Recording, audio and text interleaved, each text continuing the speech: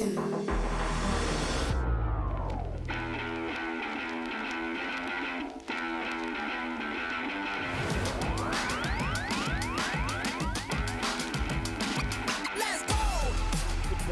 more, you could attack for this, just the best pennies there, it's over! Fernando Cifuentes has found it!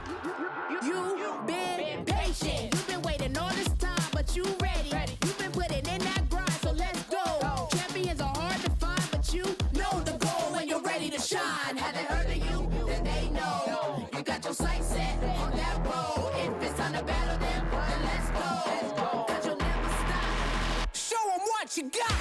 Stays asleep! From that GF Close power. combat onto a Mungus, is that enough? Yes! Jump across, gets the knockout, defeats Chua!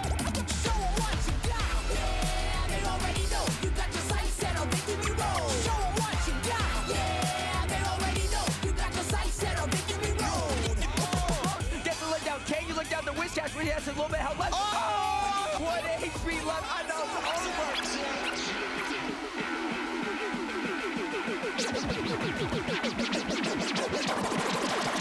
Show them what you got. Yeah, they already know. You got your sights set on victory road. Show them what you got. Yeah, they already know. You got your sights set on victory road.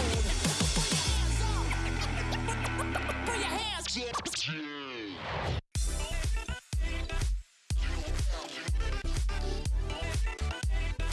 Good morning and welcome, Pokemon trainers. We are here in San Antonio, Texas, right next to the gorgeous Riverwalk, and we are here for the Pokemon Go Regional Championships. We are here for 2 days of battles, and these trainers are ready to give us something to remember. I'm Stephanie Christine, and I am so excited to be joined by Jim. Yeah, thank you for having me, Stephanie. You guys, welcome into San Antonio. Super excited to get started here, and we actually have a special way to start off our stream this morning. We're going to be having a community poll where you guys can actually vote to see who you want to see on stream first. I think we're going to have some very seasoned battlers, so make sure those of you following along on Twitch actually use your channel points to vote for who you want to see first on stream. Here at Pokemon, we like to put the power in your hands, and these trainers are here today to take in their hands the regional championship. Let's take a look at that championship point breakdown and see what trainers are going to be going for here in San Antonio. We also have London coming up quick for EUIC. Yeah, we're roughly at our halfway point in the North American schedule here. You can see that we have San Antonio, and it'll be Vancouver after that. But don't forget, across the pond, we will have EUIC in London. All roads lead to Anaheim this year. Cannot wait to see at the end of the season bringing the World Championships back to the United States yet again. California is going to be a great time. And how trainers get there is through championship point qualifications. First place not only gets 350 championship points, but also an automatic qualification for Worlds in Anaheim. Yeah, that's right. Top 75 players from US and Canada will qualify for Worlds this year, as well as the automatic qualifier. So looking forward to seeing who's going to punch their ticket to Worlds here at the end of tomorrow. We had a trainer recently punch his ticket to Worlds over in Toronto, a trainer that has been very anticipated. We have been waiting for him to grab that championship spot. Let's go ahead and take a look at Toronto. Hello, Pokemon trainers. Caleb Hang here to recap the 2025 Toronto Regional Championship.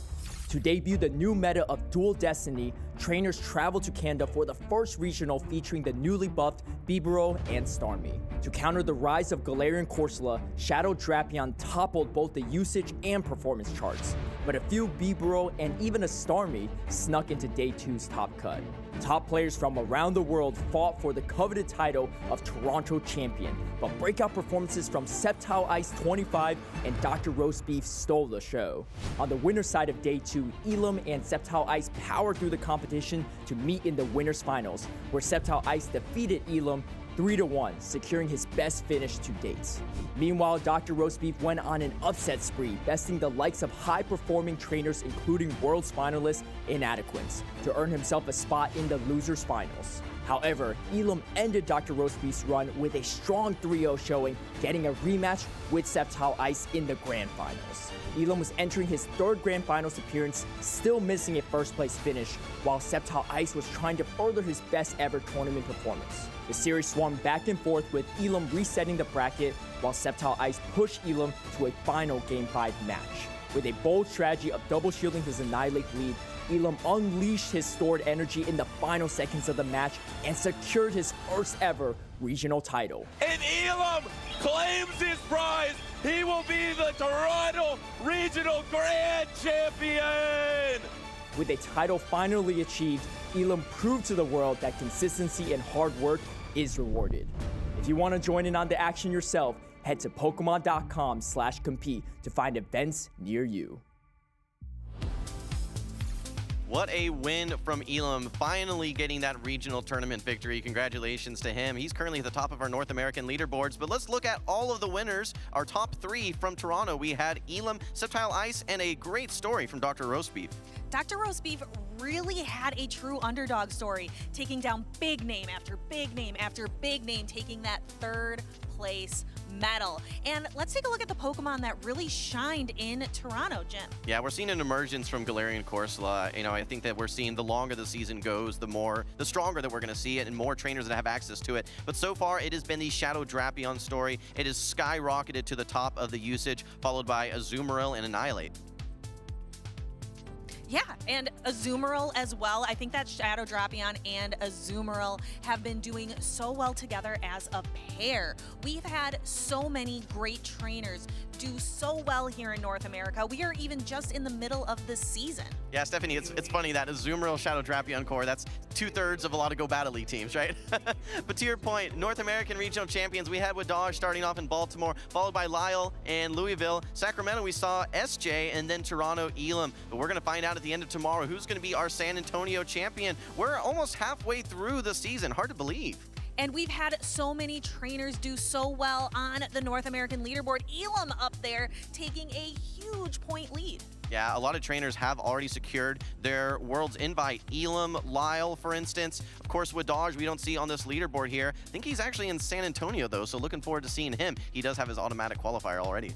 Yes, and even though trainers have automatically qualified, they're out there fighting for travel awards to go to places like the EUIC coming up, NAIC later in New Orleans. But North America is not the only place where we have great battles. Across the pond, we recently had the Birmingham Regional Championships, where Icelandic Lapras took on a great show against Zegewilus, and then Galaxica Bolton with that Leaf Tornado Superior. Yeah, it was nice to see Icelandic Lapras get his very first regional win with a very cool team there with that double ghost of the Galarian Corsola and the Shadow version of Annihilate. No surprise to see Zegewilus back on the podium again, taking 2nd place there. Congratulations to him. But I think the story here from Birmingham was, again, that Shadow Drapion Azumarill core. So strong. I think that when we look at fighters, we're starting to see Annihilate now really cement its place as that premier fighter. We don't even see Primeape on that top 8 at this point, DeFi. Let's take a look at our champions over in the EU region. We have Chasm, Bohm, Taton Padus, PvP David, and Icelandic Lapras. The next trainer is going to be the winner of Stockholm. Yeah, I can't wait to see Stockholm. And don't forget about EUIC as well. But let's move over to our leaderboards for the EU region as well. We can see who's at the top. That is going to be the final boss himself, Colin 6. Over 1,600 points already. Tauntaun Patus, you saw him already win a regional as well. He is already at 1,600 as well. But a lot of recognizable names like Patomon, Tomahawk UK, Inadequance, Emmy Weedle, Paul Asha, tons of great trainers on the leaderboard. Paula, the queen of PvP, also made an outstanding showing in Birmingham. Let's put it all together, NA and EU, as well as our other regions together in our Worlds qualifiers. We, of course, have Yakai Inadequance and Marto Galde doing so well at Worlds this last season. And then we see Cowerlash, a very recent trainer to make their Worlds qualifier, as the winner in Rio de Janeiro. Yeah, it's going to be a little bit of a different dynamic this season, as we're not going to see who those trainers are that qualify for Worlds Worlds in many cases till the end of the season. These are just the automatic qualifiers that we've had from regional winners. Although that said, I think Marto has qualified 3 times now from Worlds and then 2 tournament wins. Exactly. And let's go ahead and take a quick look at what the forecast is like. It was nice. It was a nice brisk walk over to the conference center today, but let's go ahead and see which Pokemon are doing hot and which ones are certainly not. On the side of hot, we have Galarian Corsola. Yeah, Galarian Corsola is the Pokemon in the meta right now. An absolutely astonishing move set with its Astonish Fast Attack as well as Nightshade and Power Gem. Great coverage, great bulk, great typing. This is a Pokemon that so many trainers are trying to trade just to get a perfect Pokemon that they can finally unleash here at these tournaments. Next up is Diggersby. Recently, now Shadow Diggersby has been released, but I think it's the purified version that might make things interesting, giving that other option of return instead of Hyper Beam. Yeah, one of the few normal types that actually has access to the same type attack bonus return. Like you said, it's going to be a great answer to Galarian Corsola, and actually core breaks a lot of teams as well. With the buff to Fire Punch as well, that's something that gives it a little bit more utility and ability to fight back in matchups that previously weren't so nice. For instance, Mandibuzz. And we have some Pokemon that have kind of seemed to disappear. They're trending down. First off is Clodsire. There have been a rise in Ice, Ghost, and Normal type Pokemon, kind of leaving Clodsire off to the side. Yeah, you know, had a lot of threats before with all the water types like Shadow for Alligator, obviously the normal types, like you said, that Dunsparce with Drill Run, but now with Galarian Corsola as well in the meta, it's just going to kind of take its place as that bulky Pokemon that wins a lot of neutral matchups, and it actually beats Clodsire in most of those even shield scenarios as well, so a lot of challenges for it. Dunsparce is also a Pokemon that's been facing some challenges. We've got Shadow Kanto Marowak and Annihilate, where it just hasn't been able to fight back. However, Zapdos over in Rio de Janeiro made 2 of the top 8 teams. I kind of want to see if Zapdos makes an appearance over here in San Antonio as well. Yeah, I think Electric is a typing that we haven't seen a ton of representation in our top 12 whatsoever, but the unique thing about Zapdos is that it actually has the flying type as well, so it's good against the fighters, it's going to be good against the waters. A lot of the Pokemon that we're seeing in that top 6, top 12, Zapdos core breaks in some capacities. We now are in the final month of the Dual Destiny season here in Pokemon Go. Let's take a look back from November 1st, taking a look at some of our regional champions. We have, again, lots of familiar names. Marto Galde, PvP David, Elam, we just talked about in Toronto. And look at that, Shadow Drapion, Galarian Corsola, and Shadow Kanto Marowak. Really the stars of the show. Yeah, and I think we're only going to be seeing more of those Pokemon. There hasn't been any sort of nerfs to them whatsoever. And in fact, with the Shadow Kanto Marowak, there was a big event recently that actually brought back Shadow Cubone to Rockets. So now so many trainers actually have access to that Shadow Kanto Marowak, where in many cases it was a bit inaccessible before.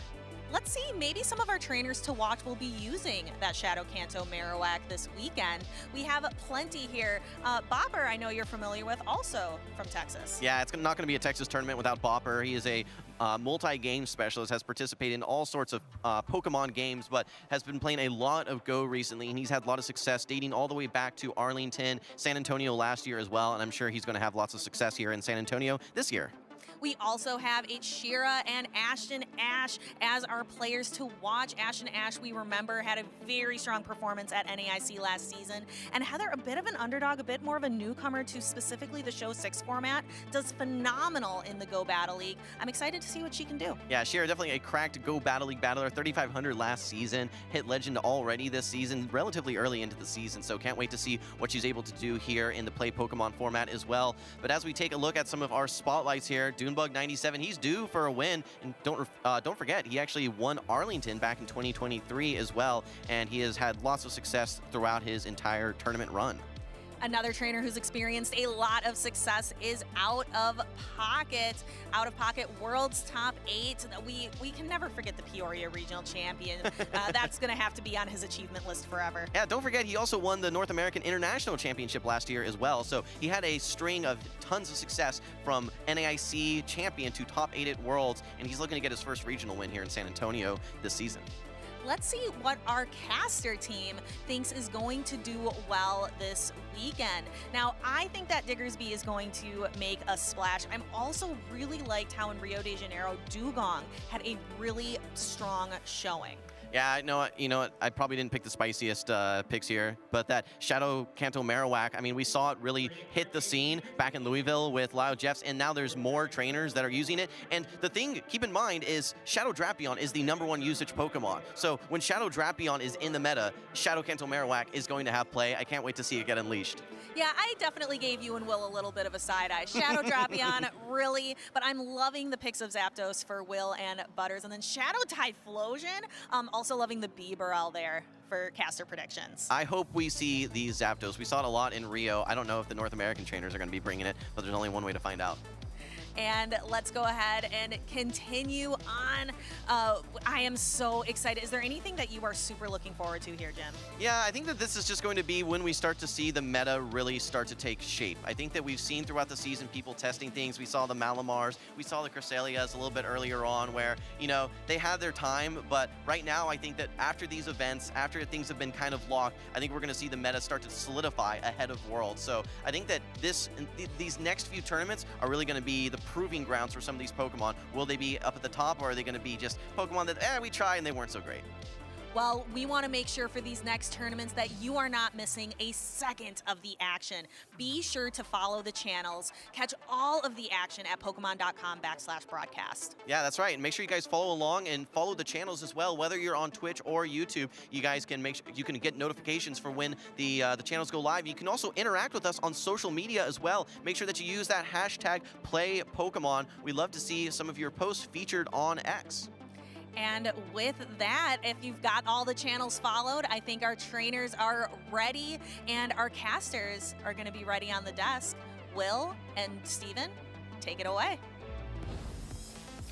Thank you so much, Stephanie. Let's get this San Antonio regional started. It is going to be our first regional of this calendar year. We have big names. We got some international champions here out of pocket. We have the recent one, Marto Gaude. It's a perfect morning to play some Pokemon. I'm 2-0 Butters, joined by Speediest Chief. I just love how rich the community is because as our co-caster said on the intro, it wouldn't be a Texas tournament without the likes of Bopper and Arrow and folks like that. We also have those folks like Marto Gaude coming all the way from Argentina to compete here in San Antonio. This is a stacked tournament, 159 competitors. It's going to be a gauntlet to get through, but I'm so excited, Butters, because we get to see good battles no matter what. Yeah, let's see what they're fighting over here in San Antonio. Remember, we have the championship points, which is going to be crucial for these trainers going into the latter stage of the season. If you don't qualify by winning a regional or getting top at an international champion, you need to get top 75 in the North American region. So a lot of these trainers are often going to mini tournaments, sometimes even in Europe. I think I saw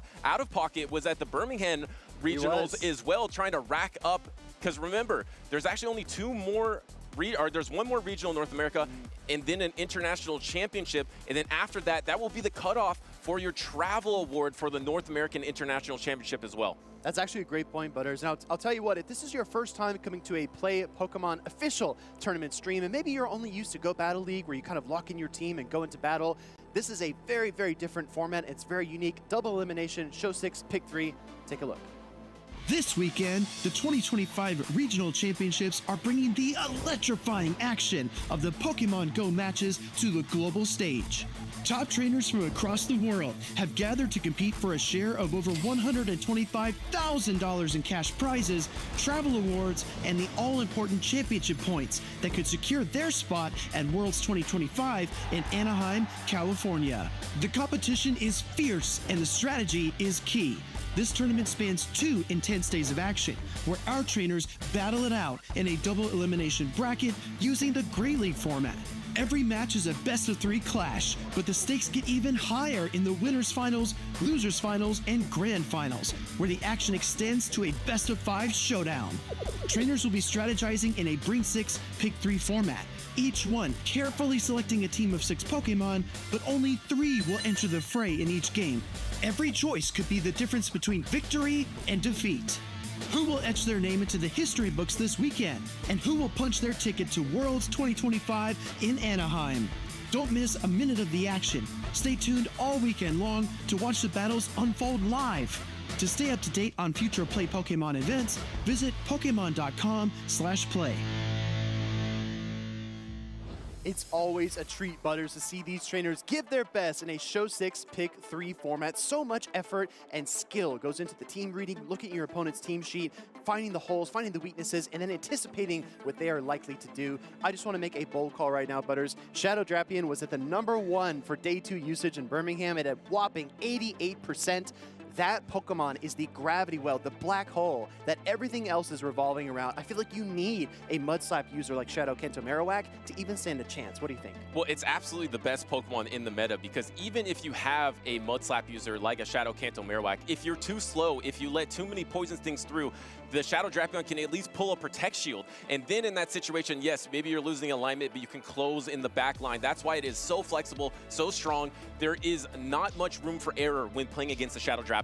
Yeah, I absolutely agree. If you're too slow on the swap or if you let it get ahead on energy, it can be devastating. But these trainers are trying to get ahead in other ways. Let's take a look at the prizes that they are trying to earn by competing here this weekend. First place, $2,500 and 108 booster packs. That's awesome. But look at this, Butters. All the way down to tied for 9th. You've got something to earn. No, absolutely. I mean, you get a big chunk of championship points and that prize money as well. Of course, don't forget the booster packs. That's awesome to get that many booster packs in a tournament here. And a lot of these trainers are maybe using this to then travel to go to other regionals, fight for those travel awards. We know we have some trainers up on stage next. Actually, a trainer in Richie who is really high in his respective region, trying to get that travel award for the North American International Championship. But let's look at the Pokemon here today. Actually, Shadow Drapion's not #1 usage, but remember, this is only day #1. That's true. We got the Azumarill in #1 usage. Actually, a big drop-off after Shadow Drapion in Galarian Corsola is 38%, which is for a #3 in usage is actually quite small in my opinion.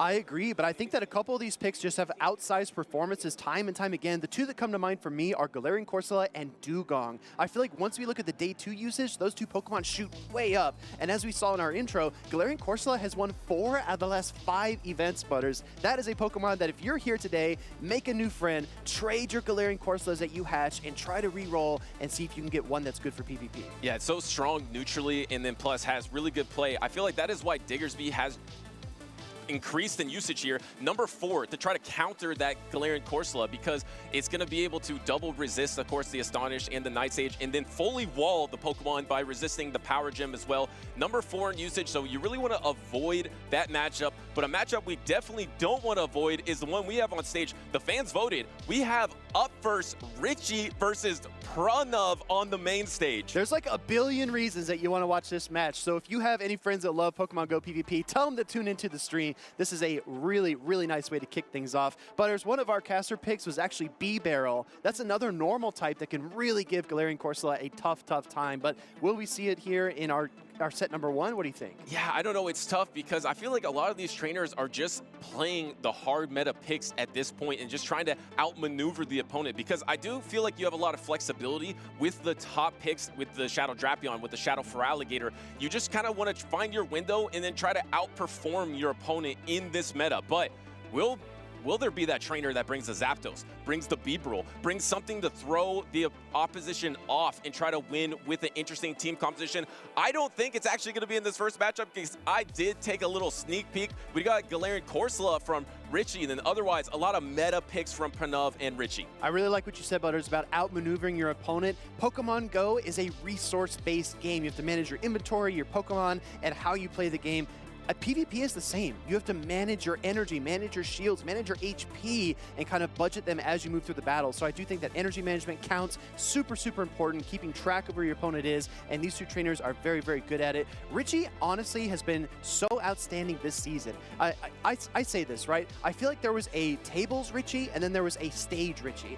Richie at the tables, you look at the bracket, and he's just smashing opponents, just deleting opponents, 2-0, 2-0. Then he gets up to the stage, and maybe he's not exactly as on point as you would expect, but he's corrected that. Richie on stage is scarier than ever. Yeah, remember, I think he has gone over that hump now because at the Latin American International Championship, getting into that top 3, able to get so far in that tournament, which was absolutely stacked. Now, gonna kind of try here in this region to win it all versus Pranav. Of course, Pranav has been extremely consistent in his championship series career, but hasn't quite won it all yet. Is here in San Antonio to do just that. Let's take a look at the teams here. We got Richie with that Diggersby, the Azumarill, the Jump Off, the Galarian Corsola, the Annihilate, which we saw Shadow Annihilate do quite well in the last European regional in the Shadow Drapion. Yeah, there are a lot of common picks here, but also some really polarizing ones. We're going to jump right into game number 1. I hear some people in the crowd cheering for Pranav. I hear some people cheering for Richie. Let's hear it in the chat as well. Shadow Drapion, I'm telling you, Butters, we're going to see so much of this Pokemon this weekend. We are, and does it matter if you win Charge Attack priority in this matchup? Looks like Pranav wants to fish out that knowledge, wants to see if you do win that Charge Attack priority. Richie didn't go for it, maybe thinking that he actually has higher stat product and won't win that Charge Attack priority. He doesn't want to give up that information early.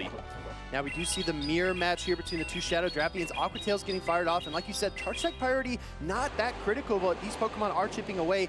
The Shadow Drapion, in my opinion, is kind of like an Azumarill. It's kind of like a smoke screen. It's difficult to tell what is behind this Pokemon. We do see the first shield come up from Richie.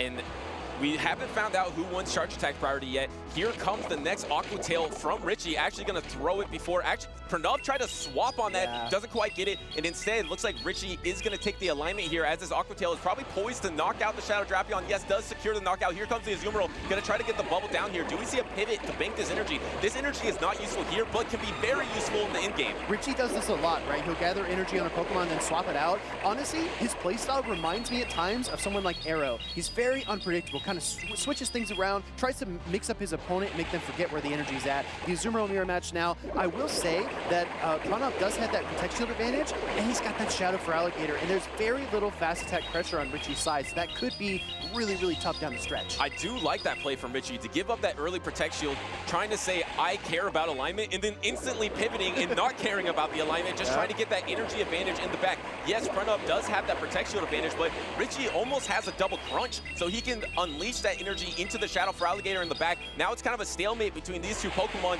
while waiting for the Switch Timers to come back up. The Switch Timer is available for Richie after this Charge Attack. And look at that, throwing the play rough, anticipating that the Switch Timer would be free. And I really like what you said about Richie's gameplay as well. I mean, having that energy on the Drapion totally negates the shields, and it's got too much HP to be fast attacked down by anything on Pranav's side. I will say from a team composition perspective, Pranav does have the Mandibuzz, which effectively kept that Galarian Corsola on the bench here in game number 1. But we see the Diggersby swap. Instant swap, Butters. This looks good for Alligator, but it's really not that good. Yeah, the crazy thing is you can't knock out with one of these Hydro Cannons, so you're going to take this super effective damage. The thing is you can never Shadow Claw down, so you're going to have to knock out with another Hydro Cannon here. Now, do you go for the bait? You have a Fire Punch and a Scorch Sand. Yes, if Pranav does call this bait, it is so risky though, because even not very effective, you're going to get quite low in health. Does he try to call the bait? And no, he protects you his last second. Oh my goodness, you saw Pranav thinking about it the last moment. He said, you know what? Why wouldn't he just fire the Scorching Sands here? He's got the energy on the Drapion, but Richie pulls off the bait.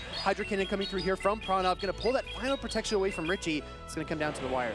Where are the Switch Timers at? If you can throw this Scorching Sands, I think you can get back to your Switch Timer, but the problem is they instantaneously swap, so Pranav is also back at his Switch Timer here. He can swap into his Azumarill. We're gonna watch these traders. Does Richie try to go for the combo play? No, here comes the swap. Pranav tried to anticipate the combo play, but Richie doesn't go for it. Yeah, he wanted to catch the crunch. Oh, Richie's hitting in the Azumarill. This is a little bit surprising. I would have expected the Drapion to come in here and poison this thing down. Now the Feraligatr is going to be able to come in and get 1 or 2 Shadow Claws against the opposing Azumarill. And well done by Richie to have that patience here. Pranav tried to call it. Now he is going to be at a Hydro Cannon. The problem is the Charge Attack priority. If you're going to be able to win Charge Attack priority against the Shadow Drapion, here comes the Diggersby trying to soak this energy, and he does. In fact, no, he actually is going to get the Scorching Sand off. This is going to do enough damage to knock out Pranav. Pranav knows he needs 2 Hydro Cannons to win the game. He needs 2, so he's going to try to farm up here, but he can't quite get there.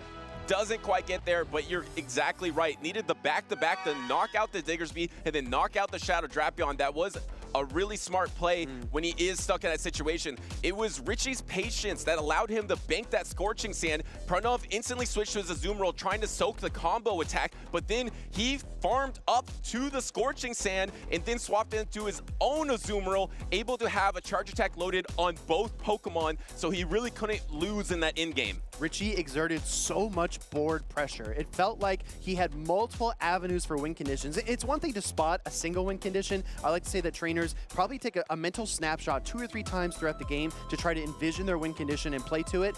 Richie built in 2 win conditions for himself, and he went with route A when he could have easily, like you said, Butters, gone route B, sent in that Drapion and tried to just crunch that Feraligatr out of existence. And that crucial shield on that Fire Punch bait, it would have been tough still even if you let that go, because maybe you could double Aqua Tail if you're the Shadow Drapion there, but it was all about that patience from Richie to allow that swap from Pranav to happen, counter swap into his Azumarill while banking the Scorching Sand, the same Scorching Sand that almost got the knockout on the Feraligatr here. And I want to talk about how Shadow Drapion is so strong in this current meta, not only because of its flexibility and its ability to charge up so quickly, it's because the 3 most alignment-dependent Pokemon, in my opinion, are Azumarill, Jumpluff, and Annihilate.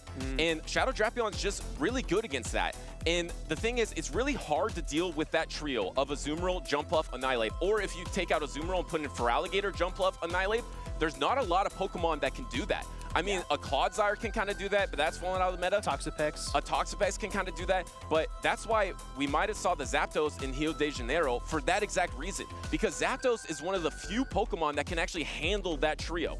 I like Zapdos so much when the shields are down, but we're headed right into game number 2 here between Richie 1409 and Pranav. We got the Mandibuzz taking to the skies here for Pranav.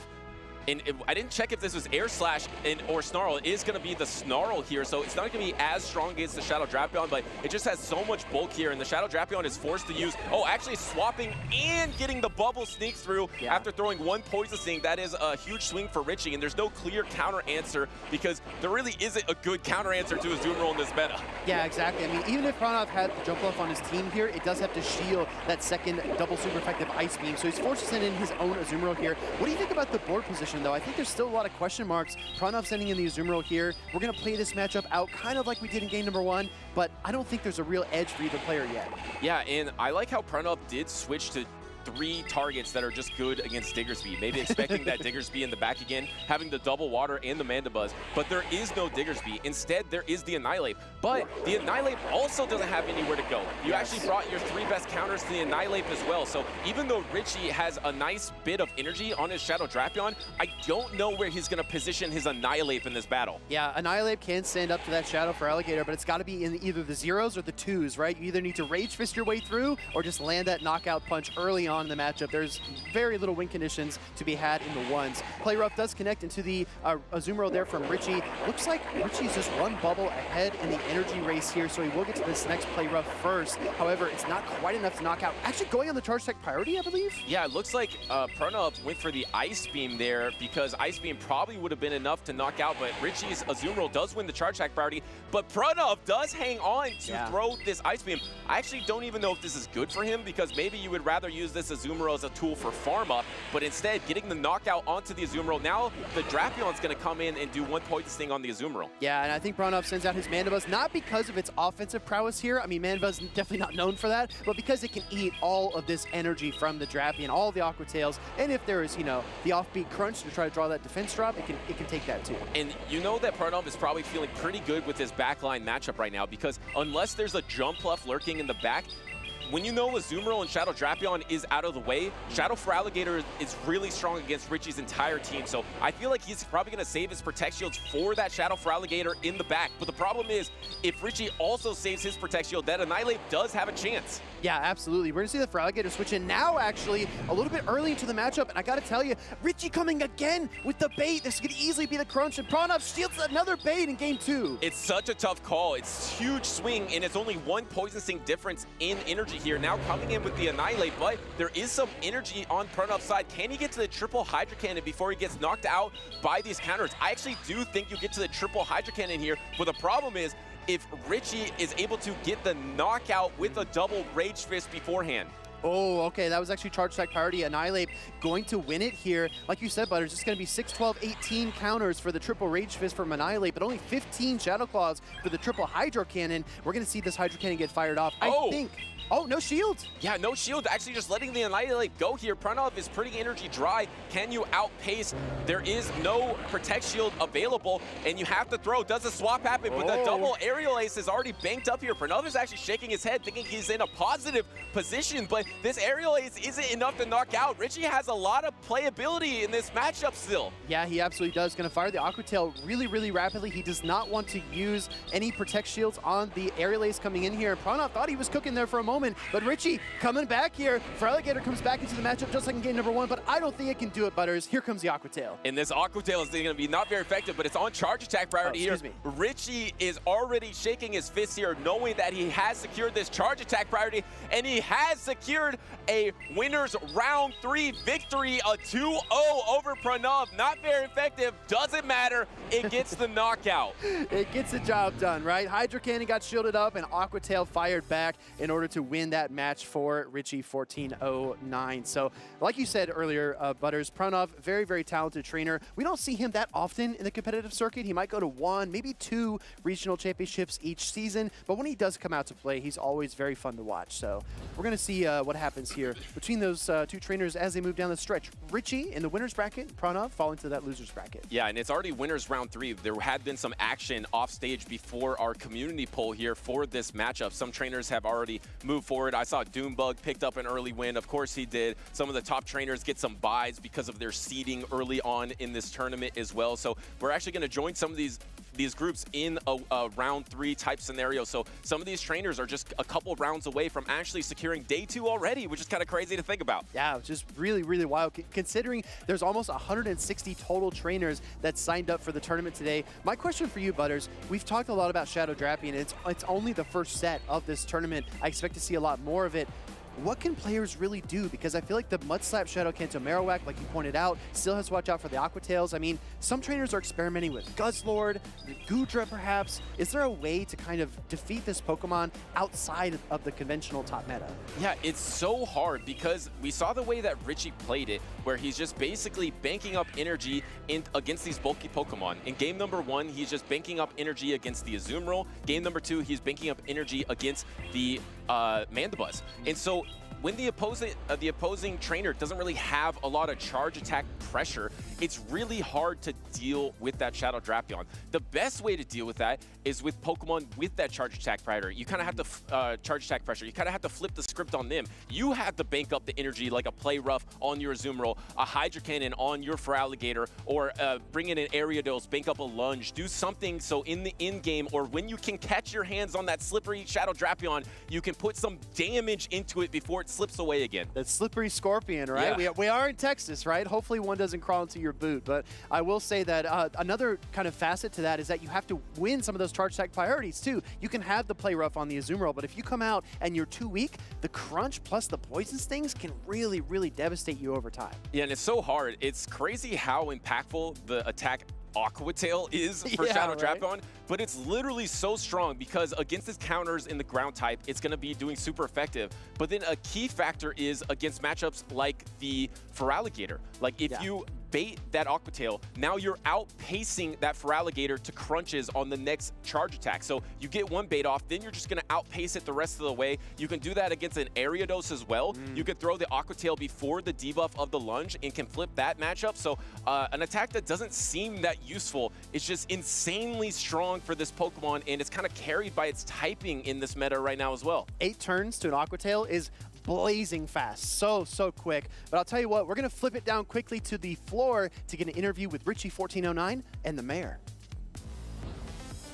Thank you, Speedy. Thank you, Butters. Wholesome_ here with Richie, fresh off his 2-0 victory versus Pranav. A great start to the tournament, without a doubt. And he's having a great season already, having won the Bogota Regional Championship already. Richie, to start off here, give me a little bit of a recap for how the season's been for you so far. Oh, thank you. This is my 4th tournament of the season. I started with a top 8 at Louisville, then a top 3 at LAIC, and then I fortunately got the championship back in Bogota. So I'm very happy with how the season has been going so far. I'm having a lot of fun and having a lot of support from my team. So it's been a really fun season, to be honest. Yeah, it's great to see all the success for you. Tell me, what has been the key to success for you? Is it the meta? Is it the way that you've been prepping? What's been different this season versus last season? Actually, funny enough, I've been spending less time like doing scrim and practicing and more time analyzing my matches, analyzing the tournaments overall. So I think having that balance, also not only practicing like the mechanics of the game and the matches, but also practicing and fertilizing my mental game has been a really key to the season, and just try to have fun. Any observations about this Shadow Drapion, Azumarill, Primate, Corsola meta? Anything that's standing out to you where you feel that you have a way to capitalize? I think it's just a really energy-oriented meta. I mean, I think there are not as much polarizing matchups, so just trying to be smart with my plays, with my energy management and skill management.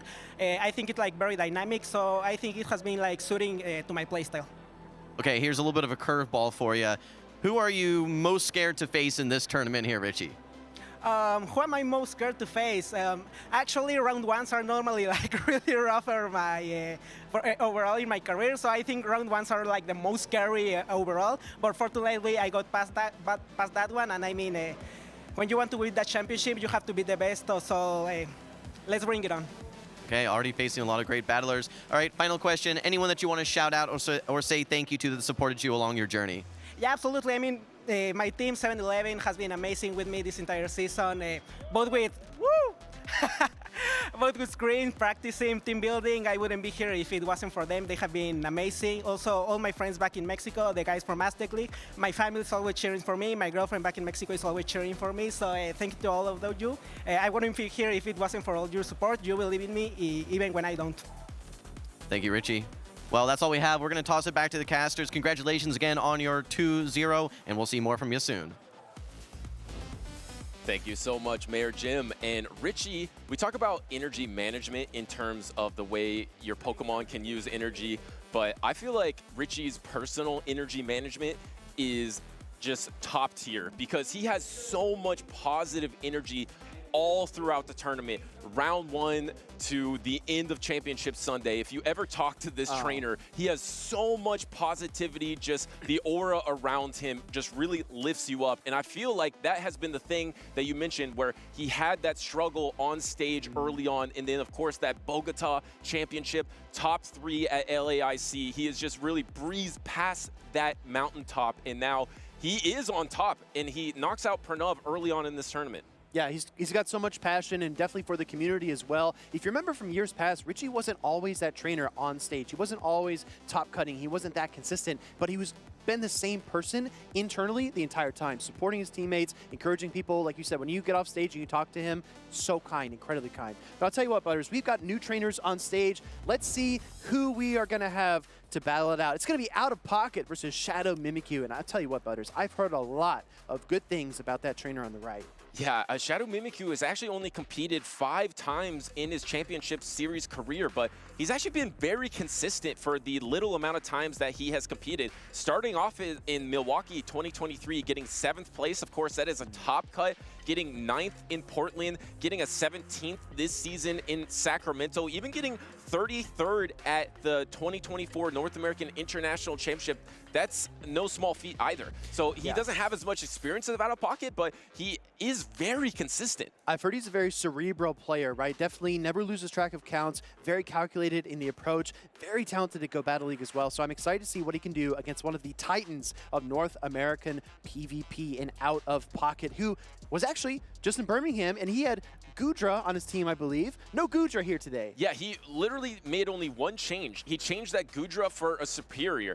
Goodra was going to be a flexible pick to be good against the entire meta, but instead of that, he went for a pick that if you get the good alignment on it, you're going to be really strong with it. But on ShadowMimikyu's side, having the Shadow Walrein, this is a Pokemon that we haven't seen too much in this meta, but I think it has a lot of potential. Keely, it can beat Shadow Drapion. In the ones, you can knock out with one single Icicle Spear. I was talking with Jangles21 yesterday. He said that Walrein is the offensive version of Dugong, but we're going to jump right into this game number 1. Awful lead here for OutOfPoket. That Dunsparce into his Galarian Corsola. He's got to switch into that Shadow Drapion.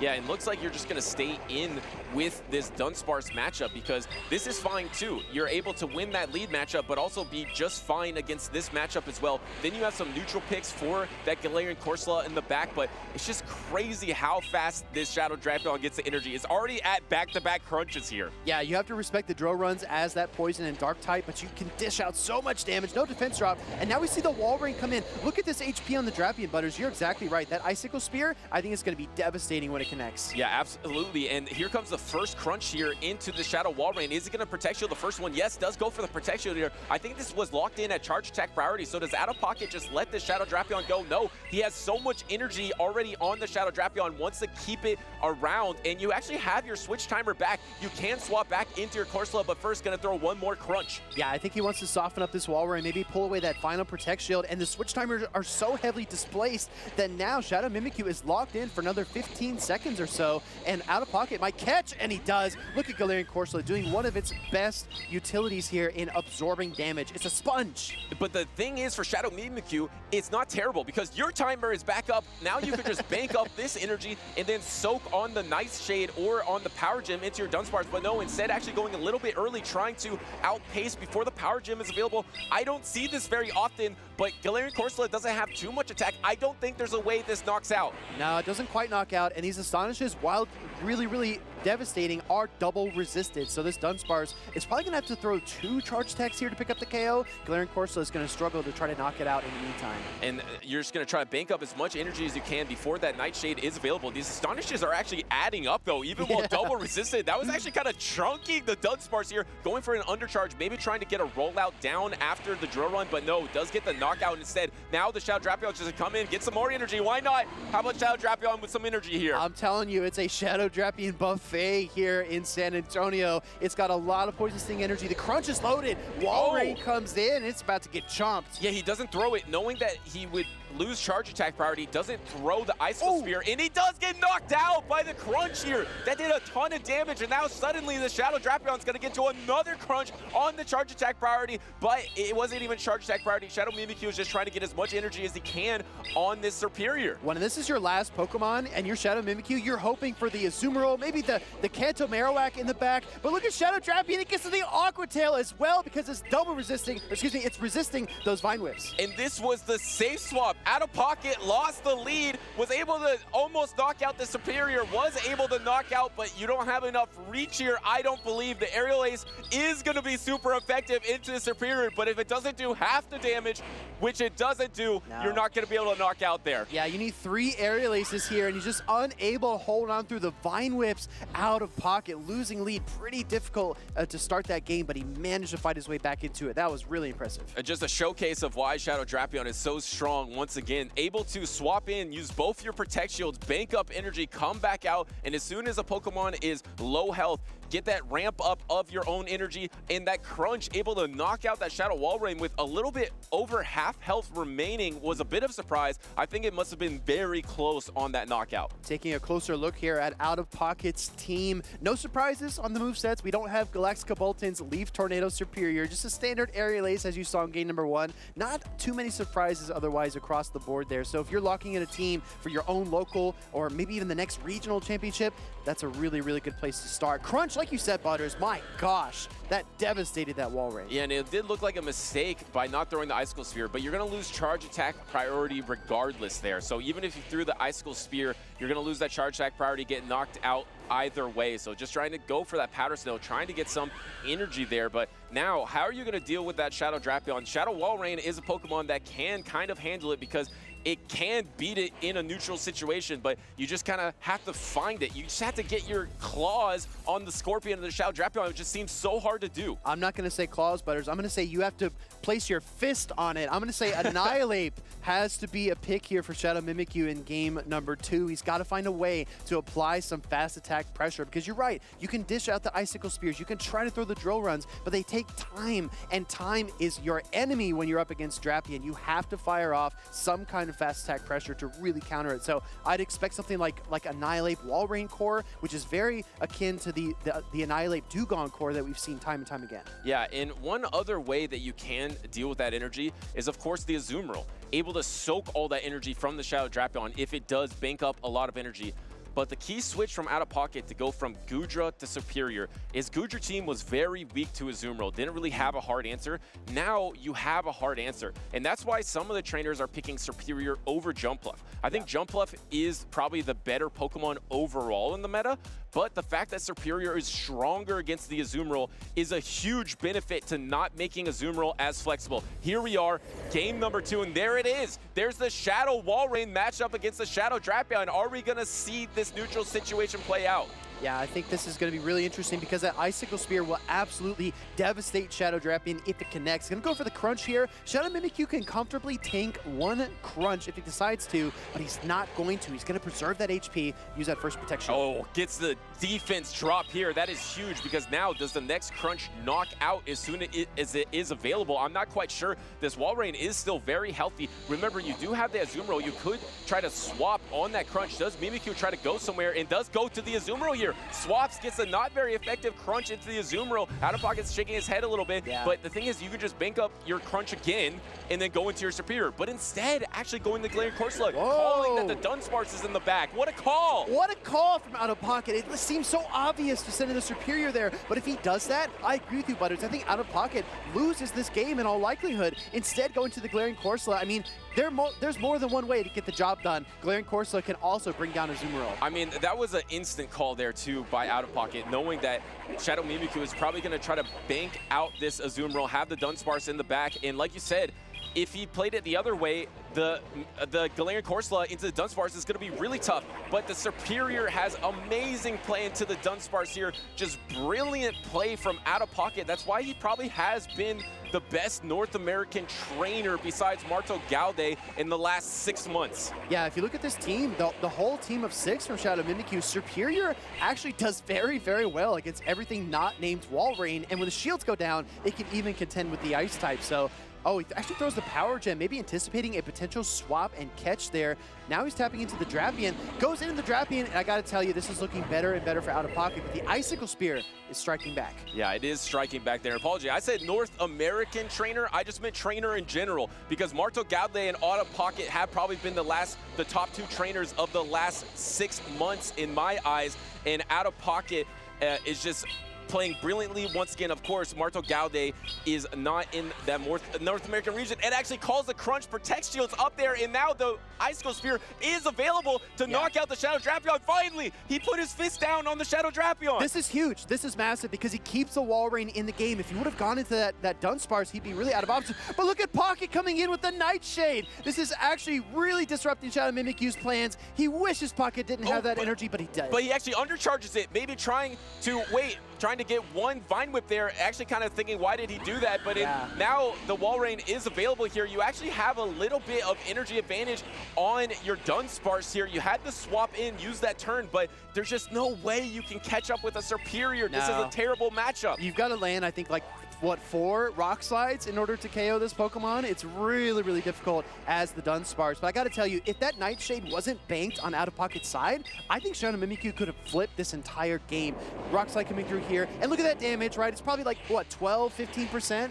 It does nothing, and Dunsparce is so strong neutrally, but this is probably the best neutral answer in the game. OutOfPoket with the insane team read call to have this in the back. You're not back up at your timer to try to swap on this Frenzy Plan. OutOfPoket's gonna secure this Frenzy Plan, secure the 2-0 victory. Now he's gonna be moving on to round number 4 after 1 Vine Whip. That's really insane. Shadow Walrein comes out of the Pokeball and then right back into it. OutOfPoket's mid-game call swung the momentum violently to his side of the stage. That was absolutely insane that he was able to call that Dunsparce was in the back. Dunsparce looks categorically solid against OutOfPoket's team, and especially if you know he's going to favor that Galarian Corsola.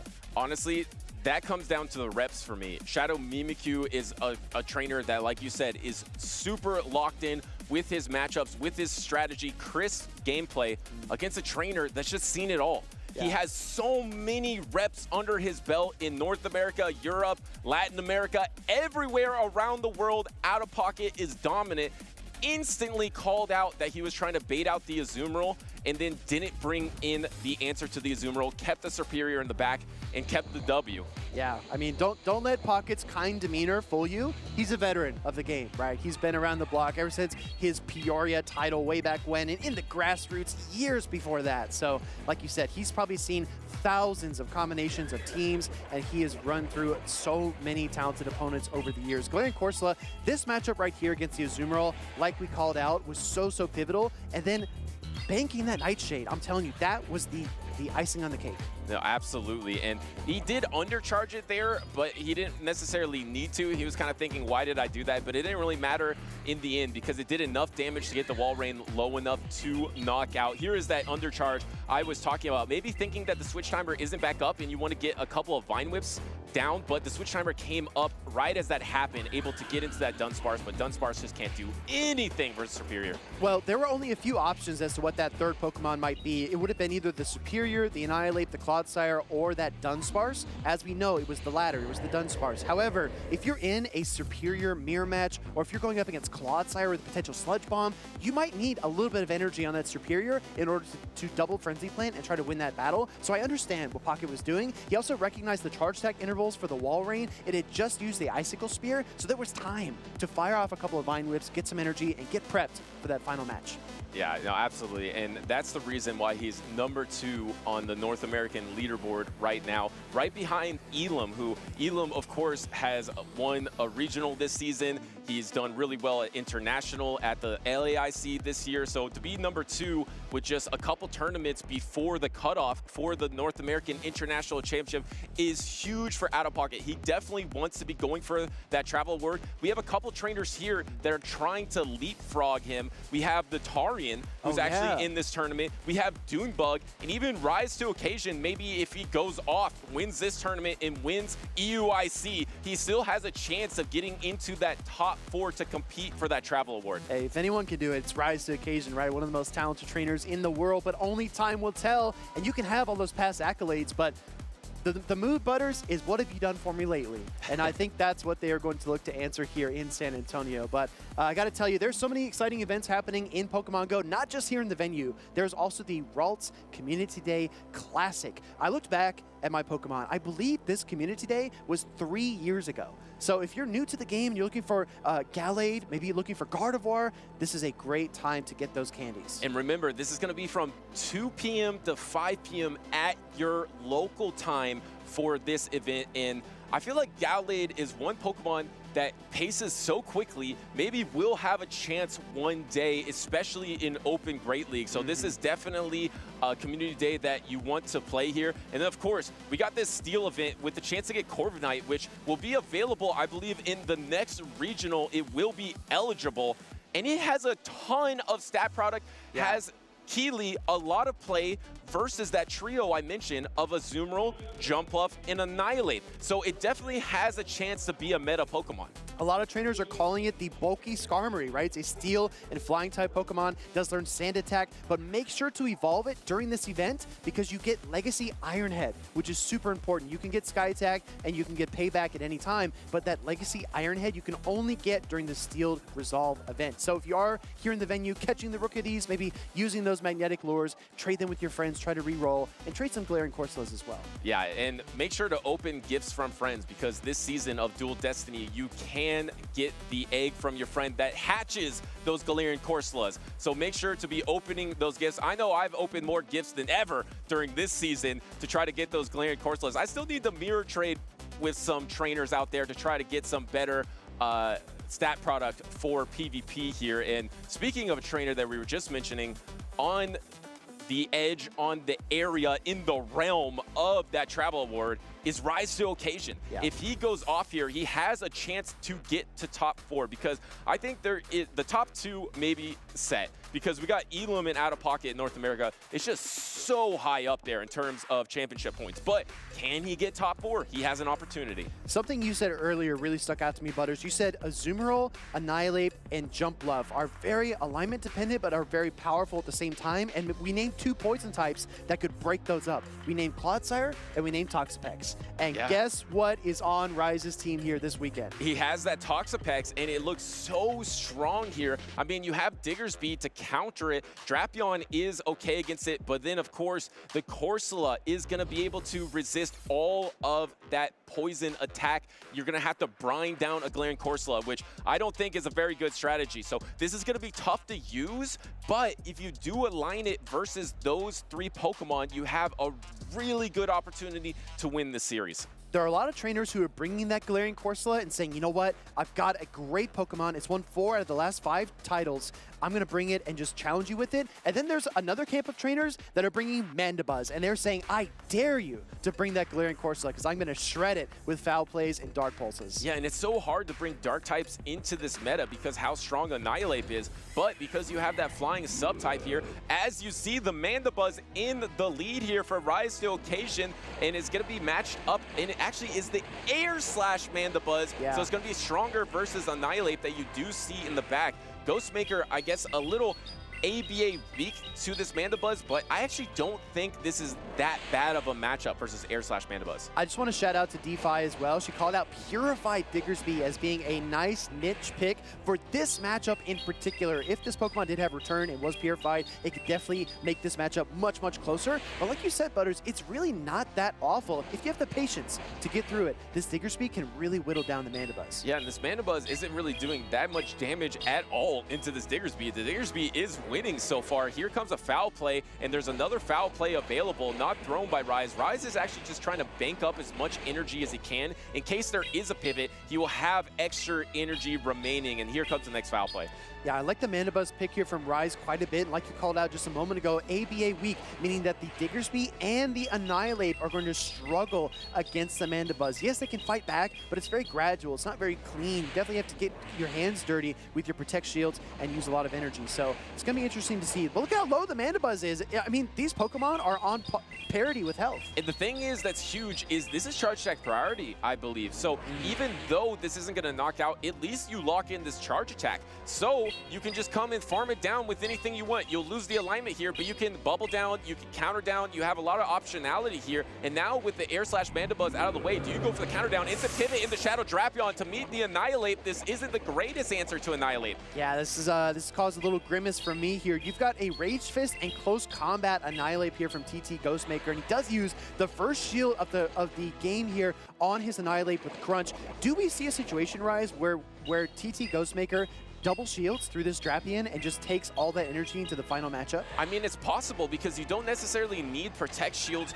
for the Azumarill here. The only thing that you would need the protection for, there's the swap! Catching the Aqua Tail was absolutely huge. No chance of a defense drop either. Not very effective bringing the Azumarill. I was going to say, you don't really need a Protect Shield against literally anything on Rise to Occasion's team besides the Toxapex. But even if you have a Protect Shield against Toxapex, it doesn't matter. The beauty of the play here is that TT Ghostmaker almost was able to get to the Ice Beam before the switch timer was up, but Rise fires the Crunch to stall that switch timer just in time to avoid the charge attack damage. Now he can overcharge. And he actually doesn't bank the Crunch here, maybe trying to save it for the backline of the Annihilate. He's just trying to get as much damage as possible into this Azumarill. And remember, he does have the Mandibuzz here to try to go for a catch here. Here comes the bubble down from the Azumarill. This Azumarill is pretty low health here. The Feraligatr is going to come back in, and the Peekaboo into the play rough from Rise the Occasion to catch it.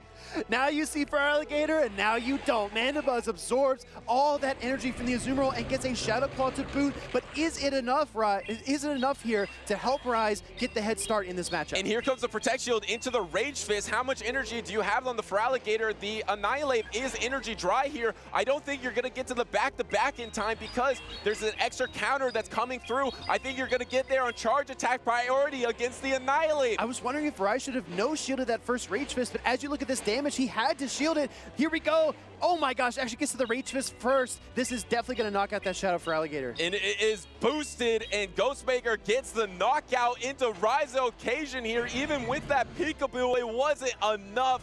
Ghostmaker takes game number 1.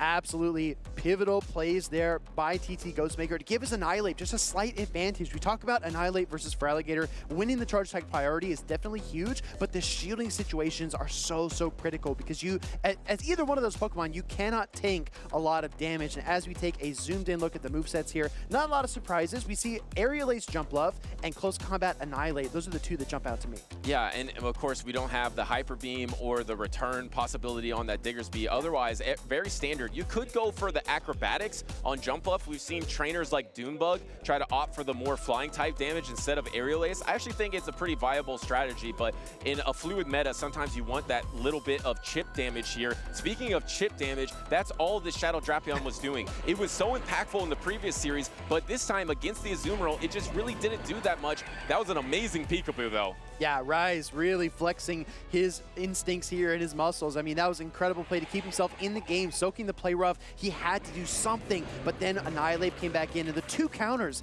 that TT Ghostmaker had on that Pokemon before he switched it out proved to be enough energy to give it a lead and a head start in this matchup. And the crazy thing is, I think Ghostmaker might have gone into an Ice Beam too in the backline matchup as well. So actually very far ahead in that matchup just by bringing in that Azumarill to soak that energy. Remember, Ghostmaker lost the lead, the Diggersby into the Mandibuzz, but able to win that pretty comfortably in the end. Rise to the occasion's trying to bounce back here, trying to reverse sweep. This is not a great start. The Annihilate into the Azumarill. If I was Rise, the one thing I would be worried about is safe switching the Drapion, because you know TT Ghostmaker likes the Annihilate, but this time goes for the Feraligatr. TT Ghostmaker may be a little bit slow on the uptake. I think 2 Shadow Claws went through on that swap. You're exactly right, Speedy, and that could be brutal, especially in this situation where, remember, counter doesn't generate as much energy as it used to. It's already kind of a slow fast attack, and now you're just so slow. Actually, no shields. What? He actually got the Protect Shield, so he's like, okay, I did my job here. Can he get to the back-to-back Hydro Cannon? And yes, he actually does. Because of that energy advantage, he gets the back-to-back Hydro Cannons. Does he get 2 shields?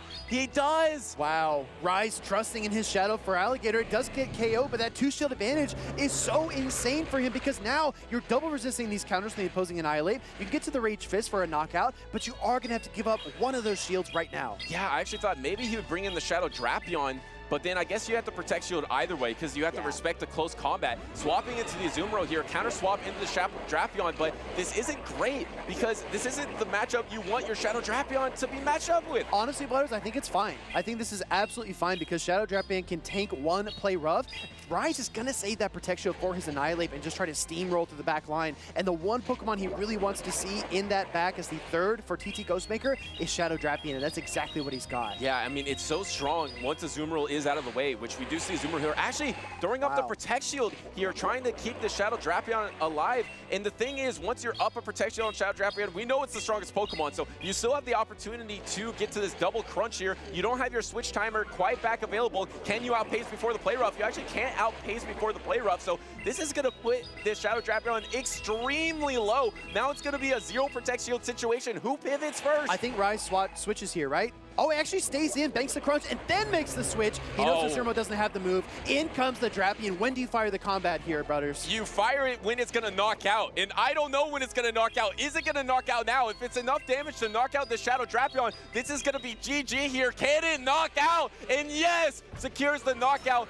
And now you have extra energy as well. Yeah. Ghostmaker is in a terrible situation. Rise just needs to be ahead of Ghostmaker's Annihilate here. That's how he's going to win this game. Let's see. Oh, he is! He's way ahead. He's got his Rage Fist locked and loaded and ready to go. TT Ghostmaker is going to take a wallop here. Yeah, and a dominant game number 2. I mean, Ghostmaker won pretty easily game number 1, and Rise Occasion just rose up to this occasion, tying up the series 1-1 with a dominant fashion, able to completely sweep the backline with the Annihilate if you get up Protect Shields or up energy. And a key factor in that matchup is who pivoted first. Yes. As soon as Rise pivoted first, you couldn't really come in with anything because you're down energy to that Annihilate, and suddenly you're going to get knocked out to whatever you bring in. It was so ironic because in game number 1, TT Ghostmaker really flexed his muscles with Annihilate, and Rise said, you know what? That was pretty cool. I think it's a good Pokemon. Let me give it a try. And he just unleashed the Rage Fist Pokemon in game number 2. Yeah, I mean, that's slower than usual swap here. It was brutal because he was able to get to the back-to-back Hydro Cannons, which if you swapped in earlier, I don't think you get the back-to-back because the Rage Fist plus counters would knock out the Shadow Feraligatr. Agreed. Yeah, I couldn't agree more. I mean, honestly, getting both of those Protect Shields away from TT Ghostmaker, yes, you had to give up one right back, but right here, movements like this, pivoting into the Azumarill when he knows it's out of energy, and then the close combat tech on both of these Annihilates, not opting for Ice Punch coverage versus something like a Jump Love, instead going for that really aggressive close combat closing charge attack really pay dividends here. And remember, Rise to Occasion is a trainer that's won a regional every single season that he has competed, but he hasn't won a regional yet in this 2025 season. He's been close. He's been top 5 in Louisville. He was 33rd in the Latin American International Championship and 25th in Baltimore. So for his standards, a little lower than average. I think this is an opportunity for him to bounce back and try to get back on top of North America, which he has been every single season of Championship Series. It's so crazy. A 3-time regional champion, and we're saying, he's not doing what he usually does. Well, let's see what he can do this weekend. We're going to get our game number 3 ready to go. Mandibuzz versus Diggersby. Look at the backline change. Look at this game number 3 change. Running the same front line, but making the key switch in the back to run the Toxapex. I love that choice because also his team composition's last match was opening him up to Jumpluff. So now he can match up Jumpluff, Azumarill, and the Annihilate. Guess what's in the back? Annihilate and the Azumarill for that Toxapex. Exactly. So this looks a little bit better for Rise as the lead situation plays out. I got to tell you, if TT Ghostmaker switches to that Azumarill Rise, for Rise here, I'm telling you, it's basically like playing 3 versus 2. Rise Occasion has a massive advantage. Yeah, but the thing is, Annihilate does have play into the Toxapex. I mean, it is gonna resist all of that poison damage, so you really want to match it up versus the Azumarill. So you want to keep the alignment here, which you can definitely do. You know Rise to Occasion won this opening lead in game number 1, Mandibuzz versus Diggersby. As long as he maintains the alignment and matches up Toxapex and the Azumarill, I don't know how Ghostmaker is going to get out of this matchup.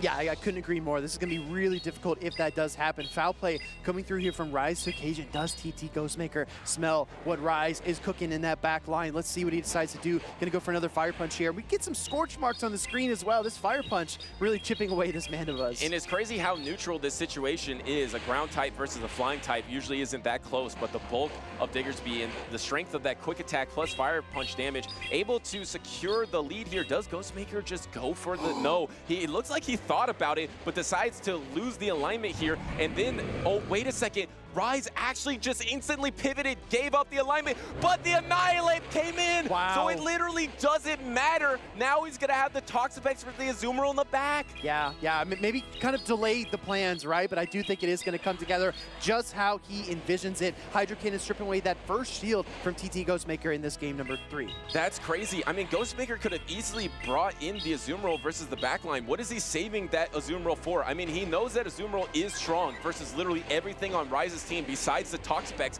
thinking the Toxapex won't be out there. At least now you're going to be able to soak up all this energy before the alignment or the switch timer is back up. But after this Hydro Cannon, it's going to be unleashed. Is it time, right? Because I think there might be 1 or 2 seconds leeway here. I don't think Azumarill can get to a charge attack. No, scratch that. Here comes Toxapex. And this goes from bad to really, really bad for TT Ghostmaker. Yeah, and I think he's realizing it now because you really just can't do anything here. You're going to be throwing all this resisted damage. You're going to get back to your timer in about 25 seconds, but it just really doesn't matter at this point because you're just going to bank up all this energy. You can double brine the Annihilate and then swap back to your Feraligatr. You're just in such a tough situation. I just want to say, for everyone watching at home that's not familiar with this matchup, Azumarill has been a staple of Great League PvP basically since the beginning. And when Toxapex came to Pokemon Go, everyone said this is going to be the one Pokemon that's going to dethrone Azumarill. It's water and poison, resisting all of the charge attacks from Azumarill. You can't hit it with Ice Beam, Play Rough, or Hydro Pump.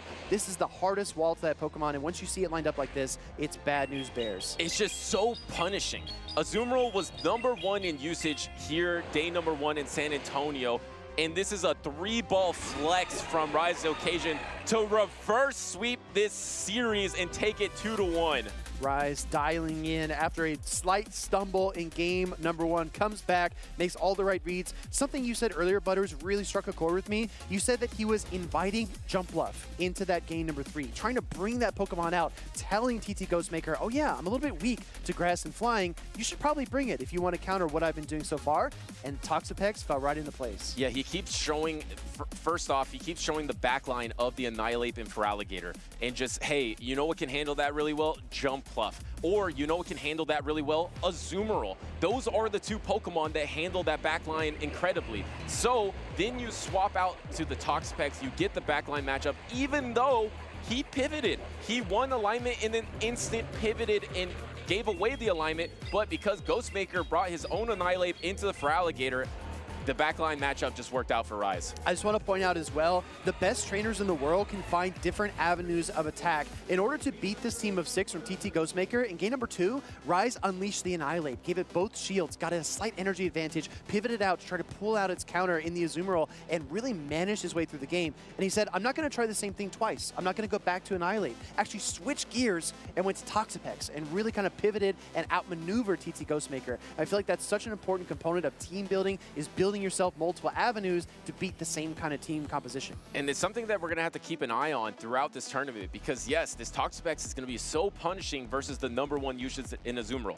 It just makes Azumarill less flexible, which it seems to be in this state of the meta. Everyone just brings Azumarill, Shadow Drapion, and you just bounce them around the battlefield and just try to win the game. Yeah. But when you have Toxapex on your bench, it does put the fear in your opponent. But the problem is, we saw Galarian Corsola win 4, or how many previous tournaments has it? 4 out of 5. 4 out of 5. So if that's going to be in a lot of winning teams, suddenly the Toxapex isn't going to be as strong or as dynamic because there might be a Ghost type in that Corsola, another Ghost type in Annihilate, and a Ground type on some of these championship teams. So it's going to be very polarizing throughout the tournament for Rise. It's been a really fun couple of pairs of battles, Butters. We're going to take a quick break to look back at some highlights, and then a very special edition of Who's That Pokemon? The Impossible Edition.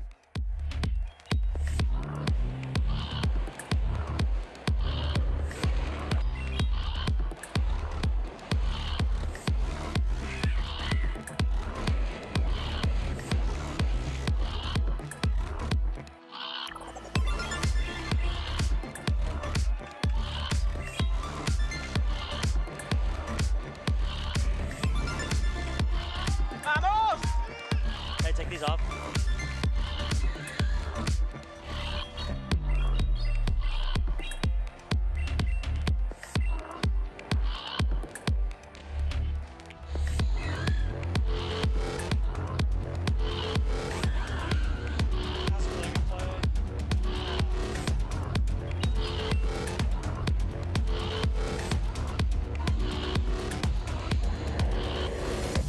GG's.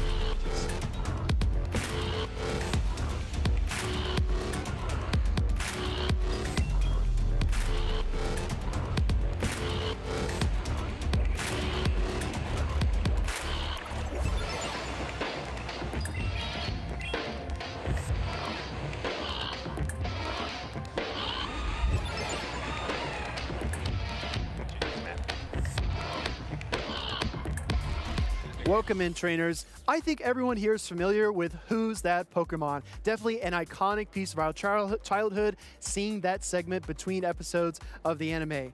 Today, we're going to do a special edition of that. This is the Who's That Pokemon Impossible Edition. These are much, much more difficult than your average Who's That Pokemon skits. And I've got 2 awesome Pokemon fans here to help guide us through it. This is Elite and Dre Flames. All right, are you ready? Yeah, let's do it. Of course. All right, let's get started. Number 1. Beautifly. Easy. Yeah. Beautifly? Okay, yeah. So easy. I'll actually just do it. Yeah, yeah. Correct. Very nice. He gave me that one, yeah. No need to speak. Okay. All right, next one. Burmy. Which form though? Grass? Plant? What do you Yeah. I think it's the green one too, but I don't remember what the is it plant form? Is that what it's called? Yeah. Give me a second. Oh, No, we'll do a quick discussion. I don't think I should help too much, but there are 3 forms. It is something weird. There's the trash one, there's a sand one, and I forgot what the third one is. Like the plant one. Yeah, but Is it the fact that he laughed at me saying plant, it's probably not a plant. for sure not plant? I don't know. All right, you're running out of time. All right, let's just see what it is. Go with one. Go with one. The green one. It's the green one. The plant, right? Yeah. Yeah, it's that one. Incorrect. Oh wow, No it's a sand way. one. That's so tough. Sand cloak. All Okay. right, next one. Feebass. Feebass, yeah, for sure. Feebass, That's pretty easy. money, Looks a little bit easy like money. Magikarp. Okay. Boom. All right, nice. Next one, you ready? Yeah. Okay. Okay. We know it's Voltorb. It is Voltorb. Do we? I think it's the Kanto one. No, I think the opposite because of Really? the little like ridge on its. That might be his eyebrow. Brow. Okay, do you want to go with Hisuian? I will go with that, but yeah, we can do Hisuian. Let's do okay. it. We All think it's Hisuian. Everyone in the chat, make sure Big that moment you, here. Yeah, make sure that you guess in the chat as we move along, and make sure we're holding our mics up. I was right. No, it's the Kanto one. I'll All eat right, dinner. whatever. yeah, okay. You had that one. You had that one. All right, Okay. all right, here we go. Oh, Gabite. that's Gabite. Yeah, for sure. Yeah. Are you sure it's not Garchomp? Gabite. Yeah, that's 100% Gabite. 100%. All right. Yeah. See, easy. Yeah. Yeah, we got this. We got this. All right. Next one. Clink. Clink or Clank? Clink. Clink is the beginning. Then I it's trust you on Clank, this one. And then it's Clink. So I already messed it up once. Yeah. Which one? Which one? Clink. It's Clink. 100% sure. Clang Yeah. or Clink. Clank? Oh, wait. Clank. Oh no. How Wait, many no. heads does it have though? That's actually yeah, it's Ooh, two. that's actually kinda It's tough. the middle evolution, but You sure? yeah, I because trust normally you. the other one has like a circle around it for the final evolution. You know it? But Coco's gonna help. All right. So you're going with Clang? Yeah. All right, let's try it. Correct. Okay. Let's go. Good job. Correct. Let's go. Good job. All right. Don't leave me hanging. Yeah. Oh, sorry. Let's keep it going. All right. Next one. All right. Ooh, I think that's Latios. That's Latios because I think Latias has like a shorter I like think so in too. the back. I think so too. Yeah, so I think it's Go for Latios. Also, the hands are bigger. Nice. Yeah. Correct. All right, guys. Next one. Oh, is it Mesprit? Yeah, that's Mesprit. That's a Mesprit. Mesprit? Yeah, It's that's not Mesprit. Azelf? No, it's not. Oh, hold on. You're trying to. No, he's trying to mess with us. It's Okay. 100% Mesprit. All right. You're right. Yeah. Hey. All right. Let's keep it rolling. You got a few more. Oh, more Pecco. Oh, that's more Pecco. Easy. That's so easy. Okay, wait. Which Okay, form? Which okay. form? We can't see the eyes. Okay, one second. The pose. Let me remember like the. I think that's the happy one. I mean, it looks kind of happy. Full belly. That's what it's called. But isn't it like jumping around too? Like the one is like hangry. Oh, the hangry one kind of is. Yeah, that's true. I think hangry. You think Are you hangry? going with it? Yes, I think it's jumping with a mean face. Okay. You said full belly. You said hangry. Which one is it? Let's commit to hangry. Yeah. Hangry? Yeah. Looks more familiar. Yes. Hangry. Yeah. Good job. Okay, Nice. there we go. Nice. Good job. Next one. Oh, okay. Ooh. Okay, I do have a clue. I think it's Minun, Or Minun, but look at that tail. Look at that tail. It's a Minun. Yeah, Okay. that's Minun. Minun? Yeah. Yeah. You're right. Nice. Okay, let's go. Nice. Let's keep it going. Only a few more to go. Okay. Oh, that's Cast Cat's form. That's a normal. Normal form. How can you tell? It has like It nothing looks so around normal. it. Yeah, just It like looks so normal. Okay. All It right. looks standard. You're right. there we go. All right. Let's keep it going. Oh, okay. Is that What? How do you call it? Pidgeotto? No. It's pheasant or something like that. Oh, It's- the middle it's evolution of that? The ugly Or- pigeon or something. Yeah, I hate that. Ugly. Come on. It's so ugly. That might be. You're right. That might be unpleasant. It might be that. Is it the- It I isn't think like that's the I male think form. it's the. 'Cause the female form doesn't have, like, middle the long evolution. hair. That I don't know. I try to stay away Oh, from you that think it's the one. male evolution? I think so. I don't know what that one's called though. Your call. Your call. All right. I'm pheasant, Elite? I guess. Are we going with unpheasant? Sure. We'll go with Unpheasant. Let's try. It was Your Pidgeotto. first Wait, guess I've is never right. seen this Wait, no, artwork tell me you've ever. seen It's Pidgeotto. Pidgeotto. But not this Yeah, artwork specifically. Okay. I don't recognize It is yeah. Pidgeotto. Okay. I don't It is know. Pidgeotto. All right. Oh, because Pidgeotto. Oh, that's Makes sense. Skrelp. That's Skrelp. yeah. Skrelp. It's not horsey? Scalps? Yeah, How do you spell that it? is Skrelp. that's It definitely is that Skrelp. one for sure. All right, Whatever. you guys are right. He named it right. All right. Next one. Oh, that's the Mega. Oh, that's ooh. It's Mega Latios. or I don't know Latias? how to tell them do apart not- though. I do not know. Let's just. I think its arms are bigger. Like I want to say. Let's go. Honestly, I think Feminine. Mega Latias. Latias. Latias. Yeah. Okay, we'll go with Latias. that. Latias. You're correct. Yes. Okay. All right. All right. Let's see what we got. Ooh, Goldfish. is it Hisuian I though? think Johto. I think. You think so? I think so. Okay. Okay. Final answer. I think so. Hisuian. Or no. No. Not Johto. Hisuian. We're going with Johto. We're going with Johto. Johto Goldfish. Yes. Correct. There we go. Okay. Nice. Good job. All right. Next one. Oh, that's the Stantler, but like the Hishuian. What's it called? Hishuian. Weirder? It has a different name. Yeah, the evolution does. It's like the Hishuian version, I would Yeah. say. Yeah. Weirder. I don't know how to pronounce it. The evolution. same. You're going with Weirder. Weirdier? Yeah. Yeah, if that's the one. All right. Correct. See? All Nice. right. We might be coming up. I think there's only one or two more. Okay. Oh, Ooh, I that's know what like that is. It tad- becomes like the tadpole. belly bowl, belly yes, bowl. But what is it called? What is the original thing on? Tadbolt or something like that? I don't know. want to say it's like Tadbulb or You- something you- like that. You probably know it. I don't know what it's called. Trust your instinct. Trust your instinct. Whatever you said first, it was that one. Type it in the chat. I am not everybody. Team Instinct, so I will not be trusting my instincts here. Type the name in the chat, everybody. Tadbulb. Okay. Bulb. So was that Yeah, right? yeah, I was right. yeah. Okay. Actually, Close. that was the last one. Hey. All right. we did a good job. I think we did All a good right, job. Joy Flames nice. Elite. I think that's a passing score. I'm sure there's a lot of funny comments in chat. Best of luck to you both this weekend, and thanks for playing Thank you Who's so That much. Pokemon Impossible Edition.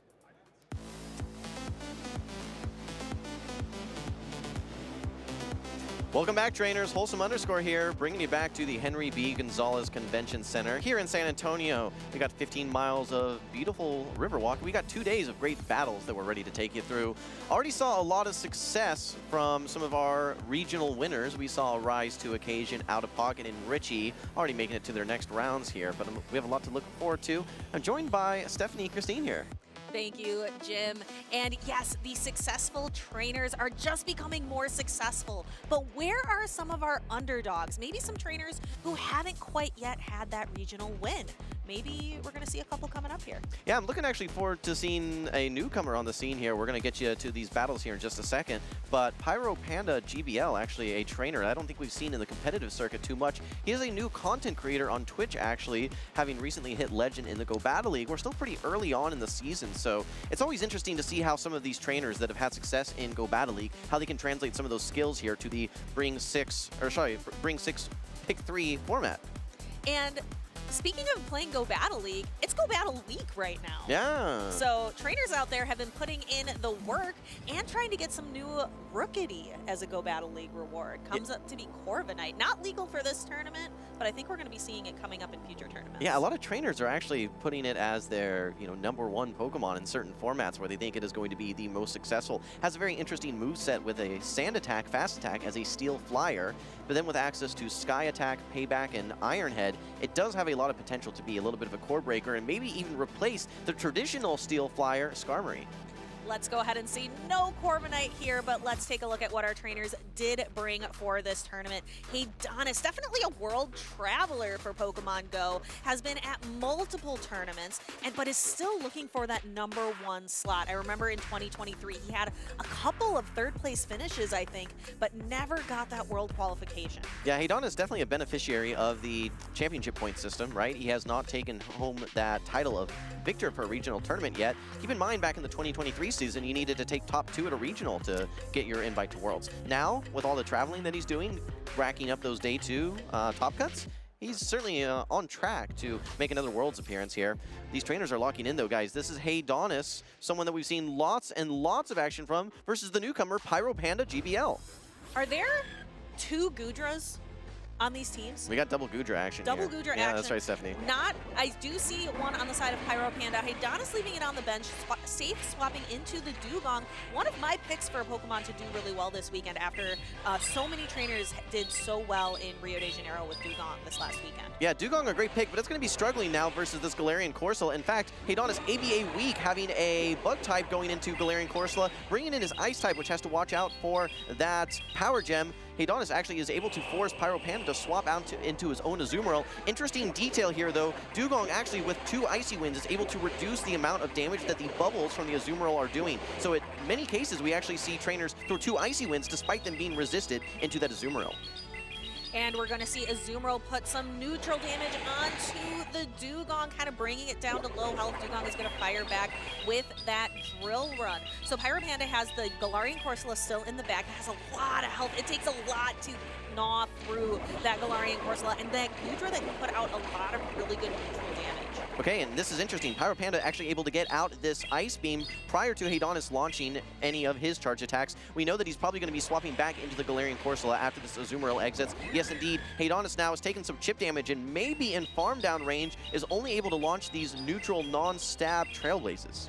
Yeah, Ariado's not a grass-type Pokemon, so it's not going to benefit from that same type attack bonus. But one thing that's really nice about Trailblaze is that at 100% of the time, it is going to raise your attack by 1 stage. So each successive Trailblaze is going to do a little bit more damage.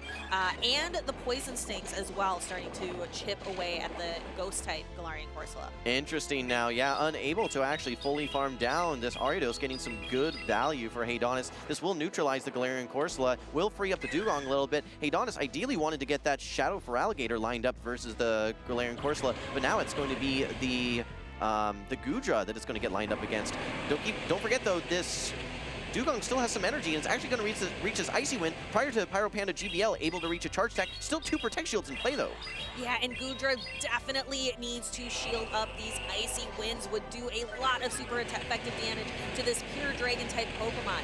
So Goodra really relying a lot on that fast attack pressure of Dragon Breath. Has 2 full charge attacks locked and loaded. Has 2 Aqua Tails. Thunder Punch takes a little bit more. All of Thunder Punch actually got a buff in this recent season. Yeah, it did get a buff. Let's not forget, though, this Goodra is single attack stage debuff, so Thunder Punch is not going to be enough to knock out. But just like you said, Stephanie, the fast attack pressure from Dragon Breath has already done a nice dent into the Shadow for Alligator. Here comes the super effective damage. Not enough to knock out, but Heidanis still needs to get through not only this Goodra, but also this Azumarill. Unable to do so. Still a Protect Shield on the side of Pyro Panda, and the newcomer Pyro Panda takes game 1. Yeah, we saw Heidanis say good game, and a good game it was. I noticed that Heidanis was using a poison double water strategy, a little bit of an ABB with Dugong kind of being that other water type when I was watching Birmingham. That's all that Inadequence was talking about. Inadequence and Arceus Aurelius. Just poison double water, poison double water. They kept repeating it as just a really strong strategy. However, Pyro Panda was able to overcome. Well, the challenge with that strategy, specifically with the Dugong, is that it is going to be weak to the Galarian Corsola in addition to that Ariados. So Heidanis, despite running an ABB team, actually did have an ABA weakness to the Galarian Corsola, which proved to be quite challenging for him in that game 1. We can take a look here too, able to finally knock out that Galarian Corsola, but it took that entire Ariados in order to do that. Yeah, I mean, looking at the teams though, for Pyro Panda GBL, there's certainly some weaknesses to that Ariados. Azumarill, Diggersby has some weaknesses as well. Even the double resisted counters from the Annihilate. We see Heidanis now finding a great matchup. The Ariados now lined up versus the Azumarill. It's going to hit super effective with its Poison Stings and Trailblaze. In comes the Galarian Corsola. Heidanis doesn't have a great response here. He's actually just going to go for a debuff into this Galarian Corsola, then maybe bring in his own. Yeah, let's take a look at the lunge. Again, 100% of the chance, 100% of the time, it is going to debuff, but it looks like Heidanis actually is going to stay in and try to debuff the Corsola even more. Do you think Heidanis might actually stick in this matchup? I would be surprised, right? Because he doesn't have a great answer to Azumarill in the back. He does have his own Corsola, which does beat the Azumarill in neutral matchups. But yeah, I like this play. He does bring in this Corsola very, very late. Pyro Panda GBL now almost at 2 Nightshades. These are double debuffs, so you're going to be able to withstand these no problem. But I'm a little bit concerned that it may be in a 2-shield scenario. Yeah, I don't think Heidanis is going to be able to farm down here before Pyro Panda gets to another move. It's going to be close. And here is that first attack from Pyro Panda, but like you mentioned, Heidanis was able to get 2 lunges in, so that Nightshade did not do nearly as much damage as normal. The Azumarill is going to come in and start really doing some damage with the bubbles. Pyro Panda has a charge attack line up, just trying to get this Corsola out of here. I'm looking at the Goodra on the side of Pyro Panda. It needs to avoid that Dugong, probably looking for the Corsola instead. Yeah, I don't know that he's going to be able to avoid it, though. I think that Heidanis is in the driver's seat as far as alignment goes. Switch clocks were misaligned, but they're back up now. You're going to be able to get your Ariados back onto the field here. You got 2 Protect Shields. This Ice Beam is not enough to knock out, but it's going to be very close, and Pyro Panda is quickly reaching that next Ice Beam as well. Heidanis may be able to get off a Trailblaze, though, but I don't... Yeah, no, the Ice Beam actually gets launched here by Pyro Panda GBL. Yeah, Heidanis putting up a Protect Shield really seems to want to get this Azumarill lower or knock it out. So we see the Protect Shield deployed, and then we see a quick swap, and this Trailblaze is going to meet the Galarian Corsola, clearing it from the field of play. Seems like Pyro Panda GBL wants to put everything on 2-shield Goodra, which may not be a terrible strategy. As long as he's able to wait out his switch clock here and ensure that he can swap out at some point, I'm sure that he's going to be able to need to clear some debuffs. This Ariados will be able to reach another lunge prior to him being able to farm down. Let's see. Yeah, here comes the lunge, and actually Heidanis' own switch clock is up now too. Instead of getting farmed down, he may actually just bring in the Dugong right away. Yeah, Dugong is definitely the matchup that he wants to see against the Goodra. Look at how the fast attacks are going to chunk. And then because the Goodra is attack debuffed, this Thunder Punch isn't going to do quite as much damage. Yeah, it's single attack debuff, and it's about to be double attack debuff after this next Icy Wind is launched. Yeah, that's still a good chunk of damage, and you are up Protect Shield, so that's going to be helpful, but there's going to be a lot of work for this Goodra still to do. Now that you're going to be double attack debuff, we may see a catch attempt from Pyro Panda GBL, trying to maybe catch on his own Azumarill a resisted Icy Wind. And perhaps, no, actually going for this Thunder Punch first. Like we said, it was 2-stage debuff. This is still going to put Dugong perilously low in HP. And we see the switch, but Heidanis is able to throw the neutral Drill Run instead. That is going to knock out the Azumarill, but there are still there is still the Goodra back there. This is going to clear the debuff. Can the Dragon Breath knock out? It can. Yeah, Honis tried to swap out there actually after that first Ice Shard.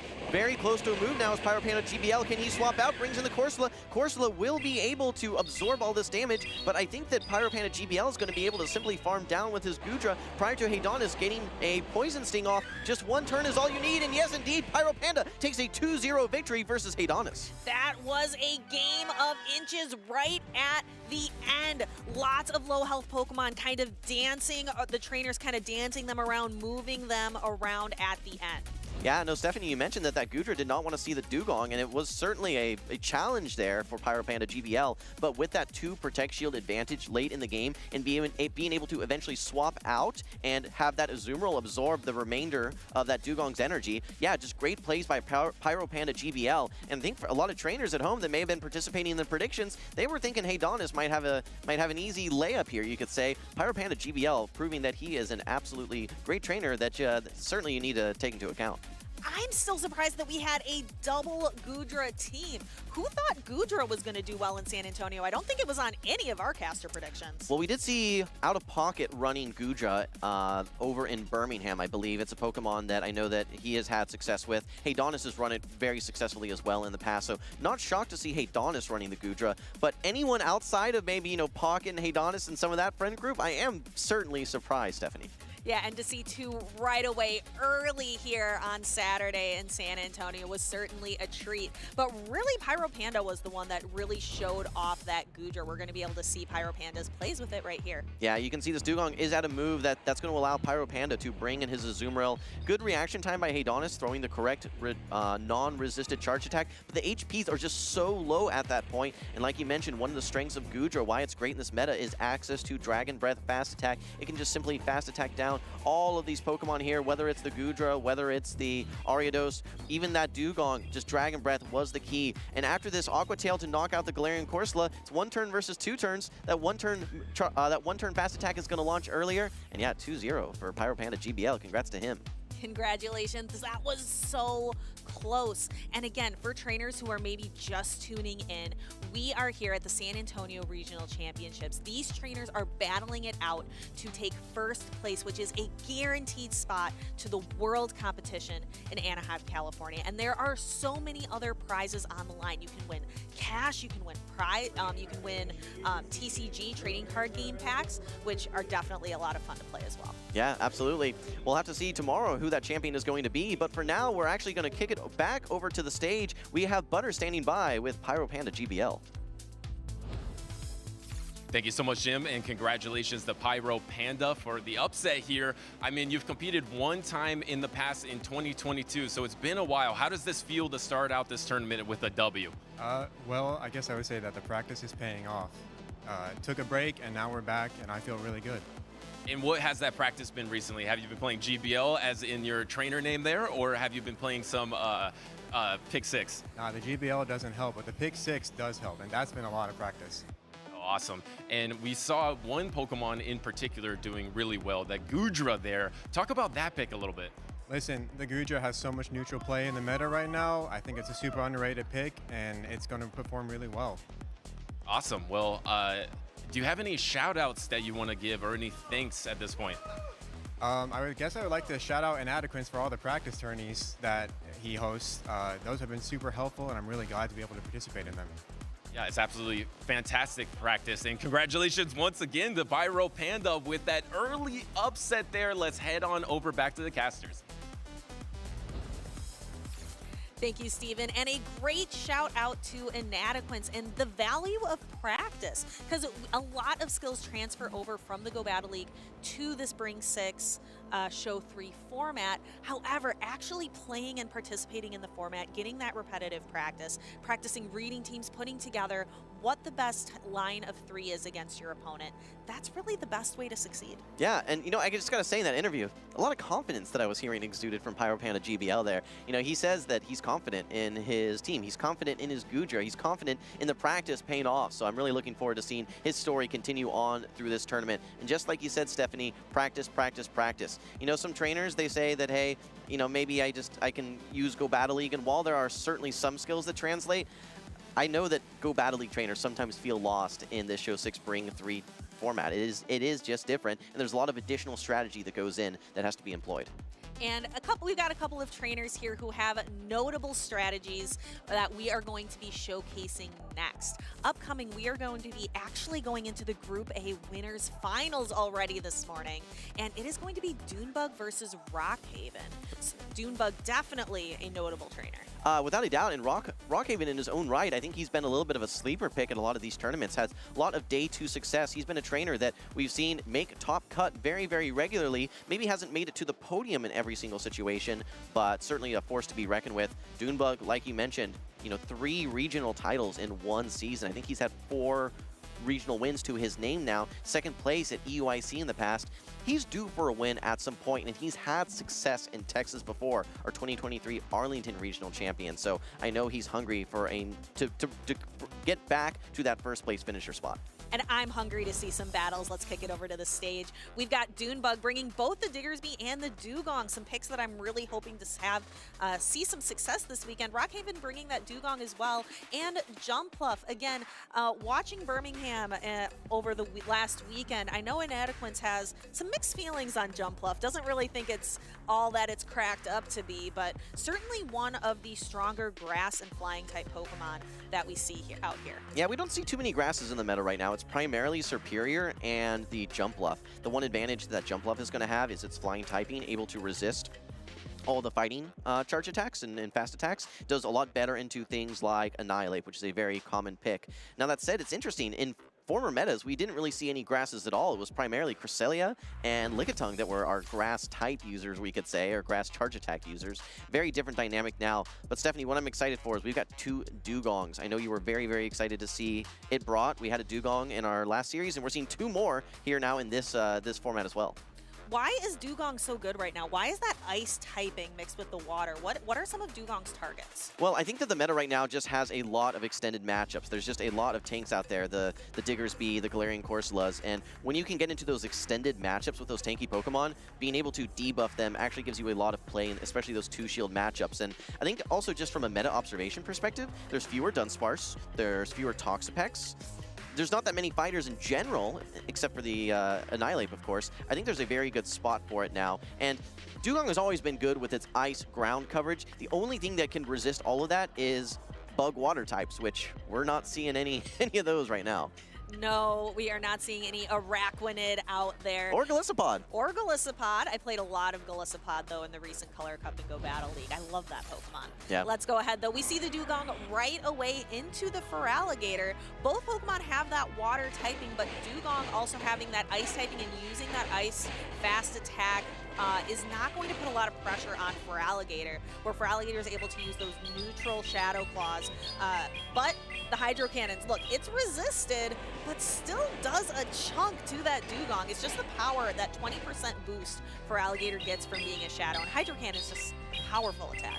Yeah, Shadow Feraligatr is going to have a bit of an advantage in this matchup here. Dunebug recognizing that next Hydro Cannon without a debuff would actually put you in risk of getting knocked out. So I like this play by Dunebug, actually just going for the Icy Wind first, knowing that you can now withstand this Hydro Cannon, and then you can launch the non-resisted Drill Run. This is going to be the way to win these Zero Shield matchups. So I like the way that Dunebug is playing this.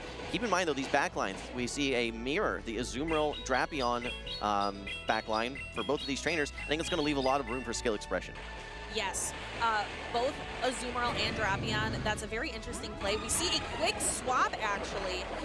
So Rockhaven free to swap out at any time, but Dunebug's kind of locked himself into this matchup. Well, you can't really swap into your own Drapion when you're behind in energy, because then Dunebug is just going to have that advantage, and that Drapion is going to be in the driver's seat. So Rockhaven really has to stay in here and get a little bit of chip damage at least, or try and force a Protect Shield before he brings in his own Drapion. All right, well, we see now this Ice Beam getting launched here by Rockhaven. Not the play rough. It is going to force the first Protect Shield from Dunebug. Dunebug, meanwhile, trying to get these defense debuffs from his crunches here. It is going to be the same type attack bonus move, and again, have that chance for that single stage defense drop. Yeah, so Azumarill, again, all of these attacks coming from the Shadow Drapion are resisted by Azumarill. We've got the Water-type Aquatail, we have the Dark-type Crunch. However, because it has the Poison Sting to do super effective damage, and it just paces so quickly, the matchup ends up being pretty good for Drapion. Okay, well, this is interesting because Dunebug is now down both Protect Shields. Rockhaven, meanwhile, has a very healthy Drapion. He's able to tank one of these Aqua Tails, no problem. Has his own Aqua Tail loaded, but opts not to throw it. Instead, Dunebug is going to be throwing his. Could have been a charge attack priority event. Rockhaven opts to use the Protect Shield to preserve this HP. And we see here a quick swap by Dune into a fully healthy Azumarill. Now, Dunebug doesn't have any Protect Shields remaining. However, Azumarill itself kind of has some Protect Shields built in. It is such a high defense HP Pokemon that it can take plenty of charge attacks. Rockhaven still has one shield remaining, so Dune has to be able to get rid of that shield and then be able to kind of apply some charge attacks to Rockhaven's remaining Pokemon. Well, what's important for Dunebug is he was able to land one Aqua Tail, because now this puts this Drapion in range where these bubbles threaten to actually knock out and farm all the way down. That said, Rockhaven does have an energy advantage and now has used his final Protect Shield. So really now at this point, it could be who's going to be able to make a critical catch in the late game. Yeah, we are going to be keeping our eye on those switch timers because that is going to free trainers up to be able to time out a good switch. Dune's switch timer is up. Rockhaven's switch timer is up. Are we going to see a trainer go for it? No, the Azumarill is knocked out. The Dugong comes in. We see a swap into the Azumarill and a swap into the Drapion to respond. I don't think this Azumarill is going to be able to reach a charge attack. I think the Drapion is going to farm all the way down. An Aqua Tail is loaded right now on the side of Rockhaven. I think we actually had a charge attack priority. Maybe Rockhaven unable to throw that charge attack. Either way, Dunebug is able to launch his. Even if he's not able to, I believe that Dugong is still healthy enough that it probably would have been able to farm down. Game number 1, as it stands now, goes to Dunebug. Yeah, and we see some shouts from the crowd for Dunebug. So Dunebug bringing the Azumarill and Shadow Drapion. We have seen that core so many times over the last several tournaments, especially in North America. Tell me more about, like, why do those Pokemon play so well together? Well, I just think it, in some cases, is, okay, what are the best Pokemon in the meta? Just, you know, which Pokemon are just stronger than the others? And I have to give that title probably to Shadow Drapion. If you look at individual matchups, just the way, how fast it's able to pace to energy with a great fast attack like Poison Sting, as well as its coverage, even in those situations where, you know, it's only throwing resisted damage, Crunch can just be so strong. Azumarill is a great neutral Pokemon in so many matchups as well. There's not a lot of Pokemon in the meta right now that are hard walls for it. We don't see a lot of Toxapex, so I think that's going to be one of the strengths right away. But I have to look at this replay here because Dunebug did something very interesting. He threw that Icy Wind early on versus the Feraligatr to then get to his Drill Run, and then he swaps into his Drapion, which really I think put him in the driver's seat because you can't counter swap your own Drapion behind energy. Yeah, when you are in a mirror matchup like that, it is hard to counter swap your own, because all that's going to happen if someone brings in their Pokemon that is the same Pokemon is just behind on energy, you're setting yourself up for failure. So you have to pick a different route to success. And here we have, speaking of mirror matchups, we have a Shadow Drapion mirror matchup, but very different Pokemon in the back. I see that as Azumarill and Superior, and then Annihilate making an appearance on the side of Rockhaven. Yeah, Dunebug opting to bring that same core, Shadow Drapion, Azumarill again, but this time actually bringing the Superior rather than the Dugong. Rockhaven on the other side, Annihilate and Dugong. So this is actually a very interesting matchup because this Annihilate could go wild here in the back, especially if it's able to get a farm down on this Drapion. It certainly needs to watch out for that Azumarill, though, which can hit for super effective damage. In the meantime, though, actually a quick swap out from Rockhaven brings in the Dugong versus the Shadow Drapion. Yep, and we're just going to start to see Dunebug throwing these neutral crunches, maybe perhaps getting a defense drop on the Dugong, but I think the victor here, the better debuffer is going to be this Dugong being able to consistently debuff the opponent. Rockhaven, however, going to be throwing a neutral Drill Run into Azumarill. This does hardly any damage to this bulky bunny Pokemon. Yeah, you're going to need at least 4 of those plus the Ice Shards. And in this situation, when you have so much energy, but you've also lost so much HP, doesn't make a lot of sense to Icy Wind. So Rockhaven opting just to simply go for these Drill Runs, get some nice chip damage. I want to go back to what Dunebug did earlier, though. He actually swapped out with energy on his Shadow Drapion. He has a full Crunch loaded, ready to go. Could throw an Aqua Tail as well. So keep an eye on maybe any sort of combo plays that we could see here later on in the match. Yeah, that is a great strategy, saving some charge attack pressure for later in the match. Because right now, charge attacks would just hit a shield. So it kind of feels like a waste at this point. Well, what I really like is that you can probably get a Protect Shield right here. You have a Crunch loaded ready to go as well. If this Annihilate is able to ramp up and get energy and get an attack debuff via its Rage Fist, then you're actually in a really tough situation. But what I think Dunebug wants to do here is bring in his Superior, be able to probably use these Protect Shields, strip away that final Protect Shield, and maybe get a knockout later on with this Drapion. Yeah, Drapion has a strong attack, and that crunch is going to hit for neutral against so many different possibilities. I think all of the different Pokemon, though, at this point have been shown, so all trainers know exactly what could be coming out. Well, there's that defense drop, just like you were saying, Stephanie. We have a Frenzy Plant coming out. It would have been very close whether an Aerial Ace would knock out at this point. Frenzy actually does do more damage. Okay, Rockhaven actually opting to save that final Protect Shield for his Annihilate here, but ooh, this is going to be close. I think that if Rockhaven's counting, he knows this is just an Aerial Ace. It is still super effective damage. It's not enough to knock out, but you have to preserve this HP. Will Doombuck make a combo play here? And we see the Superior get knocked out. What is he going to choose to do? We see the Azumarill and Rockhaven going straight for the Rage Fist, and we see a little shake of the head. Well, Doombuck has his Switch Clock ready to go. He can just make a combo play here if he wants. This is the final Pokemon now for Rockhaven. I know that he has that Crunch stored. He may just be able to get to his own Charge Attack, though. Play Rough ready to go here. Doombuck had an insurance policy as well. Still has the Protect Shield, still has the energy on Drapion. A clinic here by Doombuck, and he is going to take a clean 2-0 series sweep. Congratulations to Doombuck with that bulky Azumarill left standing at the end.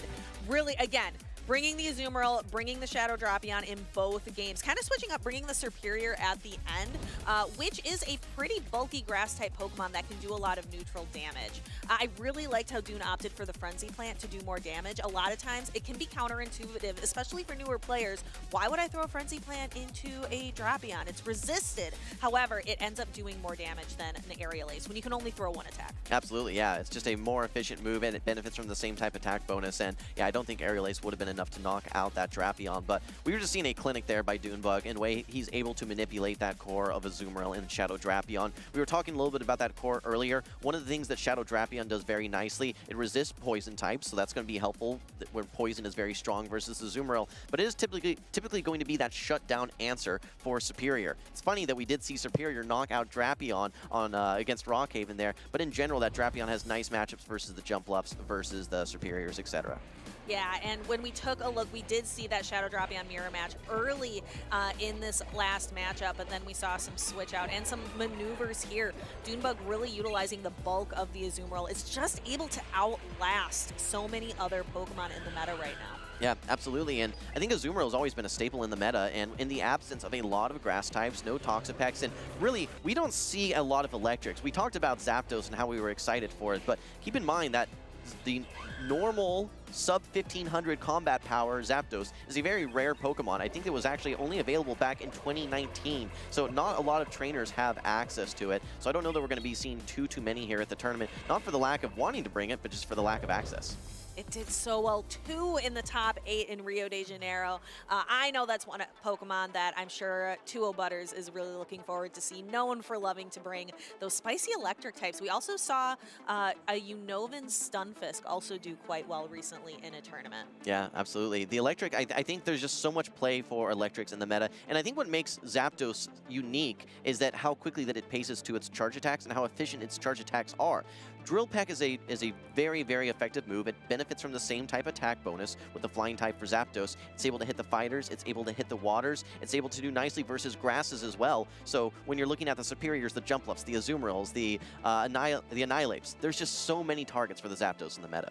So I'm not sure if we're going to see a Zapdos in these upcoming battles, but I want to start us getting excited for the battle we are about to see. We are about to look at 2 regional champions go head-to-head. It's not even day 2. It's not even Championship Sunday, and we are getting some really great early matchups here today in San Antonio. You can see right here, we've got OutOfPoket on the left and Richie on the right. Yeah, Richie 1409, most recently winning the Bogota regional here in this season. OutOfPoket, he's been top cutting. I think he's on a 9-tournament top cut streak, so he's having tons of success, but his most recent victory was back at the North American International Championship maybe about 6 months ago. So, you know, he's hungry for that next tournament win here. Now, he has actually been doing very well with Gudra. He brought it over in Birmingham, and he's been traveling all over the world for these tournaments, Stephanie. But I can see here that he did not bring it for this tournament, so I'm very curious to see what his strategy is going to be versus Richie. Richie. We see two unique ground types looking at these two trainers. We have Shadow Kanto Marowak on the side of OutOfPoket, and we see Diggersby on the side of Richie. So Diggersby definitely more known for its bulk, and again, that bulky Pokemon, it can outlast and allows trainers to kind of keep the Pokemon in and kind of dance around with it like we saw in our matchups earlier, I believe, with Honis and Pyro Panda, just trainers kind of moving the pieces around throughout the tournament, where Shadow Kanto Marowak is just out there to output damage. Well, Diggersby is going to be a hard bring here for sure for Richie. It has so many threats between the Superior, the Azumarill, and that Dugong. It's going to be a bit of a challenging bring. It does have nice play versus the Drapion, pretty well versus the Shadow Kanto Marowak as well. But let's find out. We're moving into game number 1 here. OutOfPoket versus Richie. OutOfPoket bringing this Galarian Corsola into the Azumarill. It's going to be a nice matchup for the Galarian Corsola. Has a little bit more efficient moves and does pace faster to these charge attacks as well. Yep, just by a little bit. I also enjoy that Galarian Corsola has that power gem to be able to hit for a lot of damage. It ends up being able to do quite nicely into some Pokemon that have that flying subtyping. I think this lead matchup is going to be very important here because OutOfPoket, you do not want to have your Dugong versus Richie's own Galarian Corsola. With access to Power Gem, it is going to be a pretty tough matchup. You only win that in the 2-shield scenario, which is not very often that you see that play out. Now that said, OutOfPoket should be in the driver's seat here. He has the option if he wants to shield his player up, but he does hang on and should be able to, I believe, reach 2 more Nightshades. Really is now on Richie, does he want to use Protect Shields or not? But actually, OutOfPoket is going to be the first person to swap, brings in his own Shadow Drapion here, maybe trying to go for an aggressive farm down and throws the crunch just before Richie's able to get his Azumarill off the field. Yeah, it didn't seem worth the risk to have to take more damage on this Shadow Drapion, so decides to knock the Azumarill out now. And then Richie bringing in his own Shadow Drapion. We just talked about this, how sometimes it's kind of hard to bring in a Pokemon in the mirror when you're down energy, but OutOfPoket's Drapion is down health as well. Yeah, that's going to be key because now you're in double Aqua Tail range for Richie. You can actually just launch 2 of these Aqua Tails and knock out OutOfPoket's Shadow Drapion, whereas Richie, on the other hand, you can hang on versus 2 Aqua Tails still at this range. You need 9 Poison Stings typically to knock out a Shadow Drapion along with those Aqua Tails. Now that said, we do see the first Protect Shield from Richie being leveraged here. I think his Galarian Corsola is going to have a lot of play here, but for the meantime, wants to hang on to his Drapion. And we are going to see that Aqua Tail can possibly connect with OutOfPoket's Drapion, but we see, again, OutOfPoket putting up a Protect Shield, wants to keep it around, wants to maybe connect some damage into Richie's Shadow Drapion, but both trainers want to try to keep this matchup going. Okay, well, I don't think OutOfPoket has a charge attack on his Galarian Corsola, and yeah, now he's just going to bring in his Dugong. I think Richie may throw a crunch before he exits the matchup, bringing in his own Galarian Corsola. This does do a lot of neutral damage and may also get a defense drop as well. Let's see if it happens here, Stephanie. We will have to see. We saw OutOfPoket kind of having a hesitation, thinking, do I want to shield this or not? But deciding to bring in the Dugong instead, starting to debuff this Galarian Corsola. Yeah, unfortunately, these Icy Winds, they just don't do enough damage. The Drillrun actually does more damage. I know you're going for the attack drop here, but you can just see how quickly these Astonishes are adding up. Richie already at the charge attack, will be throwing just before OutOfPoket's able to reach that next Icy Wind. You do have a Protect Shield remaining. There's not a lot of HP left on the field. You have to use it at this point. Yeah, and this is where we're getting into, like you talked about, why Dugong is so useful right now. Because of these long drawn-out matchups, because the Pokemon in this meta right now are so bulky, having an attack like Icy Wind, which guarantees an attack fall every single time. We see a quick swap in by OutOfPoket to knock out the Galarian Corsola. We see the Nightshade's going to do super effective damage. KO the Galarian Corsola. Drapion wants to come in. It needs to be able to knock out. An Aqua Tail is going to do it. Okay, well, this will knock out the Galarian Corsola, but there is still HP remaining on the Dugong as well as OutOfPoket's own Drapion as well. I was not even remembering that OutOfPoket had all of that energy. I think 2 Ice Shards are going to do it. Richie going to be fainting with that final Aqua Tail. Game number 1 is going to be going to OutOfPoket. Interesting game there, though, because OutOfPoket, I think, was in the driver's seat early on. He had the proper alignment with his Galarian Corsola into the Azumarill, typically a winning match for him, but he opted to swap out. What that meant was his Dugong had bad alignment. It got lined up versus the Galarian Corsola, but all of that banked energy on his Corsola, once shields were down, were so instrumental in him getting that victory in that first game. We've been talking a lot, Shadow Drapion and Azumarill being such a great core. We saw Richie bring that. But instead, OutOfPoket left the Azumarill on the bench, opted for the Dugong instead. I really enjoyed how Dugong is able to use the Icy Wind to consistently debuff the opponent, really takes the advantage in some of these drawn-out matchups. Well, I think Dugong's just going to have good play across the board versus most of Richie's team. It's going to be an absolute shutdown for that jump bluff. It's going to do nicely into both of the Drapion as well as the Diggersby. And honestly, you can win certain matchups versus that Azumarill as well. It's going to struggle versus both of those Ghost-type Pokemon, but we saw even versus that Galarian Corsola, it's not the end of the world. You're only taking super effective power gems and not fast attack pressure. So like you said, Stephanie, in those extended matchups, a lot of play still for the Dugong. And these trainers are taking a moment to lock in. So Richie out there, he is going to not give up. He is going to stand until the end and try to swing it back in his direction. Richie needs a win to stay alive here in the winner's side of the bracket. OutOfPoket is 1 win away from securing a ticket to Day 2 to Championship Sunday tomorrow. We have Shadow Drapion versus Annihilate. Right, Annihilate is running close combat here, no access to Ice Punch, so that's going to make it better, a little bit better versus the Shadow Drapion here, and a little bit more challenging versus that Serperior. Now that said, OutOfPoket immediately going for this crunch, and Richie opting to preserve HP on this Annihilate. It's only taking resisted Poison Stings, so if you're able to land this close combat, or maybe even just try and go for a bait with Rage Fist, if you're able to double shield this, you can get a lot of value out of this Annihilate in the late game. Going right for the close combat. Can he sneak it through 2 shields? He can! The Shadow Drapion is gone. So now with that defense drop, we see the Azumarill come in, but it's stuck now against the Serperior. This is a terrible matchup for the Azumarill, especially when there are shields remaining. Azumarill does have access to Ice Beam, but it's not going to connect with the Serperior at all. Yeah, you do need 2 charge attacks to knock out the Azumarill, just like you're saying, Stephanie. 1 Ice Beam is not going to do it here, so nor is 1 Frenzy Plant. So OutOfPoket may actually just opt to try and preserve this Serperior and just go for a full farm down. He will have to invest 1 Protect Shield if he does that, but these Frenzy Plants will go a long way. In fact, I'm fully expecting to see OutOfPoket either throw this Aerial Ace right here. Nope, he actually gets the full farm down. That is very, very important there. I think that actually with that Azumarill swapping in, it was able to take 1 additional Vine Whip, which meant that he's able to get that full farm down now. With 2 Protect Shields, there's nothing that wants to take a Frenzy Plant whatsoever. Able to throw on good timing now. OutOfPoket, he's going to have some challenges getting through this Galarian Corsola, but a big help will be these 2 Frenzy Plants he has loaded on his Serperior. Yeah, being able to really farm up a lot of energy safely on the Azumarill, and still has 2 Protect Shields remaining. Richie only having the 1 has to decide what is going to be the best use for my Protect Shield, and it's probably going to be on the Annihilate, but this is bad news for Richie.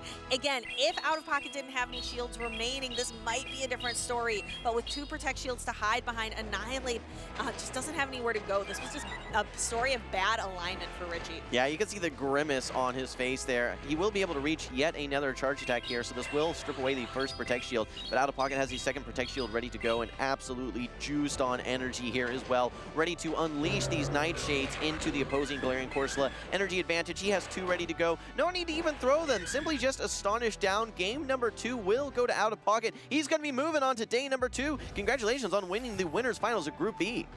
Very well done, 2 OutOfPoket. I was excited at the beginning of the match, being with Richie being able to sneak that close combat in between 2 Protect Shields to knock out the Shadow Drapion, but I think once that Serperior Azumarill matchup was solidified, it was just end of the road for Richie here. Yeah, well, realistically, Richie had no answer for that Serperior. Azumarill is going to be a losing matchup. The Galarian Corsola, technically that's a losing matchup, especially in the Zero Shield scenario. And then once you debuffed yourself, just like we saw at the end of that early game matchup, you cannot stay in that matchup at all as the Annihilate. So it forced Richie into a tough situation where he has to just safe switch his Azumarill, and Pocket just had all the answers. He had the Serperior for the Azumarill, gets a lot of chip damage after that, and then the Galarian Corsola to finish things off. Yeah, Serperior definitely one of the key counters to the ever popular Azumarill. We see Serperior and Jump Bluff really for grass types, and that's just about it. Yep. All right, taking a look back at our replays here. Game number 2, the Serperior was ready for that Azumarill, and just like I said, with Azumarill swapping in, he was able to get a couple additional Vine Whips, and OutOfPoket did not even need to throw this second charge attack, able to get a full Vine Whip down into this Azumarill, come out with nearly 2 Frenzy Plants, ready to unleash them into the Galarian Corsola. All it took at the end of that matchup, though, was his own Galarian Corsola get a nice, juicy farm down versus the Annihilate, and then unleash the remainder of the energy into Richie's own Galarian Corsola. But that is not the end of the road for Richie today. This was the winners finals for Group B. So Richie will move down to the loser side of the bracket and await his opponent there. That's right. Well, I know that Richie has had successful losers bracket runs before, so I certainly expect him to have success as well. He's going to be waiting for the rest of the losers finals to continue on, and he'll be facing off versus in that losers final. So I'm sure we'll be seeing him on stream a little bit later today. We are so excited to continue these battles. We've seen so many regional champions today. We've seen an incredible amount of battles. We've seen Gudra and Dugong do extraordinarily well, as well as some of the obvious caster predictions, the Shadow Dropion and the Azumarill. I don't know who would pick those for actual caster predictions, just because they're such a gimme, but, you know, that it's Most I guess likely some people... to succeed. I think they're likely to succeed. What can I say? All right, well, Stephanie, like you said, we've seen some great battles. We've seen some great battlers as well. Lots of multi-time regional winners, including Rise, Richie, OutOfPoket, etc. We just got a lot of great battles there. In fact, let's take a look back at some of those battles. Plenty more to come, but let's take a look at some of our replays.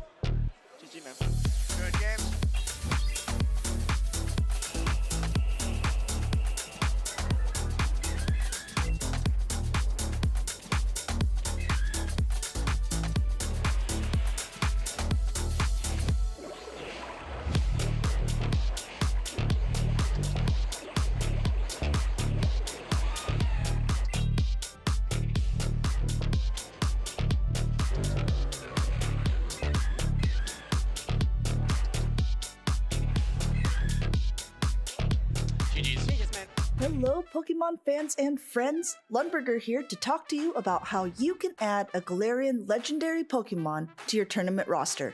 With the Pokemon Go Championship Series in full swing, trainers everywhere are flocking to catch the rare stars of the competitive meta, the Galarian legendary Pokemon. The 2025 competitive season marked the first time Galarian Articuno, Zapdos, and Moltres were eligible for tournaments, and they immediately made their mark, stirring up excitement and ruffling a few feathers in the process.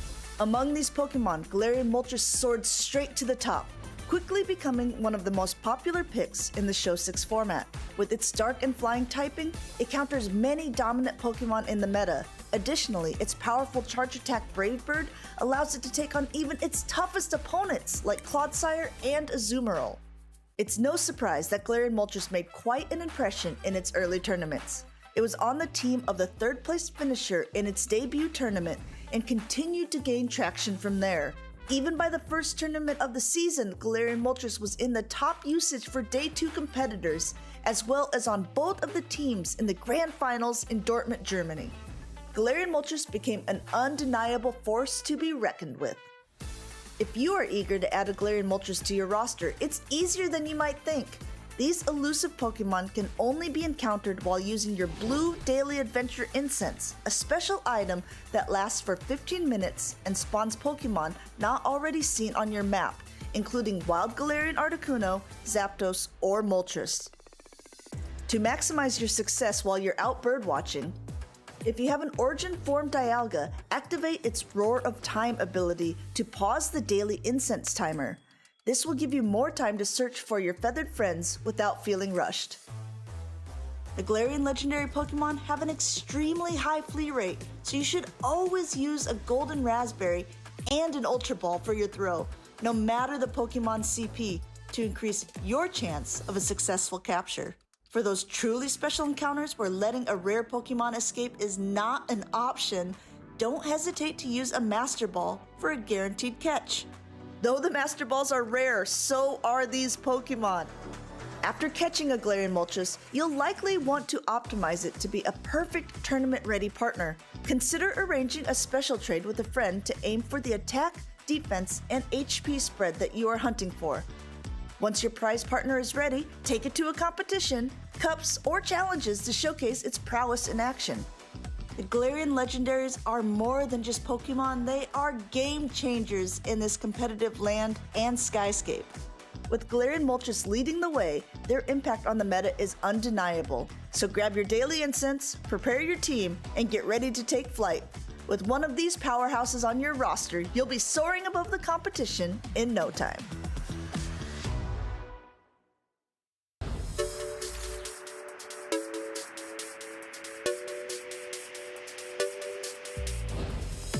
Well, this is actually my first regional, so I didn't actually prepare that much.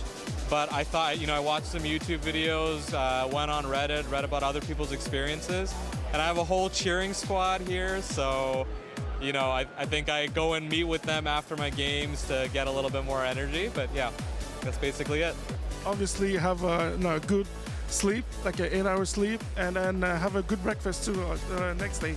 And then I think you should be good for a long day of Pokemon. If it's this tournament, I don't sleep. I toss and turn on a bed all night and just keep thinking, is my team ready to go? Have I done everything possible to be ready? And I just come in here and play free and play to what I think I can do. And as long as I do that, I have no regrets and I can go home at the end of the day happy. Yeah, I think it's really important to make sure that you've got energy to compete throughout the day. That means eating a healthy breakfast. That means getting close to 8 hours of sleep and just being in a good headspace for the tournament. Don't be afraid to give yourself breaks between rounds to do things like listen to music or enjoy fresh air outside the venue. I think it's really just about making sure that your body and mind are ready for a long day of tough competition. I, first of all, make sure that I get a full night's of rest if I can. Although I know sometimes we end up staying up late to test and make sure our decks are fine. Trying to eat some breakfast ahead of time and really mentally reset, make sure you're ready for a long day and taking one game at a time.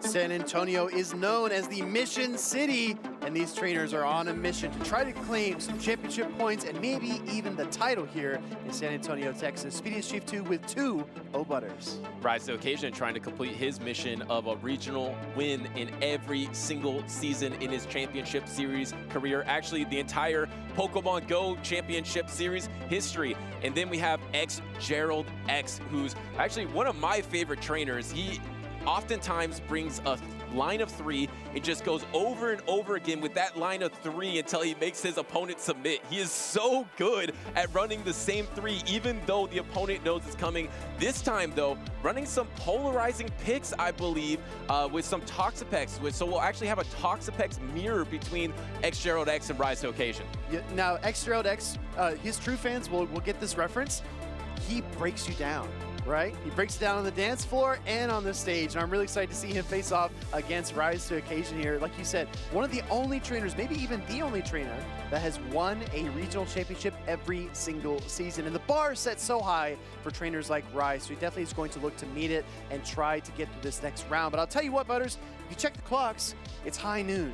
And these trainers have gone through their paces. They're in the town square ready to face off. So I'm really excited to get down to the stage here as Rise to Occasion and Gerald face off. Yeah, absolutely. And to update you guys, this is actually already a winner's finals. This is Group C. So this is actually day number 2 on the line for both of these trainers. It's only high noon, but already with a ticket to championship Sunday on the line. Of course, it is double elimination. So even though if Gerald X or Rise to Occasion loses, they still have one more opportunity in the loser's finals finals to get that coveted day number 2. Let's dive into these teams here. As we saw earlier on in the stream, that Toxapex from Rise to Occasion is so good at core breaking the common meta, but X's team is anything but common. He not only has the Malamar, he also has Gastrodon, which is not the Mud Slap user that you would expect. However, he does have Mandibuzz and Dugong and Dunsparce as well to back up this team. Looking at these teams, they're very, very different. How do they measure up, Butters? Yeah, I think on X's side, it's very polarizing, but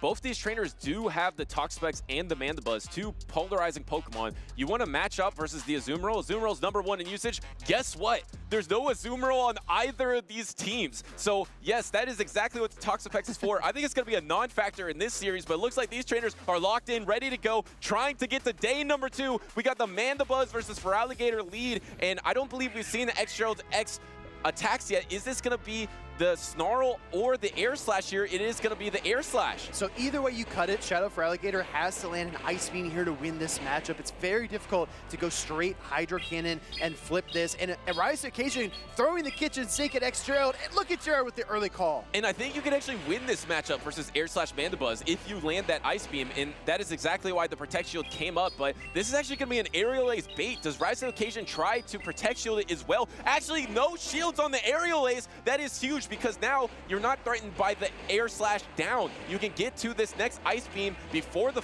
Dark Pulse is available, and actually throwing really late. X-Gerald had an opportunity to throw his own charge attack. I think at this point, Rise does have the potential to go for the Ice Beam, but he's going to try to reach for double Hydro Cannons, although the Air Slash damage will come through here, and he doesn't get that second Hydro Cannon. But he got the double Protect Shield regardless. So now X-Gerald in a 2 Protect Shield deficit and facing an Annihilate with a 2 Protect Shield advantage here. This is absolutely devastating for X-Gerald.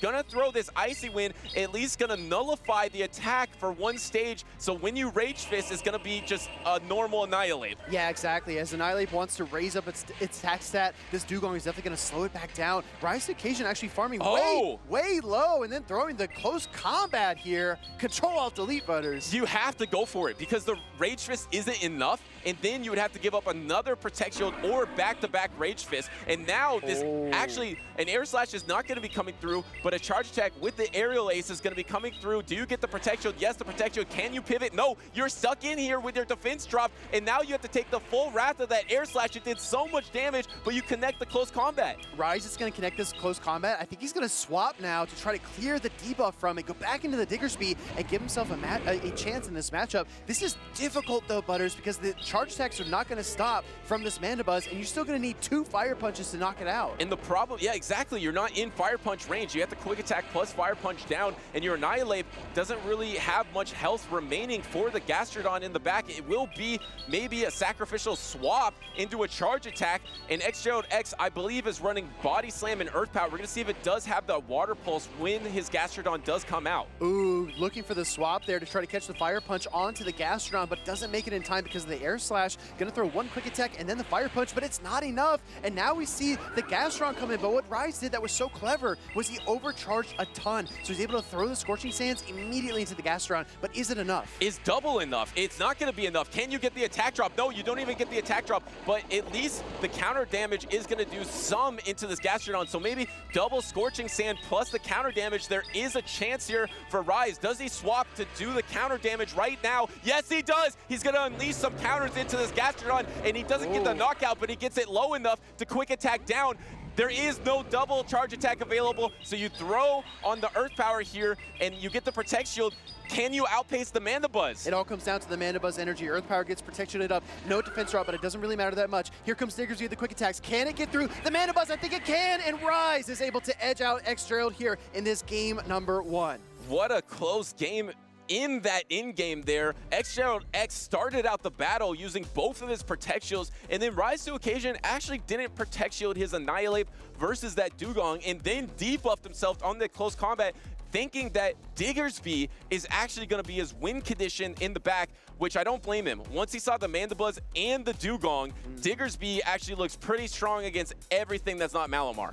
Yeah, Diggersby was definitely the key there for Rise to Occasion, but that entire match kind of felt like a jigsaw puzzle, just trying to lock the pieces in place, locking in that charge tag priority with the Annihilate close combat and the Dugong Icy Wind, making the swap into the Diggersby, overcharging, trying to get the quick attack down win condition, and again, small things like the failed swap there from Gerald to try to reach with the Gastrodon could have flipped this entire game. Yeah, it's really tough. Once you put yourself in a double protect shield disadvantage there, Gerald X then counter swapped into the Dugong to keep that Mandibuzz around. And it was actually that Mandibuzz that proved to be so hard for Rise to Occasion to deal with. What is his answer, really? I actually don't think he has a good answer on his team. He has maybe the Toxapex to answer it neutrally, but that Air/Mandibuzz is actually really strong against all of Rise's team. Yeah, I would argue that Rise actually needs to control both of the Dark-type Pokemon on Gerald's team, the Malamar and the Mandibuzz, because he doesn't really have a hard answer to either one. And as we've seen time and time again, Toxapex has a lot of defense, but not that much HP, so the Psy Waves really do wear it down. And once again, it's a Diggersby and the Mandibuzz here, and it's not the end of the world for the Diggersby. Looks like Rise to Occasion just wants to play this out because the backline is not strong to Mandibuzz either, because your whole team's really not that good to Mandibuzz. So this is just fine for Rise to Occasion, and now it's going to be a double water backline for Gerald X, but you just want to avoid your Dugong into the Annihilate. It's really funny because we did see this similar matchup play out. If I'm not mistaken, it was Rise with the Diggersby versus the Mandibuzz earlier on in the stream, so he definitely knows how to play through these matchups. Another Fire Punch getting fired off here. Fire Punch did receive a slight damage buff in the newest season update of Dual Destiny, so it is going to pack a little bit more of a punch, no pun intended, but we see the swap into the Dugong. This is a huge opening for Rise. Yeah, and now you're going to be able to get to this Icy Wind at the same time as the Rage Fist, and you don't want to throw on the alignment just in case Gerald X didn't throw that Icy Wind. Now going to let that Icy Wind through, and once again, Rise is put into the difficult situation is if you want to knock out this Dugong, actually going for the Rage Fist. But this means, I believe, that Rise is going to actually have to double Rage Fist before the next Icy Wind is available for Gerald X. Either double Rage Fist or throw up a shield, right? Because it's going to take 15 turns for the first Icy Wind and 12 for the second, and Rise knows it like the back of his hand, but he makes a mistake here, I think. You saw him throw his head up. I don't think this is the route he wanted to go. Yeah, I don't think he wanted to use the Protect Shield because how valuable is this energy going to be against the bulk of the Mandibuzz? At least you're going to be able to throw the close combat, and here comes the close combat, but you're actually one stage debuffed, and it looks like an Air Slash doesn't go through for the Mandibuzz there. That's really tricky because now that the close combat debuff is in effect, that Air Slash really would have worn down this Annihilate. Let's see if it matters in the end. We're going to see a Shadow for Alligator swap in now for Rise. It's got so much offensive pressure, but it's only got one shield, Butters. Yeah, and you're almost in Body Slam range here. Actually going for the Earth Power, which is quite surprising. I think Body Slam might be enough to knock out the Feraligatr here, but in case it's not enough, trying to get to that Earth Power damage, does he lock it in? Was that Charge Attack priority? It was Charge Attack priority. So actually, the protection here is huge for Rise because Gerald X used this high energy attack. Now he can get to another Hydro Cannon before the Body Slam is available. Yeah, I'm a little bit shocked here. I mean, I think that Gerald can still kind of protect shield and then Mud Slap through the Shadow for Alligator. That's going to be probably his optimal play. That's what he's going to decide to do. But I mean, still a little bit surprised there, Butters, that he went for the Earth Power instead of the Body Slam.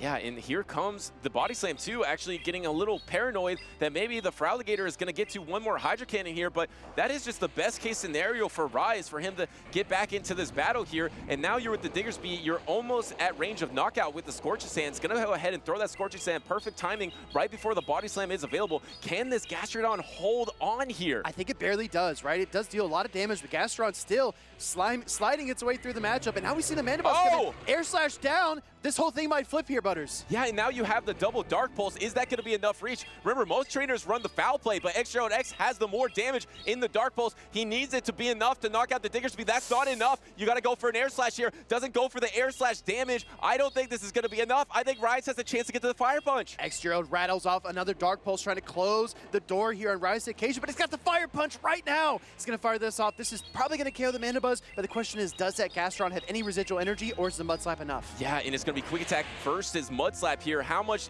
Oh, no, actually just has the Body Slam banked already. So Gerald X is going to be able to tie up this series 1-1. Gerald says, go on and slam, and welcome to the gym. He takes it back here to tie up the series 1-1, and we are headed to a decisive game number 3. This is a funky series here because, I mean, there's no real read on what exactly these trainers are doing because they're running a lot of different picks than we usually see in the meta. The Air/Mandibuzz we see for XJeraldX here is just so strong versus all of Rise's team. He's really relying on it, banking up energy, and then swapping out later. Even in game number 1, he used both his Protect Shields on it. It's so tough too, Butters, because he's seen the Gastrodon, I believe, in both games. So if he wants to pivot to something like Toxapex, Rise to Occasion is going to have a tough time if he does encounter the Mud Slapper. Yeah, and now that Gastrodon being pretty strong against everything that is not the Mandibuzz kind of forces the Mandibuzz mirror for Rise to Occasion.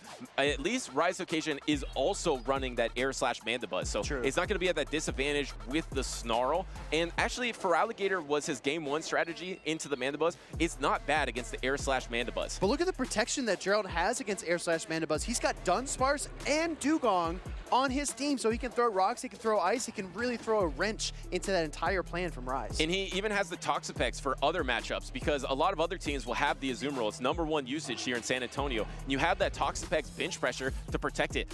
I mentioned before, XJeraldX is a trainer that likes to use the same Pokemon over and over again. In the past, it was Altaria. He used it in Fresno, NAIC, Worlds, Sacramento, 5 straight tournaments using that Altaria. His new pick of choice might be that Mandibuzz, as we see that locked into game number 3. Gerald leads the Dugong, hunting, hoping to see that Mandibuzz in the lead, but Rise does not give it to him. Instead, we have a very neutral water-type matchup for Alligator versus that Dugong. And in the back line, you have the Annihilate versus the Air/Mandibuzz. You kind of want to avoid that matchup unless you can do some chip damage into the Mandibuzz. But Feraligatr's just fine against Dugong. That's why Feraligatr is so strong in this meta. Kind of is able to do really well against the other water types and actually gets a bait on the Icy Wind and the Protect Shield. I saw Rise thinking about it. He almost didn't shield that charge attack, but he's able to give up that first shield of the game. Drogon coming through here now. This is going to threaten that Feraligatr, and suddenly, Butters, we are down 0 to 2 shields. And it's flipped this time. It was in the past XJeraldX going down 2 shields, but now it's Rise to Occasion using both his Protect Shields against the Dugong here in the lead.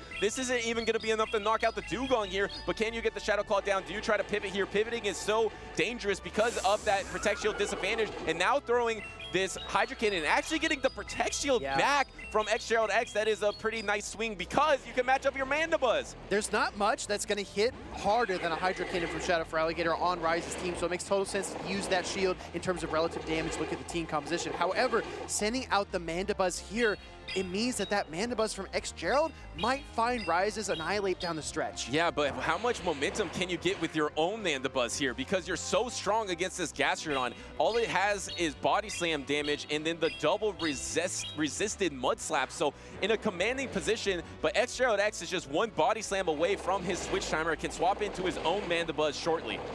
Exactly. It's going to be kind of a war of attrition as these two Pokemon wear each other down. But as this matchup draws to a close, you're going to see Rise most likely overcharging as much as he possibly can. XJerald actually going to swap into his own Mandibuzz, and Rise is now processing, right? He's seen the third Pokemon. He's trying to vision the win conditions. XJerald, I think, has a slight advantage. Do you go Feraligatr here? Yes, the Feraligatr. I love this play because XJeraldX doesn't have enough energy to threaten your to threaten knockout because you have no Protect Shields remaining. And you got the bait on the Hydro Cannon. Yeah. And now XJeraldX is forced to throw his energy before the next Hydro Cannon is available for Rise. You just can't make the mistake of disrespecting the Feraligatr here. XJerald maybe a little bit lost in the sauce, maybe not sure about the energy here on Feraligatr. Throws the Aerial Ace immediately, just like he did in game number 2. He wants a Pokemon eliminated. Now we see the Mandibuzz mirror match. I think the goal here, Butters, is to put that Mandibuzz from XJerald into close combat range. But yeah, I think so too, but it's so tough if XJeraldX is able to get any residual energy because he can then throw the Aerial Ace and then swap into his own Gastrodon against that Annihilate. So I think Rise is actually in a tough situation here in the end game. Doesn't have a lot of playability, but that helps him. That helps him get the farm down onto the Dugong. Now XJerald gave a little bit of momentum to Rise. Yeah, this is going to be a really fascinating end game because Rise has a lot of energy. Oh, but he actually, I think, wins the charge attack priority here, which is really nice to continue to chip down this Mandibuzz. Yeah, and a glimpse of hope for Rise to Occasion here. He needs to get to his Annihilate. There is an Aerial Ace banked. XJeraldX doesn't want to throw the back-to-back here, I don't believe, because he wants to keep some energy for the backline Pokemon that you haven't seen. Here comes the swap, and here comes the Annihilate. You're going to have to bank this Aerial Ace, but if XJeraldX can't get out of of here yet, that means you can counter down and knock out that Gastrodon. You're going to take a few air slashes along the way, though. Still about 5 seconds, though, on the switch timing for X-Gerald. Looking for the big farm down. Annihilate, ramping up, but he gets to the Rage Fist. Rise has to throw this. He had to, because the aerial ace was available there for X-Gerald X, and now suddenly how much energy does the Gastrodon have? It doesn't have a body slam yet, and it's almost at the body slam here, going for counter damage, going for the double resisted body slam. Rise doesn't love it. At least you do have the Mandibuzz remaining. You can double resist the Mud Slaps, but here's the knockout and Annihilate. Annihilate goes down. Mandibuzz versus Gastrodon. The air slash, though. The air slash is going to save Rise here. The fast attack pressure is too much. He takes down Gerald in game number 3 in one of the closest matches we've seen today. And a bitter end to Gerald X on the winner's side, because he is taken down by the one Pokemon that he has relied on in this matchup. The air slash Mandibuzz able to take down that Gastrodon. Rise is moving on to day number 2 in San Antonio. And he's doing it on a tightrope, right? That was so meticulous how he had to pilot his way through the final moments of that game. We were talking about the close combat win condition. We were talking about switching in that Dugong to absorb the energy, or switching in the Annihilate early before that Mandibuzz could get to the back-to-back aerial aces. All those things were possible, and all those options are running through these players' minds in real time. Yeah, it was so close. I feel like the window of opportunity was exactly when Gerald X swapped in his Dugong to try to catch an attack from Rise to occasion. As soon as he did that, Rise had the opportunity to come in with his Annihilate, because before he could never swap in his Annihilate because the timer was up. And if you swap in your Annihilate, you take the aerial ace, and then Gerald X can swap into his Gastrodon and then finish off the Annihilate. But as soon as he got that window with the switch timer closed, Rise pounced on it and won the game. Exactly, right? I couldn't have said it better. Really, really impressively played. I really appreciate that Gerald pushed Rise that far as well. We talk about, you know, repeat regional champions. Gerald, I don't believe, has won a championship series event yet, but he is improving at a rapid pace. And he had the right pick, right? That air slash Mandibuzz. Rise to occasion probably thought he was the only one in San Antonio that thought air slash Mandibuzz would be the play, but Gerald was right on his trail.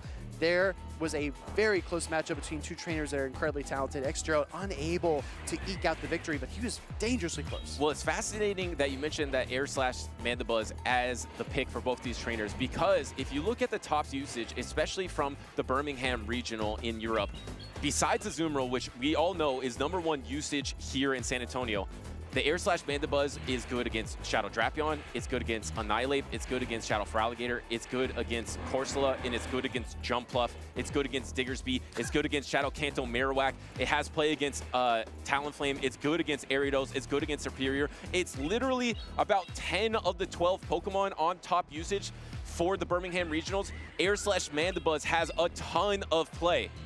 Wow. Butters, honestly, as you were going through that list, I didn't know when you were going to stop. You went through all 12 picks, and I really appreciate what you said, because there are trainers like Yakai, like Richie, that will look at these teams and these top usage graphics, and they'll say, okay, I'm not going to analyze the individual teams, or I'm not going to look at the specific players. Let me look at the trends. Where's the meta heading? What direction are things going? What kind of typings have fast attack pressure or defensive fortitude, and how can I break those apart? And Mandibuzz, it seems like the perfect time, and I think it's poetic too, because our first event we ever casted was EUIC back in 2022. That's where Aries won it all with air slash Mandibuzz. Yeah, and it's back in force here. We saw a winners finals with both trainers having that Pokemon. You just really need to protect it from its counters. On that list, there was only 2. There was Azumarill and Dugong, and I believe both Rise and Gerald X were running the Toxapex and the Annihilate. So you're able to protect yourself from both of the counters, and specifically the Toxapex. It's so punishing against the Azumarill. That core might be really tough to deal with in day number 2. Exactly right. Well, we just saw Rise sweat it out on stage versus a very talented trainer with an air slash Mandibuzz. Let's hear from the trainer himself. DeFi, take it away. I am here with Rise to Occasion, standing tall after that victory in that last battle. Now, Rise, I want to talk about that moment, like your mindset going into Game 3, because Game 2 you had a moment where you kind of threw your head back, like, oh, like with that Protect Shield. What do you tell yourself kind of going into Game 3? Game 2, I wasn't sure if I kind of threw at the end when I swapped the Annihilate. Maybe if I had just stayed in, I would have won. So I've tried not to get too high, not get too low in tournaments, and just tried to keep my composure and think of a good line for Game 3. I'm also really curious, both you and Gerald have Toxapex on your team of all things. What's the read there? Well, Shadow for Alligator is so good as a safe swap. It's one of the few things that can kind of punish it as a safe swap, so I think that's one reason to bring it. And of course, Azumarill is like top meta, and it's I got the Toxapex lined up on Azumarill in an earlier match, and when you get that situation, you're in a really good spot. Awesome. And you are here representing Legends United. What other teammates are here today cheering you all on? We got quite a few, actually. Arrow, Nighttime, Jangles, Kemku, Frankie. If I'm missing anyone, sorry. And they're, in my first match off stream, I played a newer trainer, and he asked me if I was wearing like an English Premier League jersey. And I was like, no, it's actually our like Pokemon Go team. So that was kind of funny. Excellent. Well, good luck to you tomorrow in the finals. And casters, let's go ahead and send it back to you. More like shrink to occasion. Rye's looking a little short in that interview there with D5, but well done to him once again for advancing to day number 2 here in San Antonio. I think D5's just been tricking all of us. She's actually, taller than you, Butters. She's actually 6'7", yeah. She's a titan of the PvP community and definitely shows in that interview as well. So yeah, that was very interesting. I always love to hear those insights because trainers that succeed at a high level are able to really shore up the mental side of the game. Even when they make a mistake, they don't snowball into something worse, right? They kind of correct course. And it's one of those things where you don't really know how you're going to react until you're in the moment. Rise is so good at recognizing he's in the moment, being present, and then piloting his way out of stormy waters. Yeah, and speaking of piloting, you just want to have certain little things that can separate yourself from your opponents because a lot of these trainers are running the hard meta. A lot of talented and experienced trainers in this meta as well. We see repeat trainers coming tournament after tournament. So how do you separate yourself? You have to run something a little bit different, and I think the spice that the Toxapex is, it doesn't seem spicy, but in this situation, it is paying off for Rise to Occasion and helped him get to day number 2. And up next, we have Vergie versus Dr. Roastbeef, I believe, our 3rd place finisher in Toronto, just taking out so many big names in that tournament. I was able to catch up with Dr. Roastbeef yesterday. We filmed a really, really funny segment that I hope makes it into the show today. All I'm going to say is there was a lasso involved. It was a bit of a roundup, Butters. So it was a really, really fun time. So if you enjoy watching this trainer battle, there's even more content down the stretch. Just make sure to stay tuned into the stream. This is fun because Vergie is a content creator in the grassroots community. If you ever encountered something like Hypno with Scrafty and Umbreon, Vergie is the alleged architect of that Psychic Double Dark team. So let's see how he performs here in the regionals. And Dr. Roastbeef, an architect of the Bieberl, making it really far in Toronto. And let me just go through his day number 2 in Toronto regionals.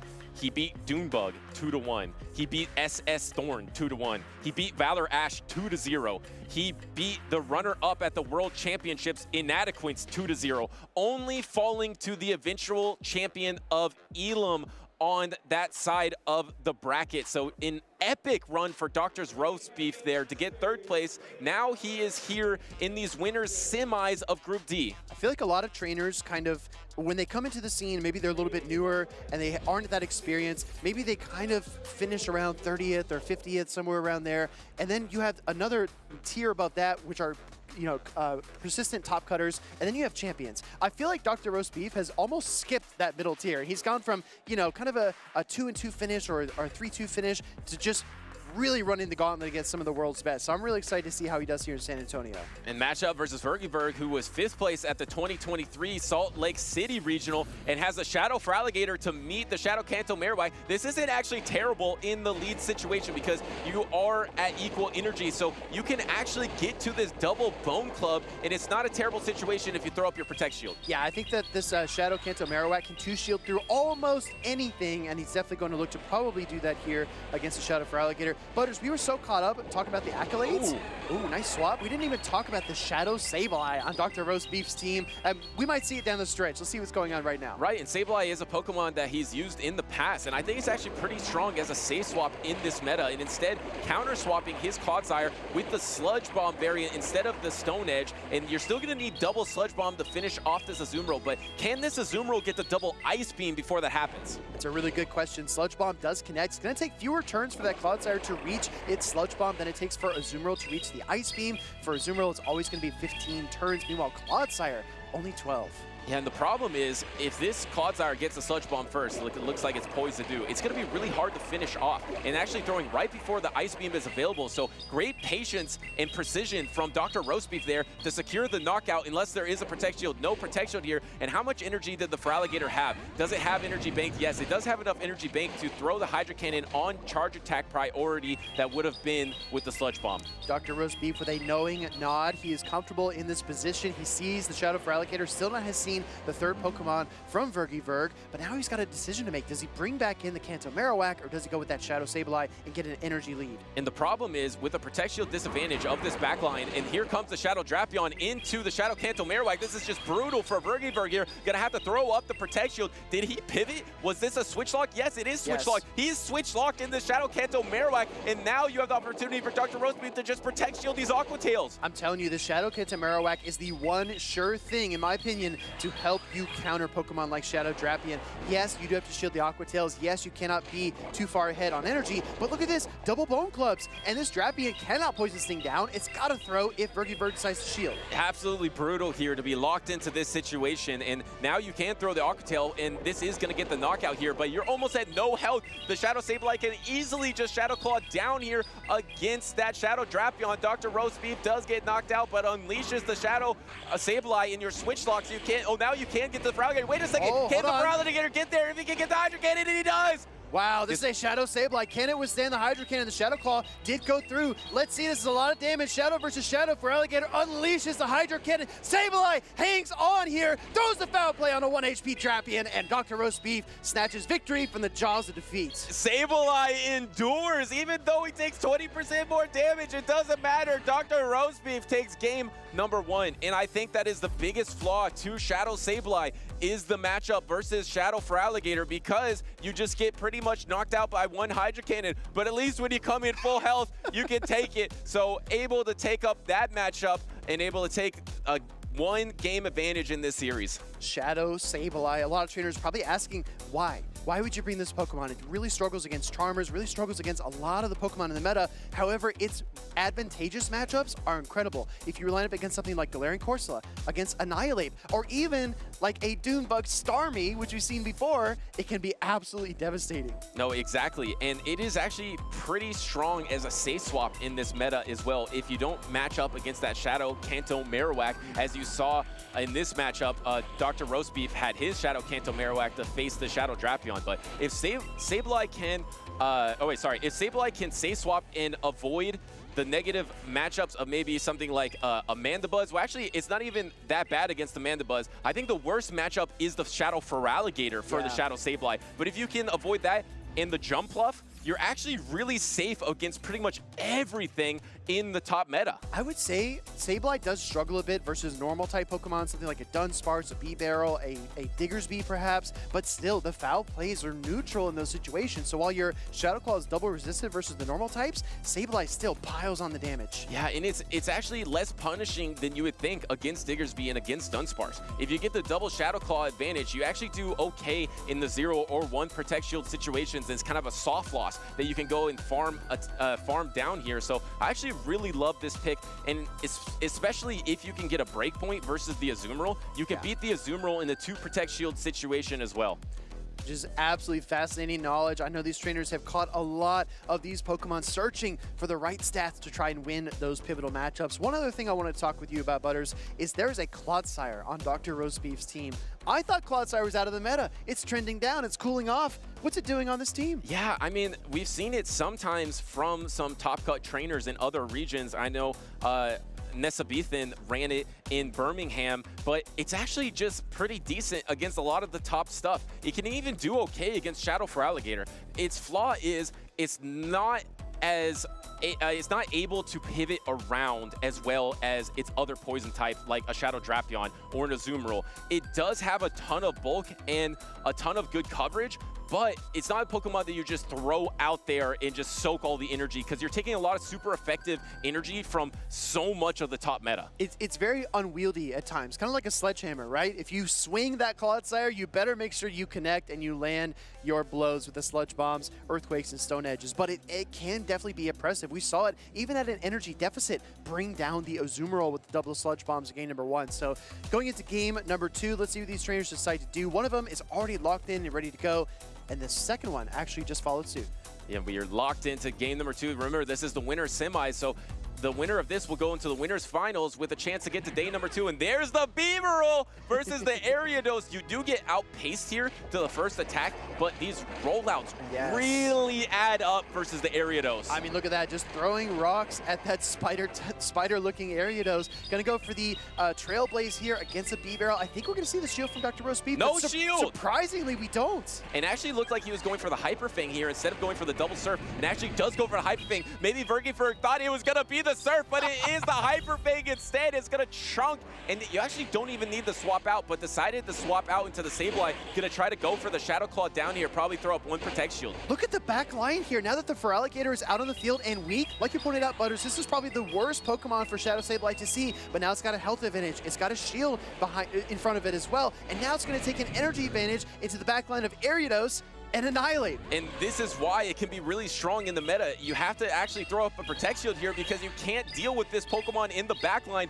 You do have a little residual energy, but it's all gonna be this Ariados versus the Shadow Sableye. Do you give a Protect Shield back if you're Dr. Roastbeef here? You do have the Clodsire in the back that's decent against this Ariados, so, but he actually does give the Protect Shield. Yeah, I really like this play a lot. I think you keep your Sableye in the game. If you throw a Foul Play here, you will get back to your switch timer as well, so then the catch potential opens up. What we might see here from Dr. Roast Beef is throwing the Foul Play, pivoting to the Clodsire to soak this next lunge. Oh, he goes Beaverle. And the thing is, you didn't get to that surf before the double counter down, so that's a little brutal here. And it's hard to bring in the Sableye because I believe you might get outpaced on the Rage Fist because of the 2 counters. Yeah, Annihilate's got 2 counters. It's only 4 counters away. He brings in the Sableye. He's going to try to race it and deal a lot of fast attack pressure in the meanwhile. Here we see the Rage Fist, but Butters, this is a Ghost and Dark type Sableye. This is only neutral. Yeah, it is neutral. Is it going to be enough to knock out the Shadow type Sableye? I don't think it's going to be enough to knock out. Can you get to the Foul Play? And he does! He endures. Once again, the story of this matchup is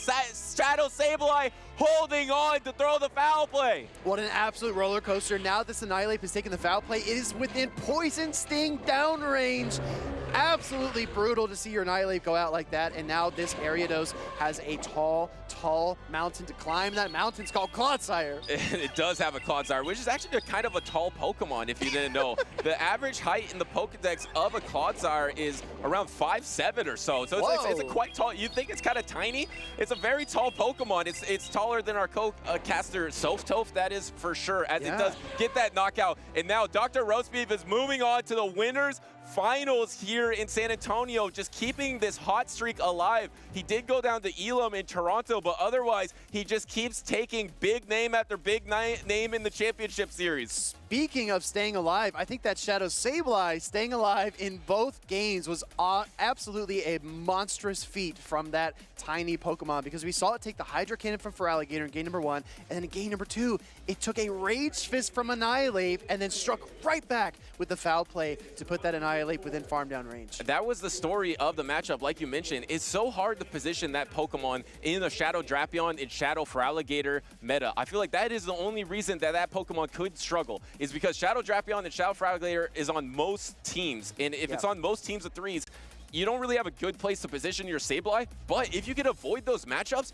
it really does great against everything else. Yeah, some surprising things here from Dr. Roast Beef that I really wanted to highlight. The first one is taking a super effective Trailblaze from an attack-weighted Ariados onto your Beaverle to start the game, and the second one up is shielding up here and trusting in your Sableye to reach the charge attacks it needs and survive the charge attacks it takes. Yeah, and I thought that was a smart play from Vergie too, because I believe that most trainers would probably go for the lunge, because expecting your opponent to Protect Shield either way. So I feel like Vergie going for that Trailblaze, knowing that the opponent might just try to let a lunge go, was really smart. It just didn't quite pay off there, and if that Annihilate did a little bit more damage, would have had an opportunity to maybe tie up the series. It would have been close. Clodsire did have a ton of play versus that back line. Yeah, it would have been really, really close. I think if you I mean, if it's Vergie, what do you need to do? Land a Rage Fist in the Clodsire, hope you can get to back-to-back Trailblazes on Ariados, and then maybe counter down or something? It would have been really tough. Yeah, I think you would have to swap on an Earthquake into your own Ariados somehow and then get double Rage Fist, so it would have been really tough for Vergie, but he's not out of the tournament yet. He is going to be dropping down to the loser's side, so I believe either 2 or 3 matchups away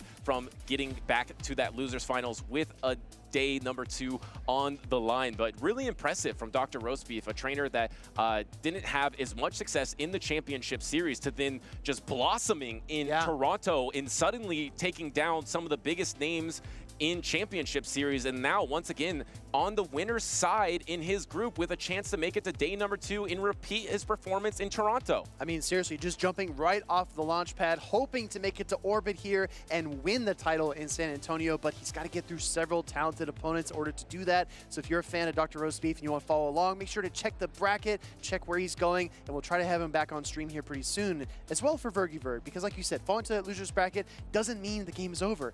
Dunebug97 fell to that loser's bracket in round 1 of this tournament last year, right? It came all the way back to win it all. Yeah, absolutely. And if you want to win and do better, getting better is not always linear. Sometimes you compete a lot and then you take off like Dr. Roastbeef. So make sure to compete in tournaments near you, because this is exactly how you get better. Maybe like Dr. Roastbeef, you have some tournaments that you're a little disappointed in, or you get just slightly better and you're expecting some big leap, but all the practice pays off. And then suddenly something might click, and then you could be a top trainer in championship series. So definitely try to see which tournaments are around you in your local region.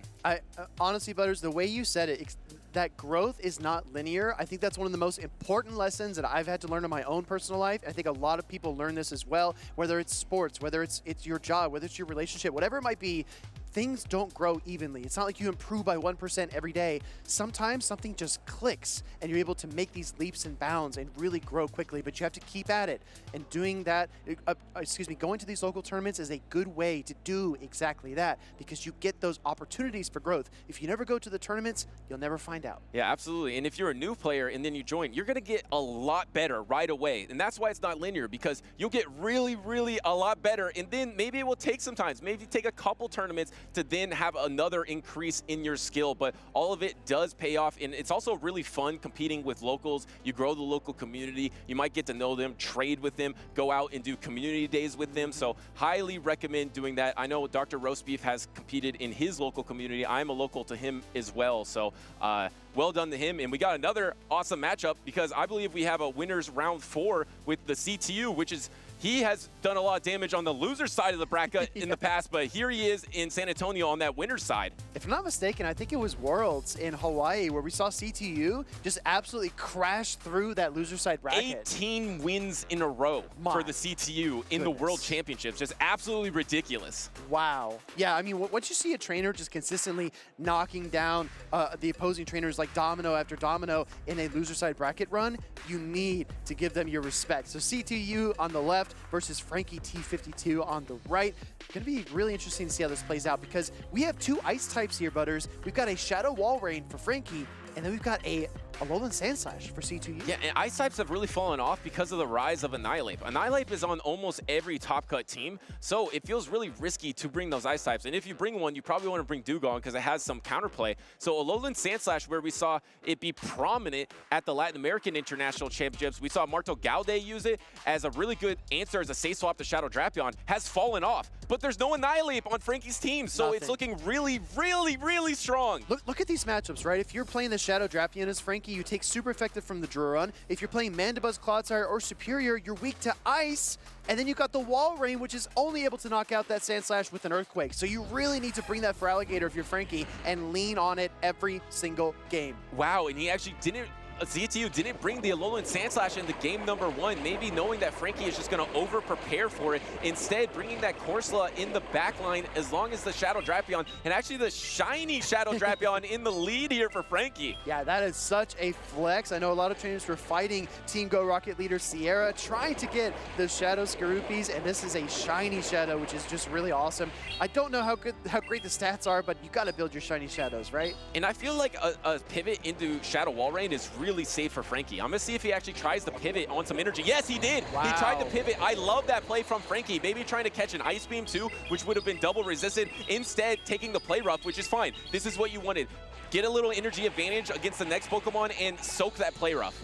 But Azumaro's closing in on another play rough here. We actually see C2U bank it and go into that Galarian Corsola to soak all the damage from the wall rain. Tough timing. Tough timing for Frankie because the swap throws off the turn cycle by 1 turn. So it's actually on the turn number 4 that charge attack is coming through. And if a 3-turn fast attack goes through, it's pretty punishing because now you're able to pace a lot quicker here or get a fast attack down against the wall rain. The wall rain's going to back-to-back Icicle Spear. Can you get the fast attack down if you're the Corsola before the Icicle Spear? You can't. Ooh. The bulk of the wall rain here, remember, this was one of the best Pokemon ever earlier in Championship Series history. I mean, who can forget Wall Rain and Trevenant, right? They went together like peanut butter and jelly. Galarian Corsola is able to shield up that final Icicle Spear, and C2U's got a lot of energy. Going to throw the Power Gem into that Shadow Drapion. Yeah, that's kind of brutal here, forcing it at least to not go same type attack bonus with the Power Gem. It's going to chunk, though, the Shadow Drapion. Do you try to swap into your Feraligatr? No, actually just going for the attack. I was thinking you could maybe swap and then go for a Shadow Claw down,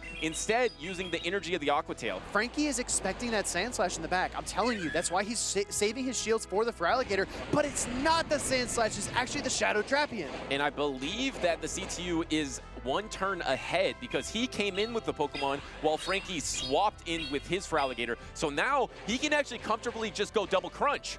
Yeah, because both Pokemon need 10 turns for those charge attacks, so if you're at parity like that, the Shadow Drapion can just equally keep pace. That's exactly what it does here.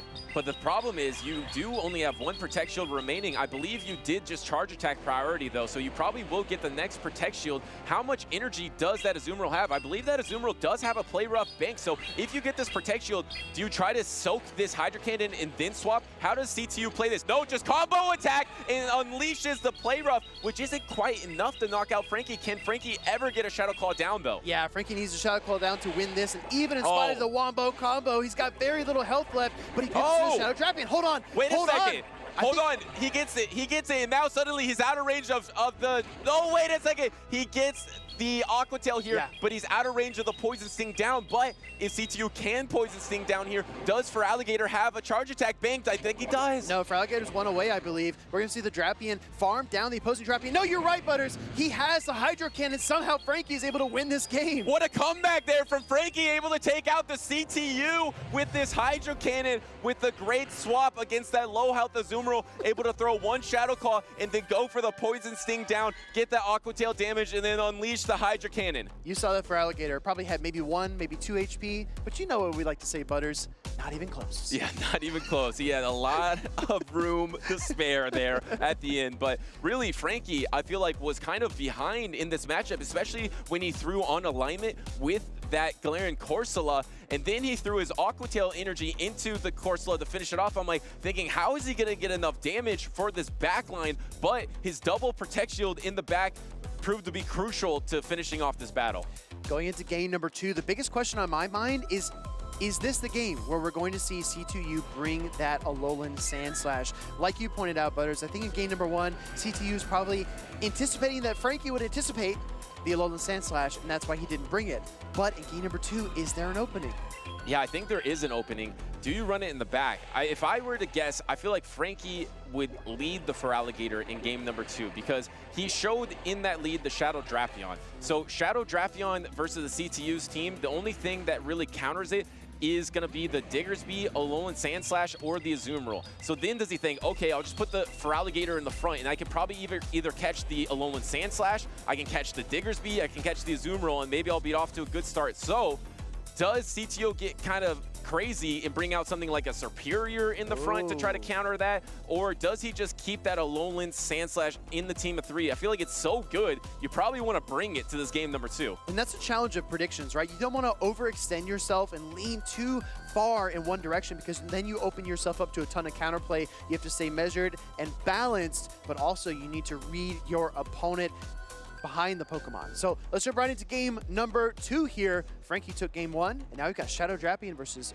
Shadow Walrein. And once again, we don't see any Alolan Sand Slash from the CTU. We have the Shadow Drapion in the lead, and in this scenario, the Frankie can win this matchup if you Protect Shield the Crunch. No Protect Shield on the Crunch, but you do take enough damage to also be able to take the Aqua Tail. So, oh, but the defense drop is really bad. Now does Aqua Tail do enough? And swap on an Earthquake, actually, into the Azumarill. You know what? I think if you're Frankie, you might even stay in for a moment and bank another Icicle Spear before you swap, because the energy on Walrein is so valuable, but instead, he goes right into his Shadow Drapion. The problem is that this Azumarill is not within single crunch range. Frankie still has a lot of work to do.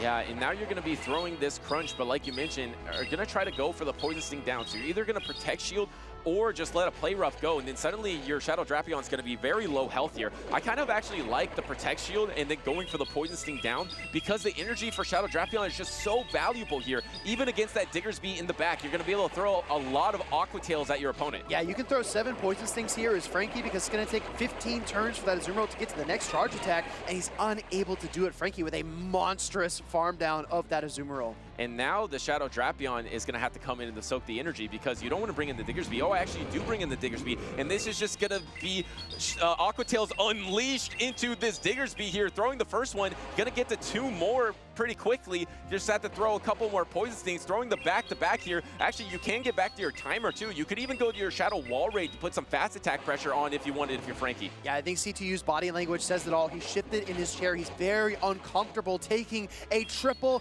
Aqua Tail cocktail from this Drapion here, and now he's going to be forced to shield. Diggersby might be really good down the stretch, but he's got to protect it. It only has a little bit of HP left. And now he has the Fire Punch and the Scorching Sand. Decides to go for the Fire Punch, because that's probably enough damage to knock out the Shadow Drapion. Frankie is actually even thinking about throwing up the Protect Shield here. Doesn't use it. The Fire Punch doesn't knock out. How much energy does he bank? Enough for an Aqua Tail into the Shadow Drapion. Another Aqua Tail! Such a strong attack from the Shadow Drapion. It's just thrown over and over and over again. Aqua Cola numero 4 comes through there, and now we see the Wall Rain come in. Are we going to see a Aqua Tail thrown? Yes, he's got the back-to-back C2U going for this Aqua Tail. This will KO the Wall Rain. Frankie's got a decision to make. Is he going to put it all in the Feraligatr? Yes. And lets that Shadow Wall Rain go. You have the Feraligatr, but it's going to struggle to get the fast attack down. The crunch is available. There's 1 Protect Shield remaining. Are you going to use this on the Shadow Drapion or save it for the Diggersby? Using it on the Shadow Drapion, can you get the defense drop here? No defense drop. So now even this Shadow Feraligatr is out of range of Scorching Sand. Yeah, you saw C2U shake his head. He really needed the defense drop there, because at that point, I think the Scorching Sands would be enough. Meanwhile, Frankie needs 2 charge attacks, so he's going to throw the Hydro Cannon right here, right now, and take that final shield. Yeah, if you had an attack break point on the Diggersby, or if you were a Shadow Diggersby, you would be able to knock out this Feraligatr. This is charge attack priority here, but I don't know if Diggersby has the reach to knock out Frankie's Shadow Feraligatr, and he hangs on. No problem. Feraligatr hangs on, fires the double Hydro Cannon. This is going to be enough to KO the ground and normal type Diggersby from C2U. Frankie actually upsetting the upsetter, taking down C2U here in the winter semis. And C2U goes down to the loser side bracket, so watch out everyone in the loser side bracket. This is exactly where that trainer is comfortable, but congratulations to Frankie for winning that series 2-0 against maybe a team composition disadvantage, being so weak to Alolan Sandslash, but the C2U never brought it. I agree with you, Butters. I think C2U doesn't land in the loser side bracket. He comes in like a wrecking ball and just absolutely demolishes everyone in front of him. So let's see if he can do that exact same thing that he managed in Hawaii here in San Antonio. Frankie T52, a talented trainer who's looking for his breakthrough moment as well, has made a couple of top cuts here and there, but really hasn't reached that top pinnacle, but that was a very good performance against an incredibly talented player. And now he's in the winners finals of Group E, so he is 1 victory away from going on to top cut. And crucially, if he can get a top cut on the winner's side of the bracket, it's such an easier path to being your San Antonio regional champion. But remember, the CTO is never out of a tournament. As long as he is not eliminated, he still has a chance to make it back. So I wouldn't be surprised if I saw him in the losers finals a little bit later in the afternoon. I wouldn't be shocked at all. It's definitely a trainer that I would see going the distance when it matters the most. And this is such a precarious matchup. Not bringing that Sandslash, Butters. Let's go back to that. Yeah. Was that the mistake? Yeah, I mean, Frankie knows that he has to prepare for it, so he kept bringing that double water Shadow Drapion. So he knows that he would at least have the Feraligatr, which is a fantastic matchup, and Walrein actually beats the Alolan Sandslash. That's why Walrein in previous iterations of the meta had some opportunity, because before Annihilate, you could actually counter that Alolan Sandslash that had gained great popularity since Marto Gaude had so much success with it. So actually against exactly what the CTU was doing, Shadow Walrein was quite strong. So Shadow Walrein and Feraligatr were really good counters. So he was bringing that to both of the games. So I guess unless you match up your Alolan Sandslash into the Shadow Drapion, you might have had a disadvantage. That's one of the things that's so interesting, because as commentators, we have a bird's eye view, right? We can see both screens, we can see the teams, we see what's going on the field, but sometimes even what we think is a sure thing turns out not to be, because like you said, it looked good on paper, but the matchups are a lot more complicated than that. You can't study things as a static set, right? You can't look just at bare, raw shielding scenarios, because it rarely is ever like that. Butters, you're probably the most famous for talking about the fluidity of matchups, being fluid with your energy and your switches and gaining advantages, because again, what looks like it'll work on paper doesn't always work in action. And I feel like this point in the meta is just a perfect example of that, because you have the flexibility of the Shadow Drapion, an Azumarill, a Shadow Feraligatr, 3 Pokemon that you can kind of just send into the battlefield and just live with the results. So as long as you can safe swap these Pokemon and they're so dynamic with their energy or their bulk, you're able to just try to outmaneuver your opponent in those fluid situations to try to get some little advantage to win it all. I feel like that's what we've seen from a lot of trainers in this meta of Dual Destiny so far, and it's probably what we're going to see on Championship Sunday in San Antonio. Butters, it's been an honor. Another rotation with you. It's always fun. We're going to take a look back at our highlights and then switch over to the mayor in DeFi.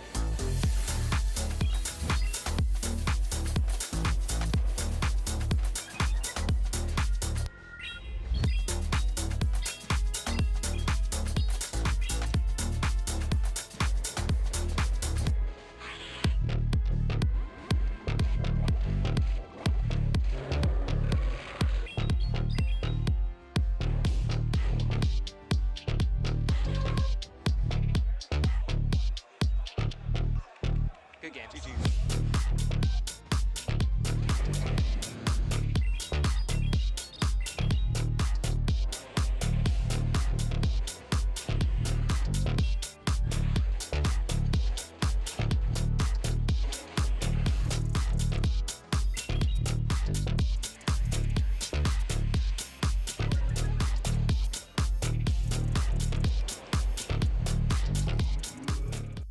Hello, Pokemon trainers. Caleb Hang here to recap the 2025 Toronto Regional Championship.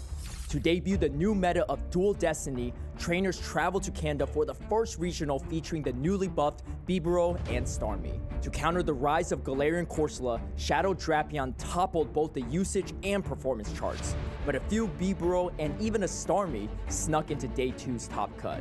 Top players from around the world fought for the coveted title of Toronto Champion, but breakout performances from Sceptile Ice 25 and Dr. Roast Beef stole the show.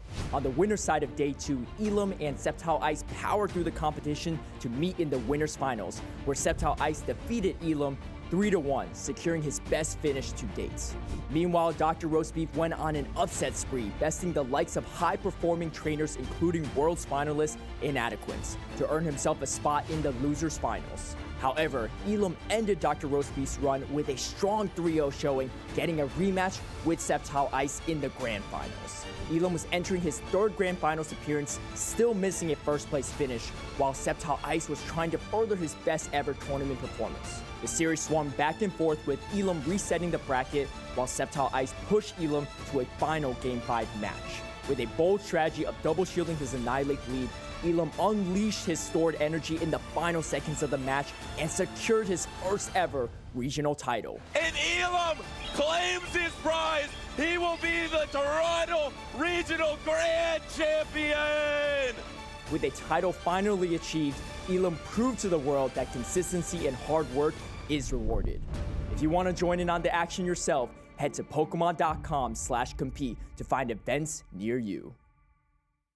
Welcome in, trainers, to a very special segment. We are now in the Dual Destiny season of Pokemon Go, and some rivalries were just meant to be. Two trainers were destined to clash time and time again in some of the fiercest battles that we will see in our lifetimes. These two trainers probably have the most intense rivalry in all of North America. This is Rise to Occasion and Dubug97.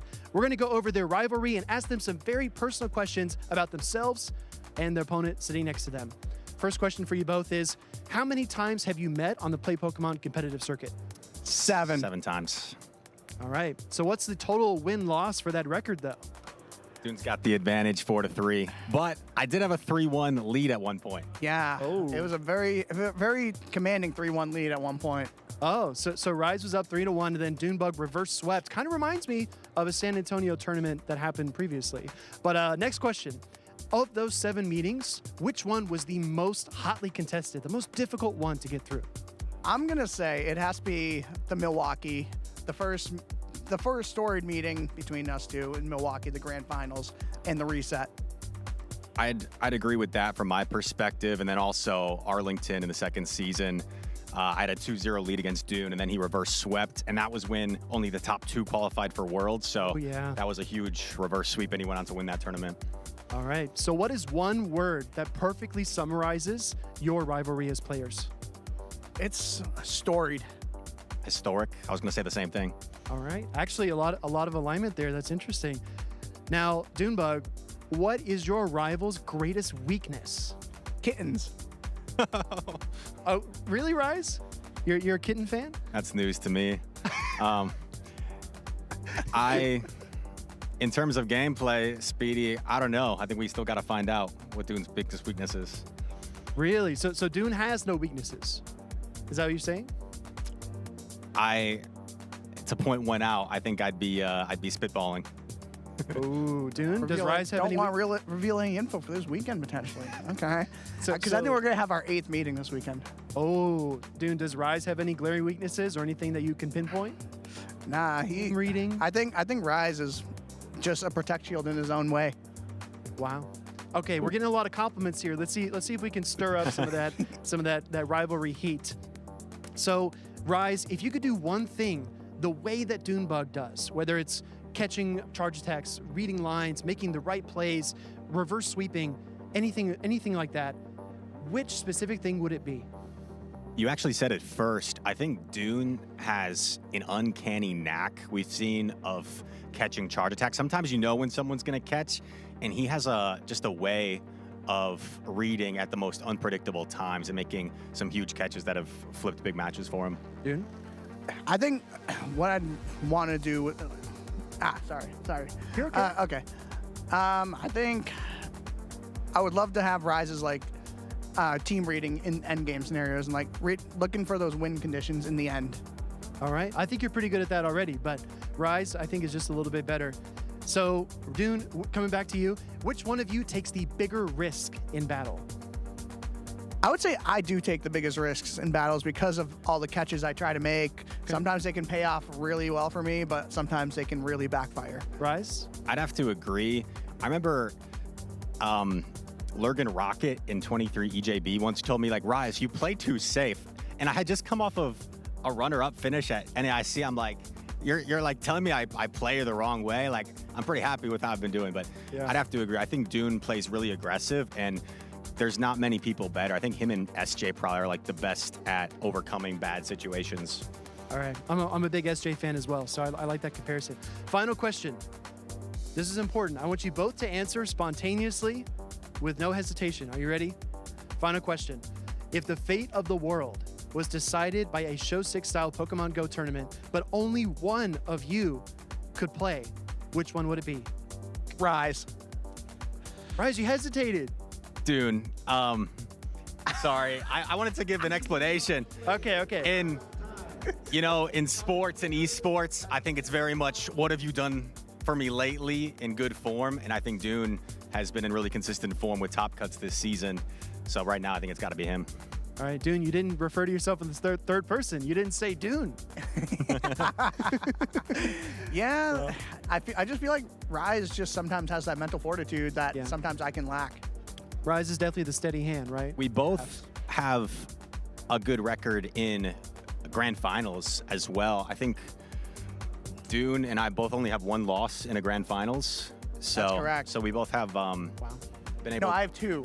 One to you and then one at EUIC. Oh, right. But still a winning record for both of us in grand finals. All right, everybody. I think this is the best rivalry in NA. Let me know what you think the best rivalry is in EU, LATAM, and APAC as well. Thank you so much, gentlemen. Good luck this weekend. Back to the action.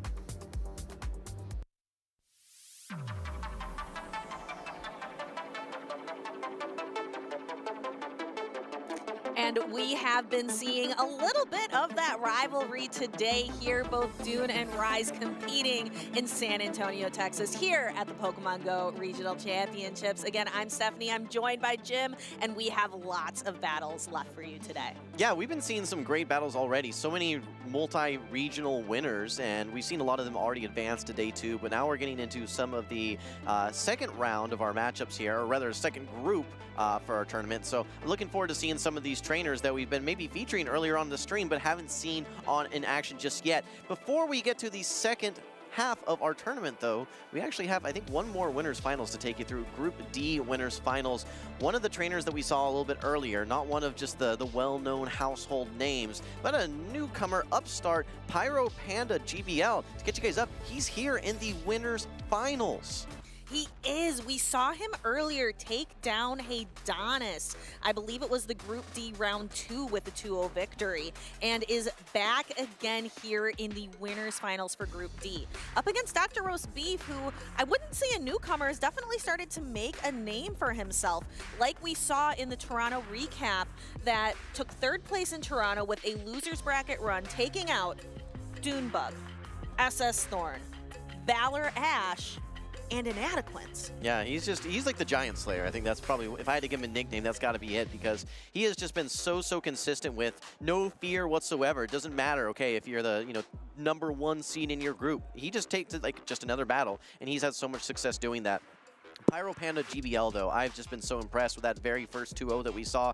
It's really, the word for me is confidence. You could see that, hey, I'm feeling good. I like my team. I like the way that I practice. Bring it on. And in fact, we're going to bring it to you right now. This is Winners Finals Group D, Dr. Roastbeef versus Pyro Panda GBL. We saw the Shadow Kanto Marowak into the Azumarill. This is now a counter swap by Dr. Roastbeef, bringing in his his Jump Bluff. It's going to be met by the Galarian Corsola from Pyro Panda GBL.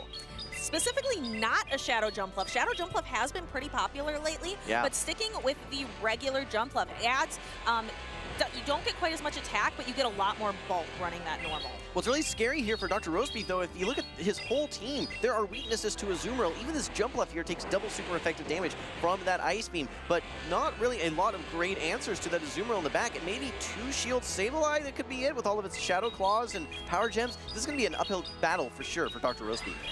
Pyro Panda putting up a Protect Shield, protecting the Galarian Corsola. Both trainers' switch clock is about to run out. We could see a pivot like we've been seeing earlier today. Trainers kind of dancing around with their Pokemon. A super effective Power Gem hits the Jump Bluff, and we see the swap out into the Shadow Sableye with Azumarill to match it. Yeah, Sableye has a little bit of an energy lead, able to get 2 Shadow Claws prior to the Azumarill swapping back in. Now able to launch what is a foul play into the Azumarill. This is a little bit surprising here. Dr. Roastbeef may know about some particulars in this matchup. Maybe you can just land 2 foul plays and then rely on Shadow Claws for the rest of the damage. And we see the Azumarill building up a lot of energy, but Dr. Roastbeef going to be able to throw the Power Gem first into the Azumarill. It gets that boost from being a Shadow, but Azumarill is just too bulky, so it's going to be able to throw this Play Rough, and then it's very close to another attack. You know, for Pyro Panda GBL, I think he has so many answers to the Shadow Kanto Marowak, whether it's the Corsola, whether it's the Azumarill, or even that Goodra with access to Aqua Tail. I think that he's still in the driver's seat, but let's remember, yes, this energy from Dr. Roastbeef throwing this Aerial Ace, this may not be enough to knock out. I think it's going to be just enough, but it's going to be close.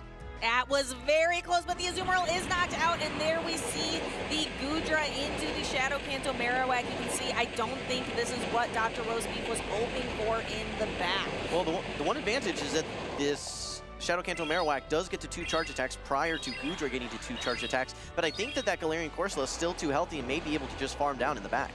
Yeah, there it goes, and makes a catch, is going to absorb this damage. Dr. Roast Beef actually going for a full undercharge, trying to get that energy back. Yeah, I think he's trying to get to 2 charge attacks again, but he's on the 4 cycle, so he's going to need a lot. And right now, your shields are down. Pyro Panda GBL actually had energy ready to go, so you really needed to knock out that Galarian Corsola. Now you're going to have an opportunity to maybe try and reverse farm, but you just don't have enough HP on your jump left. Game number 1 going to Pyro Panda GBL. Yeah, and on the back of that Goodra again, I'm thinking back to playing earlier. He played Goodra in both of his matches against Haydonis, and we see it play again here. I thought the meta was tough for Dragon Pokemon right now. It can be tough for sure, but I think Goodra is going to be your one pick that has a lot of play, just knowing that it has access to Thunder Punch for all of the waters that we see in the meta, and then also access to Aqua Tail for all the grounds that we're seeing in the meta. So I think that Goodra is a safe pick, but it does certainly have a lot of challenges. For instance, that jump left where you're just going to be taking super effective fairy winds and just getting outclassed with same type attack bonus charge attacks versus your own non-same type attack bonus. Stephanie, the one thing I want to mention is that Dr. Roast Beef doesn't really have a great answer to Azumarill, except the Clodsire, maybe the jump left on his team. He ran ABA to Azumarill last time, and it really just, it was kind of backfired on him. Yeah, and we actually pointed out Clodsire as a Pokemon that's kind of trending downwards. We're not seeing it as much in the meta, but Dr. Roast Beef almost needs it to counter this Azumarill. Jumpluff can do okay against Azumarill, but it's got to use Protect Shields because those Ice Beams are dangerous. Well, 2 Energy Balls don't even knock out Azumarill with the non-Shadow variant, so that's just a challenge right there. And one Ice Beam, while it does not KO, it certainly does a huge dent into that Jumpluff as well. So I think that for Dr. Roast Beef, I think the key Pokemon that he needs to figure out what his game plan is going to be is for that Azumarill. I wonder if that B-Barrel could be useful against the Azumarill as well. Being able to do Hyper Fang damage, that neutral same type attack bonus. Also B-Barrel doing well against something like the Galarian Corsola.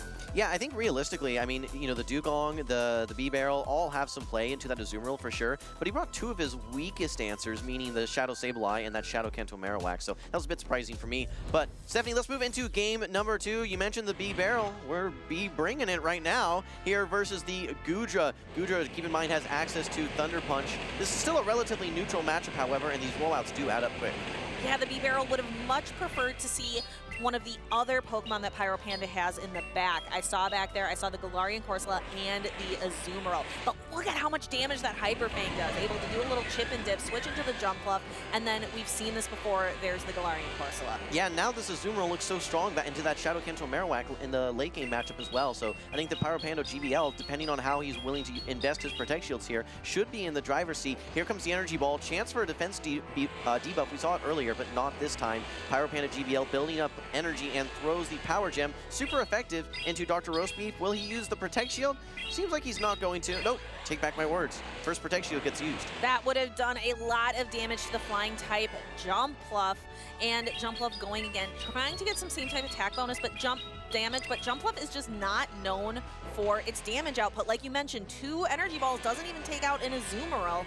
It's known for being bulky, for being able to tank some of these attacks, and maybe, again, that outlast your opponent. There's no real fast attack pressure either, so you're going to have to throw another charge attack. In fact, Dr. Roast Beef just opts to swap back into his own B-Barrel.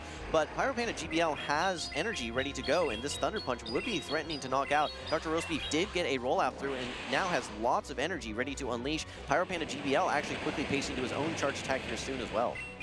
And going for some resisted damage, it's a little bit cheaper with the Surf, and at this range it would be more than enough to knock out. So Pyro Panda forced to use a Protect Shield, but still has that full health Azumarill in the back, which is looking pretty good. Well, Pyro Panda GBL now has a low HP Pokemon that has no energy. This is going to provide energy for a Pokemon on Dr. Roast Beef's team. I would not even advise waiting out Switch Clock here. I would come right in, try and get some energy before Pyro Panda is able to swap out and neutralize. Yeah, okay, he's able to get 2 Mudslaps here. Yeah, but that Azumarill is going to come in and the bubbles are really going to start chunking away. Kanto Marowak paces really quickly to these bone clubs, and they will do some damage. But take a look. Azumarill's only thrown a handful of bubbles into it, and look at how low its health has gone. Yeah, it took a couple Dragon Breaths as well, and now we can see how many bubbles. Trying to get a catch here. I think this jump up will make an energy ball. Opting to go for the bait instead. This is a curious play. I think for Pyro Panda GBL, the safe play is to actually shield this one. Yeah, we see that. I don't know that Dr. Roastbeef is going to get to another charge attack. Oh, and actually a quick swap now with the Galarian Corsola. This will now allow Dr. Roastbeef to get some farm on his own Pokemon. Yeah, here we have the Shadow Kanto Marowak with a Bone Club ready to go. And unfortunately for Pyro Panda GBL, unable to get that bubble through here. I think that 2 Bone Clubs are still not going to be enough to knock out, but maybe with the Mud Slaps as well, we'll be able to get there. And there we have the Ice Beam, so does not have a chance. That Ice Beam is going to connect into the Shadow Kanto Marowak. It is going to get knocked out, and Pyro Panda takes the win.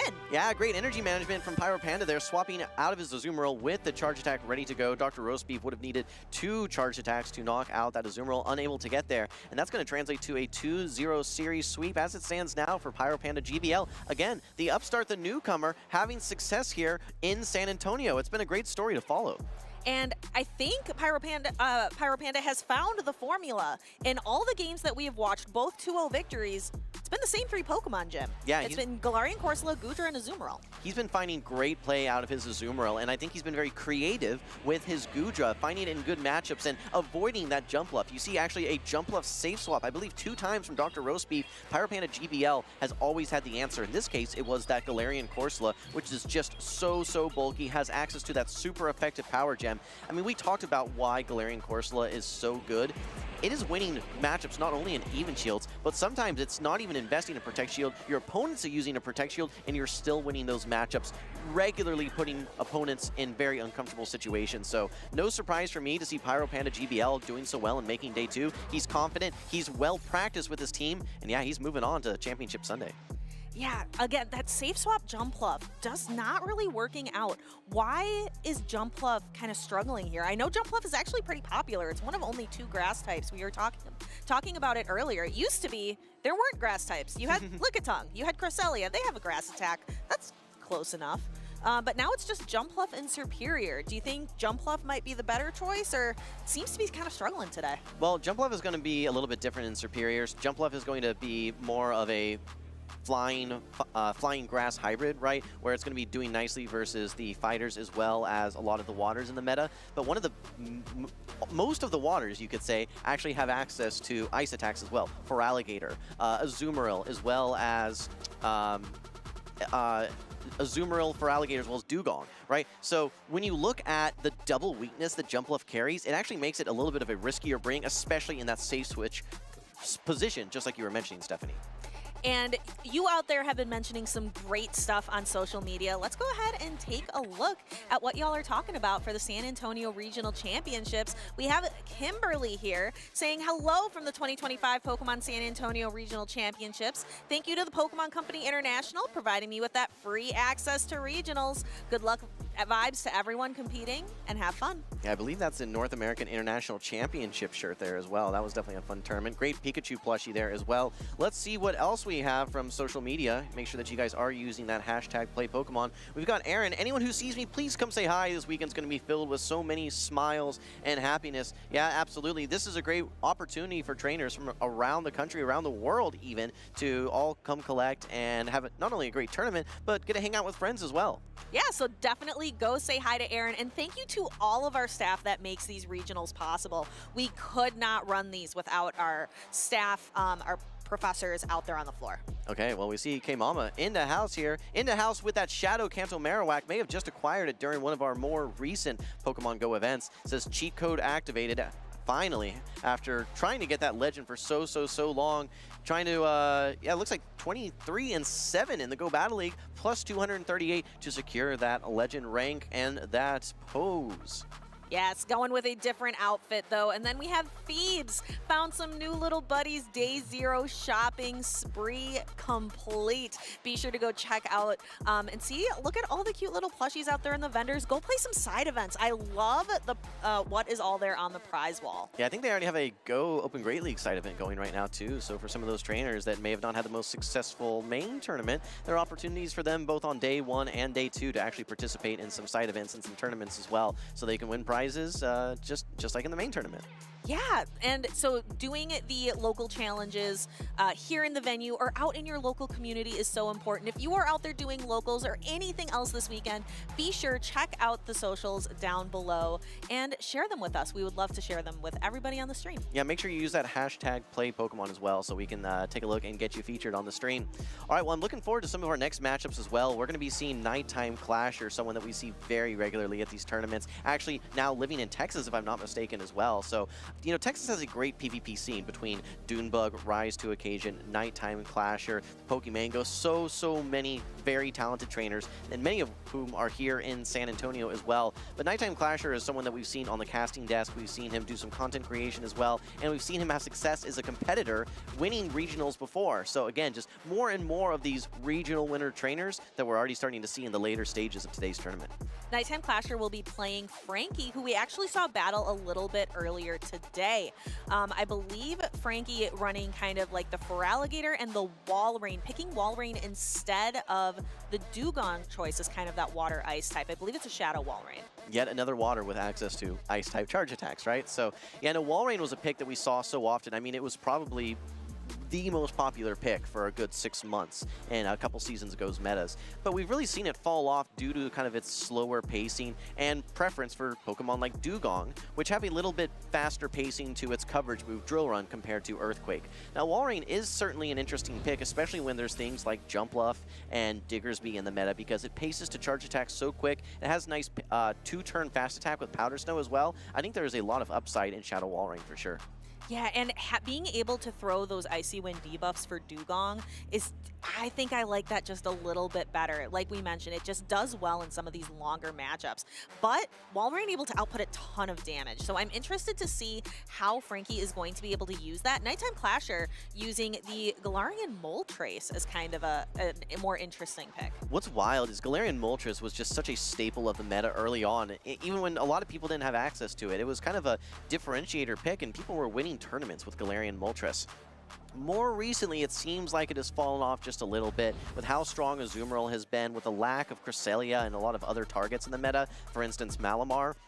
There's fewer targets for it to hit, and the one thing that you really feel like you're still wanting something more with that Galarian Moltres is its charge attacks. You only have access to same type attack bonus on your Brave Bird, which takes a long time to get to, and also has that self-debuffing component, which makes it a little bit riskier. And Ancient Power really just isn't the coverage move that Galarian Moltres needs. I think we're actually seeing more people shifting back to Mandibuzz now, especially Air/Mandibuzz, compared to the Galarian Moltres. I was just thinking that too. I also really appreciate Mandibuzz's bulk.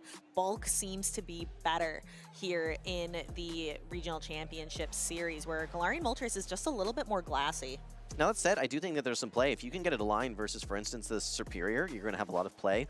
Even into something like a Feraligatr, where you're going to be resisting those Shadow Claws, there's certainly play for Galarian Moltres to see some skill expression. But we're not going to wait any longer. Let's move into these battles here. This is winners finals in Group E. Nighttime Clasher going to be facing off versus Frankie T52. It's battle of the Poison-type Pokemon, the Drapion into the Clodsire. Bit of a favorable matchup for Frankie, at least in the Zero Shield matchup with his Clodsire, but don't discount the strength of the spammy Drapion in its Aqua Tail. Being able to outpace and put Aqua Tail after Aqua Tail. Let's take a look and see how much damage this does to the Clodsire. It's a significant amount, getting to not just 1, but 2. Really putting the pressure on Frankie early on in this matchup. Yeah, you need 3 of these Aqua Tails to knock out, but if you go straight Earthquake as Frankie, it puts you in a really awkward position. A lot of trainers opt to go for a bait charge attack here. Nighttime Clasher, oh, he does not shield. Down goes the Drapion. Okay, well, there is an opportunity maybe for a farm down. You can get a very aggressive, maybe single shield on an Earthquake and just counter all the way down, but instead, Nighttime Clasher Clasher wants to start ramping up right away. This is the Shadow Annihilate, so it should be enough to knock out with simply this one Rage Fist and go into the next matchup with an attack boost ready to go. But Frankie is ready with Air Slash Mandibuzz starting to chunk away at this Annihilate. Now, Nighttime Clasher does have Ice Punch on the Annihilate, and it's already one stage boosted. Frankie opting not to shield. That's a lot of damage. There are not many things that can do that to a Mandibuzz. No, absolutely not. That is a boosted Ice Punch from a Shadow Annihilate. Tons of damage, of course. Here comes the Aerial Ace. This will pull the Protect Shield for Nighttime Clasher. Frankie has the Shadow for Alligator in the back. These are super effective Shadow Claws. Nighttime Clasher is not going to be able to reach that next Rage Fist. Actually swaps out a bit late and is now energy disadvantage versus this Feraligatr. While this Feraligatr has taken a decent amount of counter damage already, it is taking only resisted fast attack pressure from these bubbles now and up a Protect Shield. This is Frankie's game, I think. Yeah, Feraligatr looks really good here, which again seems almost a little counterintuitive because Azumarill has access to a charge attack that can actually do neutral damage. But these Shadow Claws just over time really start to peel away at Azumarill's defenses. Yeah, Shadow Feraligatr is just so much faster pacing to these charge attacks and just so much more efficient with Hydro Cannon despite being resisted energy into this Azumarill. The Shadow Claw is just doing so much, and now you're in range where one Hydro Cannon basically is going to knock you out. You have to shield this as Nighttime Clasher, and I think that the only win condition at this point left for NTC is going to be a potential catch here. Let's see, the next charge attack is ready to go. This is going to be the Ice Beam. You have to shield this as Frankie. Will Nighttime Clasher be able to catch a move?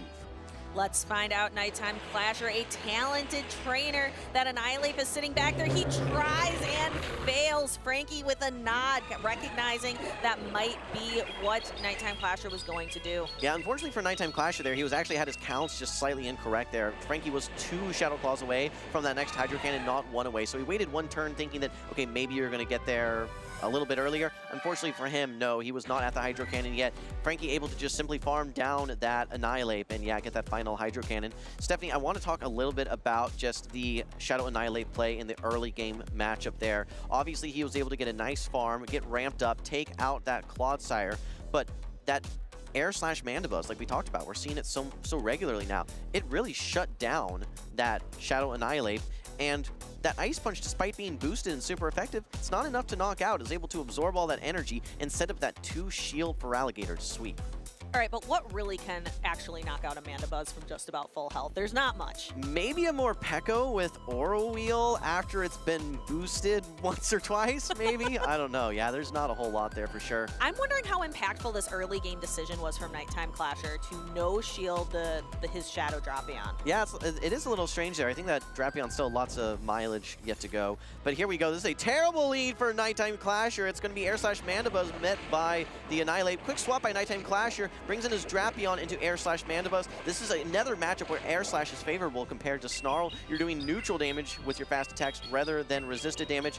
Gonna throw the Aerial Ace now as Frankie. Nighttime Clasher looks like he's gonna be absorbing this here.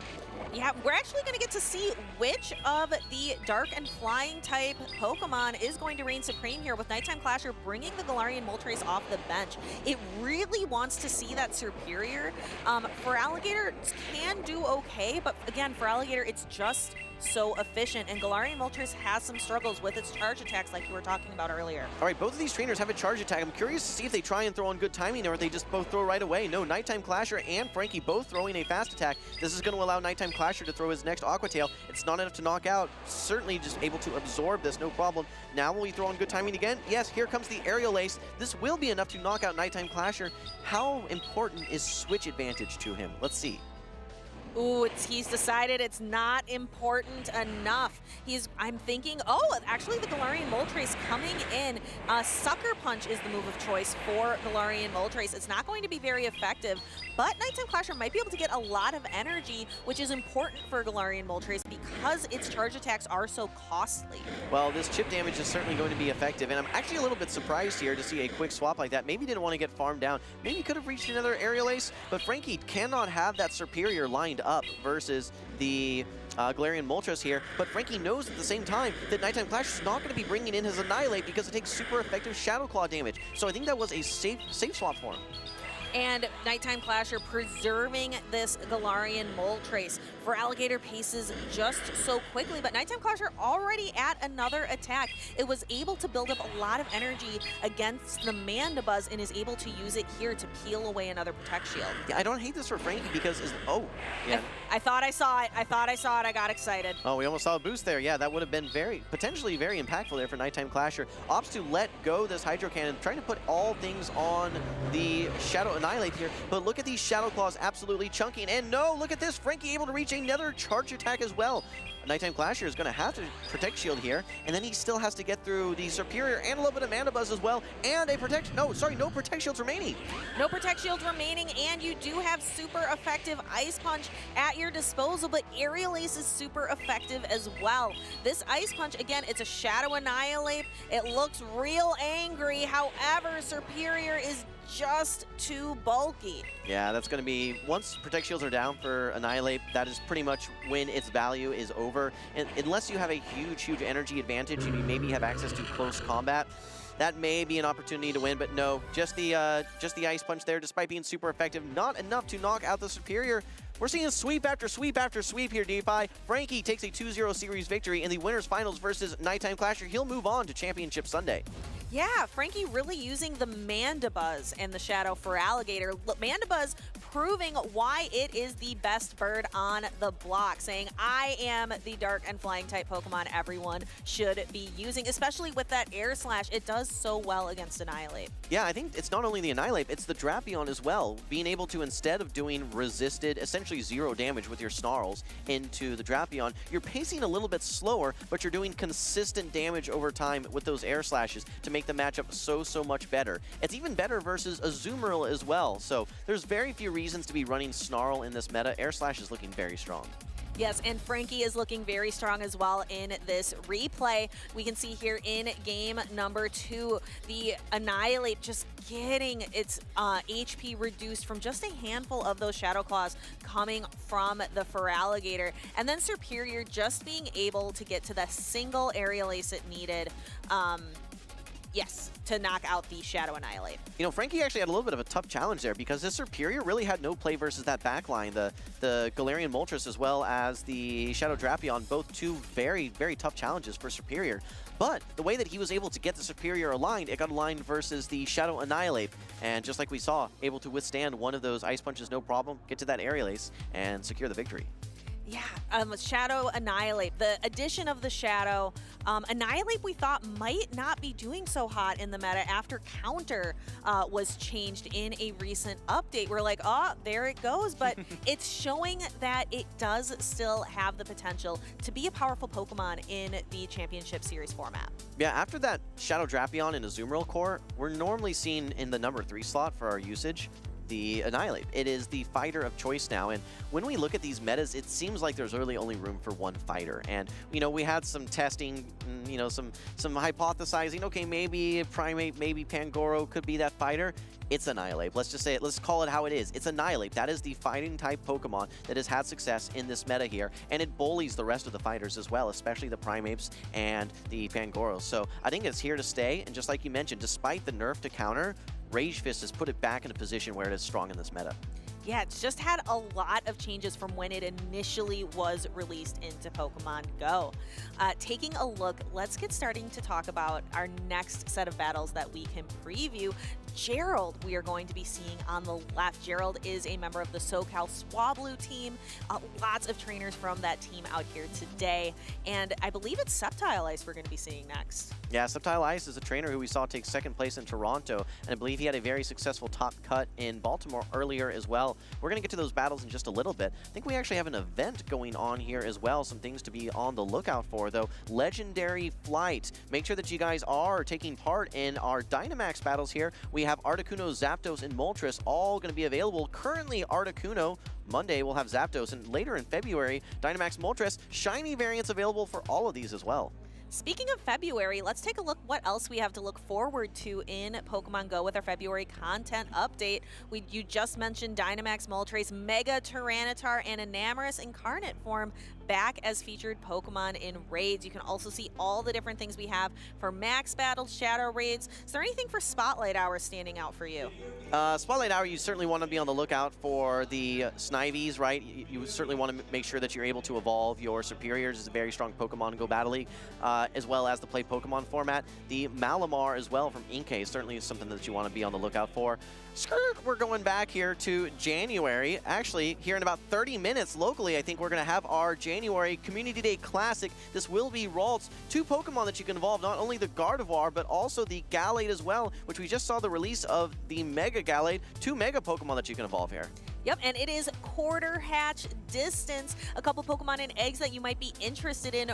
Rookity, a new Pokemon that will be evolving that evolves up to Corviknight, is in 2-kilometer eggs. And if you've been seeing all these Galarian Corsola, be sure that you are getting those 7-kilometer eggs. Those come from when you open gifts from your friends. So that is a great opportunity if you want to get to hatching those eggs. That's right. And a quick ask here from Wholesome for everyone in the venue. If you see an open Pokestop, hit it with that Steel Lure. We'd love to see some of those Rookies here rather than just the regular spawns.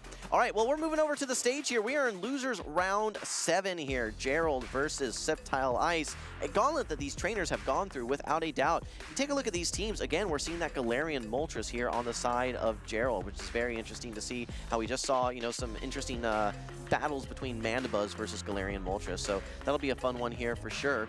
But taking a look at these different opportunities. Actually, you know what? I think those may be the incorrect Pokemon here. I think that those are from last battle. We'll make sure that we get those Pokemon updated here for you in just a sec. If you remember, actually, Gerald was one of the trainers that brought Toxapex on his team when he was facing off versus, I think it was Rise. 2 trainers both bringing the Toxapex, which I feel like has been a little bit out of the meta recently.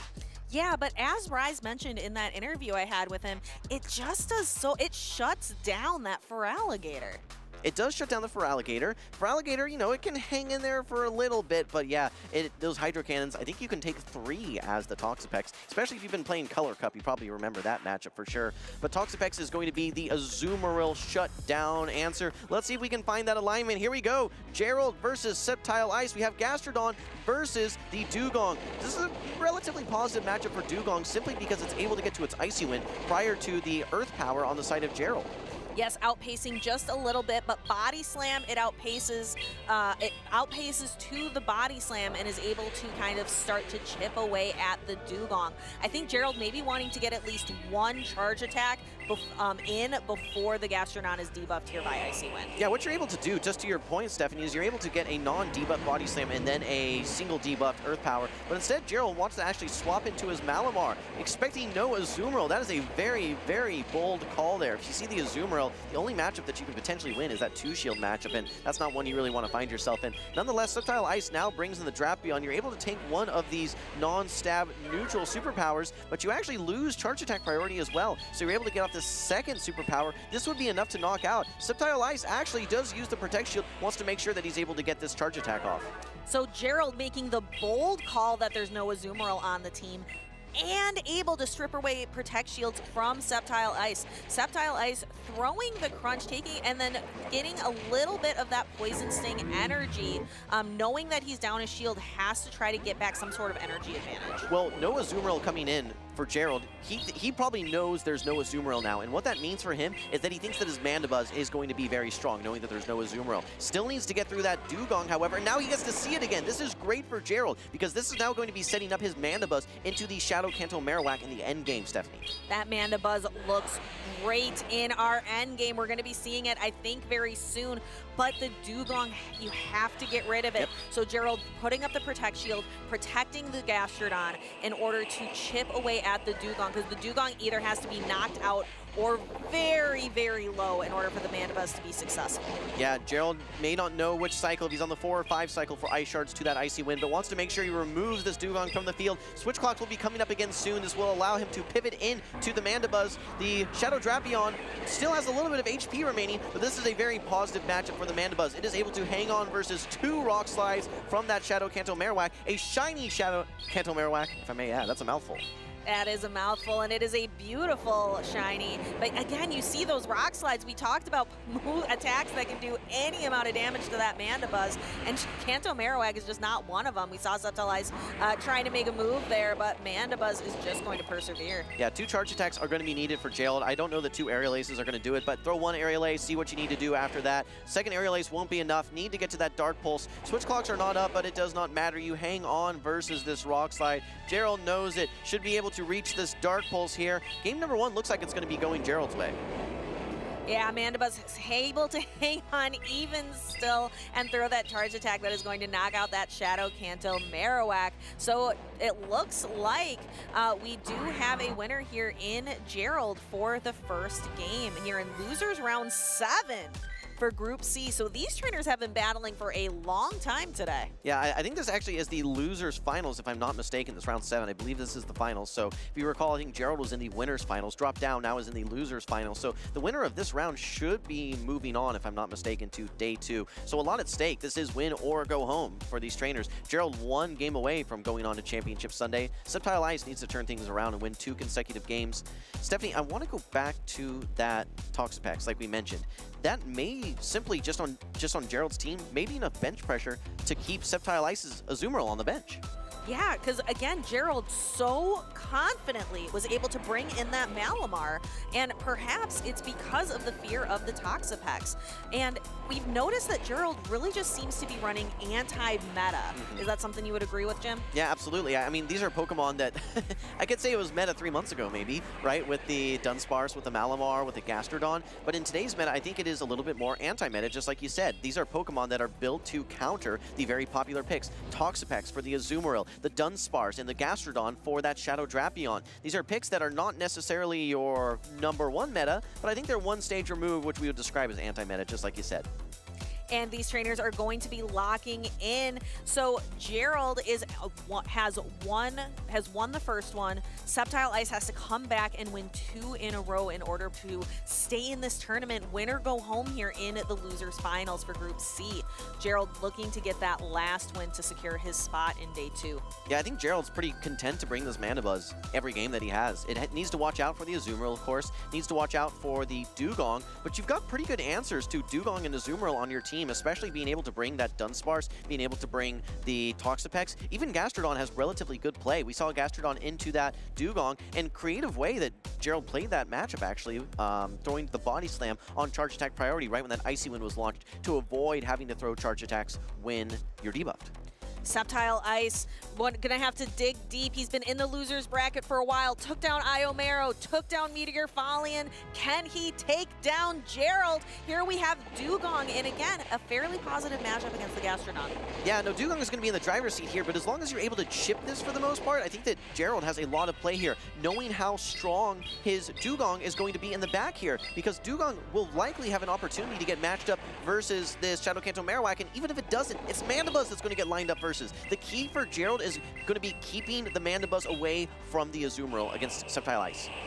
Yeah, Gerald can't make that same bold decision so maybe Subtile Ice recognizes like, oh, Gerald thought the Azumarill wasn't going to be coming in. I'm going to bring it here, but it looks like Gerald has enough potential to be able to take out that Azumarill in the back, but like you mentioned, he has to keep Mandibuzz away from Azumarill. We see Dugong building up to almost 2 Icy Winds and throwing it here just to guarantee that the Gastrodon is knocked out into secure switch advantage. Yeah, I think we could have seen a full farm down. I think that you would have withstood that single debuffed Body Slam there, but instead opted to just simply get it off the field. Now you're going to see the Dugong. So this is good information now for Subtile Ice. He thinks that, okay, what am I going to be seeing in the back? Could it be the Mandibuzz or the Malamar? The only other options are the Dunsparce or the Toxapex. So it's kind of 50-50 at this point, but I don't know.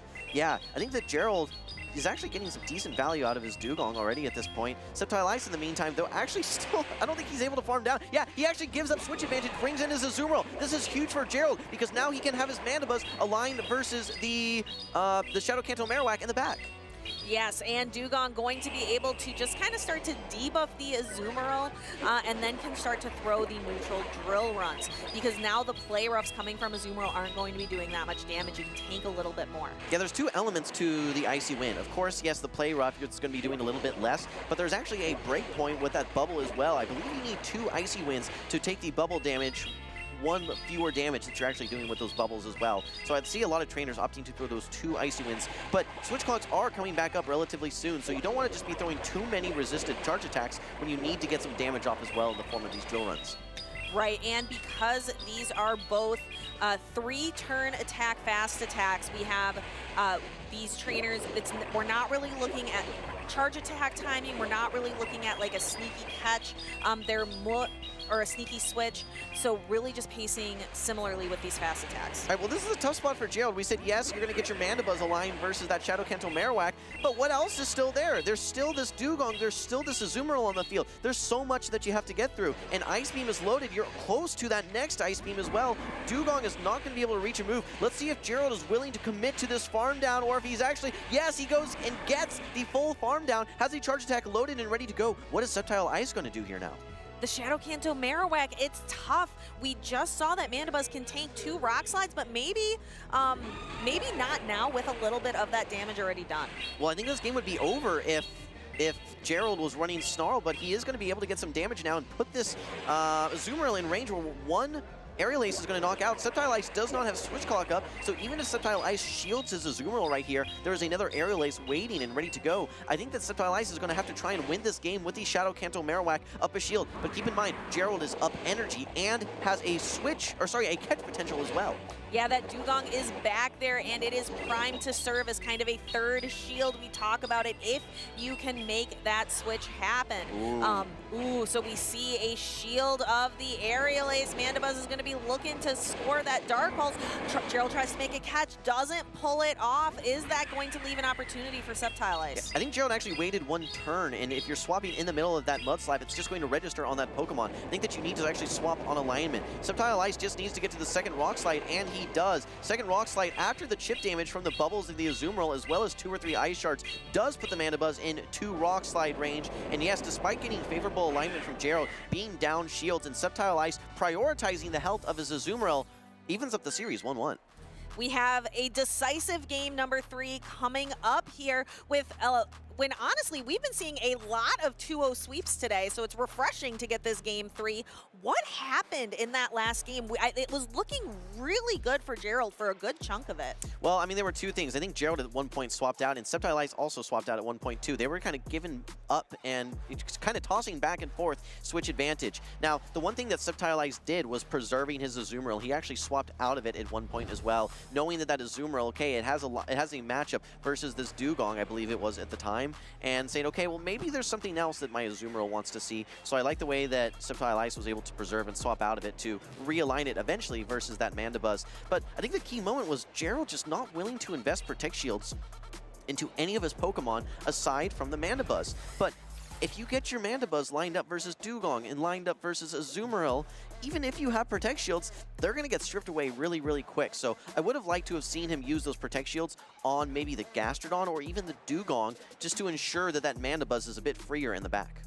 So I'm wondering how these trainers are going to pivot. Both have a win, and you're in a situation where it's win or go home. Which Pokemon are you having on your team that are going to carry you, that are going to bring you that victory? Okay, well, we're seeing the Shadow Kanto Marowak every single game right now for Sceptile Ice. There's really no reason not to bring it. It does well versus pretty much everything. Even versus the Dugong, it's you know, you still have play to hit for a super effective Rock Slide. There are good plays there, as well as the Mandibuzz that you can hit super effective for. So you have to know that that's coming. That makes the Toxapex very, very risky for Gerald, because that is a very one-sided matchup. Gerald, if he wants to take a risk, he brings it anyway, hoping that he can get it aligned versus the Azumarill, which has been a very nice pick for Sceptile Ice and what was key for him in game number 2. I think it's going to be some mind battles of where do you get your Azumarill aligned, where do you get your Mandibuzz aligned, and do you bring that Toxapex as the prime answer to that Azumarill? I don't think Gerald brings it. I think it's just bench pressure, and can Sceptile Ice see through that and bring the Azumarill? Because other than the Toxapex, Azumarill has a lot of really good play. All right, well, last game, Sceptile Ice brought 2 answers to the Mandibuzz, the Azumarill and the Dugong in an ABA fashion.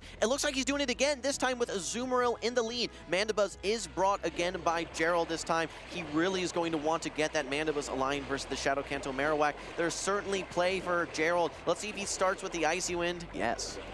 Yes, like you mentioned, throwing a couple Icy Winds. We talked about a breakpoint with Bubble. We want the Play Roughs to be doing less damage. So that seems to be kind of the best opener for a Dugong player going into an Azumarill. All right, well, yeah, I think Gerald just wants to stay in this matchup. If you swap out, you're going to be swapping into your Gastrodon, which is going to be a risky play. Could bring out the Dugong, which may make the Mandibuzz a bit freer. But either way, second Icy Wind comes through here. Before that next Play Rough, this will now put those bubbles in range where they're doing less damage. Gerald should be able to go straight Drill Run from here on out. But you can, oh, and actually you can see Sceptile Ice reaching for his own Dugong, wanting to bring it in. This will now bring in the Gastrodon. It's very important now for Gerald to make sure that he gets switch advantage. He wants to keep that Dugong on the Azumarill and have Mandibuzz lined up for what can only be that Shadow Kanto Marowak.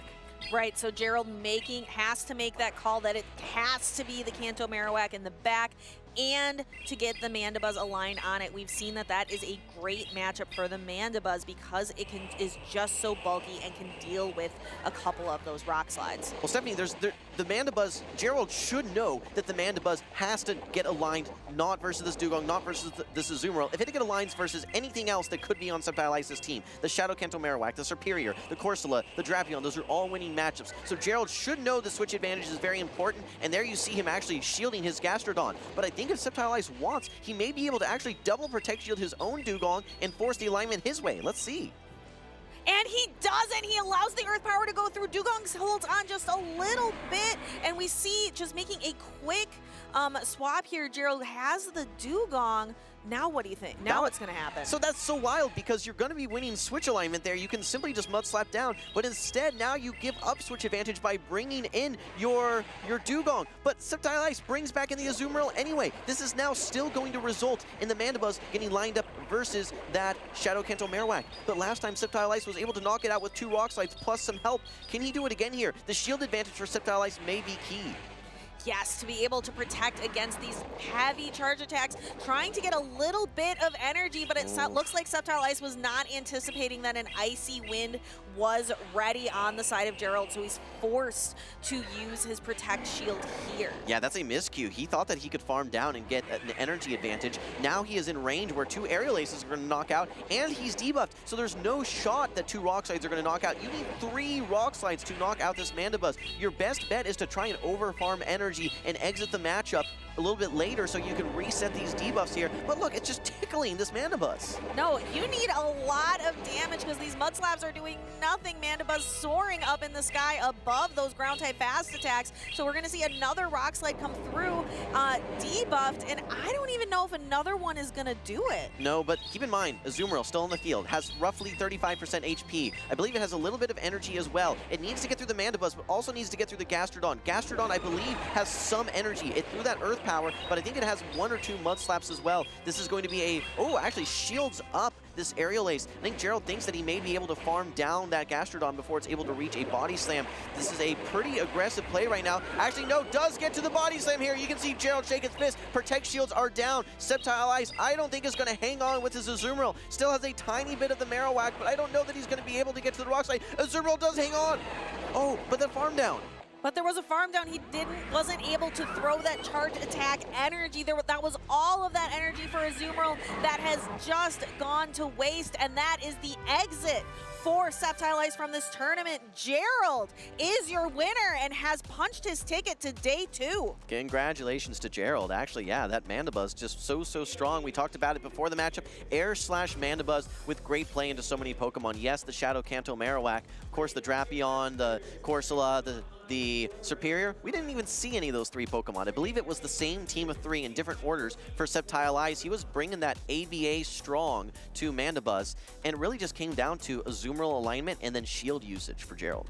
Yeah, and for Gerald, that Toxapex being able to scare that Azumarill off earlier in the set of battles has been working really well, because I don't think we've seen Gerald bring it at all yet. No, you're right. Actually, yeah, in game number 1, we saw no Azumarill. You're right. I think it was the Shadow Drapion instead. So it did scare it away in game number 1. But then after not bringing it, I think that he was willing to bring the Sceptile Ice was willing to bring that Azumarill in games 2 and games 3 there. But every single time, Gerald had some sort of response for it, especially the Gastrodon. And I gotta say, the MVP wasn't even that Mandibuzz. I think it was the Dugong play from Gerald, able to get in Azumarill in situations where he's debuffing it, forcing him to swap out. Just a lot of really awkward situations for Sceptile Ice, forcing him to remember exactly how much energy that he has. And yeah, a couple times we saw some miscues there from Sceptile Ice, leading to advantages for Gerald. Gerald really showing an ability to dance around with his Pokemon. And also, you mentioned he always has an answer.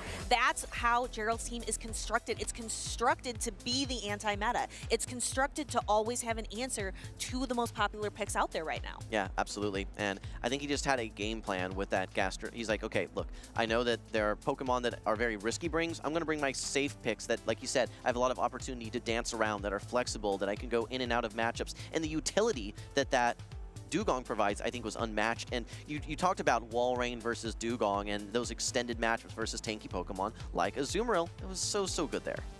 And I want to hear a little bit more about the team from the man himself. Let's go ahead and take it down to Gerald, who is going to be interviewed by Will. Thank you so much, DeFi. I'm here with the dancer himself. This is X-Gerald X, who just danced his way through a very close matchup versus Sceptile Ice. Gerald, we were talking just before the cameras went on. You said Gastrodon is your MVP. Tell us about it. I think Gastrodon is one of the underrated mudslappers this meta. Everyone's going with the Shadow Kanto Marowak and things like that, but Gastrodon has been so great for me in Sacramento and here in San Antonio, and I'm just having so much fun using it. Now, Tua Butters made a very interesting observation. He says you commonly run the same Pokemon over and over. And I gotta be honest, Gerald, when I was watching the games, I saw Shadow Marowak versus Mandibuzz 3 times in all 3 games in all 3 different ways. So tell me about your strategy when you team read and approach battles. Honestly, Sceptile Ice is one of the best battlers in the world. I gotta give him his respect for that. And I was so lucky to have the Mandibuzz just dodge the Dugong and the Azumarill in the 3rd game. But yeah, I don't want my strategies out there, but if I know a line very well, it's probably gonna be tough to beat me. I think you made an interesting point. Dodging the Azumarill was something you really worked hard to do, and you're able to do that consistently, which is really good. One question that I wanted to ask you, Gerald, is you're famous for winning Altaria, but of course it's not exactly top meta right now. As a trainer who has competed a lot, how do you evolve with the meta and evolve your strategies? I wish I could play Altaria in this format, but I gotta say the Pokemon that I'm probably gonna play in every single regional is gonna be Dunsparce. I remember running both of them at the same time a couple years ago, and that was so fun. But that's how I adapt to the meta. I really like to play a lot of my favorite Pokemon, and I like to see if they do pretty well. And even if not, I still like to play it anyway.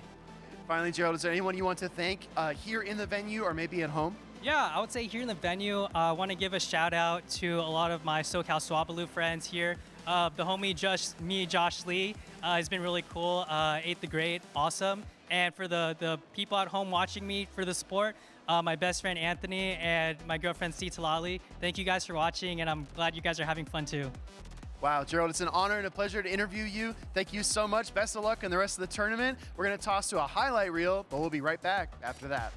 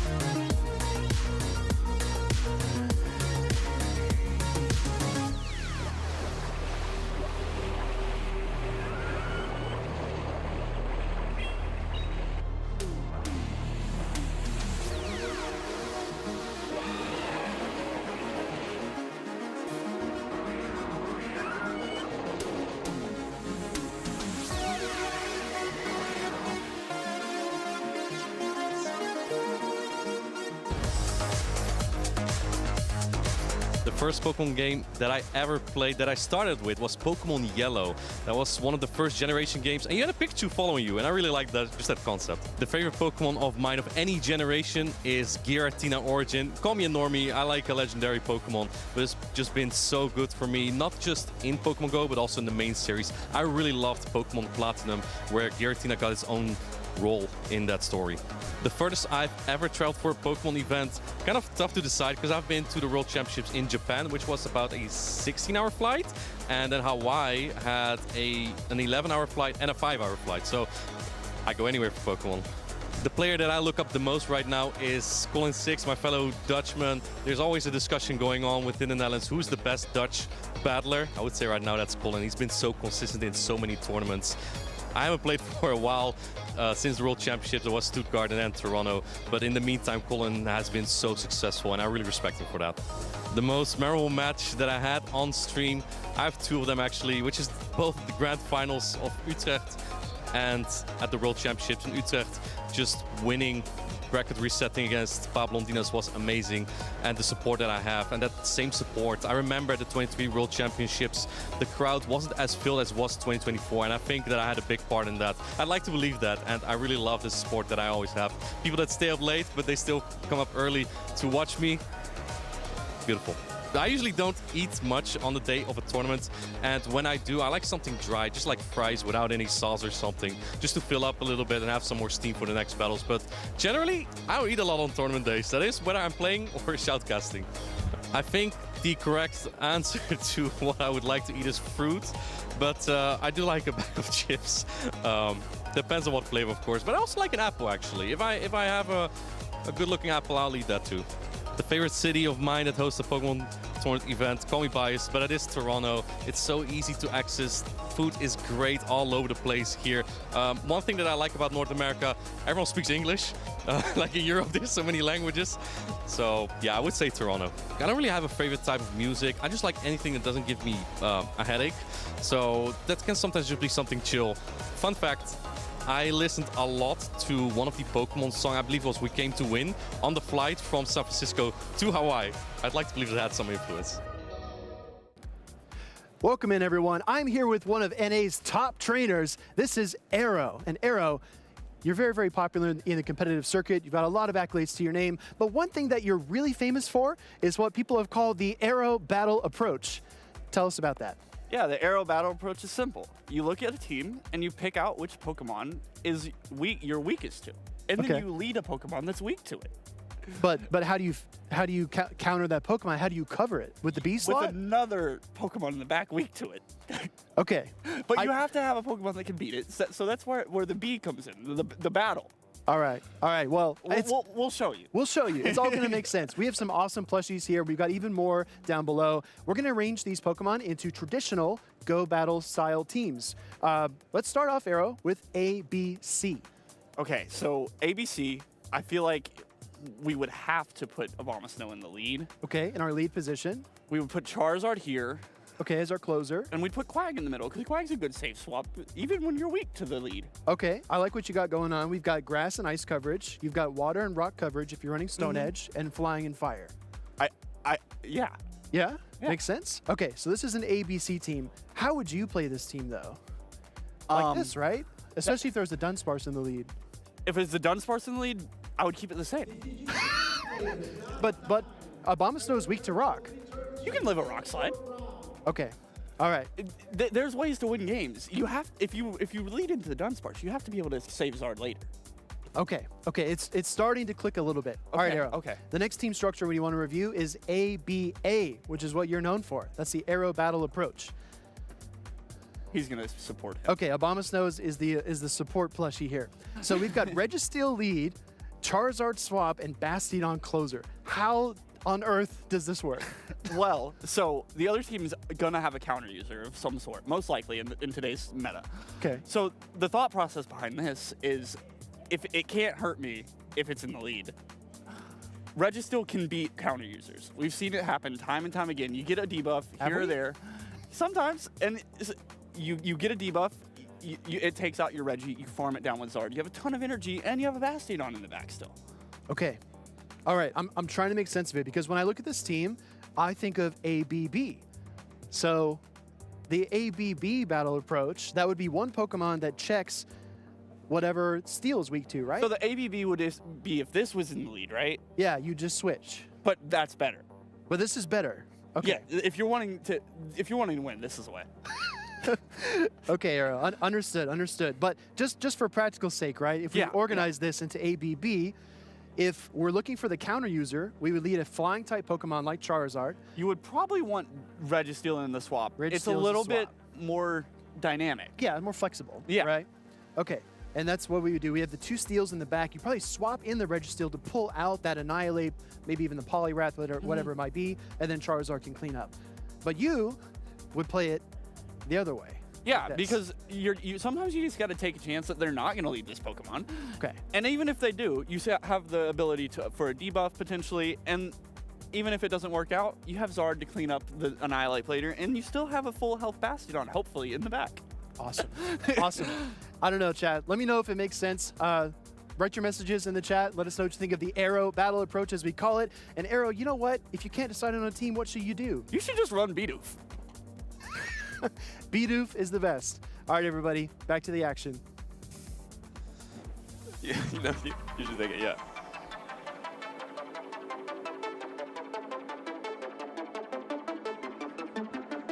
When in doubt, just play Bidoof, according to Arrow, our famous trainer who patented the Arrow battle approach. That was a fun segment to do, and I gotta tell you, Butters, I was watching your facial expressions during that segment. You kind of had a very puzzled look on your face, like, really? Is this what he's thinking? No, I love because he's so committed to not only his crazy lines, give him any crazy line and tell him defend it, and he will defend it to no end. That's true. And that's what I love about Arrow. I think Arrow actually just started his journey here today because there's a stagger. There's a lot of groups here in San Antonio, so we're going to have to keep an eye on how Arrow's strategy is doing so far in San Antonio. I believe he started maybe half an hour ago. Maybe he's already up to a 2-0 start.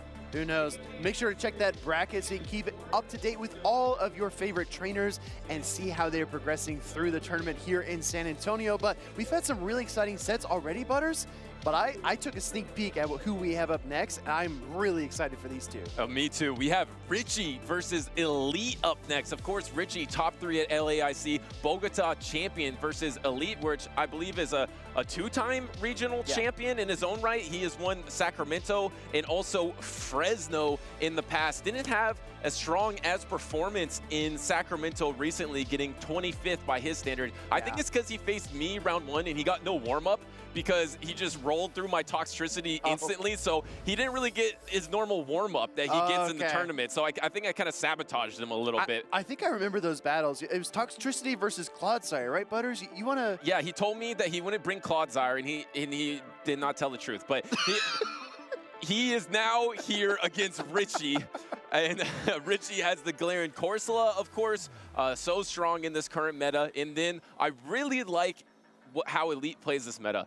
In my eyes, he has 3 Pokemon that can be closers and can finish up a battle. That's Ariados, Shadow Drapion, and Feraligatr. He often brings a lot of those Pokemon. Only one in this game number 1, though, and he's actually bringing triple water to start off this Losers Finals. Triple water into a Jump Bluff team, so I think Arrow might be a fan of this team composition already from Elite. Gonna go ahead and fire off the first crunch of the game. We're gonna see so many crunches this weekend, chat. Make sure to keep track of them all together as a team. First crunch does connect and trigger the defense fall, and then we see the pivot into a Azumarill to soak the Icy Wind. What anticipation? The not very effective Icy Wind. It is resisted here, and yeah, let's keep track. How many crunches and how many Aqua Tails? I think Aqua Tail is gonna lead the league here in usage.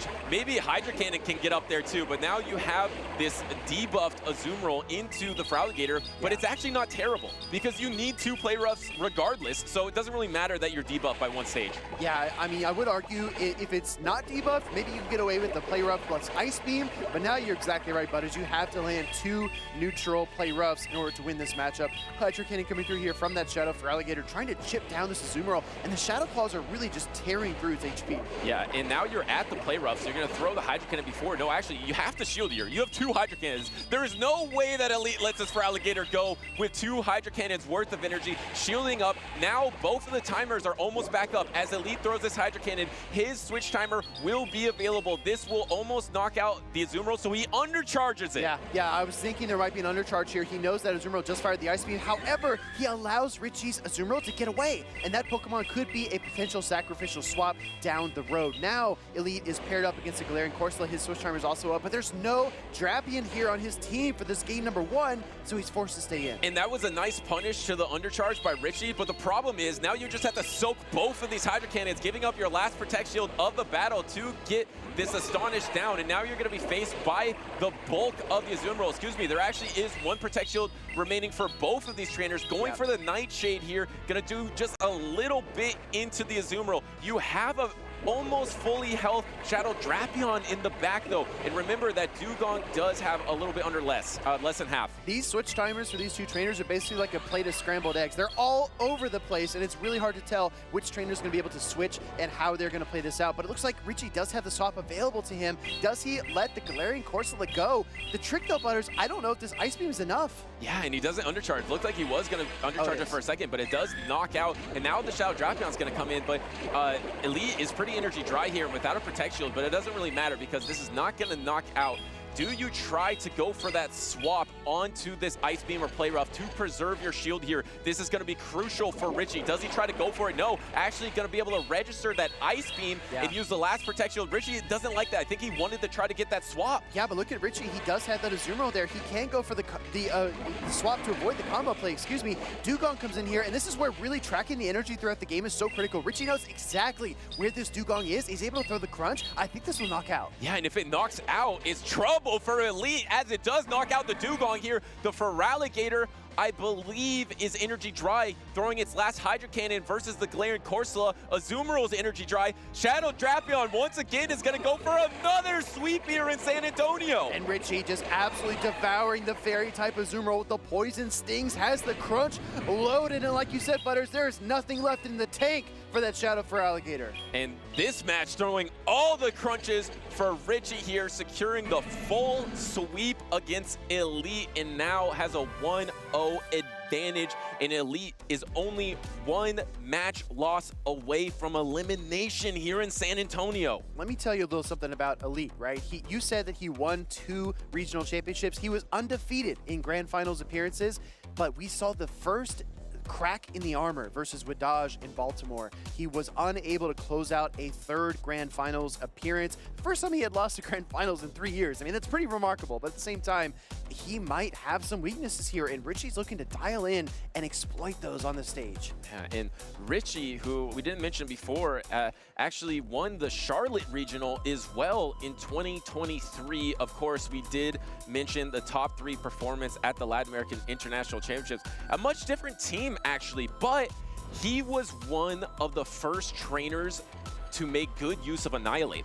Annihilate and Primeape wasn't used that much. In the Final 4 for Latin American International Championships, there was Ashton Ash at number 4 with the Primeape, and the only one in the top 3 with Annihilate was Richie. So he was one of those first influential trainers to bring Annihilate on the map here, and he has it once again here in San Antonio. He also piloted that Galarian Corsola to his regional championship this season, so he's very familiar with the Ghost-type Pokemon. But on the opposing side, Elite does have a lot of coverage. The Shadow Drapion and the Shadow Feraligatr can really punish Ghost-type Pokemon. I think that Richie's going to look to avoid those as we go into game number 2. Like you said, Butters, this might be an elimination game for Elite.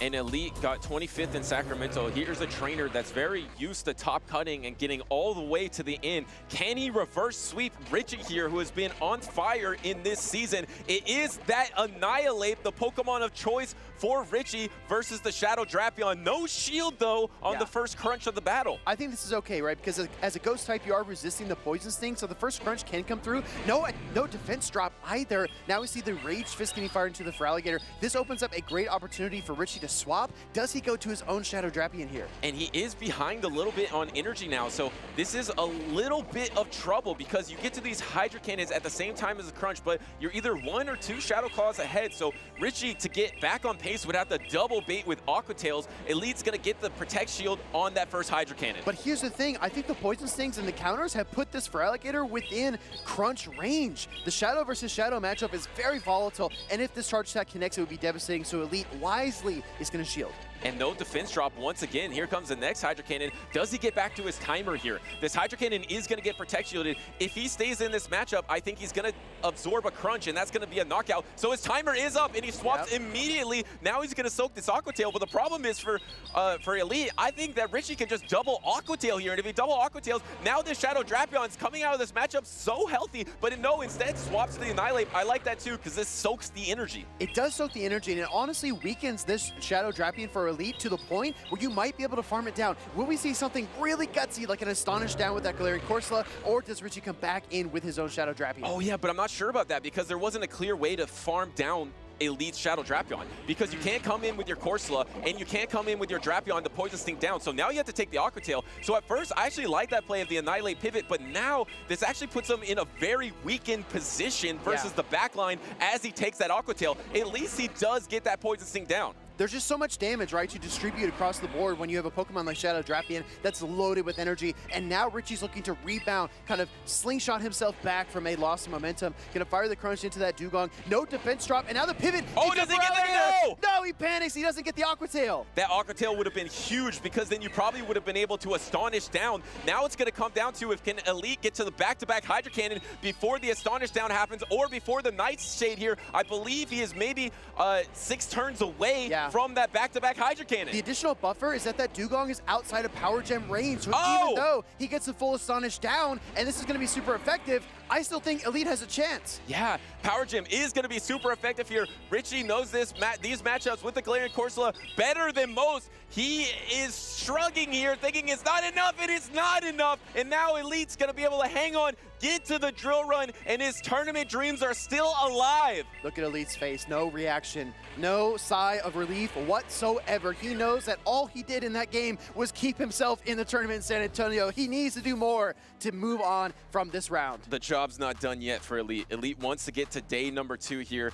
ties up the series versus Richie. Richie had that crucial pivot of the Annihilate to soak that Aqua Tail, but I think he had the opportunity to double Aqua Tail on his own Shadow Drapion, and maybe that was the position that Elite got ahead. Yeah, I think so as well. I think that Shadow Drapion just loaded with energy, especially when the shields start to go down, is so meddlesome, right? You fire off the Aqua Tails, you fire the crunches, you have to distribute the damage across your entire team, because if you just send in one Pokemon, it's going to get absolutely annihilated. And as we take a closer look at this team, 2 Pokemon actually that we have not seen at all from Elite in this series so far are the Ariados and the Shadow Kanto Marowak. And the thing that's hard about bringing Ariados into a Galarian Corsola meta is the Galarian Corsola. It's just so bad in that matchup. Yes, you can Trailblaze it, you can or lunge it, and you can do some gimmicks to make it not terrible, but really, Corsola has all the positioning it wants and can gather momentum for next future matchups. So it's so hard to bring that Ariados against that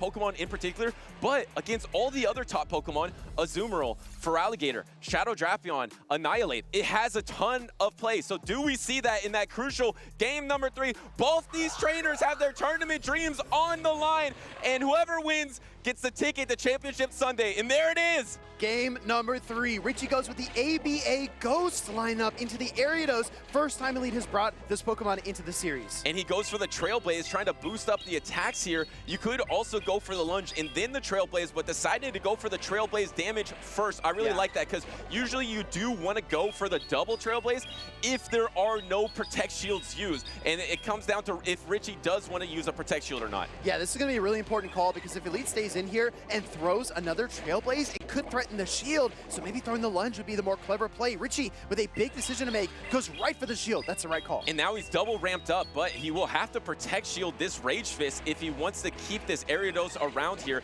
And here comes the Rage Fist. It's going to be coming right before the Trailblaze is available and gets the Protect Shield from Elite. So now, do you try to swap onto your Galarian Corsola or try to soak this energy somewhere else? It's going to do a lot of damage. Here comes the pivot into the Corsola. That is looking what Rich is going to do. And he actually didn't throw. He could have thrown a double buff Trailblaze, but decided to swap. I'm honestly shocked, right? I'm honestly very surprised by that, but Richie likes to do that. He likes to bank energy and switch the Pokemon out, throw his opponent off balance, but will Elite fall for the trick? Hydro Cannon does connect. Now this Galarian Corsola is going to look to land a Nightshade against the Feraligatr.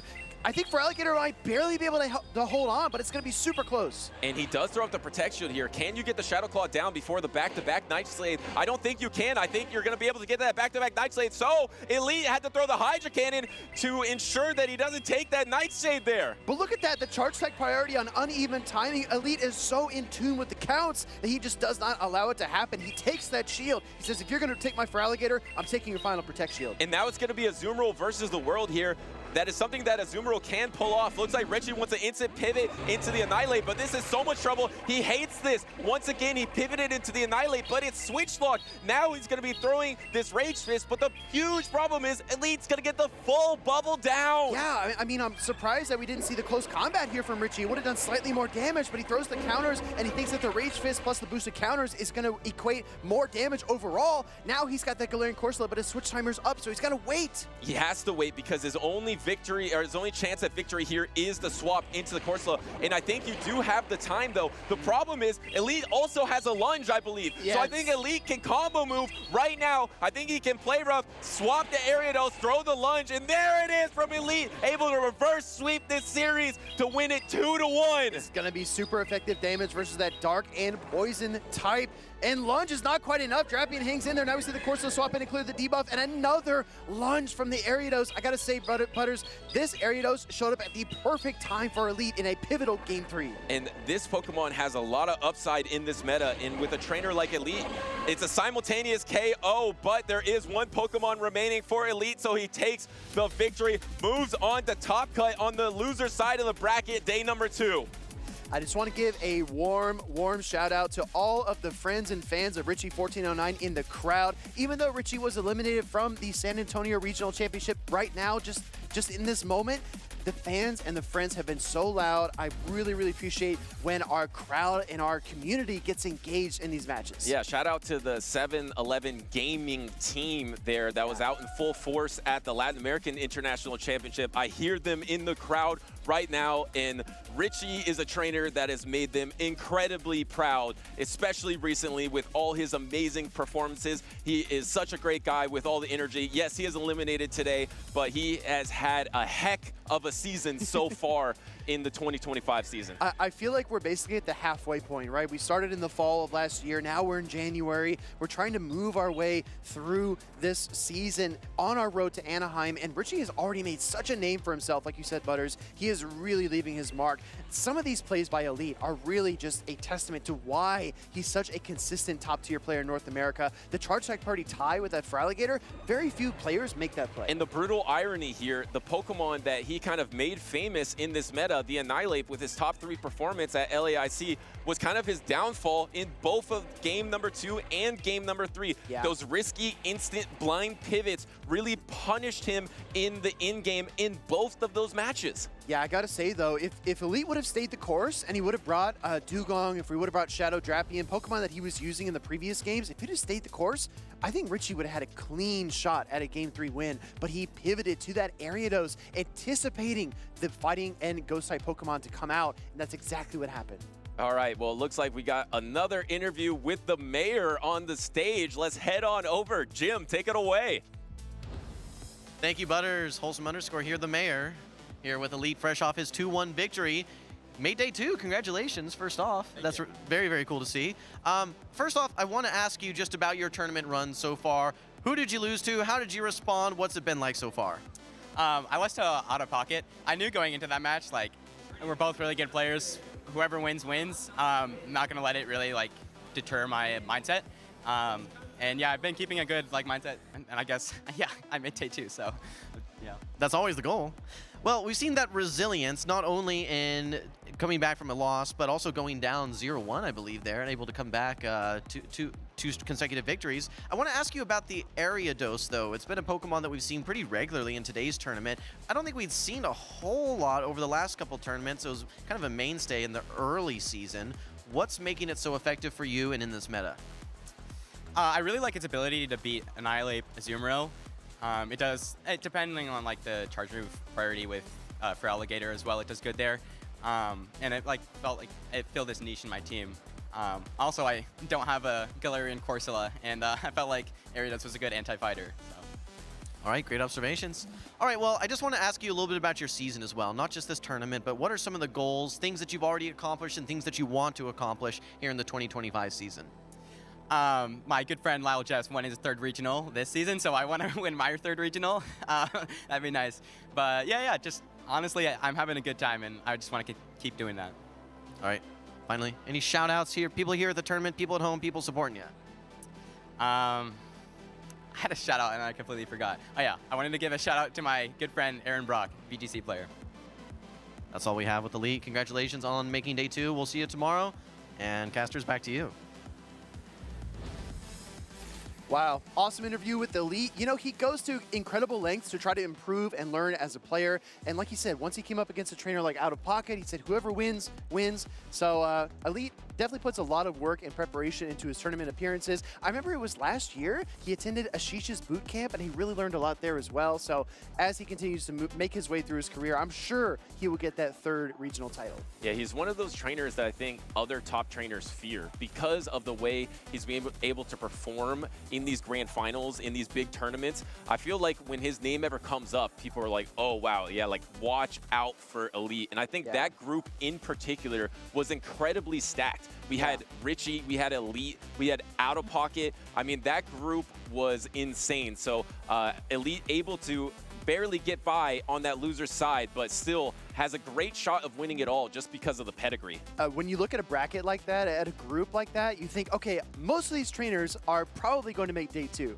But we also had our own predictions about which Pokemon and which players would punch their ticket in day number 2. I picked Arrow, and you know what, Butters? Our producer said, oh, I don't know, that sounds kind of risky. I believe in Arrow, though. Well, I think it's because he saw him defending that Regicil Bastion ABA line. But remember, he's done so well in so many tournaments with that exact same logic. So that logic that he was showing there, he does well in tournaments. I picked Ashton Ash, one of the few trainers ever to get top cut in 2 international championships. And I believe actually the first trainer ever to top cut in 2 straight international championships was the runner-up at the North American International Championship and then was top 4 at LAIC this season. Butters, I just got word from production. You're not going to believe this. D5E's pick, H. Shira, took down Ashton Ash and sent him to the loser side of the bracket. So her pick topped your pick in this tournament so far.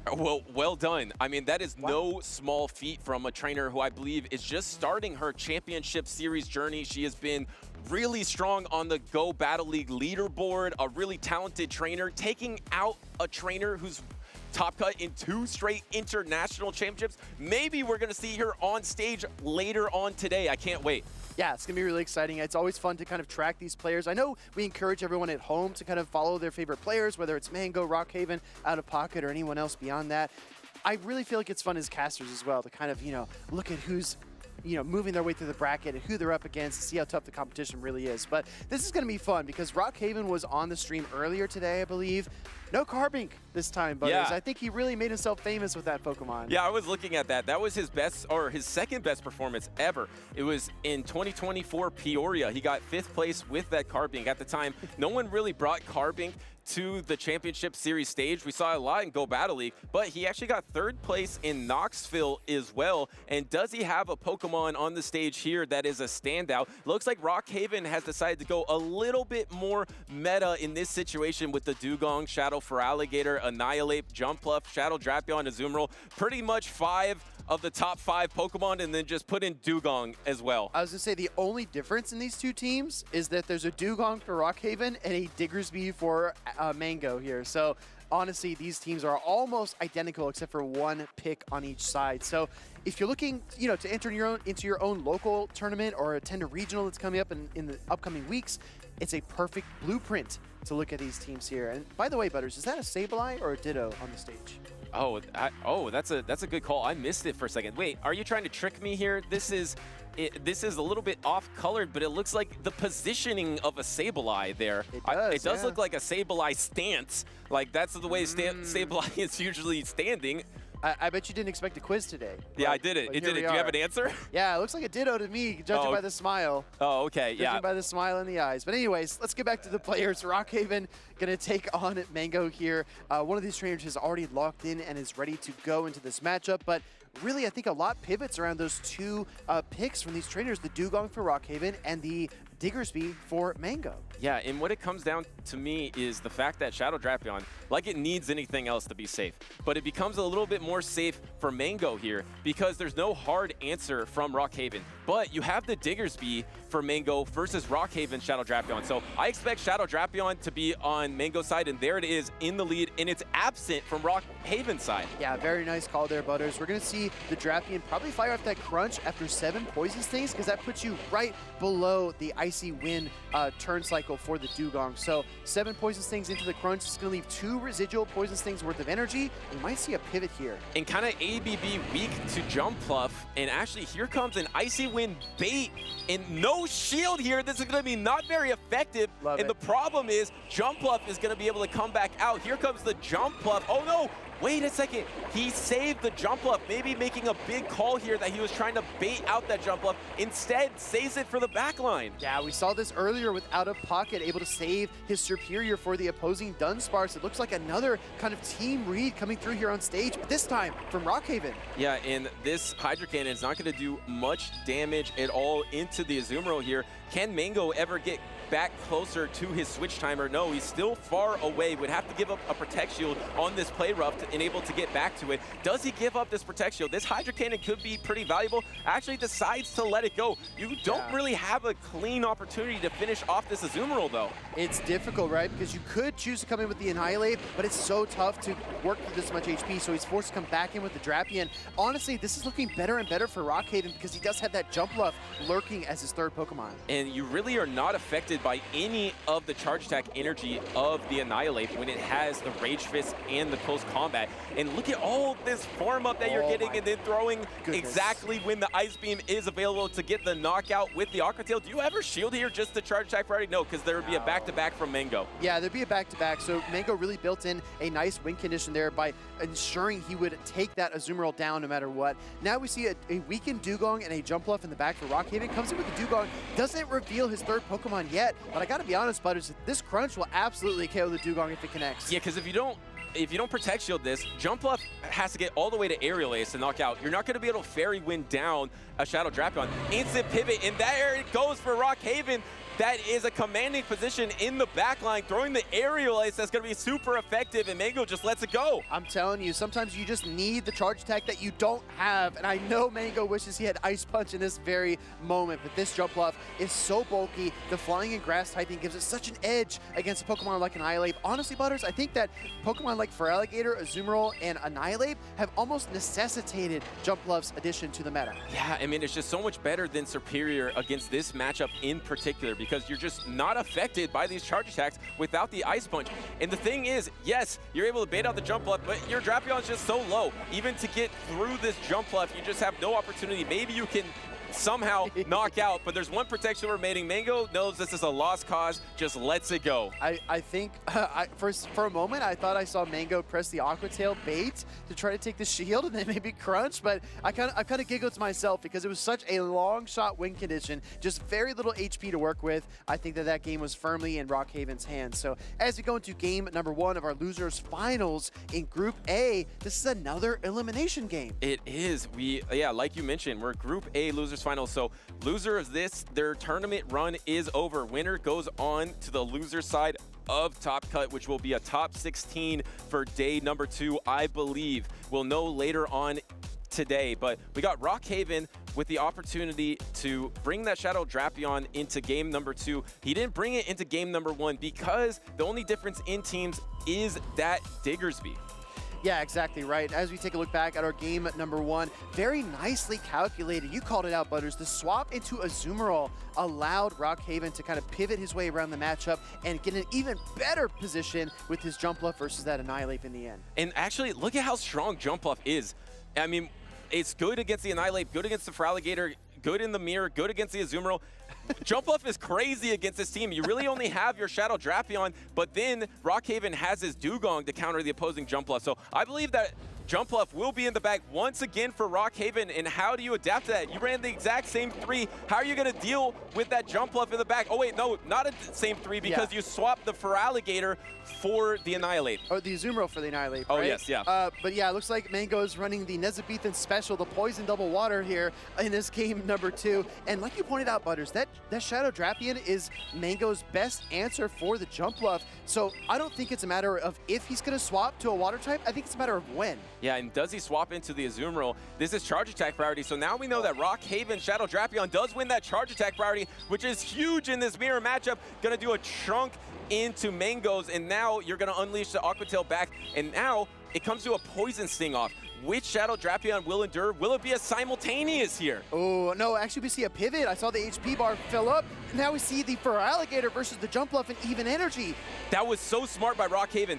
Knowing the Shadow Drapion is out of this battle, you can pivot into Jumpluff anytime you want. You don't have to worry about it. But Mango does gain some ground here with that bait on the Hydro Cannon.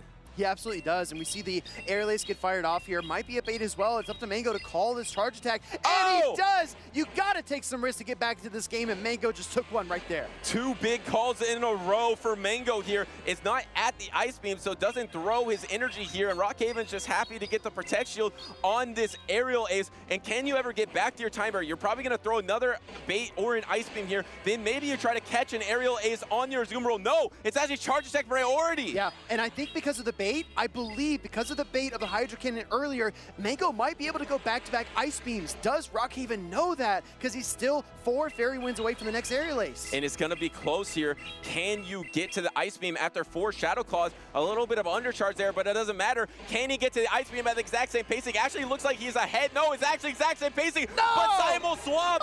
What play, what call, what awareness from both of these trainers. Expecting to catch the Ice Beam, Mango made the switch, expecting to catch the aerial ace. Rockhaven made the switch, and now we've got an Azumarill mirror match on the field. And I gotta be honest, Butters, that Feraligatr is gonna win the charge attack priority over the Jumpluff, so it really is gonna come down to the wild cards, which are the weakened Drapions in the back. It feels less like a fight, more like a dance, and both these trainers are on the same beat, having the same thought process in this battle, swapping into the Azumarill at the exact same moment.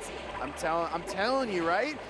I move, you move, we move. That's how these trainers are moving here in San Antonio, Texas. We're going to see another play rough get fired off here by Mango as these two trainers kind of whittle each other's Azumarills down and try to find an opening. There's so much pressure in the back line from Mango, though. Because he has a Hydro Cannon and an Ice Beam banked, at any moment he can swap and unleash it. It actually puts a ton of pressure on the Rockhaven because he's always going to win charge attack priority. Swap in the Jumpluff. Now Jumpluff has the Energy Ball, and he catches it! Catches the Energy Ball, resisted in the Shadow Drapion that has no health! Mango is ice cold like that Glaceon on the stage next to him, catches the Energy Ball in the Drapion, and all the questions that we've had, Butters, are starting to get answered. He does still have the Ice Beam on the Feraligatr. Does he bring it in? Does he send the Azumarill back in? Gonna come in with the Feraligatr. And he can farm up. He's farming up a little bit because the Fairy Wind doesn't do very much damage at all, so he's gonna get this knockout with a double super effective Ice Beam, and he's gonna have an opportunity to get to a charge attack versus that Azumarill as well. Insane plays from Mango. The swap, I think, might have sealed this, but Rockhaven gonna look to fight back here. He still has the Drapion in his back pocket. We're gonna see a couple bubbles come out of the Ice Beam. He didn't throw, but the thing is, you still have your Azumarill that can get to a charge attack, but Rockhaven has an opportunity if he can somehow swap into his Drapion and soak that energy. It's not over for Rockhaven. He has an opportunity. It's right here. Does he swap? No, the pause, and then the attempt, but Mango's able to pull it off. Mango waits for that bubble to come through and then throws the play rough to negate any potential of a swap from Rockhaven. Now the Drapion comes in here, but only 2 more bubbles are needed, and with 20 seconds left on the clock, Mango's able to win this battle. That was just clean. That was clean Pokemon Go PvP on display there for Mango. You were saying you might want to look at these teams if you're a trainer out there trying to build a team. You might want to look at the gameplay from these trainers because they are absolutely on point. Just how calm was Mango there with his tournament on the line, pull off move after move. I know, Butters. I mean, as a great commentator once said, trophy moves. That's a vibe I was getting there from Mango as he moved his way through that game number 2. But I'll tell you what, the job is not done. Both of these trainers are 1 game away from either day 2 or getting eliminated. Look at that, and what a play that would have been from Rockhaven to swap on that Ice Beam, right? Yes. To swap on that Ice Beam, and then how about the call to either swap into your own Azumarill? If the jump up didn't throw energy or stayed, you would be in such a difficult position, and then that swap as well. Woo! Absolutely insane plays here by Mango and Rockhaven. These two trainers are neck and neck. Ice Beam connects. Feraligatr does go down from the opposing Ice Beam, but then Azumarill comes in to finish the job. And remember, recently there was a change to the switch timer. It is now shorter. It is now 50 seconds. And if you want a demonstration of why that's important, it was this battle right here. Yes. Because Mango was able to make 2 crucial swaps in that battle to make big plays, to make a catch, and to make a simul swap. Just having that 10-second difference just changes the entire dynamic of the game. I believe our co-caster, Homeslice Henry, has been looking for clips that exemplify why the switch timer change is so important. Tag Henry in the chat. Let him know he needs to clip that game. There it is. Yeah. Game number 3. Here we go, Butters. And look at this jump off into the Azumarill lead and instant swap into your best answer. This is your best answer, but because Shadow Drapion is so strong against Rockhaven's team, he doesn't have a clear counter swap. So really putting tough positioning onto Rockhaven. I think he's going to go for a chip and dip here. Let's see if he actually does dip out. Yes, dips out into Dugong. Yeah, goes into his Dugong here. Now this Drapion might be within Icy Wind range, plus the ice shards that are coming through. Crunch getting fired off here by Mango first, looking for a defense drop onto this Dugong. It does connect, does it trigger the defense drop? No, it does not. And now a second Crunch because that stored energy is so lethal. Yeah, and you were able to get almost get to a crunch against the jump left before it chipped and dip, and now you get double crunch into this Dugong. You are going to be able to get to attack here, but even if you Icy Wind, you kind of were slow on that Icy Wind, and now you have to use, no, you actually just let the Dugong go. You full sacrifice your Dugong, not very effective, but you still don't have an opportunity to farm this Drapion down. It's going to be so tough, right? You can't Poison Sting it down. You can't Fairy Wind it down. This Shadow Drapion is going to get to another charge attack no matter what. So as Rockhaven, he just needs to decide where that charge attack is going to go. And Mango just pinching the pressure points of this matchup over and over again to get advantages in what would seem like a negative situation, being so weak to jump up, being ABA weak to it. But now I feel like he's really far ahead, because even at this point, once you get to a Hydra Cannon, you can probably even knock out with Hydra Cannon plus Shadow Claw. This jump off is going to command shields, though. It's got the energy ball locked and loaded. And now Mango sends in the Azumarill because he knows the Azumarill can tank the energy ball much, much more easily than the Feraligatr. And he knows his Feraligatr has much more offensive potency as well. So this is a great play by Mango. I really like this. No defense drop is triggered either. And it looks like he's gonna, actually didn't throw. Both of the trainers didn't throw because they wanted to go for proper attack alignment, but that was risky here as the energy ball is gonna be going through super effective once again. Oh, and the blind throw of the Ice Beam into the Shadow Drapion. This is honestly pretty tricky for Mango, because how is he going to fast attack this down? He's got resistant Shadow Claws on the Feraligatr and no health left on his Azumarill. That was a really smart swap by Rockhaven. You're exactly right, because you have no opportunity to fast attack down. Your health doesn't matter at this point. And here comes the Aqua Tail bait into a Protect Shield. Rockhaven is back. He is so back in this game. He's never been so back, and now the Feraligator's going to look for the Hydro Cannons here against the Shadow Drapion. Going to fire this one off right now. There is no world in this or the next that I think Rockhaven does not Protect Shield these Hydro Cannons, but meanwhile, his switch timer is expiring. He might be able to reach for that jump left. And this is the crunch. Does he try to call it? No. He does Protect Shield, knowing that if he lets the crunch through, his tournament is over. Throwing up the last Protect Shield of the game. There is still one remaining for Rockhaven, but it's going to be going down right here to this Hydra Cannon. Here comes a Hydra Cannon. Final Protect Shield going up. Shadow Drapion looks poised to pounce on the matchup, but the switch time is up for Mango. Can he make a catch right here? This is so important. Oh, and he does! Incredible plays by Mango. Once again, this isn't undercharge, so maybe it's not going to knock out. You get a Poison Sting here. There is no knockout. And yes, you get one Poison Sting off, but is it going to matter here? The Feraligatr is going to be able to get there before the crunch. And oh my goodness, these trainers are on fire, Will. They're absolutely tearing this stage apart. Hydro Cannon connects. Another undercharge. Do we get the Shadow Claw down? He's 3 away. No! Aerial Ace! Rockhaven! One of the best series I have ever seen as a commentator. Rockhaven takes it 2-1 to make it on to day number 2 in San Antonio. Wow. Wow. Yeah, we need applause in the stands. That was absolutely insane. Butters, we're only halfway through day one. I'm already starting to lose my voice. That was seriously one of the best series I have ever seen.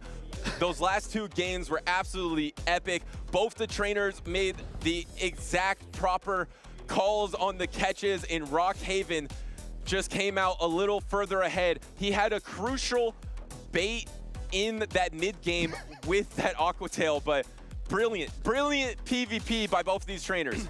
I mean, waiting the turns, being able to kind of predict your opponent so well that you actually throw one fast attack, allow a fast attack through, and then wait an additional turn for the swap. I mean, some of these plays are just absolutely remarkable. I agree with you, Butters. We've casted a lot of tournaments, right? We've been to a lot of these events. That might be one of the best series of all time. And it's just in the losers bracket in day one of San Antonio. Yeah, and it's because of the tug and pull of this matchup, both going back and forth and just catching and then simul catching. And Mango is actually a trainer that is really good at pausing actually before the catches. But in this situation, there is no time to pause because if you wait, that crunch would come off. So he couldn't pause there. He threw it and he threw it into a jump bluff. He tried to undercharge it, but left the jump bluff healthy enough to get to the aerial ace. And wow, I mean, just seriously, hats off to both those trainers. And honestly, just one fairy wind difference. I think that Mango would have been able to Shadow Claw down, load the Hydro Cannon for that final Pokemon, and maybe still have found a win condition. It came down to 1 second, right? A lot of people don't know this, Butters, but Pokemon Go is a turn-based game.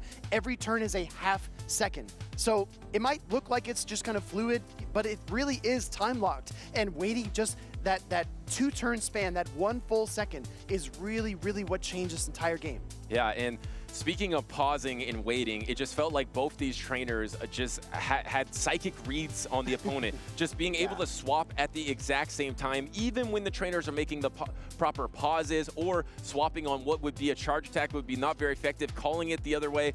And Rockhaven just able to make just one more call than Mango, and that one call was enough to get to day number 2. Honestly, after Mango, caught that charge attack, a lot of trainers would have just fallen to pieces. But then Rockhaven says, you know what? I'm gonna send out the jump bluff and soak this Hydro Cannon and take it right back from you. And honestly, the fortitude, the patience, the coolness, I don't even know. Somebody give me a thesaurus. Yeah. Like, what is a synonym for clutch? Yeah, we'll have to ask the trainer himself because that was a roller coaster of emotions, and I want to hear how Rockhaven feels after this. So take it away, Stephanie. Thank you so much, Steven. And I will ask the trainer himself. I am here with Rockhaven. Rockhaven, tell me about how you felt in that game 3. At backstage, we were calling it the game of the day. Well, so I kind of recognized Mango's last Pokemon would be Feraligatr. That's why I choose to farm down with my Jumpluff there, knowing that an Ice Beam would kill Jumpluff anyway. And then I would just hard swap on my Drapion there. About the catch, I kind of waited too long there. I almost let 2 Shadow Claws gone through, and he somehow still got a catch. But I also know at that point my Jumpluff is very close to get the next Aerial Ace. So I don't think it's really bad for me at that point. So I kind of got the feeling that he would CMP me there to maximize his energy. That's why I made another catch there. So yeah, fortunately it works. All right, and then that was a finals match, so that brings you to day number 2. What are you gonna do to prepare for Championship Sunday? At this point, I would just try to have some relax because it's been a long day for me. About tomorrow, I will probably going to see who my first opponent is and try to kind of prepare about his team. And mostly just step by step. I don't want to just give myself too much pressure there. All right, so trying to keep it cool like you did upstage. Now, I see that you're representing your team. Do you have any other team members here today you want to shout out? Unfortunately, all my team members are watching back there at home, watching my game, but they've been all very supportive and very helpful, help me building my teams, give me a lot of advice. So yeah, I really appreciate it. Awesome, and I really appreciate you taking a few minutes with us. Casters, take it away for our next match. All right, thank you so much, Stephanie. And he was calm and collected there. Right? We absolutely weren't after seeing that dominant display. I mean, from both trainers, really. They both played out of their mind. It's a true shame that only one could advance in that series. Yeah, it really felt like it could go either way. Both trainers were evenly matched all the way to the very final moments of that series. Yeah, Butters, I mean, I wish there was like a second tournament.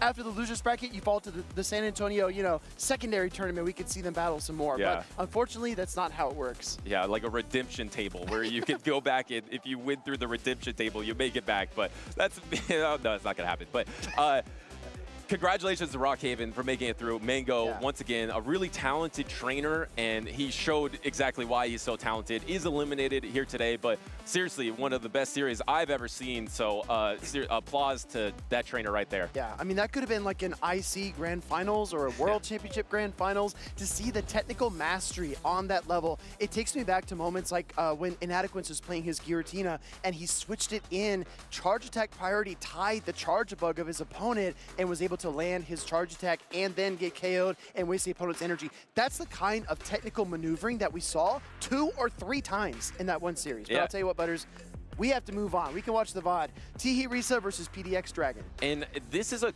really interesting matchup. It's a cool matchup. I actually want to give a special shout out to both these trainers because both these trainers actually do have a lot of tournaments under their belt. Yeah. But like we were talking about before, development isn't always linear, right? You enter tournaments, you expect, okay, now my next tournament, I'll do 10 spaces better or 10 spaces better until I'm champion. That's not how it always works. These trainers have been grinding it out in the championship series. I mean, I believe PBX Dragon has over 10 tournament appearances. Wow. He has gotten 9th. He has been on the edge of Top Cut in the past, and now he has the opportunity in these winners semis to win this and go on to the winners finals and maybe even make it on the winners side of his group number G. So it's really impressive when these trainers stick with it, and you never know when it's just going to click like it did last tournament for Dr. Roastbeef. You never know which day is your day, right? I think that's a great way to look at it. T-Risa with Cresselia on her team. Let's zero in on that for just a moment, Butters, because that is a Pokemon that we saw in years past, but we probably haven't seen it in a year since this tournament's taking place. Yeah, that is crazy. I mean, it was one Pokemon that kind of stuck around, and you're like, oh, I don't know why this Pokemon's good, but it still is doing well. And then it just disappeared because, like, oh, yeah, it actually probably isn't that good. Yeah. But now it's back, and does it have good matchups here? Shadow Drapion and Shadow Sableye is just so brutal for it. So at least it does have that double super effective coverage into the grass, into Gastrodon, and of course, Dugong as well. But a key thing for T-Risa is she has the dark type of that Mandibuzz. We've seen it be so strong here in San Antonio. That's actually going to be very, very strong against PDX Dragon's team. Dude, we've been talking about the Mandibuzz Toxapex core. We've seen it, I think, 2 or 3 times so far. It's so good. It's so strong, so much HP, and it doesn't have like the offensive fireworks you expect from like Ariados Malamar core, but it's very good and very stable. Let's jump right into game number 1, though. Will we see that Cresselia? Will we see the Gastrodon from PDX Dragon?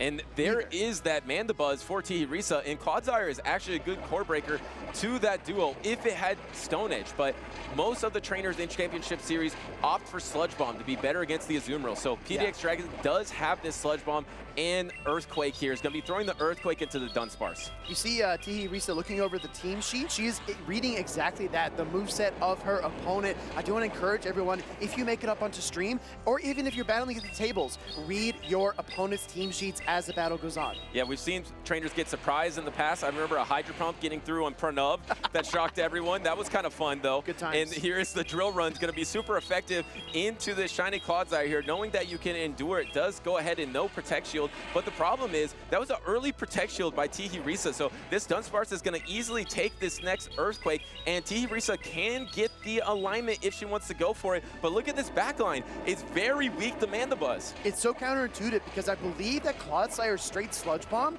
can win this matchup in the ones. I could be wrong, but it's so surprising to see Dunsparce throwing these resisted rollouts, but the drill runs putting in the work bringing down that Clodsire. Shield advantage is in PDX Dragon's court, and look at this, Butters. I just got chills because we have a Shadow Drapion that is going to farm this Dunsparce and gather so much energy. And throwing the Aqua Tail just to make sure the drill run doesn't come out, and yes, does get the knockout here. This looks like a shiny Annihilate in the back. The Annihilate is probably going to come in here, or do try to make the call with the Mandibuzz. I actually didn't see if the Mandibuzz has Air Slash, and it does. It is another Air Slash Mandibuzz.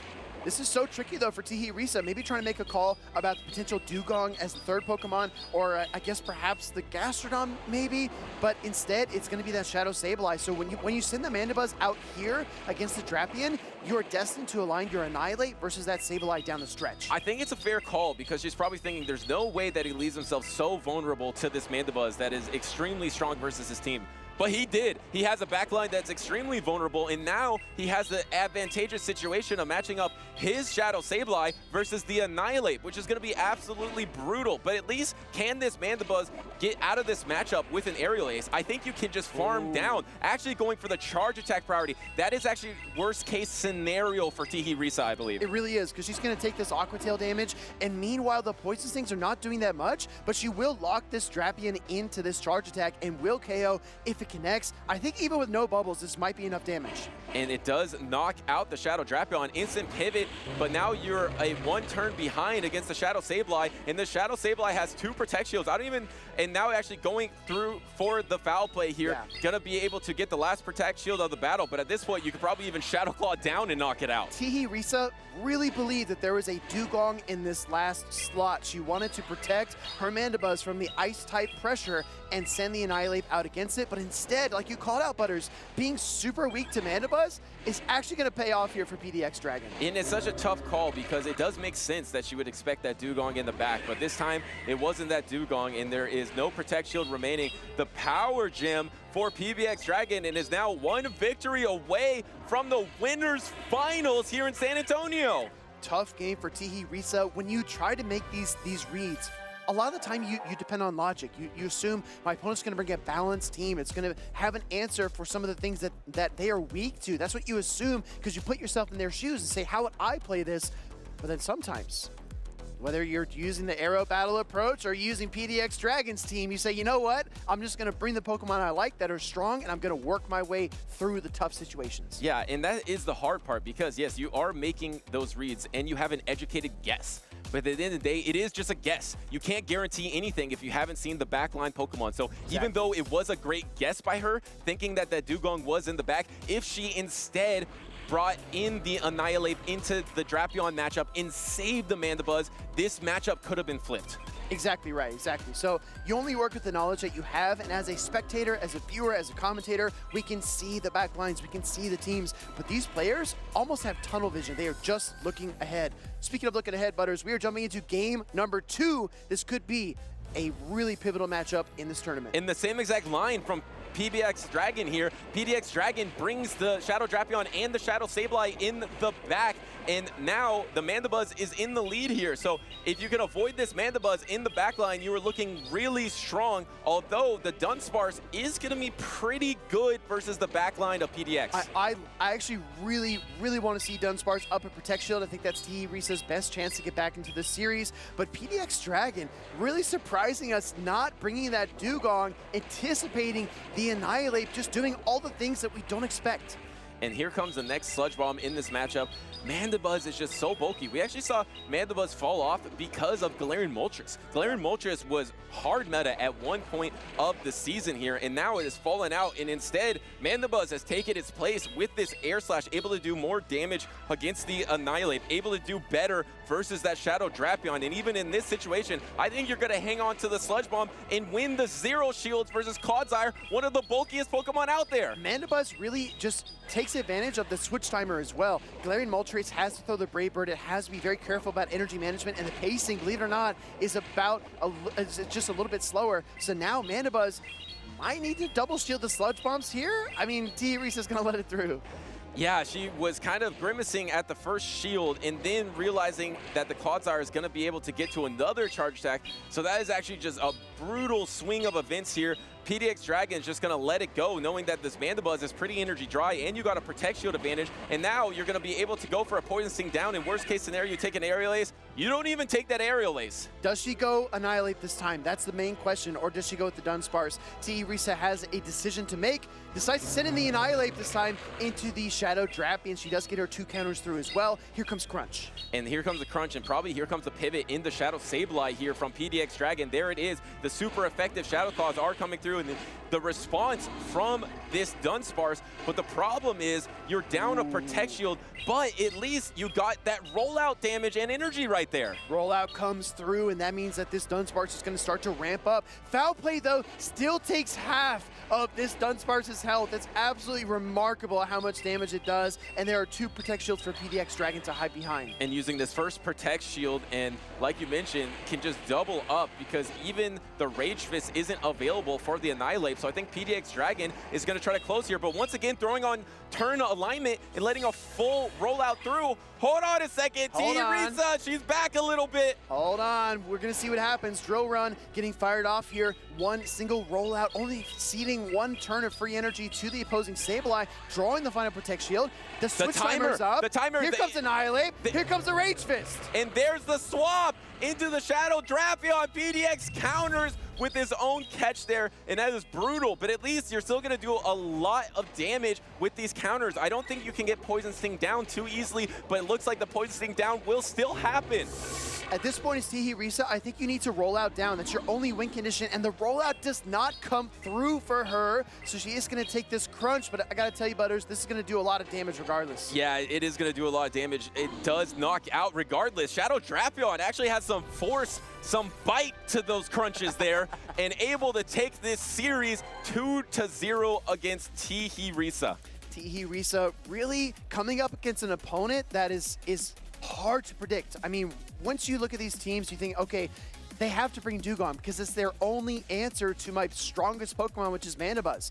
But I'm telling you, sometimes you can push against the tide, go against the grain, and you can find win conditions. You just have to believe in the Pokemon and trust in your strategies. And it looks like they're talking about something, but deciding to just go ahead and exit the stage. It looks like maybe they were going to talk about that rollout that didn't happen on the Dunsparce, but I believe PDX Dragon had a foul play banked or was 1 Shadow Claw away from that foul play in the back. So regardless, congratulations to PDX Dragon, and T. Risa does go down there, but she'll go down to the loser side and still not out of it yet.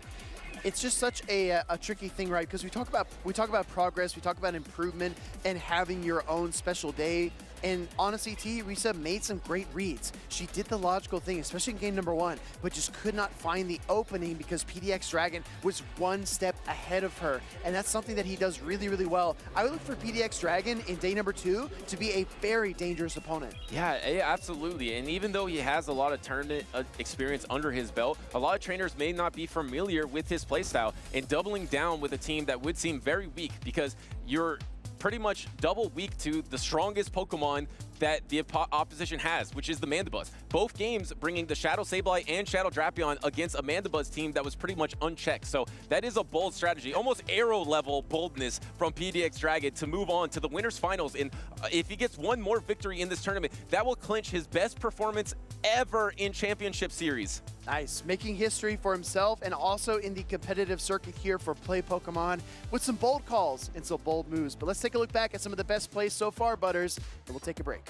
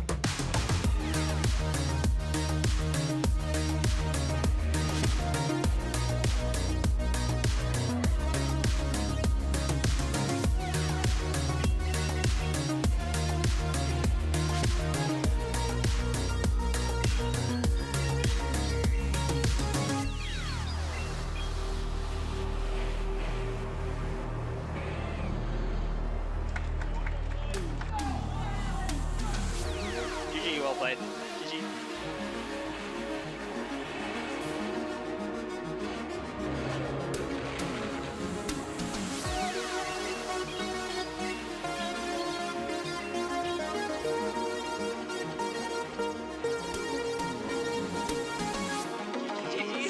Good games, guys.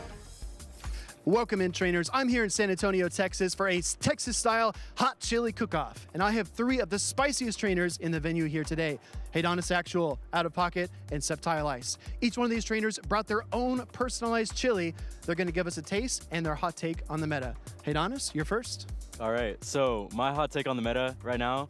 Okay, first of all, actually, let me not get ahead of myself. My chili is called the Catastrophically Cooked Clodsire Chili, because in my opinion, Clodsire is terrible in this meta right now. We have Diggersby, we have Annihilate, even Azumarill still taking super effective damage from the Sludge Bomb. You're taking super effective damage right back from Bubbles and Ice Beam.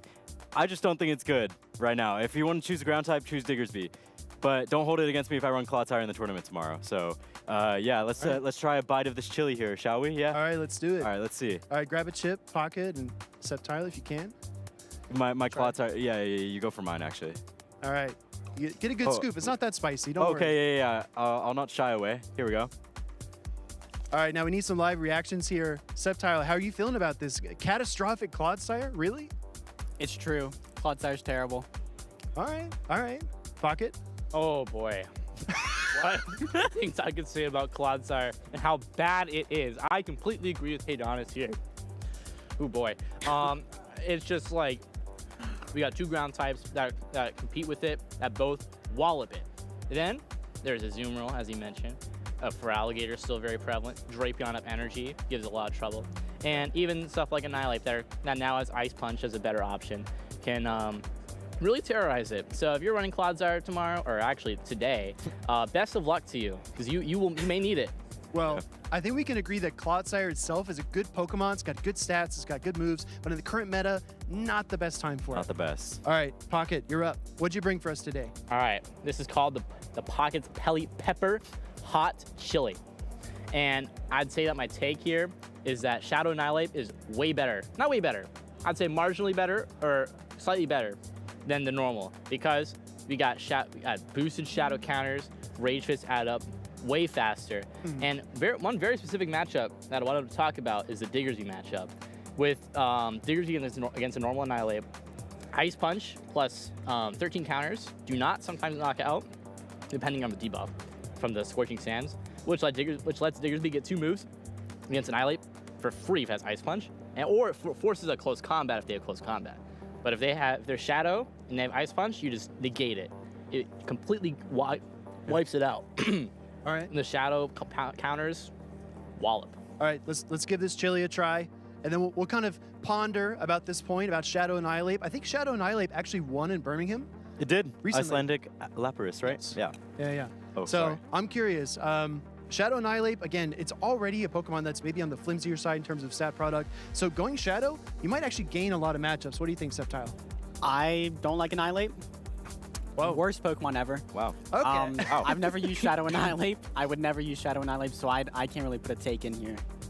All right. Honis? Well, I'm kind of questioning what's hotter here, the chili or these supposedly hot takes, because it seems like we're all in, well, except for Septile Ice here, but I at least am in agreement. I think Shadow Ape is better. We saw Icelandic Lapras use it very effectively in Birmingham, and if I had one, quite honestly, I would probably be using it as well for that Diggersby matchup, because it could get pretty uncomfortable. The normal type should be losing to the fighting type, but... Awesome. All right, Septile, you're last. I think you've got a spicy one for us. So I have the Seviper Spitfire Hot Chili, and my hot take is if you are running Corsola, Diggersby, and Annihilate, you are bad at team building. Whoa. This is the new Noctowl Trevenant Lantern. It is terrible. If you are running this core, go home.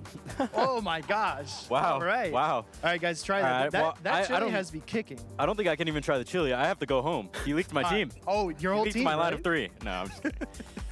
All right, guys. Okay, that's interesting. I never thought of that trio as being as alignment dependent, I should say, as Noctowl, Trevenant, in Lantern, because that was a tough matchup to be in if you were on the receiving Pocket. I interrupted my train of thought. I see the chili's getting to you. No, the take just oh boy. No, he's from Maryland, so like there's 3 words as like a phrase I could say in response to that is Zooey Mama. Because unlike the knocked out Trevenant Lantern core, there are so many core breakers. There's so many awkward matchups. And sure, all 3 Pokemon, very strong neutral matchups, right? You got the still very strong counter, Rage Fist from Annihilate, Diggersby, just bulky.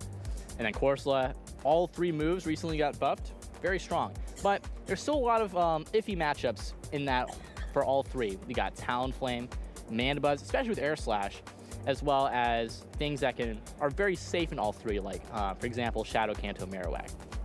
All right, fair enough. Hey, Honis, any final thoughts? Give me one sentence. What do you think?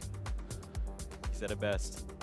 He as in out of pocket, not Sceptile. Oh, okay. I mean, I'm a little offended because I'm running 2 of those Pokemon tomorrow, so. All right, everybody. Well, Sceptile Ice, Pocket, hey, Honis, thank you so much for joining us on the Hot Chili segment. Back to the action.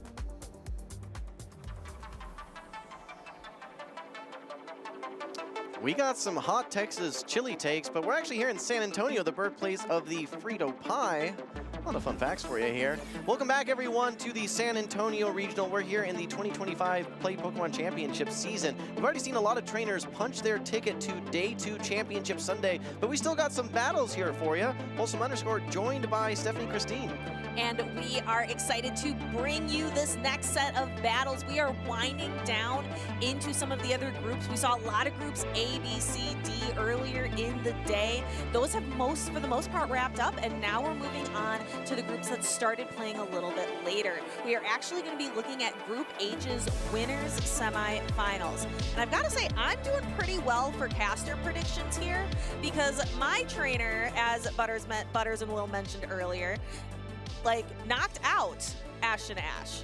So if we take a look at, first off, the caster predictions for the Pokemon, we've been seeing Dugong go crazy. Ariados is doing really well as well.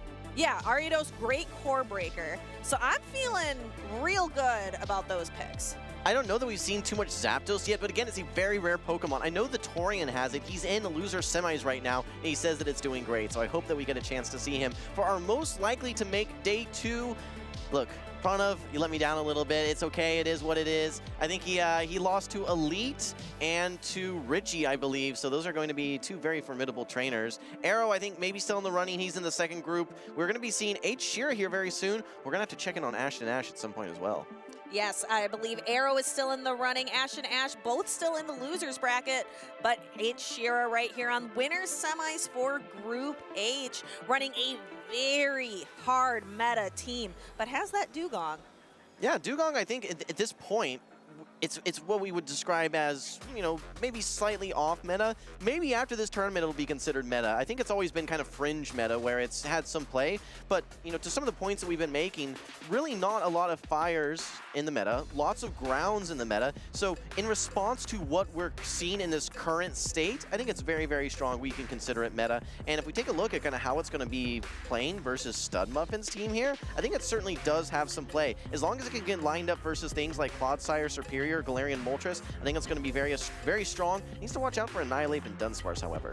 Our trainers are locked in. Let's head to the field of battle. And H. Shearer has a rough lead to start. Superior into Galarian Moltres. So she makes a quick switch into the Shadow Drapion, and then we have the Annihilate, regular Annihilate, not the Shadow that we were seeing in some earlier battles today. Well, there's still lots of flexibility here because the Shadow Drapion, there's really no firm answer for Stud Muffins. Needs to bring in an Annihilate, which you, of course, have to shield that Crunch, right? That's going to be some significant damage and puts you in range of an Aqua Tail. So Shearer knows that this is actually just going to be a Rage Fist and will be able to reach a second Crunch. The second Crunch isn't enough to knock out, but what Stud Muffins is simply doing here is just taking one charge attack, countering all the way down, and maintaining that shield advantage, knowing that you're probably going to get a shield back from one of your Annihilate charge attacks later on.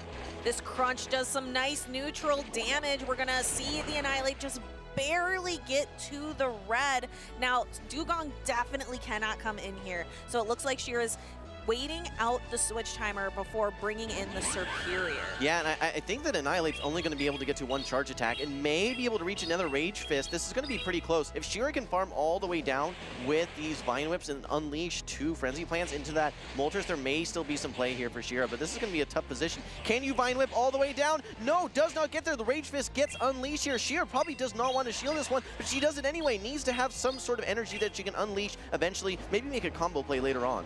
Yep, I see her reaching for that Dugong, bringing it in against the Galarian Moltres, and then Feraligatr is in the back. This is a little rough for Dugong because you can see how quickly those Shadow Claws are adding up. Yeah, Ice Shards really just don't pack too much of a punch versus the Shadow Feraligatr. And then yes, while you can hit neutral for your Drill Run, one doesn't knock out. You actually need 2 charge attacks as well. A lot of trainers go for the Icy Wind, then the Drill Run, just to start to diminish the impact of those Shadow Claws and Hydro Cannons. But right now, Shiro's just in a very, very tough position. Lead, switch, as well as backline, not favorable for her.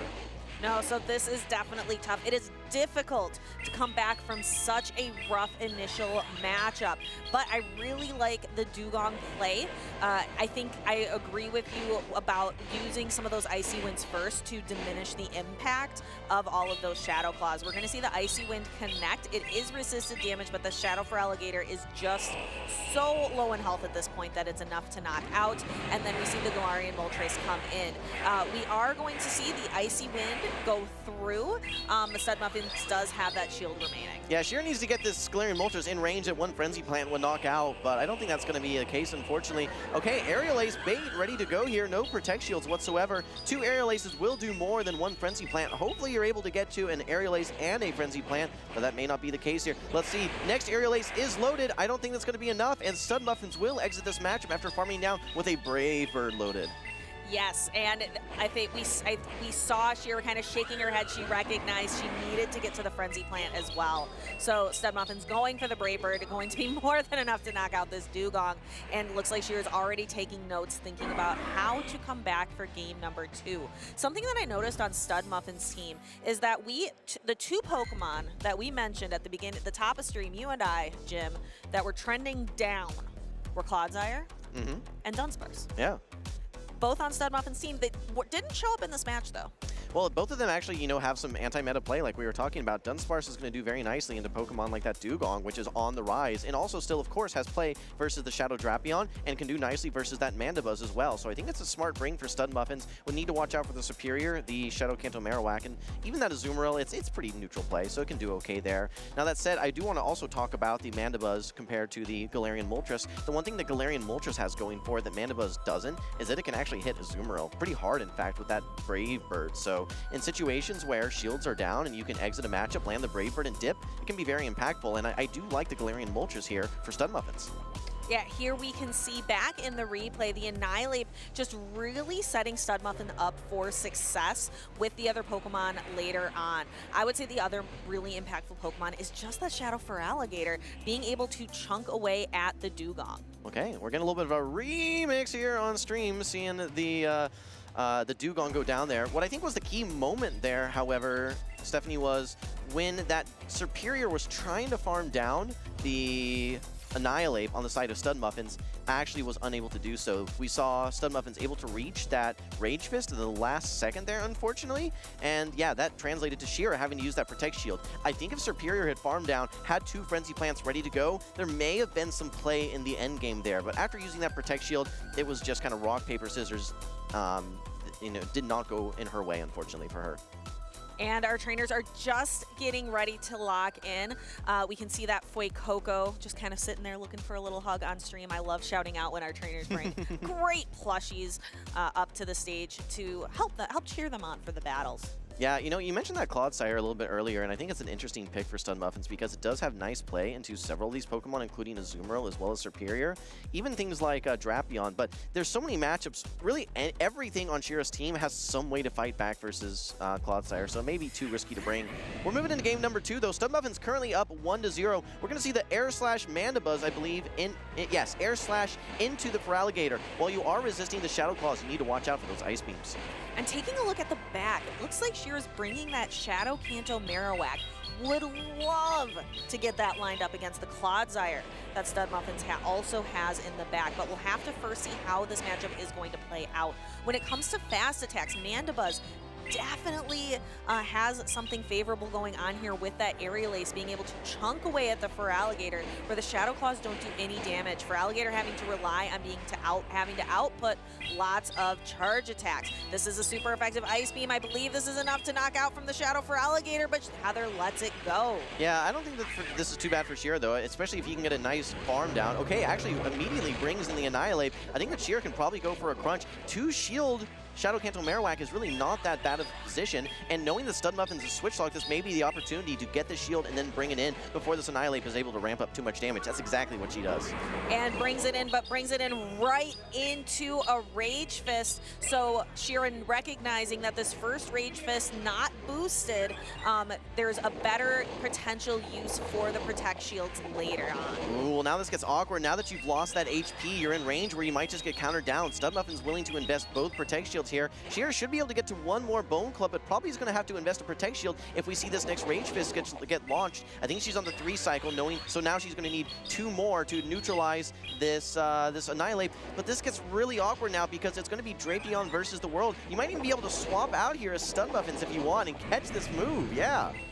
So catching the move, Shira just swiping as few bubbles as possible, but I don't think it's going to make a difference. I think the Feraligatr is going to go down.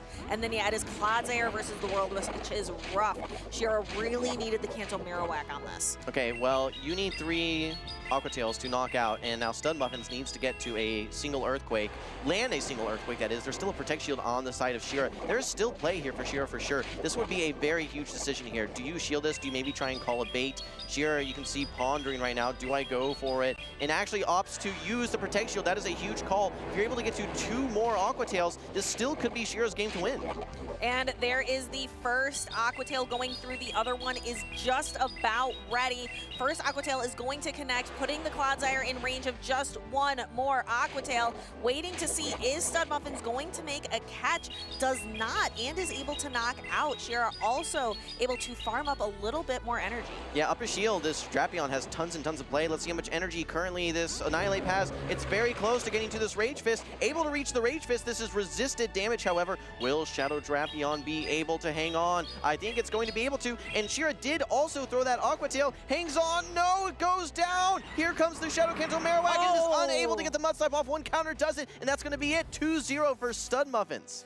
Very, very close game there right at the end, but Stud Muffins moves forward and is going to take part in the winners finals for this group. However, Shira is not done for the day. That was a winners bracket side match. We were just showing a lot of losers bracket side. This is winners bracket side. She can still make a run. I believe she's going to move down into losers round 5. Yeah. So, you know, absolutely congratulations to Stud Muffins, but a heartbreaking defeat there for Shira. So close. Charge attack priority there. Drapion versus Annihilate, and getting knocked out from resisted energy. Comes down to just a single fast attack, right? If you have 1 more, 1 less, that can be the determined factor for a game. And yeah, that's exactly what we saw there. And that Shadow Canto Marowak, unfortunately, 1 counter was enough to knock out. If you hang on versus that 1 counter, your Mud Slap knocks out. So these tiny elements can have huge impacts in games. Most certainly, and we're going to get to see some of those tiny impacts here as well. Shira needed to be able to make, perhaps as well, maybe getting 1 more Poison Sting. Yeah, no, that would have done it. That would have done it as well. Yeah, no, you could see there that Clodsire was still 1 fast attack away from reaching the Earthquake. Now, that said, there was still an opportunity to catch a move there, and that could have been an additional win con there for Stun Muffins. But Shira opting to throw not on charge attack priority, 1 before charge attack priority. Had she got that 1 additional Poison Sting and landed that Aqua Tail, she would have been able to outpace the Annihilate to that Aqua Tail, and that would have been a potential win con to even up the series. But again, we can sit and talk about this all we want. We get to sit and watch the replay. We know what Pokemon are in the bag. It's a lot tougher under those harsh lights on the stage. Yeah, absolutely. And we could have even seen Stud Muffins like maybe go for a bait, which would have been even more challenging for Shira. So there's so many of these late game decisions and things that you have to keep into account. Okay, what is my opponent's energy? How much energy does that Annihilate have? Does my Shadow Canto Marowak hang on versus 1 more counter? These are things that are just so impossible to keep track of in the midst of battle. And in the midst of this coverage right here, we also want to go and talk about what's going on social media. What do you all have to say going on in the world of Pokemon, especially during these San Antonio Regional Championships? You say. We have a little message from him. Yeah, on the exact opposite end of the world here over in New Zealand, we've got Yusei. You can see he's got a very cool Shadow Honchkrow there. He actually had a quite amazing climb, it looks like, 4 days participating in the Go Battle Week. Went from 2,300 up to almost 3,100 ELO, achieving that legend rank. He does stream his battles on Twitch, and with 100 battles that trainers can participate in here this week, and through Sunday, I believe, yeah, he was able to take advantage. 405 battles, up almost 800 ELO, 81 sets. That's a lot of Go Battle League, Stephanie. That is so much Go Battle League, Jim. Congratulations to Yusei. We also have Kevin Saludaris. San Antonio is shaping up to be an awesome weekend so far. Good luck to everyone competing and staffing on this event, and let's all make this an event. One to remember. A well-known trainer and judge here in the format, Kevin Saludaris, always bringing positivity and sharing it on social media as well. All right, let's take a look here. We have Pyro Panda GBL, also known as Gabe. Should I delete my TMs before the regional? I mean, I won't need them. Confident in his team. And a little bit of a flex there, let's be honest here. I think I currently have 41 charged TMs. Please add more ways to get charged TMs. I need them. 348, yeah, that is absolutely a flex. You can do raids, Jim, in order to get charged TMs. I have over 200. They don't always drop. But I have over 200 just from doing raids. We also have the Mega Junko here. The current state of Corviknight is absolutely perfect. It's flexible and nowhere near broken nor bad. And one-turn fast attacks are awesome. 2,700 to 3,150 battles with it. Impressive climb. Yeah, Corviknight is a Pokemon that I can't wait to see in the Play Pokemon format. Not currently eligible, but it's a very interesting Pokemon, again, with that steel flying type, similar to Skarmory, but operates a little bit differently because rather than having access to Steel Wing, which is more fast attack, pressure focused, it actually has Sand Attack, which allows it to do well versus some, things like Steel types that would normally counter it. And it paces to to charge attacks much faster with that quick energy generating fast attack. Be sure that you evolve up your Rookies this weekend in order to get Ironhead on your Corviknight, having a really nice same type attack bonus attack for it. Yeah, it runs not only Ironhead, but has access to Sky Attack, a very efficient high energy move, and Payback, which I think is a very fun move that we don't see too often in the Play Pokemon format. Yeah, so I think Corviknight, the one thing kind of holding it back, I think, is its charge attacks take a lot of energy. Sand Attack's great, though. It gives it, it's a great fast attack for it to be able to get up to those expensive, costly charge attacks. Yeah, and it has a good amount of bulk to it as well, so it can typically withstand a lot of charge attacks. I've seen it faced versus things like a Shadow Kanto Marowak, where it's single resisting those mud slaps and it's taking those rock slides like it's no problem as well. So I am very much looking forward to seeing it in the Play Pokemon format. Do you think it's going to be as impactful as Skarmory was? Yes, absolutely. I think it'll honestly be more impactful because not only does it have the typing, Skarmory is still around simply because of its typing. It has the typing, and then it actually has serviceable movesets as well. So I think, at least in the current state of Skarmory, it is going to be more impactful. Will it be as impactful as Skarmory back in the Gligar and Charjabug meta? Maybe not as much, only time will tell. And what we can tell you about right now is the other side of winners semis. The last match we saw with Stud Muffins and H. Shira was the first part of the Group H winners semis. This is the other battle in winners semis. J-Jan versus Man on the Planet. I believe you know a little bit about Man on the Planet. Yeah, Man on the Planet, one of my locals in Austin. He may as well be on the other side of the planet. He's on the other side of Austin. A little bit difficult to get trades with him sometimes, but he's going to be running a very cool team here. He's actually bringing the Goodra as well, so I'm looking forward to seeing how he plays that one out. It's also going to be running Thunder Punch and Aqua Tail. Goodra does have some flexibility with its movesets, don't forget. It can also run things like Power Whip as well as Draco Meteor, but in today's day and age, Thunder Punch Aqua Tail paired with that Dragon Breath fast attack, it's probably going to be the most logical moveset. We'll have to see if he ends up bringing it. It's going to have some challenges with things like Azumarill and Jump Bluff, but let's move into game number one. JJ on the left, Man on the Planet on the right. We're going to be seeing a very one-sided matchup. It's the Shadow Drapion into the Shadow Kanto Marowak. And JJan staying in this matchup, interestingly enough, and throwing an Aqua Tail right away. What do you think's going on here, Jen? I think he's trying to get the first Protect Shield from Man on the Planet, and then he can bring in one of his Water-type Pokemon, but he does not get the Protect Shield. But this does now put the Shadow Kanto Marowak in range where you can simply fast attack down. If you just bring in your Shadow for Alligator right away, all you're going to do is just get fast attack down. It's going to be a tough spot to be in. So you've now either put this Kanto Marowak in a range where you're going to farm down, or you get the Protect Shield, which opens up a lot of play for your Shadow for Alligator. And Shadow for Alligator certainly has quite a bit of play here. Being able to use Poison Stings as well as Crunches to threaten the Shadow for Alligator, being able to threaten the Shadow for Alligator, the Drapion for Alligator play. How does this usually work out? Well, against Shadow for Alligator versus Drapion, they pace to their charge attacks in the same pacing, 10 turns. But the one advantage that Man on the Planet has is that he can bait, first off. I don't think he's going to. And also, he's up a Protect Shield. So I have to give the advantage to Drapion right now. And I think the Man on the Planet will eventually realign his Shadow Kanto Marowak back into that Drapion. Those Mud Slaps are just so devastating. Shields are down now for JJan. One charge attack is going to knock out Man on the Planet in the driver's seat. And we see the Shadow for Alligator go down. We have the Drapion. We have the Azumarill. JJan bringing in the Shadow Drapion, saving the Azumarill for the back. Man on the Planet has yet to reveal the Galarian Corsola sitting in the back. So in the end, I think we're going to have those two very bulky Pokemon. Here we have the Kanto Marowak trying to sneak a Mud Slap onto that Drapion, but Azumarill comes in right away. Yeah, no, that's a really logical snipe that Man on the Planet went for. Would have been able to deny all that energy on the Drapion, but JJan was ready and brings in the Azumarill. Shields down. I think that, you can just farm all the way down now, but this Azumarill still has to get through not only that Drapion that we've seen, which is still at 50% HP, but also a full health Galarian Corsola. That is not a winning matchup for the Azumarill. So JJan is going to have to get really creative here, maybe try and catch a charge attack on his own Shadow Drapion.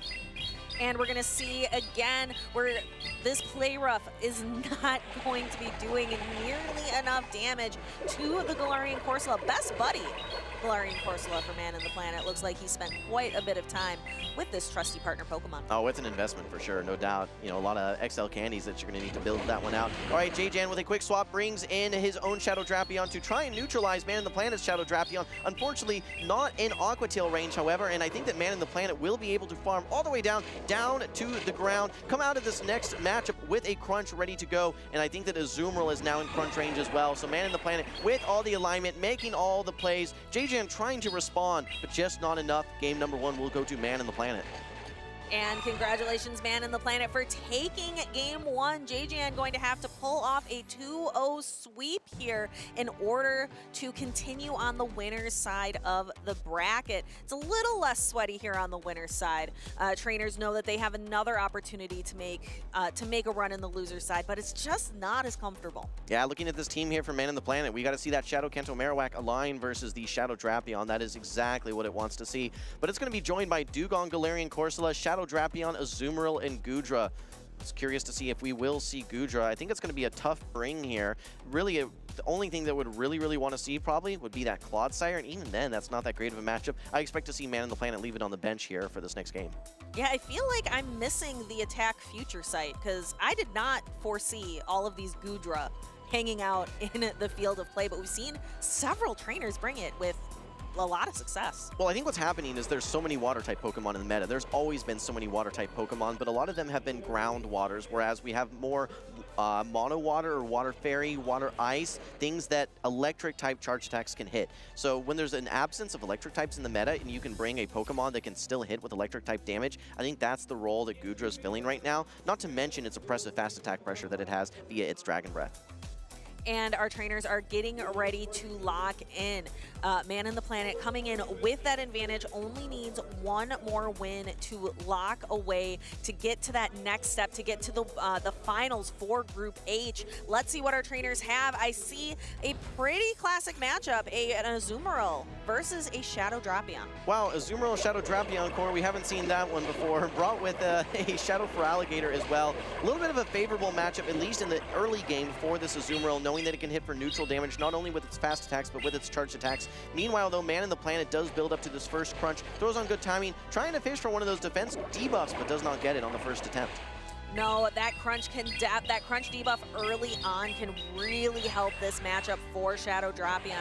Shadow Drapion really just relying on a lot of that fast attack pressure. And we see J-Jan after a little bit bringing in the mirror match, bringing in his own Shadow Drapion now that Man in the Planet's Pokemon is down a little bit of health. Well, this is a little scary for Man in the Planet because this Galarian Corsola doesn't have a ton of targets. The one nice thing for him, though, is that J-Jan was the first person to swap, so Man in the Planet now can get his Dugong aligned versus this Drapion. It's a winning matchup. He probably can keep a switch advantage if he really wants to, which will then allow him to realign his Galarian Corsola onto the Azumarill. But we have a defense drop from the Crunch. You're now in range where a Crunch may threaten to knock out. Man in the Planet may want to invest this Protect Shield. Let's see what he does. Does not, and it just barely doesn't knock out, so able to secure that charge attack priority, able to still throw the attack.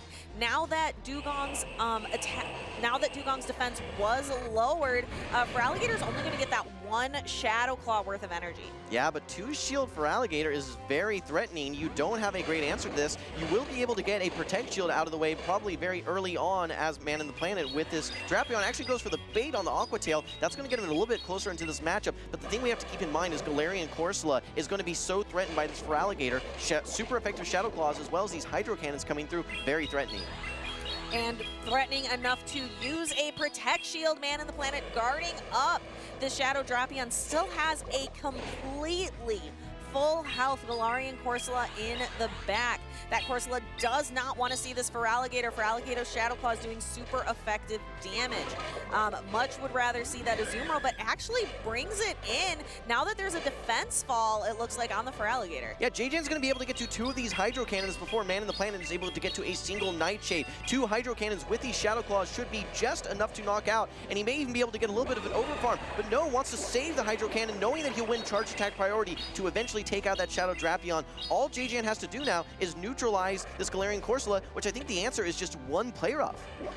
I believe 1 play rough after these bubbles is going to be enough.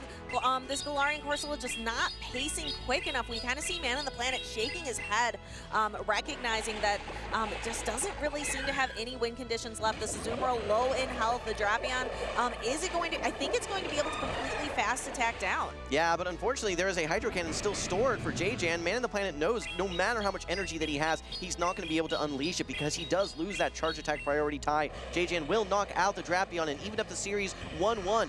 Very smart play there by J-Jan, bringing 2 answers to Galarian Corsola in the back, that Shadow Feraligator as well as that Shadow Drapion. He was able to get it aligned versus the Corsola, and yeah, he's able to even up the series. Great plays.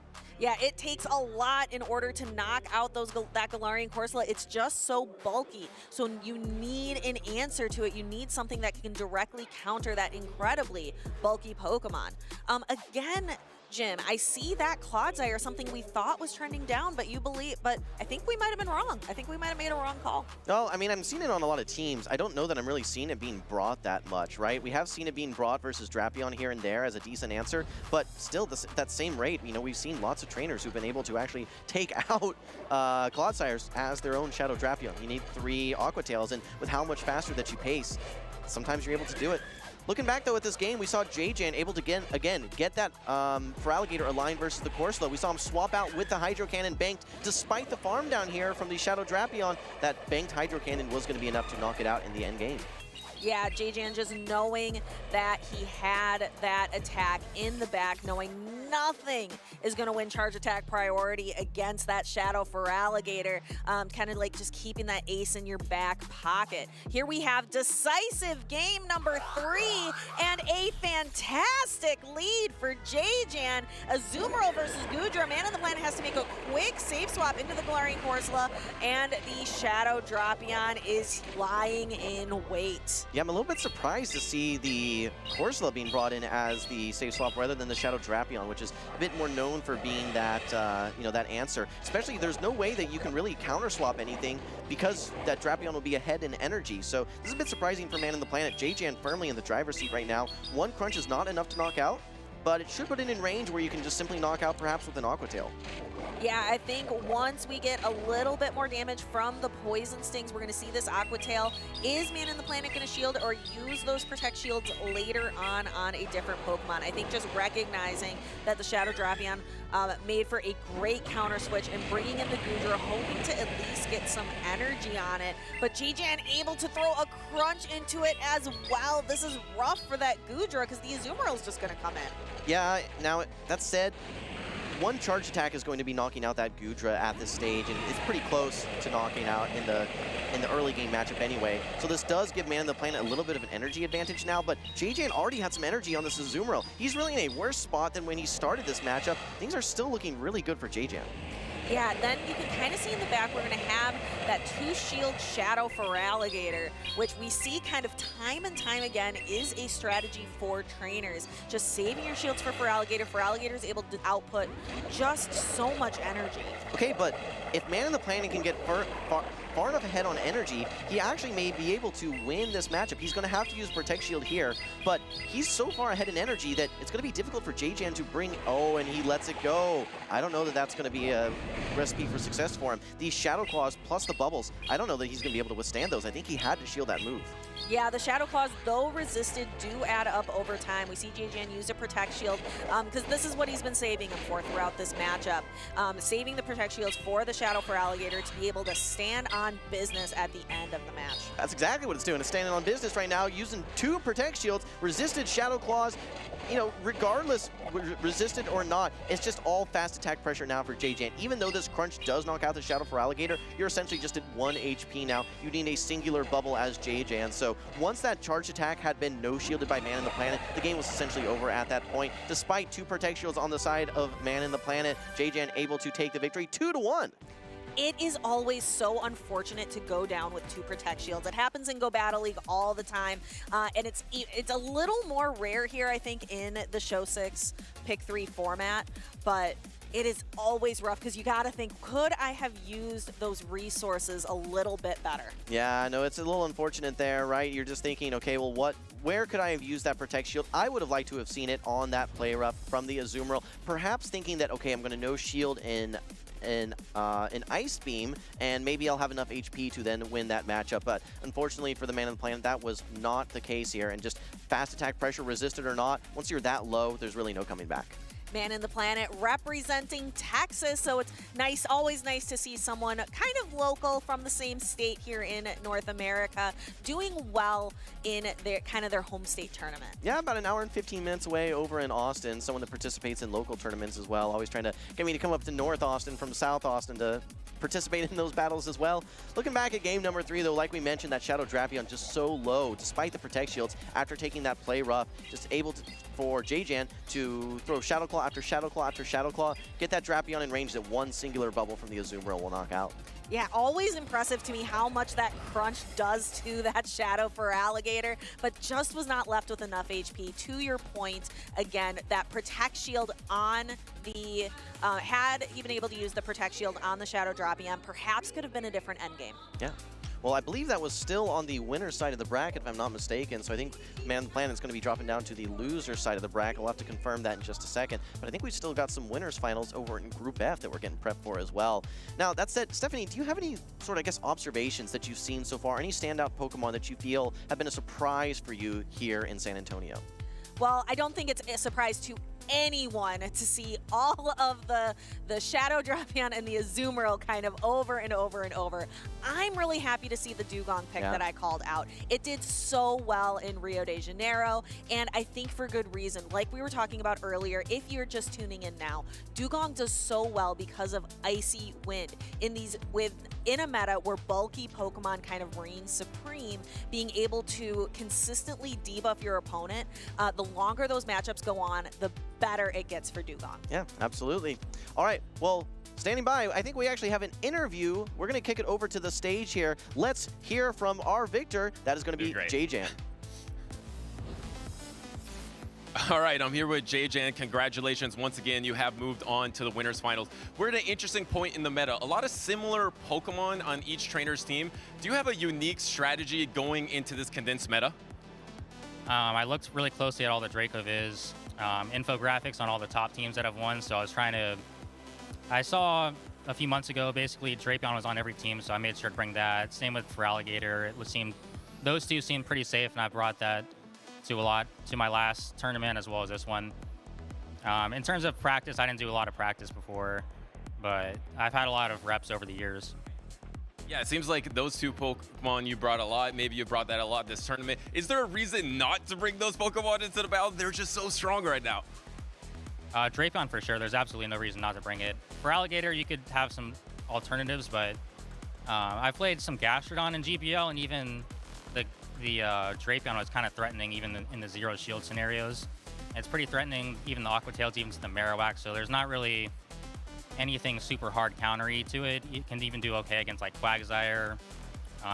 All the ground types that you think are countered are not quite as good as you want them to be. Fair enough, and you're trying to counter all these top trainers here. You are a previous regional champion. Do you think this is gonna be your tournament that you get back on top? I can only pray. I'm not sure about. There's quite a lot of good trainers that have already made it to day 2. Hopefully I can cement myself into day 2. That's probably the goal. You know, just keep getting points, try to qualify for Worlds. Obviously it'd be nice to get regional championship, but that's not usually my goal coming into a tournament is, you know, just trying to get points. Yeah, well, absolutely. You're one match victory away from that coveted day number 2. Best of luck to J-Jan, and let's go back to the casters.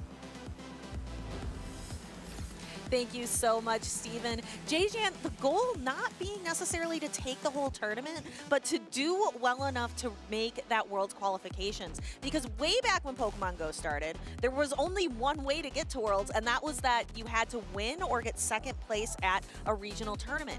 Now we have locals, we have championship points. Yes, winning the tournament does lock in your spot, but you have multiple avenues on your path to Victory Road. Yeah, and he's got to feel good now. I think that was the winner's semi, so now he's going to be in winner's finals. Even with an early exit not making day 2, I think that's still 125 championship points. So he's in the, you know, he's already in a really good position there. But you know, of course, the goal for all of these trainers is going to be capturing that title of regional champion. It puts you on a different level. We've seen so many trainers that have had success, that have made top cuts, but haven't locked in that championship. Trainers that formerly, like Elam, for instance, known as one of the best trainers in all of North America, but he's a little bit of a different level without having that regional champion. Now that he's taken home the title of Toronto regional champion, he is in that exclusive territory. Which trainer, either North America or EU, do you think is the next trainer, the next Elam, where you're looking at that trainer like they just need that championship title? They're so good, but they're just missing the title. Who does that stand out for you now?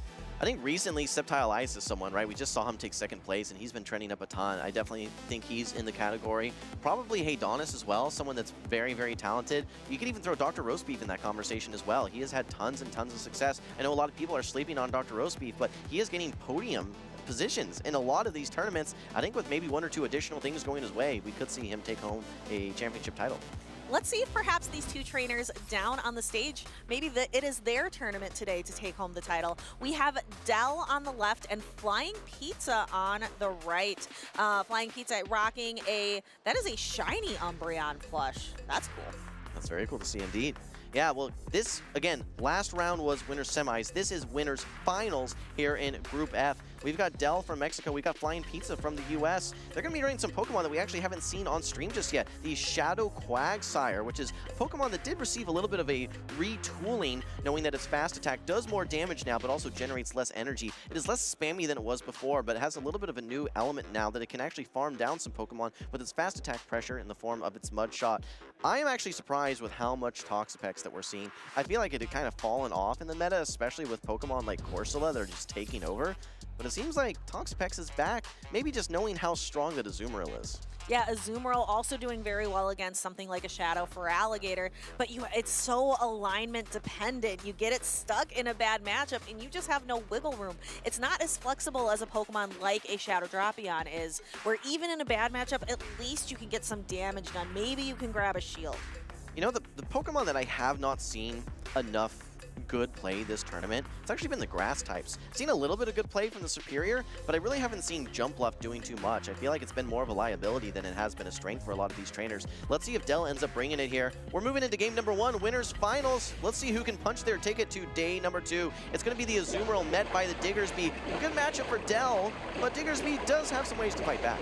Yeah, Scorching Sands is the attack that Diggersby has access to that is great for this matchup. You're going to be able to see its same type attack bonus, does a decent chunk to an Azumarill. It's tough to do damage to an Azumarill just because it's so bulky, but does enough, and you have an opportunity to debuff your opponent. Yeah, I think that's going to be the key component is can you get those attack debuffs, because 2 Ice Beams without debuffs will be just enough to knock out. With a debuff, though, early on, you can actually withstand 2 of those Ice Beams, so I don't think that's going to be the case here, unfortunately, for Flying Pizza. Dell is in firm control right now. Let's see if we see a debuff on this one.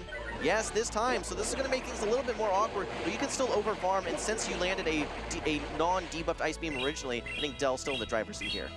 Yes, those the non-debuffed Ice Beam, the bubbles doing their full amount of damage, able to knock out the Diggersby, but now this Azumarill is kind of perilously low.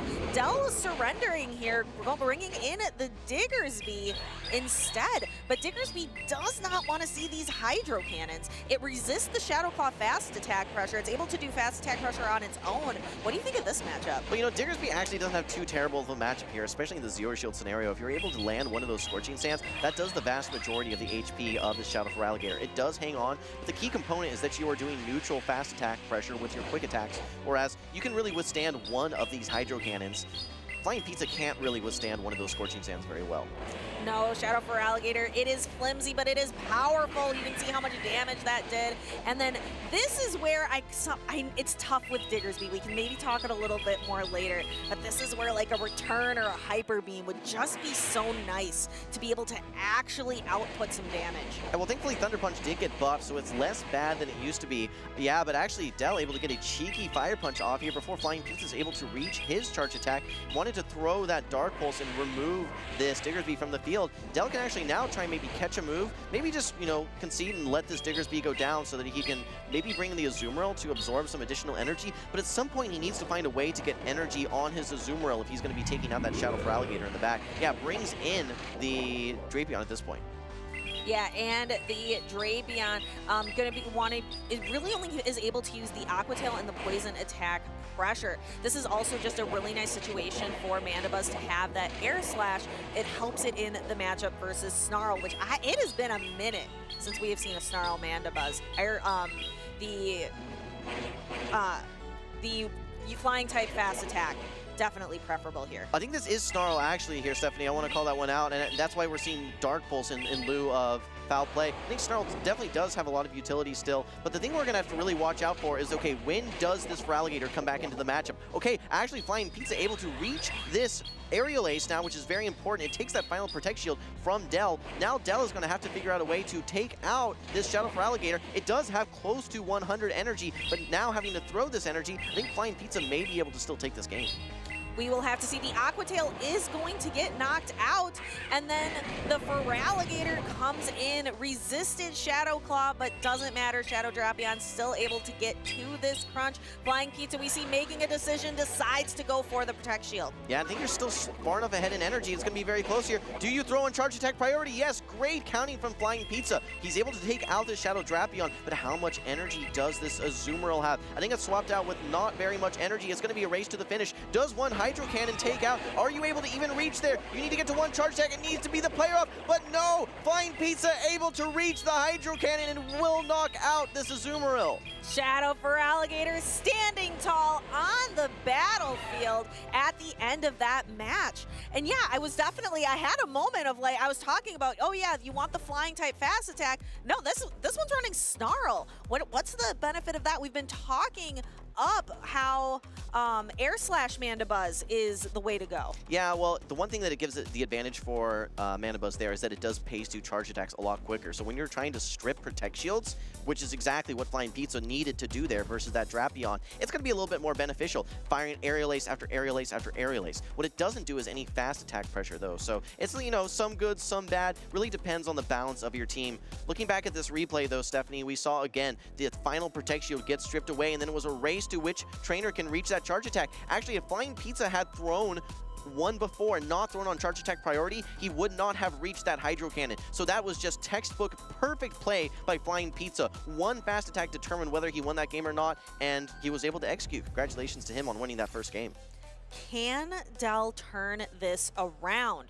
Flying Pizza having that dominant win with the Mandibuzz, the Shadow for Alligator, and the Diggersby. What can Del possibly do with his Pokemon? Del ran the Shadow Drapion, Diggersby, and Azumarill. So a similar line. Well, I think that if Del is actually a little weak right now to that Shadow Quagsire, and that may be challenging for him if he ends up bringing it. I think that he's going to have a better answer overall to that Shadow for Alligator, because Diggersby, it's going to struggle. That Shadow Drapion down energy especially is going to be struggling. Azumarill, while you can still, if you're able to land a play rough, that's going to be nice, but assuming that you're taking that to a 2-shield matchup, Feraligatr is going to win that every single time. So I think that you might need to bring either something like the Jump Bluff, which is still risky, but maybe more reliably the Annihilate to be at least something to put some fast attack pressure into that Shadow Feraligatr so it doesn't just go wild. Yeah, I'm not sure we're going to see that Jump Bluff. I think Jump Bluff has some pretty solid matchups here, or at least some neutral play.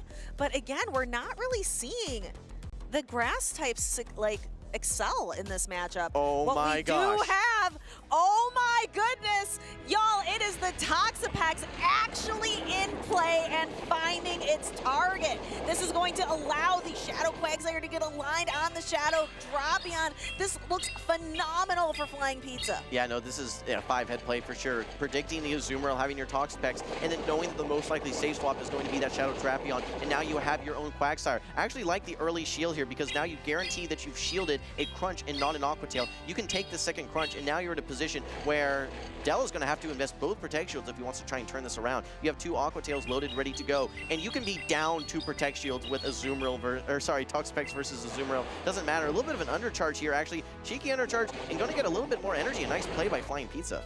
Yeah, only 1 attack off from the Stone Edge, so able to throw that much and land a Stone Edge against the Azumarill. Flying Pizza with a great lead and swap call, really setting himself up for success. Also has the Shadow Feraligatr in the back to handle the Annihilate potentially. Yeah, and this is wild that Flying Pizza is able to reach another Stone Edge here. It's not enough to knock out, but it puts this Azumarill dangerously low.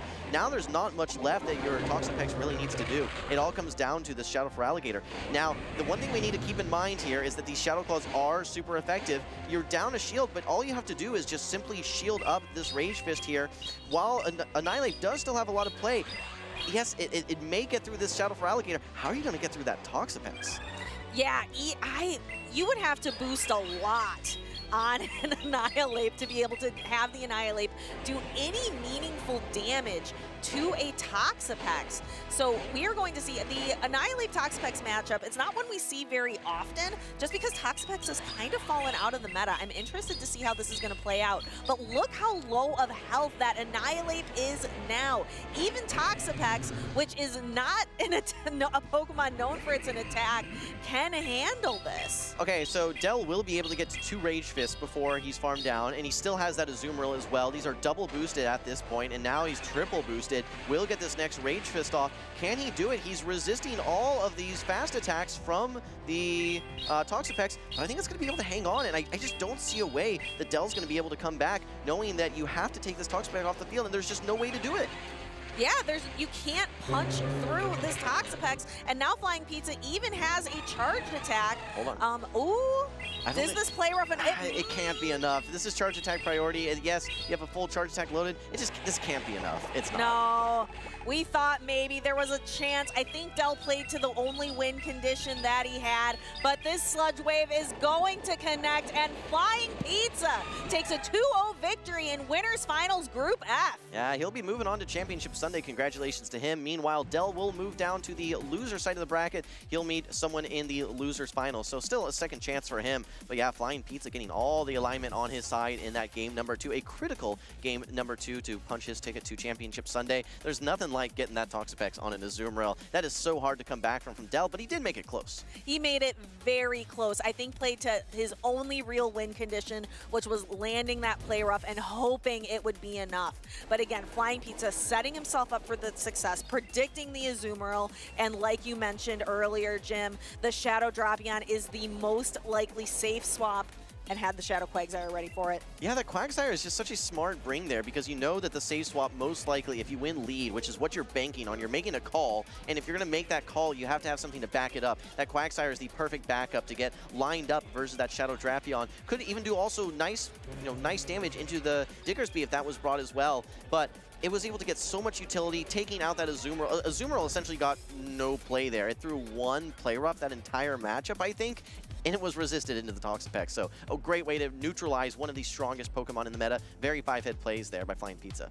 So Flying Pizza, again, that was a winner's final. So Flying Pizza making it to day number 2. Toxapex was also not a Pokemon on our caster predictions. So it's really fun to see trainers bring things that just are a little unexpected. I gotta be honest, Toxapex is one of my least favorite Pokemon to play because it is just so one-dimensional.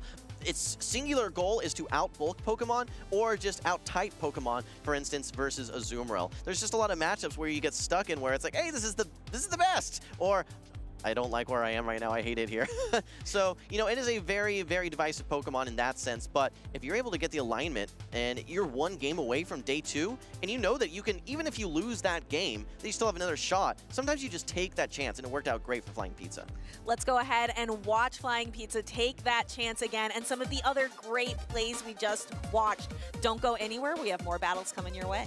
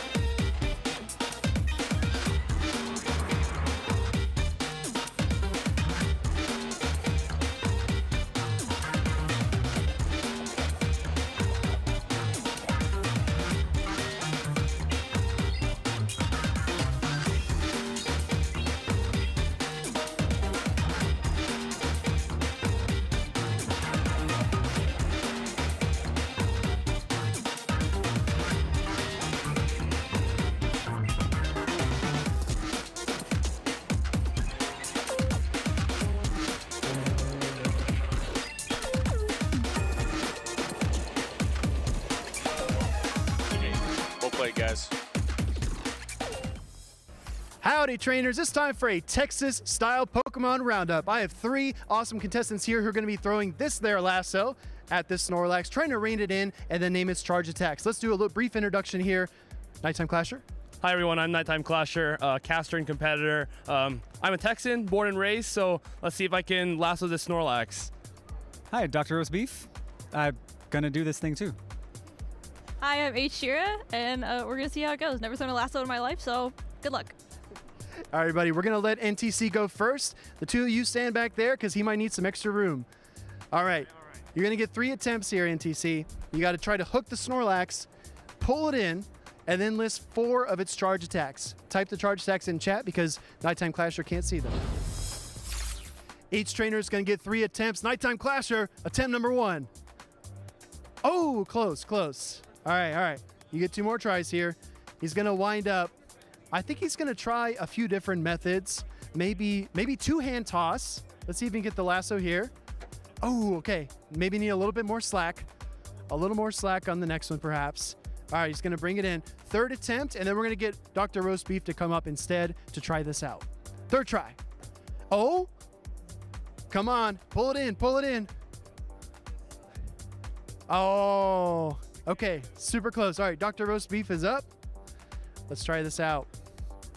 All right, it's going to be easy. You totally got this. All right, here we go. However you want to hold it, whatever your technique is, it's going to work out. Oh, he's going with the over the shoulder with the slack. Oh, okay. Overshot just a little bit, but I like the form. I like the technique. All right, this is not your traditional lasso, everybody, obviously. Ooh, maybe a little bit too much sauce. All right, one more try. All right, here we go. Oh, he's got an ear. He's got an arm. Come on, Dr. Roast Beef. Ring it. Oh, so close, so close. All right. H. Shira, contestant number 3. So you took notes about what the other 2 gentlemen did. It's going to be very easy to figure this all out. All right, here we go. All right, we're going to get a little bit correction there. All right, ready to go. Attempt number 1. Ooh, okay. Maybe a little more sauce on the next one. Let's see if we can get this lasso going. Snorlax is hard to catch. It's always been hard to catch. In the main series games in Pokemon Go. Oh, she's got an ear. Oh, can she reel it in? Oh, so close. All right, one more try. Attempt number 3. Here we go. Oh, okay. Maybe need a little more juice on that next one. Nighttime Clasher, back up. Let's keep it going. We got to roll through these. All right, he's learned. He's working on it. He's improved. All right, here we go. Yeah, move a little bit closer. All right, here comes Nighttime Clasher. Your EU regional champion from last season. Oh! Nah, a little bit off. Okay, come on, you just got to hook around the head. All right. He says we're not throwing it far enough, chat. All right, let's try number 3. All right. Yeah, Dr. Roast Beef, he had a good idea. Let's try it. Oh, this is tough. All right, Dr. Roast Beef, in here, quick. All right. Yeah, I think Dr. Roast Beef has the best form, everybody. Let's see what he can do. Oh, he's going for the twirl. I'm going to stand back. All right, okay. 2 more tries. 2. Oh. A little bit off to the side. See if he can rein it in. I think he's got 1 ear. Oh, Snorlax. All right, let's try one more time. Here you go. All right. Eschira, this is you. I'm sensing it. All right. Here we go. She's getting the right form, chat. She's ready. All right, here we go. Ooh, a majestic throw. Just a little bit to the side. All right, let's try again. Okay, a little bit to the side. It's kind of like bowling, you know? You're tracking to one side, you just got to readjust a little bit to the middle. Ooh, she's close. I don't know, Chad. This game might be too difficult. It might be too difficult. Let's see. Nighttime Clasher, try one more time. All right, Chad. He says, all right, Chad. He's ready. He's going for it.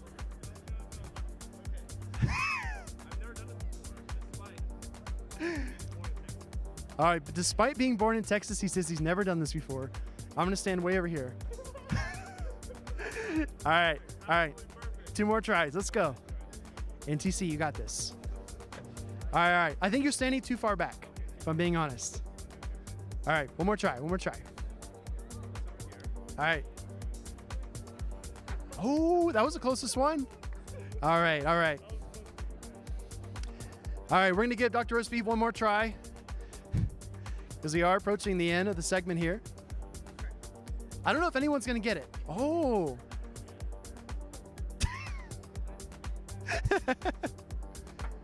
Oh, okay. Oh, close. You got, yeah, if there's a way to bloom it flat. Oh, that looks like a good one. Do we have it, chat? Oh, he's trying to pop the rope. Is this the strategy? Is this the technique? No! Throw it off. It's sure, come on. All right. This will be our last try, chat. Maybe we'll bring this back next year. All right. Oh, okay. A little bit more bloom. We got this. Eschira is going to lasso this Snorlax like it's a Poke Rodeo. Come on. Oh, this looks good. Eschira's close. She's got the arm. Oh, she does the flip. I think she's got it, chat. Let's go. All right, Eschira, 4 charge attacks from Snorlax. All right, Snorlax learns Body Slam, Superpower, Earthquake, and Outrage. Perfect. Our champion, everybody. Give it up in chat. Back to the action.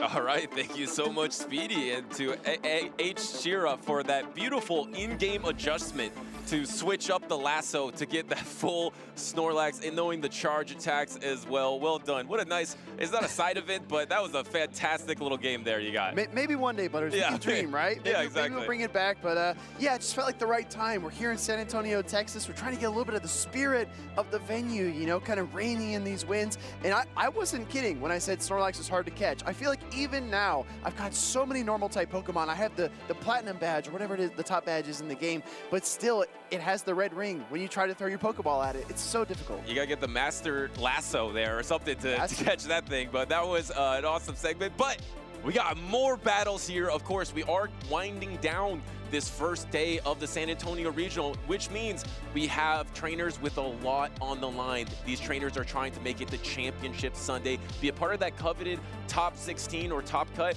but crucially, also be in line for prizes and a lot more championship points. I was catching up with a competitor before we took our place in the booth here. He was saying that he's done really well in his local tournaments and challenges, but he's not done so well in regionals. He's looking to gather points. And to your point, Butters, I feel like it's so important to not only compete for the prizes, but also to snowball your momentum as a competitor through the season. A top cut finish, a first, second, third place finish, all of that builds towards the travel awards, the World's invitations. It's all so, so important. Yeah, your World's dream could be on the line today, even if you don't win at all. Yes, the first place champion will qualify, but if you get enough championship points that adds up and now you're suddenly number 55 on the leaderboard because of today, that means you qualified because of today. So all these battles matter a ton to these trainers, as I believe we have another 7-Eleven gaming trainer coming up next versus a trainer that has improved greatly since his last performance, PDX Dragon.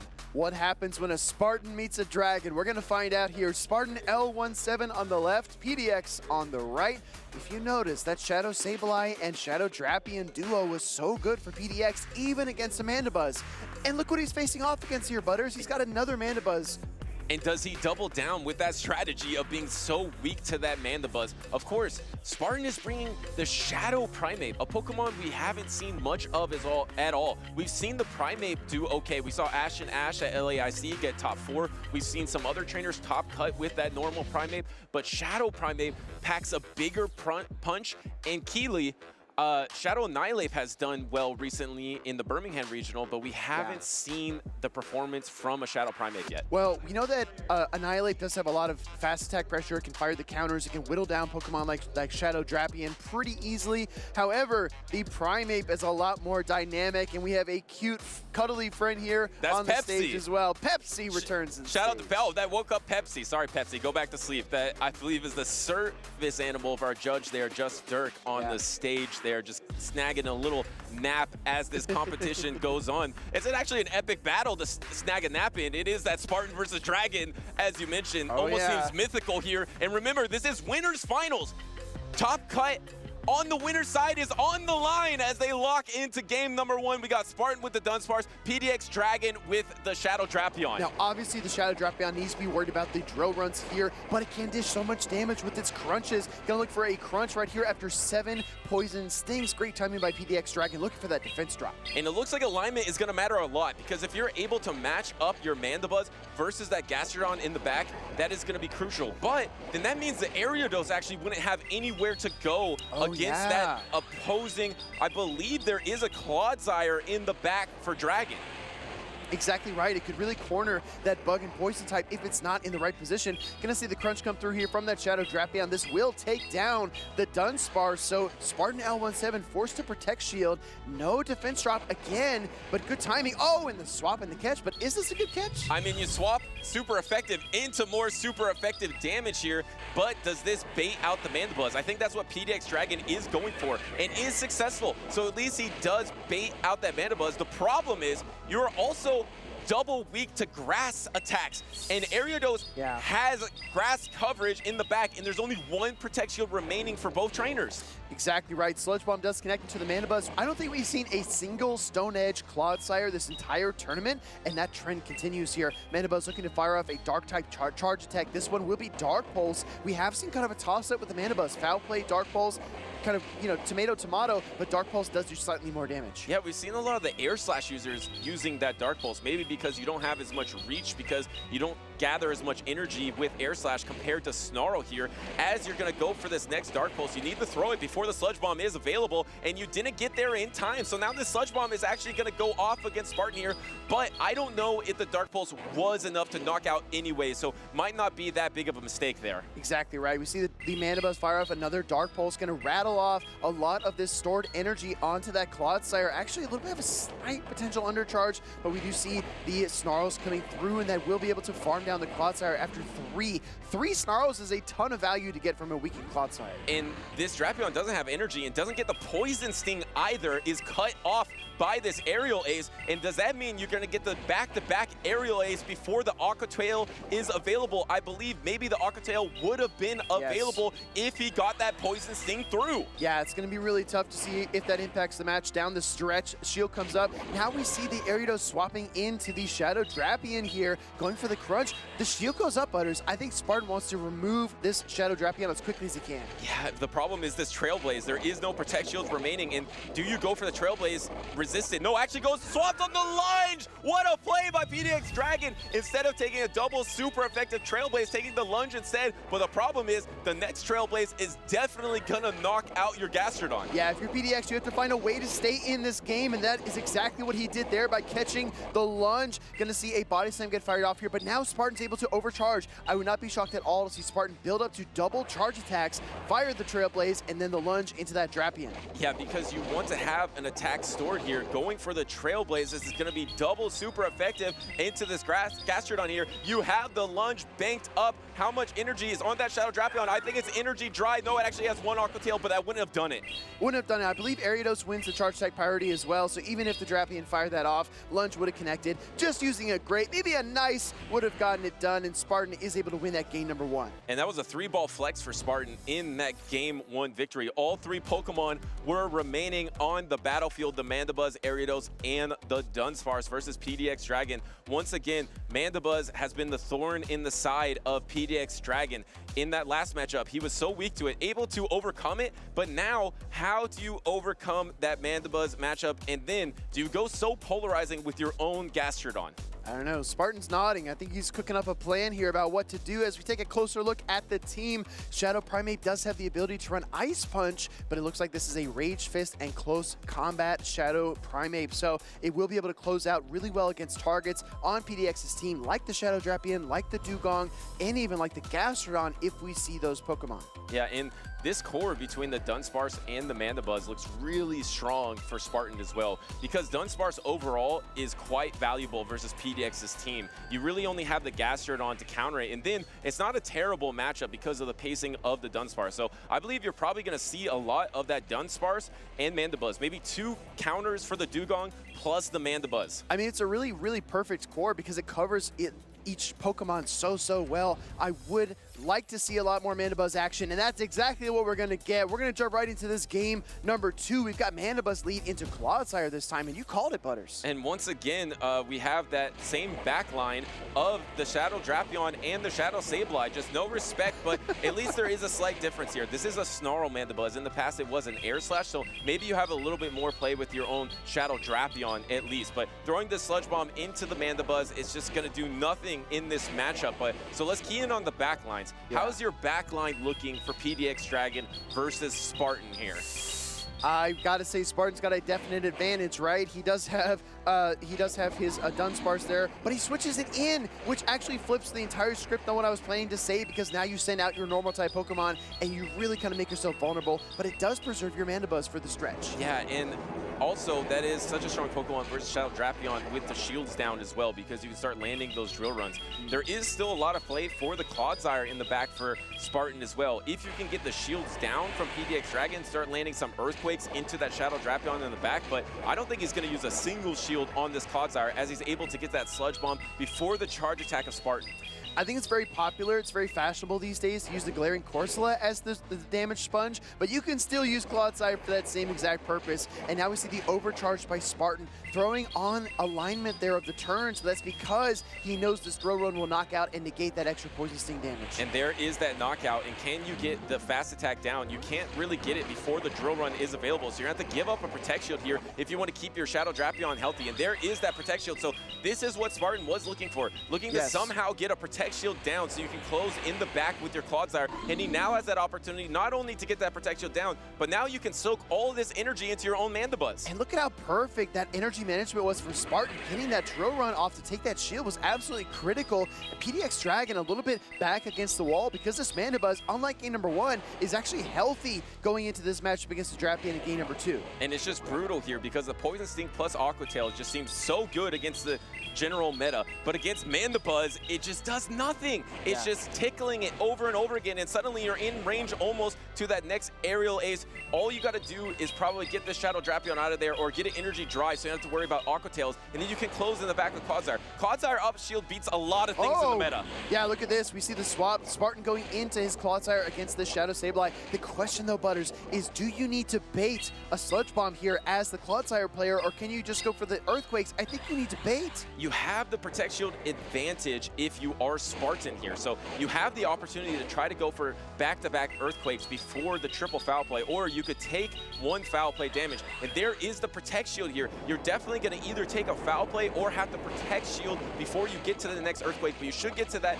Earthquake before the third foul play. Yeah, I think so as well, but by that time, I think the switch timer is also going to be up for PDX Dragon, so he could send in his Drapion to soak that Earthquake damage, bring the Sableye back in. Oh, actually, excuse me, no, the Earthquake's already there. My timing's a little bit off, but I think that Spartan's timing is just right. But do you have the reach here? We've seen so many times Shadow Sableye able to endure these charge attacks. Once again, it endures and is able to hang on and swap, and here comes the Aerial Ace. This Aerial Ace, is it enough? I believe that PDX Dragon now has the opportunity to try to go for back-to-back Aqua Tails here. He can bank up some energy, taking these resistant Snarls. He just has to throw before the Aerial Ace. Maybe he threw one Poison Sting too early. Yeah, it might have been one Poison Sting too early. Aqua Tail coming through here. Mandibuzz on its last feather is going to get knocked out. Now we've got a Clodsire as the final remaining Pokemon. It flops out onto the field. Aqua Tail might not be enough here, and the switch timers aren't ready, so here comes the Sludge Bomb. Oh, and this is definitely going to knock out, even though it's resisted. If you did one more Poison Sting, maybe this would have been charge attack priority into the Clodsire. I don't think Sableye has any energy, does it? Oh, he had the foul play! Wait. If he was able to get that Aqua Tail, I don't think this is enough! Wait, hold the phone. Spartan thinks he's got it. PDX Dragon is fighting hard here. Foul play comes through. Clodsire hangs on.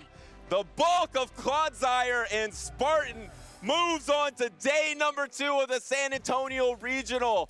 What an end game there. PDX Dragon got so close. I think if he got one more Poison Sting against the opposing Mandibuzz, he would have been able to get to an Aqua Tail and a foul play in order to tie up that series. But it's just so hard in that end game because you have to keep track of all Mandibuzz's energy throughout the entire battle, right? That's the challenge, right? The game went on for probably close to 3.5 minutes, but that 1.5 second snarl is what you needed to be mindful of. You needed to know that Mandibuzz needed another snarl for the next Aerial Ace. And like you said, Butters, if you get that one additional Poison Sting, maybe you clench that Aqua Tail, chip that Clodsire, and Sableye can do the rest. But unfortunately for PDX, he was not able to execute on that win condition. And Spartan was happy to take the win because he played perfectly. He really did, and he moves on 2-0 on that winner's side of the bracket. But PDX is not out of it yet.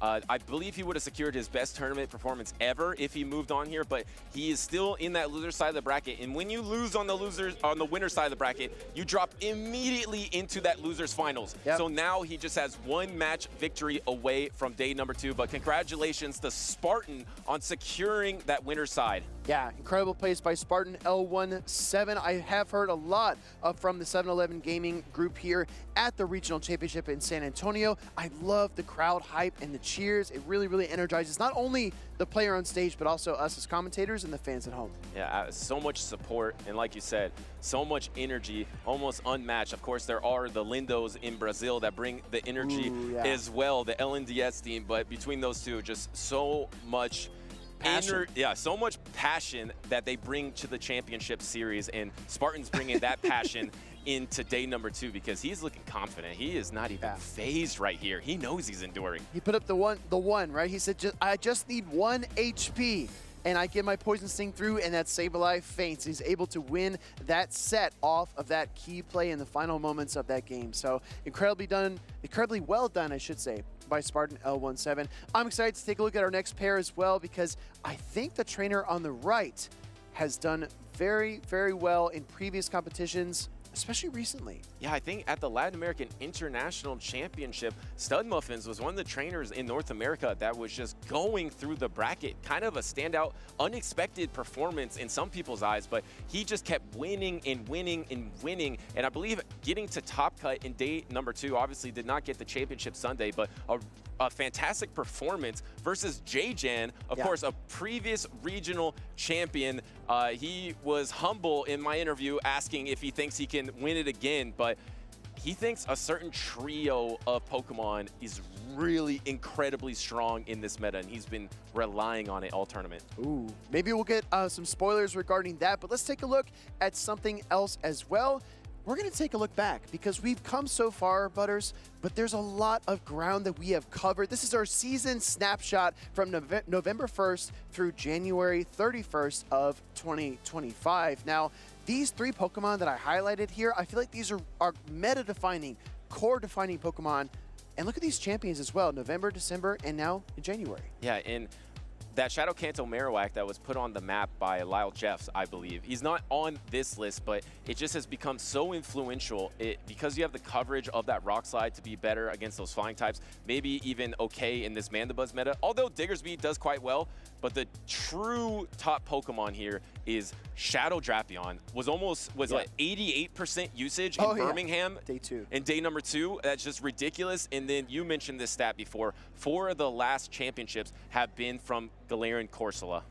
Yeah, 4 out of 5, right? Of the last 5 championships, a Galarian Corsola team has won it. So that Pokemon is absolutely meta-defining. And as we move through the San Antonio Regional Championship, the question is, will another Pokemon take its place? Maybe Air/Mandibuzz becomes that new meta-defining Pokemon. You know, against those 3 Pokemon, that is a core breaker. You see, it is kind of. No, I mean, seriously. the Shadow Drapion, you're able to soak all of its energy and then do the neutral air slashes and aerial aces to win that matchup. And it's just so important to have a Pokemon that can soak the energy of the best Pokemon.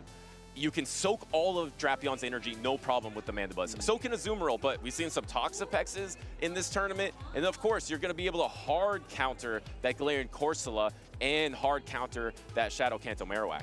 Exactly. You can do a lot of work, put in a ton of work, but our trainers on stage are ready to put in some of their own work because we have J-Jan on the left versus Stud Muffins on the right. We saw Stud Muffins have a very impressive 2-0 set over H. Shira, the winner of our Pokemon Rodeo Roundup skit that we did yesterday, and I think that he's looking to take down, I think that Stud Muffins is looking to take down J-Jan as well. Yeah, and Stud Muffins was 9th place at the Latin American International Championship. And he was actually 7th place this season in Sacramento, so was in the losers finals trying to get into day number 2 and didn't quite win it there. So I believe Stud Muffins, his best performance was at an international championship at LAIC, which is incredibly impressive. And if he secures this victory, that will be his best regional performance ever. And to do it, he has to defeat a trainer that's been there before. He has held up the trophy before. That is J-Jan.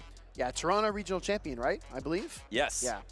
Well, let's see what we get in game number 1. What I took away from the H. Shira versus Stud Muffin set is that Galarian Moltres is a threat. It's so dynamic. It's so powerful. Can J-Jan rein it in? And instantly swapping the Shadow Drapion there. Jumpluff isn't the worst matchup in the world versus Dunsparce, but it looks like he didn't want to deal with those super effective rollouts and Rock Slide. So swapping in the Shadow Drapion, and once again, there is no key counter to Shadow Drapion, so you're actually just going to stay in with your own Dunsparce, but you got the defense drop. Yeah, there's no Gastron, there's no Shadow Kanto Marowak, so you have to find a different way to beat this Pokemon, and that's so important with playtesting and scrimming, being prepared to handle the things that your team is not great against. Now we see another Poison Sting come through there, another Dro Run gets fired off by Stud Muffins, going to take a shield away from J-Jan. And the first Protect Shield from, or sorry, actually the second Protect Shield, because he's used both Protect Shields and Stud Muffins didn't use a single one, has both Protect Shields remaining, but he's going to soak all this energy into the Clodsire, essentially just sacking the Clodsire here because you're just got to take Aqua Tail after Aqua Tail after Aqua Tail versus J-Jan's Shadow Drapion. Do you catch an Earthquake on your Jumpluff if you are J-Jan? Come on, Butters, do you? It would be so fun, but also so risky because if you mistime it, then you're going to take super effective Sludge Bombs in instead. So if you can pull it off, that would be absolutely breathtaking, especially because the Clodsire is in range of Energy Ball. Exactly. So if he can't pull off that swap, it would be next level, and it looks like he doesn't go for it. He's going to get knocked out by the Earthquake. Yeah, JJan knows that this Shadow Drapion cannot withstand this damage from Clodsire. Earthquake connects, Shadow Drapion goes back into his Pokeball. Now he comes in with the Jump Bluff, and I do think the Sludge Bomb is a threat. We actually saw Studmuffins reaching for the Feraligatr, but he changed his mind once he saw the Jump Bluff. Yeah, he's like, okay, well, I'll Sludge Bomb this first before I try to swap out of here, because this is super effective.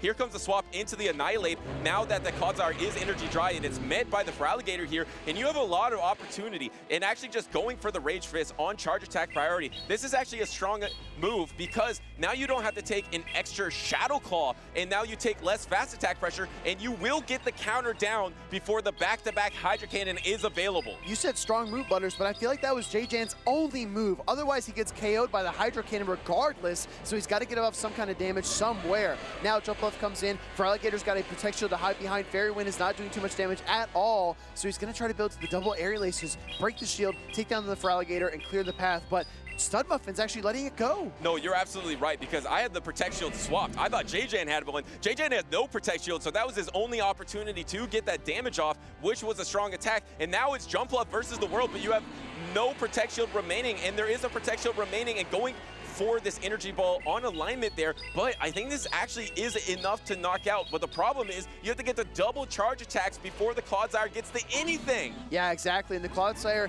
does have 2 Poison Stings of residual energy, so it's able to come in here going for the Energy Ball, maybe hoping that Studmuffins tries to think maybe it's an Aerial Ace, and he doesn't shield it, but he does throw up the final Protect Shield, and like you said, Butters, Clodsire already a few steps ahead. And Clodsire does reach the Sludge Bomb, which will knock out JJan, and Studmuffins is one match victory away from going on to day number 2 and securing his best regional performance in his championship series career. Day number 2 on the winner's side bracket. That's a powerful position to be in when you're looking at a top 16. That's going to be arguably one of the most talented top 16s in North America. But it's like every event we come here, we say this is the biggest event ever. We have the most players here ever.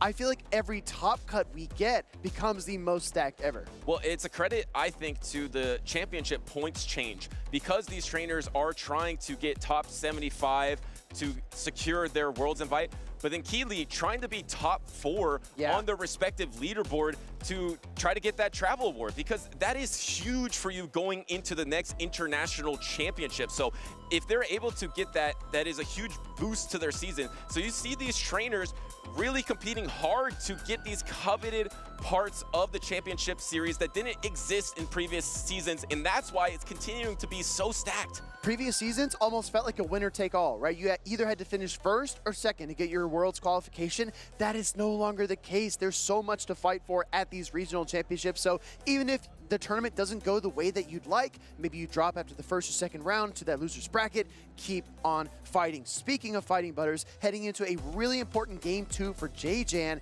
how can he adjust to what he saw from Studmuffins in game 1, particularly the Clodsire? You know, the thing is that Clodsire was pesky, because I think it's also one of the better answers to Annihilate down shields when the Annihilate is down shields. Other than that, Feraligator is quite strong too. I feel like Annihilate is really strong for JJan in this matchup. So if he can avoid that Feraligator, maybe even avoid the superior super effective energy, and there is that Annihilate in the back, can it do enough damage into that Galarian Moltres to be a factor in this battle, or is it going to match up against that Clodsire? Like I was saying, the Galarian Moltres really ran away with that matchup earlier on stream, so Studmuffin's probably looking to get it a Protect Shield advantage and unleash it onto JJan's team. Hydro Cannon does get shielded up by JJan first. Maybe waiting for the switch allows the Shadow Claw through to make sure his Hydro Cannon connects. And the problem for Galarian Moltres in this iteration of the meta, it doesn't have a lot of targets anymore. Like, this is probably Galarian Moltres' best target. It's against the Shadow Feraligator, but that Shadow Feraligator for JJan is in the lead. So what is that Galarian Moltres actually going to do in the back?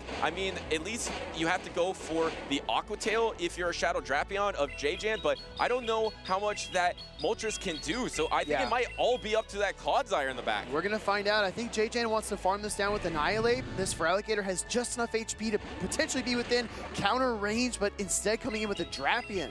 And trying hard to keep that alignment here and landing this Hydro Cannon. JJan decided that he's going to go all in with the Annihilate, and here is that Annihilate, and it is met by a Clodsire that was energy dry. So now he has the opportunity to ramp up, maybe even Protect Shield and Earthquake, and then really secure the energy that he might need to close out this entire battle. He might be able to sweep with this one Annihilate right here. It's really going to depend on a lot of factors, though, because this Clodsire does pace the Earthquake after just 8 Poison Stings and then 7 to the second, and that Rage Fist is 6 counters every time. So it is going to take a while for JJan to build the energy, and he needs to outpace the second Earthquake. Otherwise, this Annihilate is going to be really, really weak. Oh, he actually goes for the close combat. This is going to be resisted here into the Clodsire. It's on charge attack priority. Looks like he's just trying to register as much damage as possible, but I don't think it's enough. It's not nearly enough to knock out the Clodsire. The thing is, I don't think you would have been knocked out by the Earthquake if you just went for Rage Fist. You would have been able to hold on, but now you definitely get knocked out, and Galarian Moltres is swapping in here, and is going to be going, and the Aqua Tail is available for JJan. This is so tough.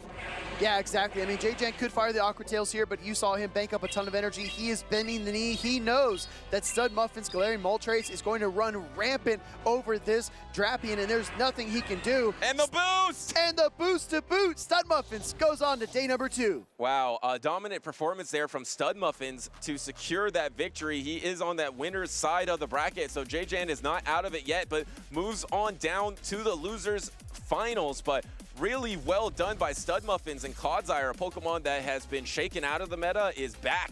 I mean, it's able to land that charge attack Earthquake into an interesting play for the close combat from the Annihilate. It's one of those things, like, you never expect that you need to know how much damage a single stage boosted Rage Fist enhanced close combat is going to do into a Clodsire. That's not something that would ever cross my mind, right? Yeah. But you have to deal as much damage as possible and try to find your win conditions. Butters, I think you made a really good point. You said that if JJan would have thrown the Rage Fist, maybe he endures the Earthquake and is able to move the pieces around and try to explore one other win condition.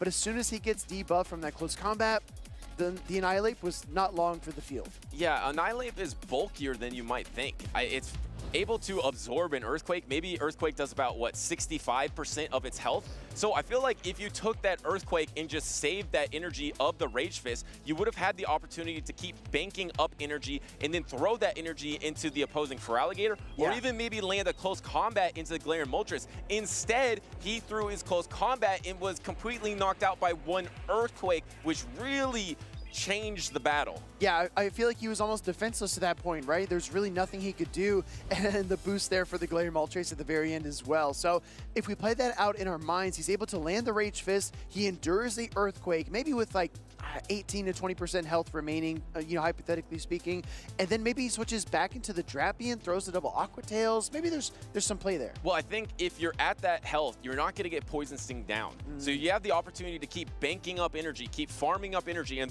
he swaps in Feraligatr, okay, Rage Fist it. If he swaps in the Galarian Moltres, okay, close combat it. And then pivot. Exactly. Instead, he left himself a little bit vulnerable with that close combat, maybe thinking he had the reach to get a knockout, or maybe even throw it and then swap, but it was charge attack priority, so he was locked into that matchup. Yeah, exactly. Locking in that charge attack priority, no switches can occur once that charge attack has been triggered, so Annihilate was absolutely defenseless. Stud Muffins, though, has been super impressive. I really liked what he did in the 2 matches he played on stream. Excited to see what that trainer does in day number 2. We're not getting a lot of emotion or feedback or body language from Stud Muffins either. He's just all business. Yeah, and we have the Tarian up next on stage. I believe he's 3rd in North America right now, so no better time to talk about the roadmap and what these trainers will be battling for throughout the season and what they could achieve.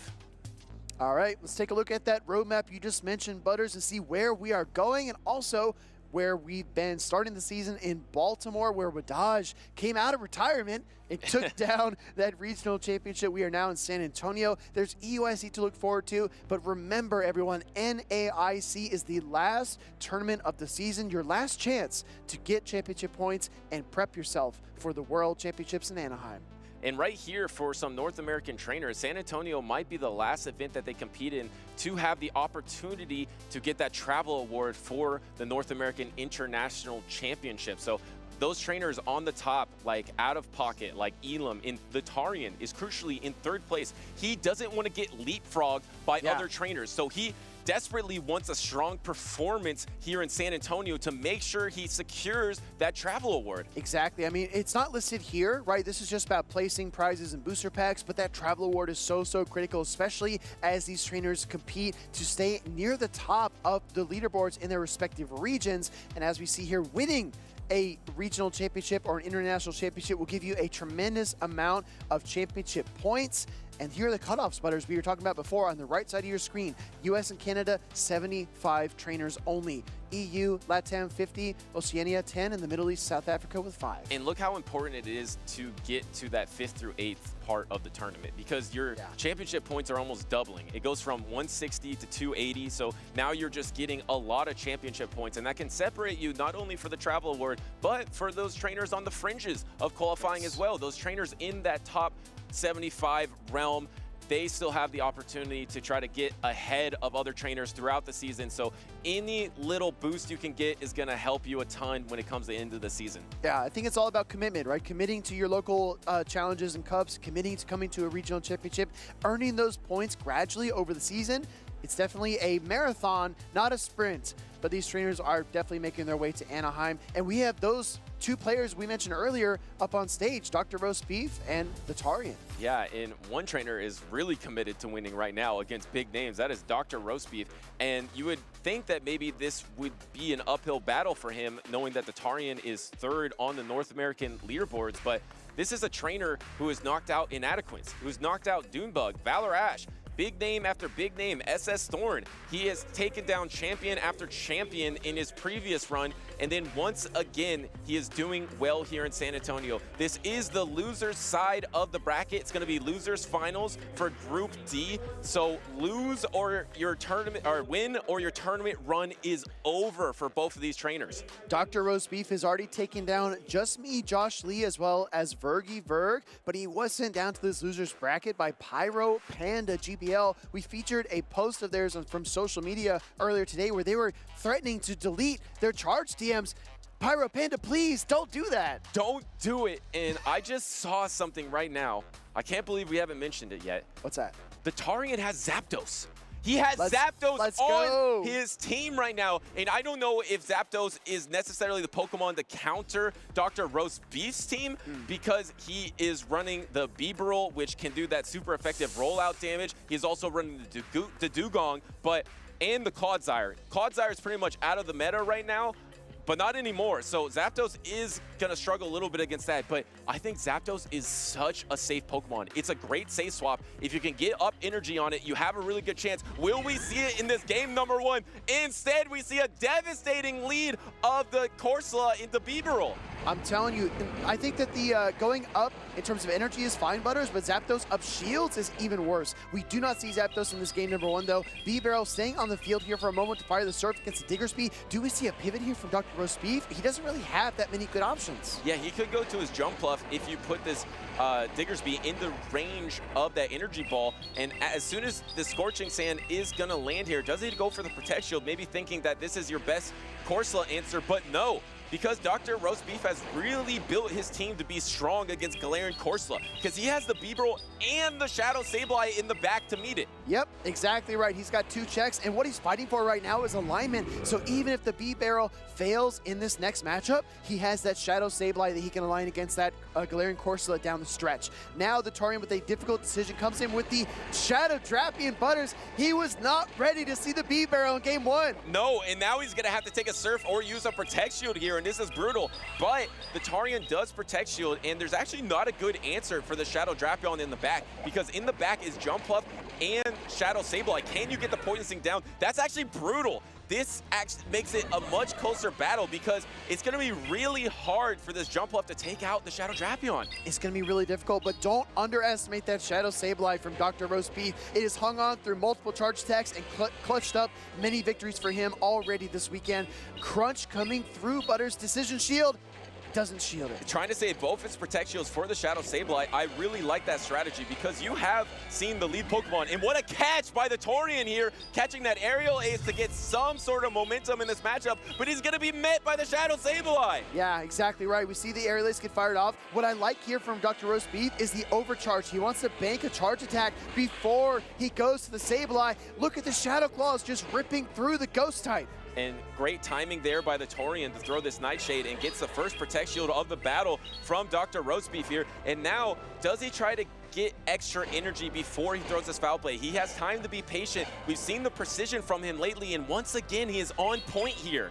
I think you could have almost double shielded and Shadow Claw down, loaded the Foul Play, and just forced the shield away from the Drapion. But I like this play as well from Dr. Roast Beef to force away that Protect Shield earlier on before the end game. Well, how much energy does the Shadow Drapion have banked up? Because if it has energy, it can combo attack right now, and there comes the combo attack. No, it was away, but he didn't go for the Power Gem. He went for the Foul Play, which is resisted. I believe the Torian can endure here, but Dr. Roast Beef can he get out? Can he get to the jump off? He can! And he combo plays. Here comes Dr. Roast Beef with the aerial ace into that Shadow Drapion. We thought the Torian was going to combo play, but it's actually Dr. Roast Beef who flips the script. And because he was 1 point to single away, Dr. Roast Beef banked it, and that's why he was able to secure the combo attack. But hold on, it's not over. The Torian gets the full Astonish down. If he gets to a Nightshade, he can win, and he's only 1 Astonish away, and he gets it. He secures it out of nowhere. The Torian is going to take game number 1. The pendulum of momentum went to the Torian side, then back to Dr. Roast Beef, and finally landed on the Torian on the right. Wow. That is amazing, because there's a couple of things going on here. The Torian had the bad lead with the Corsola, and then Dr. Roast Beef had 2 answers for the Corsola.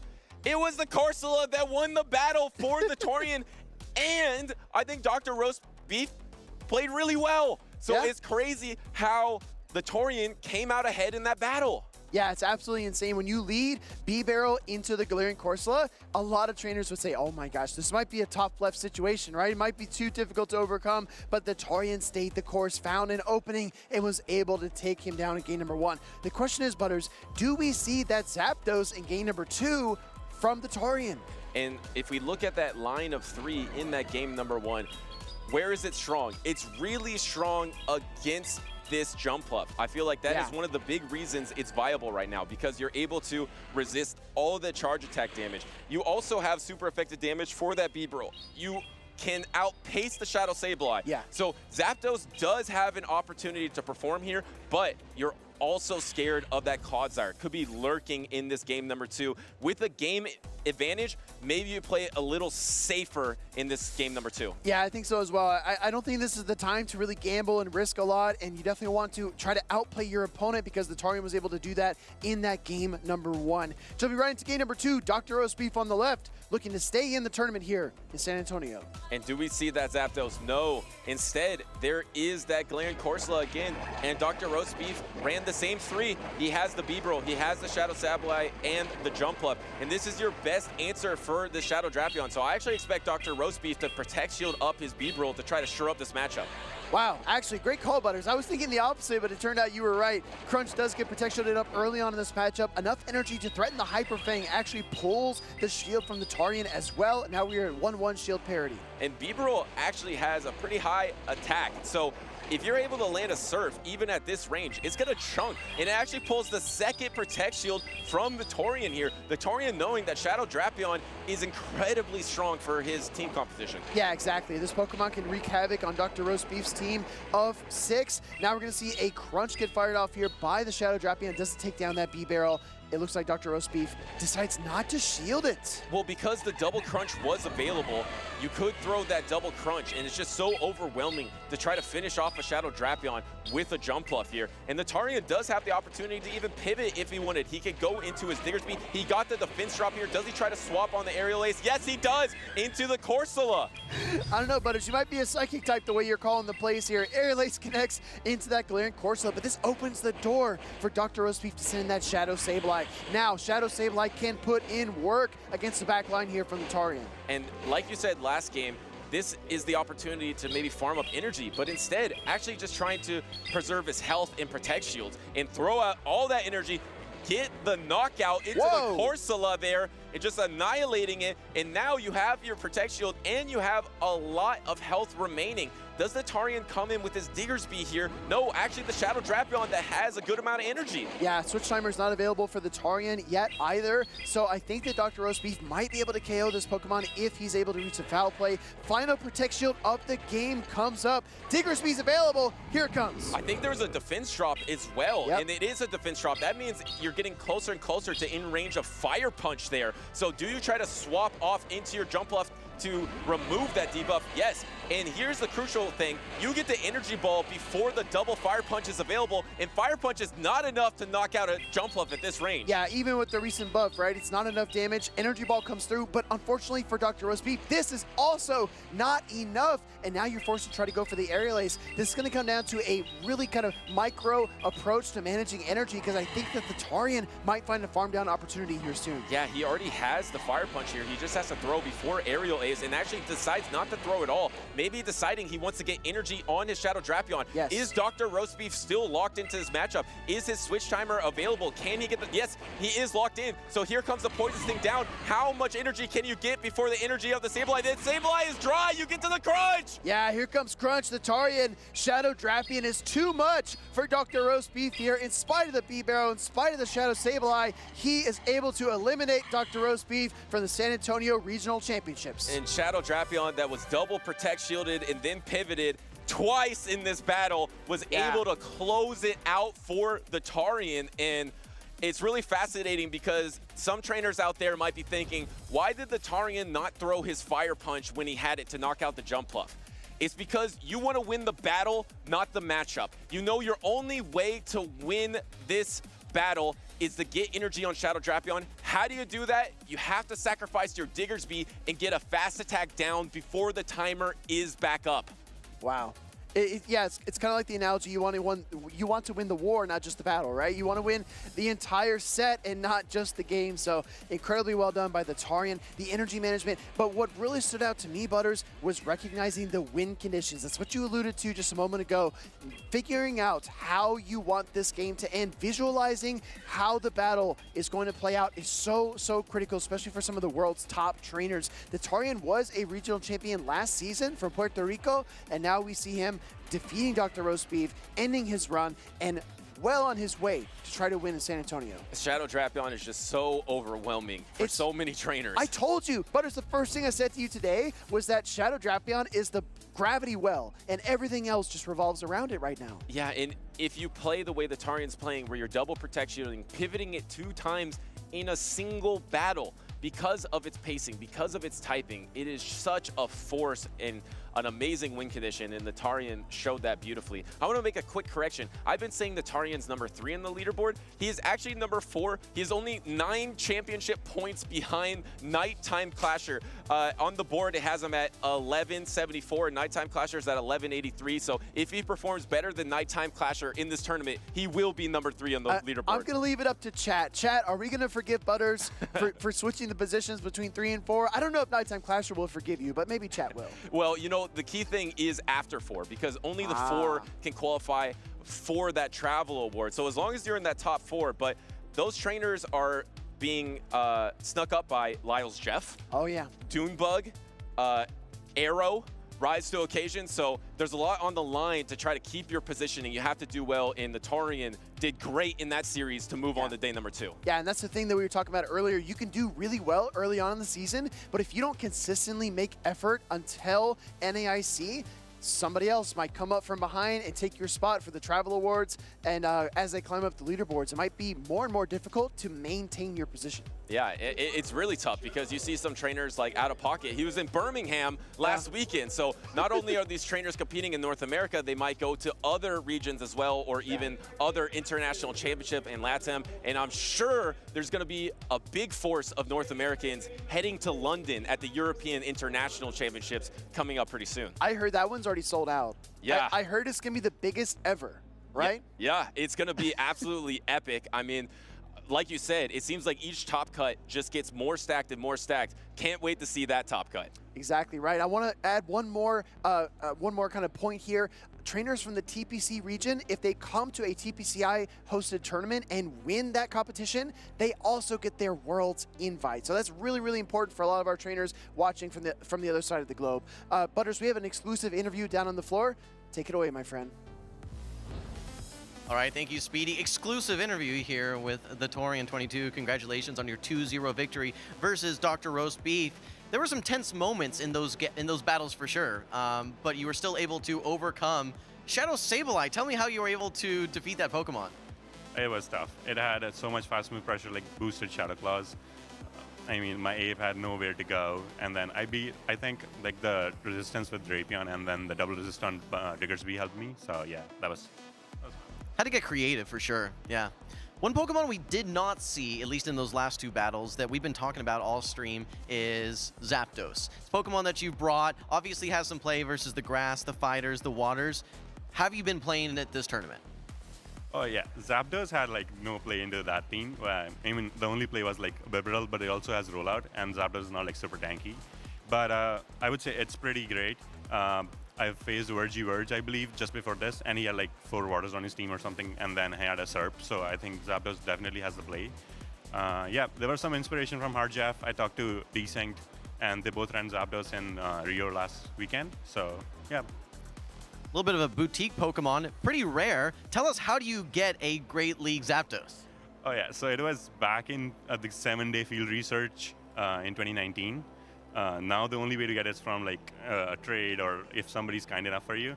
Like people have access to an under 1500 CP like Shadow Zapdos, but a regular one is like pretty tough to obtain.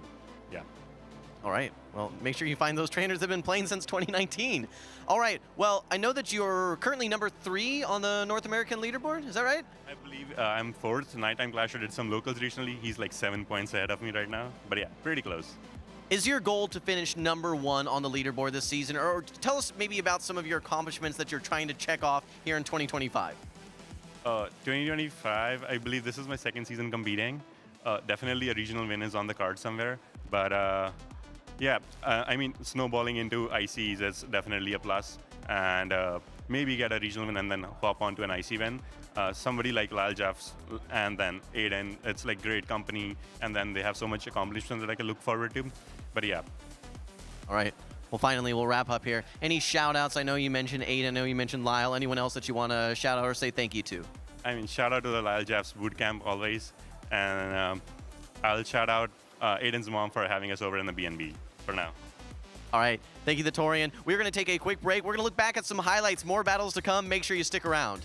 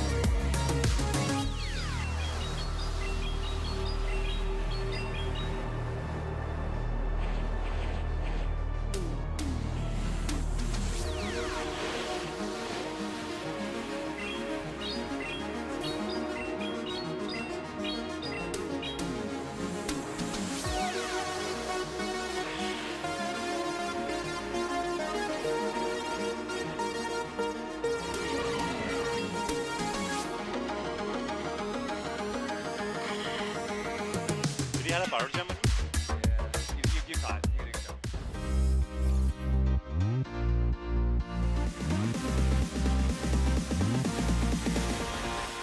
Regardless of how you play the game, just to have fun. I've made so many friends in this community, and I'm currently a VGC judge, and it's the best experience that I've honestly ever had. And as long as you're having fun, it really doesn't matter what happens throughout the day. The best piece of advice I was given from my friends is just to relax, and believe in yourself. It's just tapping on a screen, you know? Like, don't overthink it. Just calm down, relax, take that deep breath, and tap away.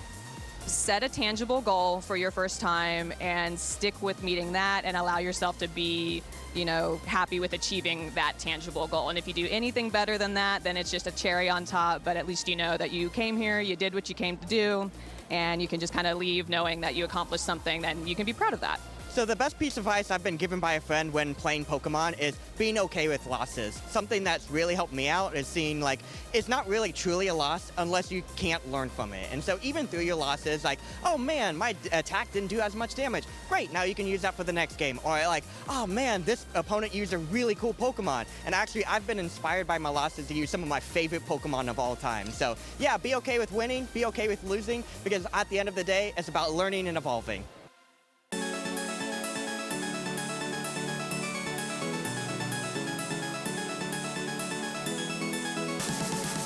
It's time to kick off our 2024 Pokemon North America International Championship.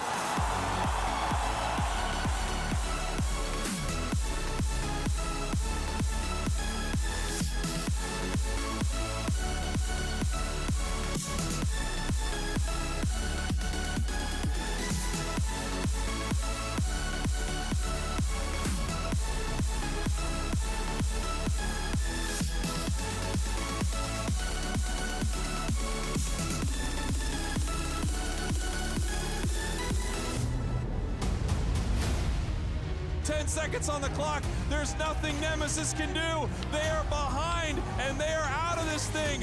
Orange Juicers become your North American champions. Getting it done, bell to bell. Here comes OutOfPoket. Both switches are firing. He's going to get the KO. OutOfPoket, your NAIC 2024 champion. There's the lightning energy. There's the drop free. Fighting He's got energy the fighting to energy. the hand. So he attaches, he retreats. We are going to see a bellowing thunder here for 280 damage. And Jose Cruz is your North American International Champion in the Juniors division. That was a fun back and forth game, just like we expected, Joe, wasn't it? Lost Vacuum on the Temple of Sinnoh, Neo Upper Energy on the pit shot, KO with +3 win, and Nathan Osterkat is your North American International Champion.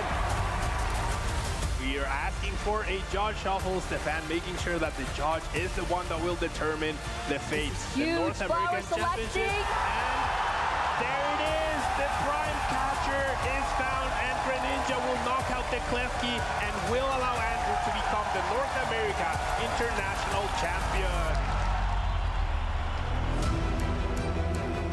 Is Sandsear Storm going to be enough into this Ice Rider Calyrex? It's not. It's just 50%, so Kevin has the potential to strike back. And with this Glacial Lance, it continues the avalanche of success for Kevin Hahn this season. 6 titles in 2024 with the win in the Junior Division for the 2024 North America International Championship. So the Calyrex with this Astral Barrage able to move before this Urshifu is able to secure a double knockout, and that's the game. Josh, the honor, the glory, the redemption is his as he takes this game and becomes your Senior Division 2024 North America International Champion. Patrick coming all the way from Florida with the support of his local community, able to power through the paralysis, and with a critical hit, takes the win and is your 2024 North American International Champion.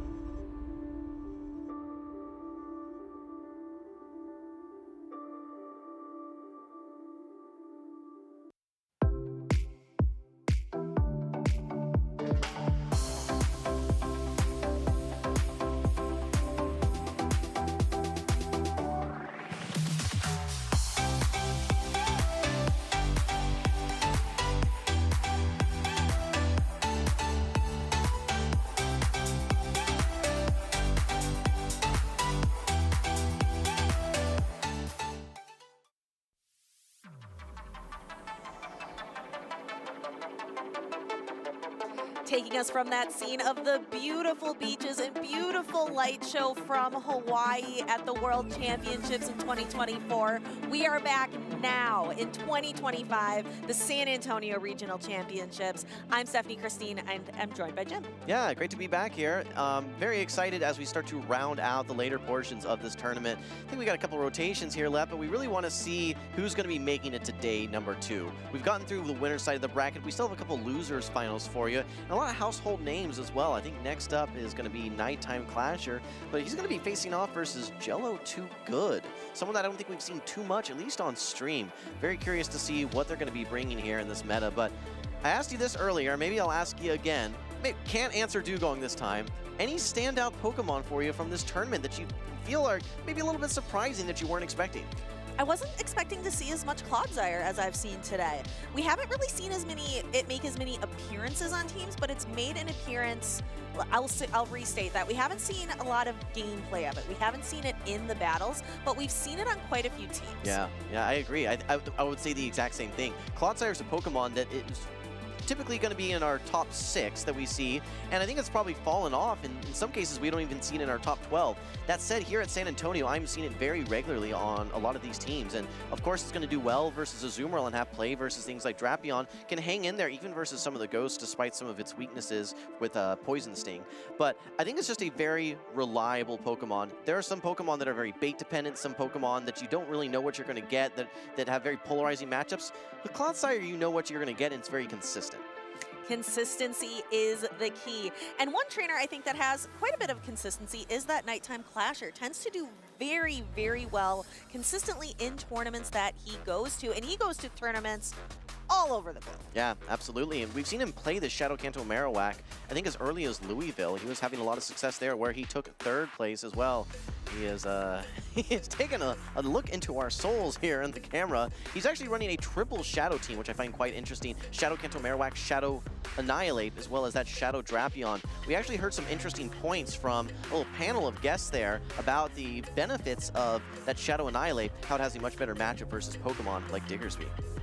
And there is a Diggersby on the side of Jello Too Good.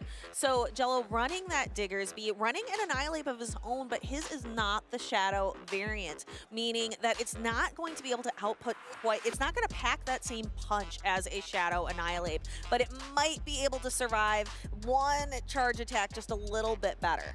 What'll be interesting to see is a Pokemon that we've, not really seen too much play from earlier, at least not a lot of great play, but it's the Jump Bluff on the side of Jello Too Good, because there are some very solid targets on the side of Nighttime Clasher, the prime target being Marowak, but also if you're able to get it lined up versus that Shadow Annihilate or the Azumarill, there's certainly some play, and maybe with a little debuff luck as well, can have some play into that Galarian Corsola. So I wouldn't be shocked to see him bringing it, but there are probably some safer answers that Jello Too Good can bring, that Shadow Drapion, that Azumarill, and I mean, we see a lot of Feraligatr paired with that too.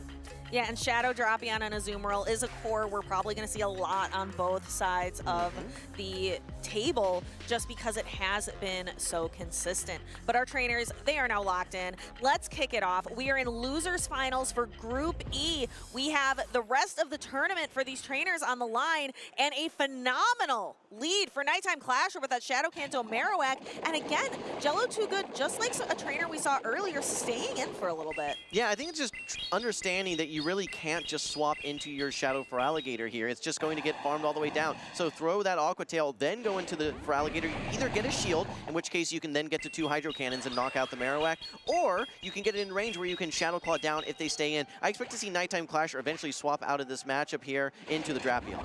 Yes, this is a much better matchup, saving that Corsola for whatever is in the back, hoping to maybe outlast whatever Jello Too Good has as his 3rd option. All right, well, here comes the Hydro Cannon. This will draw the first Protect Shield from Nighttime Clasher. Nighttime Clasher has an energy advantage. He can throw 2 more Poison Stings before Jello Too Good is able to reach his own Hydro Cannon. Here comes the Crunch, and this will draw the 2nd Protect Shield now from Jello Too Good. Shields down. Shields are down, and Nighttime Clasher looking pretty good here. The Shadow Drapion can withstand a Hydro Cannon, but is going to opt to use a Protect Shield. Wants to keep the Shadow Drapion healthy. Wants to make sure that he can realign that Shadow Kanto Marowak with this Drapion later. Oh, this is awkward because because your switch clock is not up as Nighttime Clasher because both Pokemon threw a charge attack. Yeah, you have to actually wait now. Does a little bit of an undercharge as well. I think wants to still get some energy, maybe bringing back something else in. But, ooh, this may have been a miscue. If he stays in and tries to farm down, Jello Too Good may get to another undercharge. Or sorry, get to another Aqua Tail. Yeah, I'm not sure this is the play. Nighttime Clasher maybe just trying to garner a lot of energy. Actually makes a catch of an Aqua Tail onto the Galarian Corsola, which is a great place for that to land and just kind of absorb some energy. And that's kind of what Galarian Corsola is good for, right? It can absorb a lot of damage. Doesn't really output a ton. Now Jello Too Good's got to decide, what do I bring in here? Gonna bring in the Shadow for Alligator. It has that super effective Shadow Claw damage and is going to start being able to whittle away at this Galarian Corsola's health, especially with this Hydro Cannon coming through. Yeah, thankfully that for Alligator had one Shadow Claw ready to go, so you're able to throw in good timing and outpace to the charge attack. A quick swap now by Jello Too Good. This brings in the Azumarill. Nighttime Clasher has the Night Shade, rather, ready to go. It'll do a nice chunk of damage. His switch clock is not up, though. He may actually just get bubbled all the way down here. It's a race against the clock. Can he pull the Galarian Corsola out of there? He cannot. It goes down with almost a charge attack ready. So Jello Too Good's Azumarill able to have a lot of energy going into the next matchup. Nighttime Clasher waiting out the clock before bringing in the Kanto Marowak. Jello Too Good kind of throwing that Ice Beam right away. Yeah, Shadow Kanto Marowak got stalled out there, unable to get a Mud Slap through. Regardless, it's going to be taking that Ice Beam, so not going to be able to do too much. At this point, you have tons of energy on the Shadow Drapion, but there is just nowhere for this energy to go. It is only resisted into this Azumarill, plenty of HP remaining, and I think that Jello Too Good only needs 2 bubbles to knock out the Drapion. It still has his Alligator as well. Yeah, so had that insurance policy in his back pocket. Jello Too Good taking an early win here against more of that household name, Nighttime Clasher. Yeah, despite the very terrible lead, we saw the Shadow Drapion into the Shadow Kanto Marowak, able to just stay in, throw that Aqua Tail, get some good chip damage, mostly neutralize that Shadow Kanto Marowak, and then rely on your Shadow for Alligator and even Azumarill to really just be the closers there. I was just very, very impressed by Jello Too Good responsiveness. Now, I do want to say Nighttime Clasher, I think, did have a little bit of a miscue. He actually, in that undercharge, in the Drapion versus Drapion, undercharged too much, and what that meant was that Jello Too Good got to another Aqua Tail. He did catch it on his Galarian Corsola, but ideally you would have liked to have farmed down and not having to take that chip damage on your Corsola. It is tough to get a perfect undercharge and to make those decisions about exactly how many bubbles to pop on your charge attack animation. Newer trainers might not recognize when this happens. Here we have the Aqua Tail. Here's that catch we talked about. Yeah, that was exactly when he caught that move and was unable to get the full farm down. So I think that was not necessarily a game-losing moment, but I think it was not optimal for Nighttime Clasher, which I think he would have liked to have taken back, maybe hit another bubble or two on that charge attack. That said, you got to recoup, you got to bring yourself back up. It's losers finals. This is win or go home. One win away is Jello Too Good for making day 2. Nighttime Clasher needs to win 2 consecutive battles here. We've done it before. We'll see it again. It's the same leads. We're going to see it play out probably in the same way. Jello Too Good staying in, which takes the Shadow Drapion down almost under half health, but you have to chip the Shadow Kanto Marowak, and then here's the Feraligatr again. Yeah, they're just running it back, and Nighttime Clasher, he will throw this charge attack. I don't think he's going to be able to reach another charge attack, so he's probably going to swap right back into the Drapion. There's been nothing different about this matchup so far. We're seeing it play out exactly the same. We expect to see Jello Too Good actually throw this Hydro Cannon. This time, Nighttime Clasher throws on charge attack priority, however. Yep, knowing that he will lose charge attack priority, it takes a lot to beat a Shadow Feraligatr in the game of straight attack power. Shadow Drapion going ahead and throwing the crunch. Jello Too Good has to shield it to keep the Feraligatr around. Okay, well, this is even energy, or sorry, Nighttime Clasher has no energy. I think that Jello Too Good can simply just overfarm if he really wants, but wants to throw 1 before the crunch, meaning that Nighttime, he can actually, I think Jello Too Good can probably swap out if he really wants to. Could bring in his Azumarill here. I think the switch clock is up, but instead brings in the Drapion. Again, this is playing out exactly how we saw before. Shields have all fallen at this point. No Protect Shields remaining. Nighttime Clasher needs 2 Aqua Tails to knock out, though, and actually, again, undercharges. Again, undercharges, so will we see it exactly the same as before? The Drapion is going to be able to tank this crunch, but are you seeing Nighttime Clasher making the same mistakes? No, I mean, at this point, throwing that crunch, you're not going to get to another Aqua Tail. I actually did get a defense drop, which is interesting. I think Jello Too Good can quickly bring in this Azumarill, but switch clocks are up is the only thing.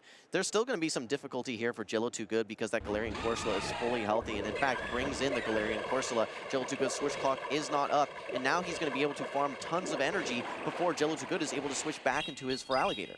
Yeah, so this is going to be a very different matchup. Typically, the Feraligator's in a really solid spot against the Galarian Corsola, but it's already down under half health, and the Galarian Corsola now has charge attacks ready to go. Yeah, we'll need to keep an eye on switch clocks again here for Nighttime Clasher. I think that by the time this Feraligatr comes in, it's likely that his switch clock has come back up. He has a Shadow Kanto Marowak still on the field that has essentially no energy, and also that Shadow Drapion. We'll have to see how much energy he still has on that Pokemon. Quick swap here, though, maybe trying to catch a charge attack. Nighttime Clasher has overfarmed so much that he has a Night Shade ready to go here, and this should be enough to take out this Feraligatr. And an undercharge again, maybe trying to keep it on the field. No, but it does end up getting knocked out. We do see Nighttime Clasher, though, being able to throw a charge attack before Jello Too Good is able to launch one on the Azumarill. This almost takes out the Azumarill. There is the charge attack priority, and Jello Too Good looks like undercharging a little bit. Yeah, no, I mean, he knows that this is not going to be his game, and Nighttime Clasher is going to be evening up the series here. Fully farms down now. 3 Pokemon actually still on the side of Nighttime Clasher. While the game played out very similarly at the beginning of the matchup, I think the Nighttime Clasher made one key difference that turned out to be much to his advantage. He did not, the undercharge that he put there actually was a correct undercharge, and he was able to get a full farm down rather than having to throw in his Galarian Corsola. He was able to bring in his Galarian Corsola at a more reasonable time when the switch clock is still locked up for Jello Too Good, and then he was just able to over farm so that when that Shadow Feraligatr came in, he had energy ready to neutralize it and take it off the field. So here's where the mind games come in, Jim. These two trainers played the exact same line, the exact same way 2 times in a row. Yep.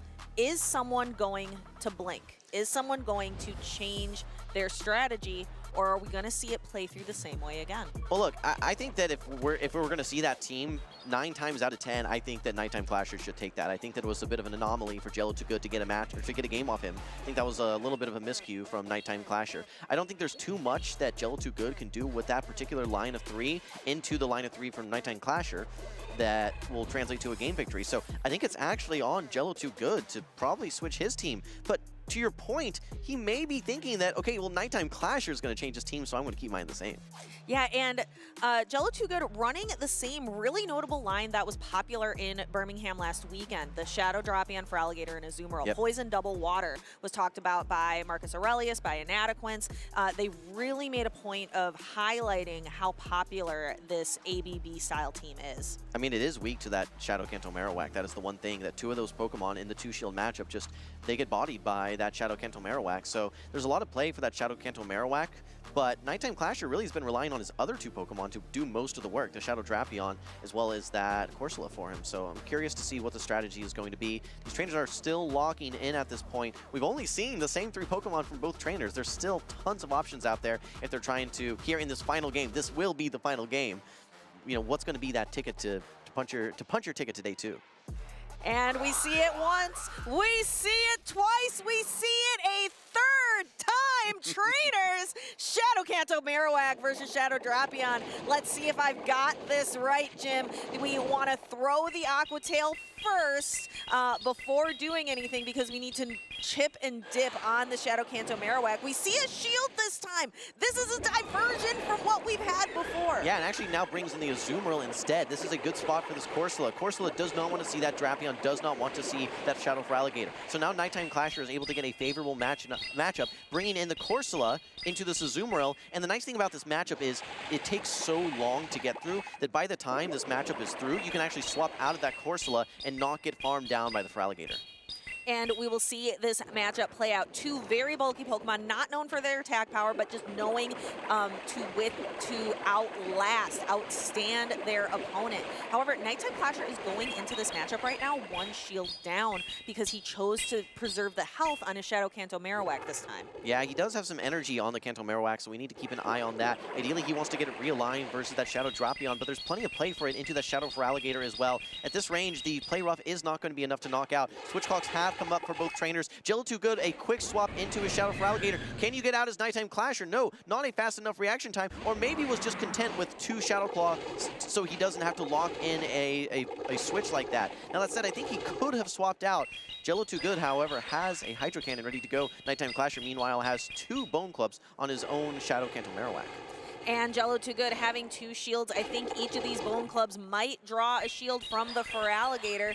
Jello Too Good wanting to protect it, but Jello Too Good has to know that it's the Shadow Drapion in the back. Okay, well, this is really bad for Nighttime Clasher because Jello Too Good has a Hydro Cannon ready to go here. Nighttime Clasher now has to bring in his Drapion, knowing that you're not going to hang on for your Shadow Kanto Marowak. Shadow Kanto Marowak can still do some things here. It has some energy still, but now you need to get this Feraligatr off the field. The only way that you can do that is with this Drapion currently. And yes, we do see the Protect Shield. Jello Too Good may even be able to build up to 2 Hydro Cannons here.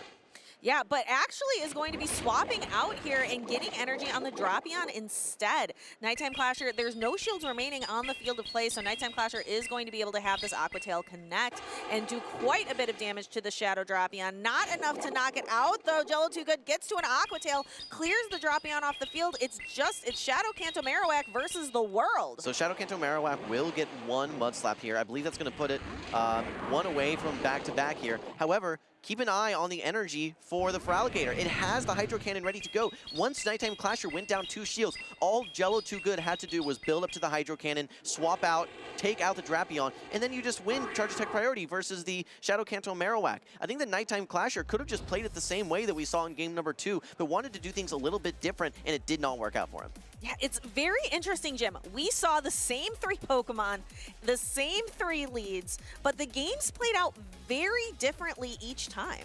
It was interesting because Nighttime Clasher, while he did use a Protect Shield early on, he got the alignment that he wanted with his Galarian Corsola, where he was able to get it aligned versus that Azumarill. Jello Too Good, though, got a farm down with his Feraligatr, and when you get ahead on energy with the Shadow Feraligatr and you have a shield advantage, there's very few ways to play out of that as the opponent.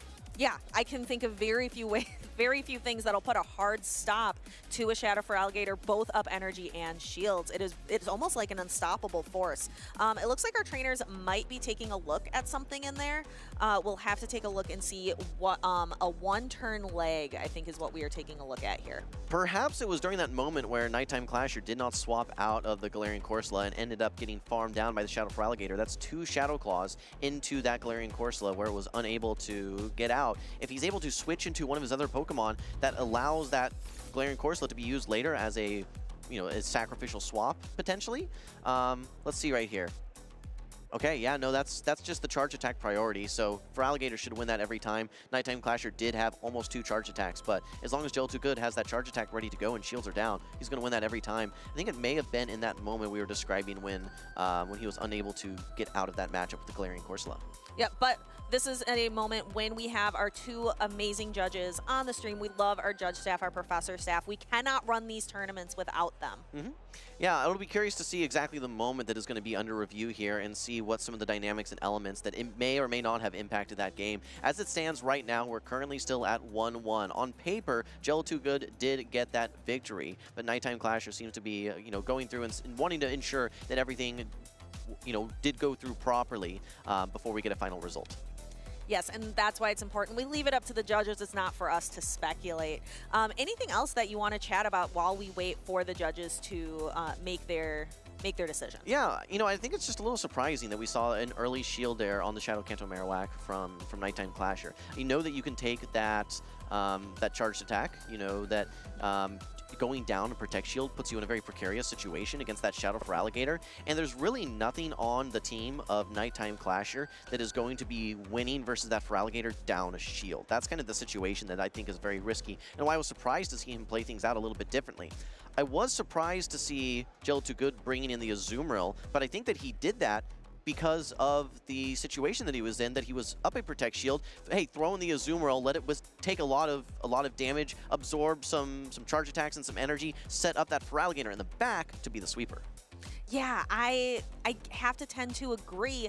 Seeing that Protect Shield go up, that felt like an odd way to divert from kind of the blueprint that we had seen from the matchups earlier, especially knowing that the Shadow Kanto Marowak can tank that Aqua Tail. Yeah, absolutely.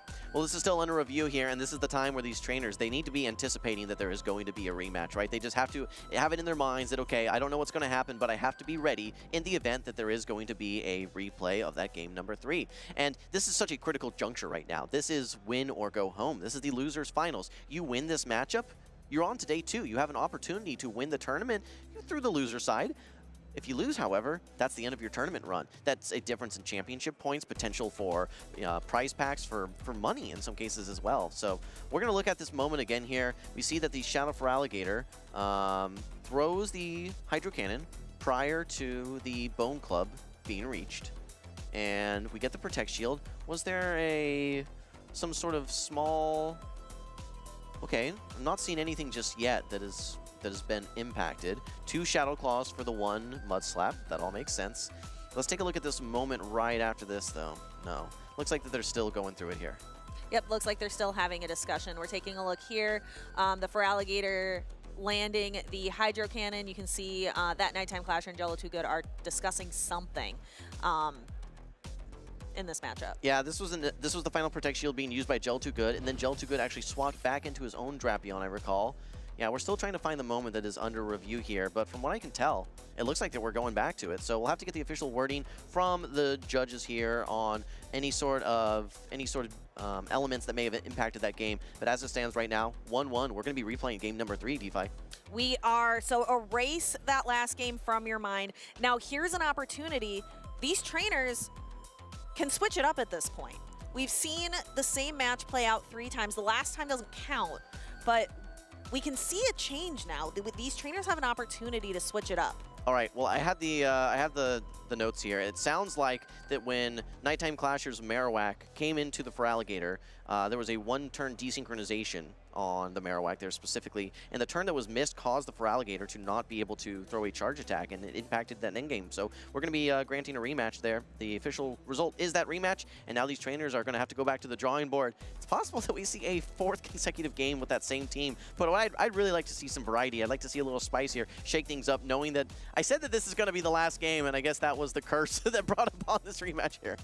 Yes, but again, these trainers have other great Pokemon. We haven't seen the Jumpluff or the Diggersby from Jello Too Good. I'd love to see that Galarian Moltres on the side of Nighttime Clasher. There's so many other Pokemon here, or they could stick to the blueprint that we've been following for the last 3 games. Well, Shadow Kanto Marowak has a lot of play into Jello Too Good's team. It does nicely versus the Shadow Feraligatr, does nicely versus the Shadow Drapion, which are very strong picks. He's intending for him to bring it, so it makes a lot of sense to bring that Shadow Kanto Marowak.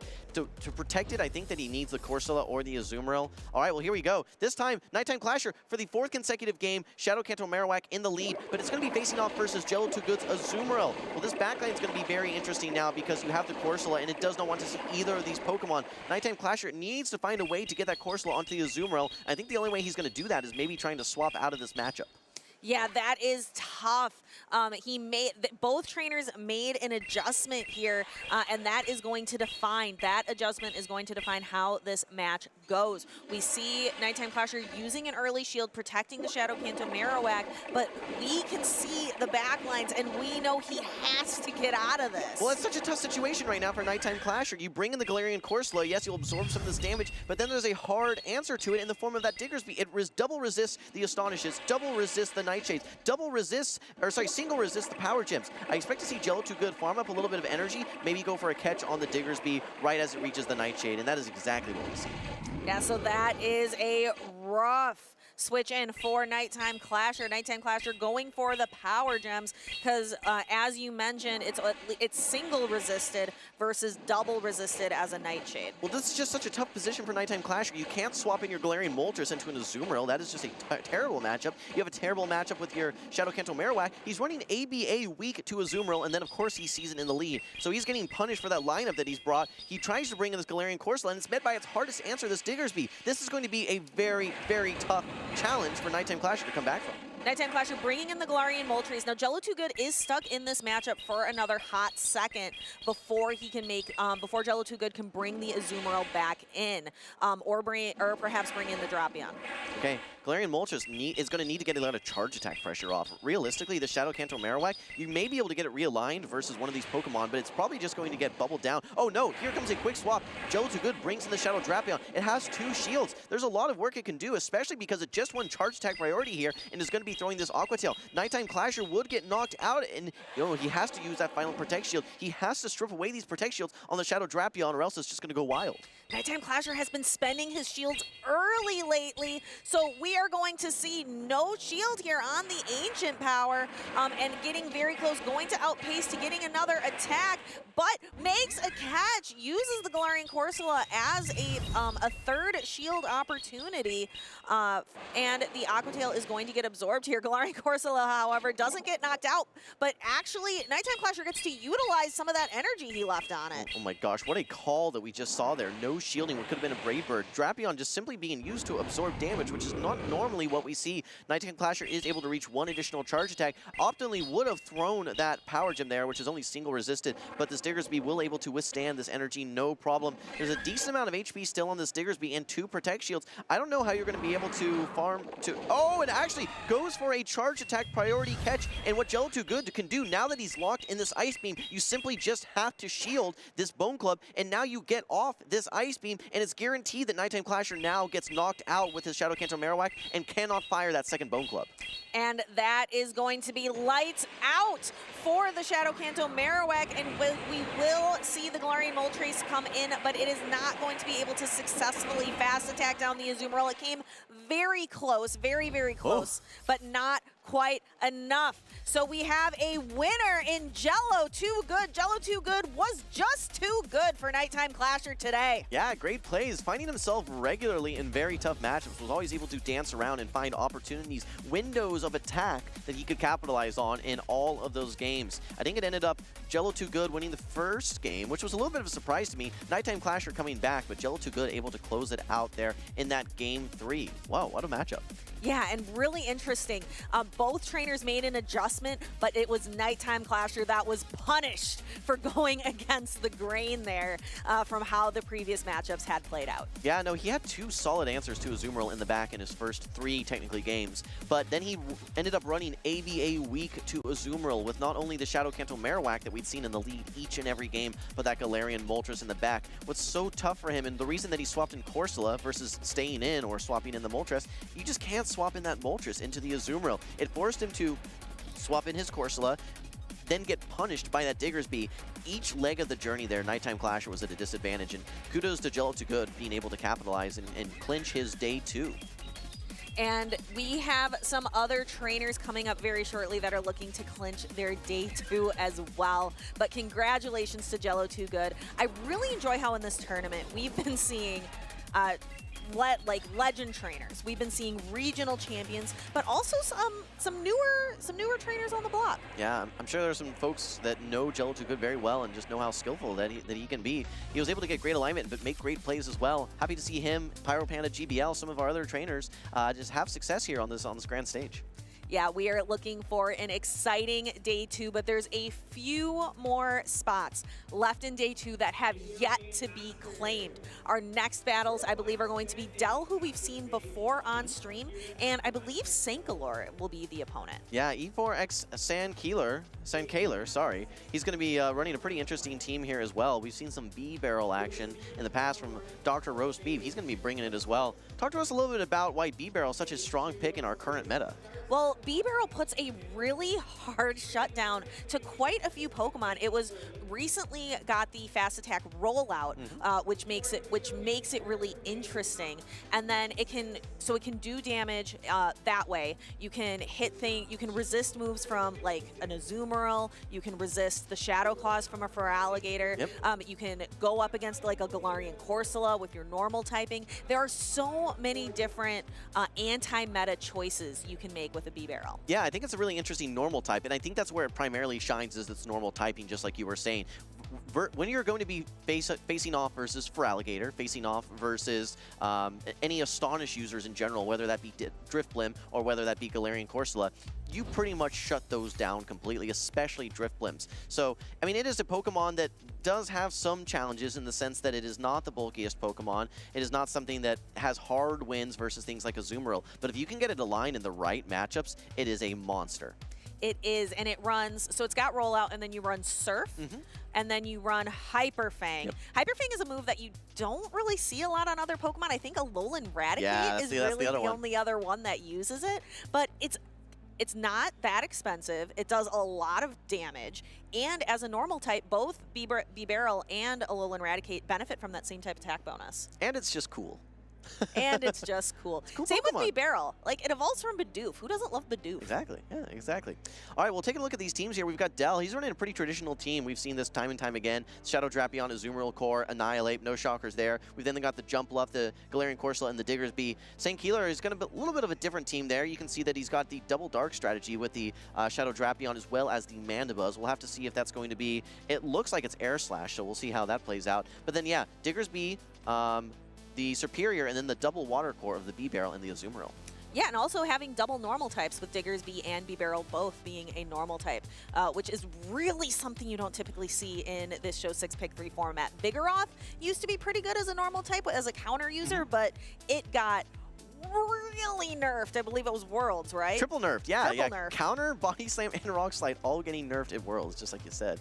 Yeah, well, we've seen so much Galarian Corsola, good matchups, bad matchups. It is pretty much only bad matchups against St. Keeler here. The Galarian Corsola does not want to see the B-Barrel, does not want to see the Diggersby. Mandibuzz and Drapion are both terrible. Azumarill's not great, it's good enough. And Superior, you actually lose the Zero Shield matchup as well, just going straight. You don't hang on versus two Frenzy Plants. So it's going to be a really, really tough bring for Dell to bring that Corsola. He's going to have to figure out between the rest of his team what the answers are going to be. I really don't dislike the Drapion. Drapion has good play pretty much everywhere. The only thing that it really needs to watch out for is going to be that Diggersby, and he can certainly check the Diggersby with his own Azumarill. You see that core all the time, and then the Annihilate as well. In fact, it would not shock me if we just see those three Pokemon: Annihilate, Azumarill, Drapion. Well, you've heard if you can't beat him, join him. St. Keeler is just saying, I'm just going to beat him. I'm just going to beat the Galarian Corsola. I don't need one on my team. I can take it out. Bring 5 answers. I'm going to bring 5 answers to it and just take out anyone who dares to bring it against me. Yeah, absolutely. All right, well, these trainers are still locking in here. They're trying to figure out what's going to be that key to getting them to day number 2. Again, this is the losers final, so it's a win-or-go-home situation. We're sitting here in Group F. Again, we mentioned that the Galarian Corsola does not have a lot of play. Drapion does look relatively safe. Jumpluff is an interesting one because it can hit for super effective versus the Diggersby, versus the B-Barrel, versus the Azumarill, but it has some really hard checks as well, that being the Mandibuzz and the Drapion. So it's a pretty 50-50 Pokemon. I could see it being brought, but if we're just looking at a safe team, I think it's that Shadow Drapion, Azumarill, and then maybe either the Jumpluff or I think more realistically the Annihilate to round it out. Yes, and I really appreciate how in this battle we can see the Jumpluff versus the Superior, the two grass types in this meta. Maybe we'll get to see a little bit of which one is the better one out of the two. In the head-to-head Jumpluff, you gotta give the advantage to. But as on a team composition, we'll have to see. All right, well, we're gonna see Jumpluff actually in this game number 1. We have the Shadow Drapion and Azumarill. No Annihilate this time. It is going to be the Jumpluff. It has some play in the back if it's able to get a line versus that Azumarill, but still needs to watch out for the Ice Beam. Meanwhile, though, we've got the battle of the Dark-type Pokemon. This is going to be Shadow Drapion into the Mandibuzz. Again, Mandibuzz actually running Air Slash, so it's gonna be doing some fast attack pressure into that Drapion very early on.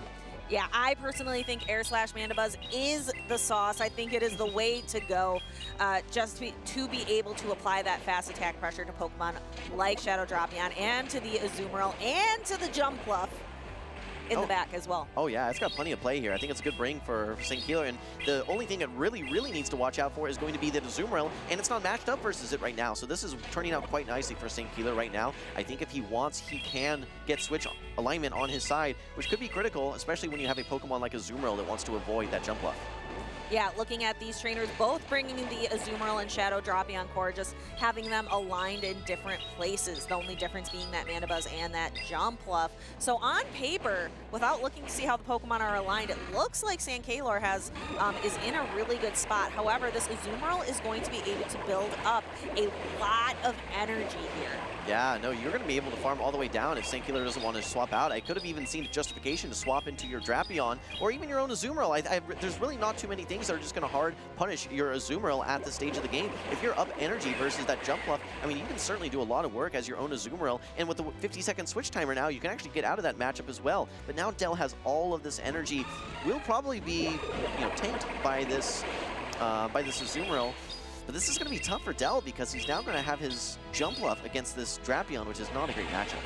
It really isn't a great matchup, and this Jump Bluff, if we take a look, it's running Aerial Ace Energy Ball. Sometimes Jump Bluff will run something like an Acrobatics that can really do a lot of hard damage to a wide variety of Pokemon, but just does not have that in the toolkit here. Yeah, I think people are running Aerial Ace more recently just because of the lower energy costs, so that you can maybe have baiting type scenarios, or just something where you only need to do a little bit of damage and you don't want to invest a ton of energy. Here comes the play rough though, Azumarill versus Azumarill. Still a quick swap now by St. Keeler into his Drapion. The unfortunate thing for him is that Del actually has energy ready to go. Despite having 2 Protect Shields, this is going to be a big chunk of damage if he doesn't shield it. Now St. Keeler is actually down a Protect Shield. Jump Bluff will be brought into the action. Despite being down energy, a shield advantage actually makes this matchup a lot better now for Del's Jump Bluff. It does, and we are going to see Del slowly starting to apply these Aerial Aces. Fairy Wind just doing a little bit of neutral damage to the Poison and Dark dual type Drapion. And Drapion actually going for an Aqua Tail bait here. Well, we saw a defense drop there from that crunch, which makes it that if you even land this Aqua Tail, you can just farm all the way down. So you have to be throwing energy. We did have a you can really throw anything. With the Jump Bluff now, Aerial Ace, you're going to need at least 2 of these. I don't even think 2 of these knock out. So St. Keeler can easily no-shield 1 of these, trying to maybe set up his Azumarill to sweep. Okay, and I'm a little bit surprised here, actually throwing on Charge Attack priority. As Del, you know that your defense debuff, you should probably throw 1 before the Aqua Tail. You want to keep your Jump Bluff as healthy as possible so that's not in bubble down range. And it looks like it was a Charge Attack priority, so the Jump Bluff is locked in to throwing the Aerial Ace. St. Keeler is going to be shielding up that Shadow Drapion. Both trainers have an Azumarill in the back. St. Keeler's Azumarill's healthier, and I think it'll even be healthier after this Aerial Ace is applied. Yeah, so the Jump Bluff is essentially neutralized now. There's nothing else it's going to do. It's just going to get Fast Attack down. It now is 1 Protect Shield Azumarill versus Azumarill with energy and Shadow Drapion as well. This is going to be really tough for this Azumarill to get through. It's going to be taking Fast Attack pressure, and you've now used your Protect Shield as well. You have to get to 2 Charge Attacks because you're not going to farm down either of these Pokemon with bubbles. No, so you see Del gets to the Charge Attack but doesn't throw it quite yet, trying to build up as much energy as possible. But this Azumarill is just a handful of Poison Stings away from being knocked out. And how much energy is on that Shadow Drapion in the back? I think it has just a little bit. And Switch Clock is actually coming up. It gets to the Aqua Tail. St. Keeler will take game number 1. Resisted damage or not, just a sliver of HP remaining from the Azumarill. St. Keeler knocks it out with the Aqua Tail. And that is the end of game number 1 because that Poison Sting, and if that hadn't been the game number 1, the timer would have cut the game out for us. Yeah, no, that one was a very extended matchup despite having Shadow Drapion on each side, not necessarily known as one of the bulkiest Pokemon. Having Azumarill versus Azumarill is always going to extend these matchups for sure.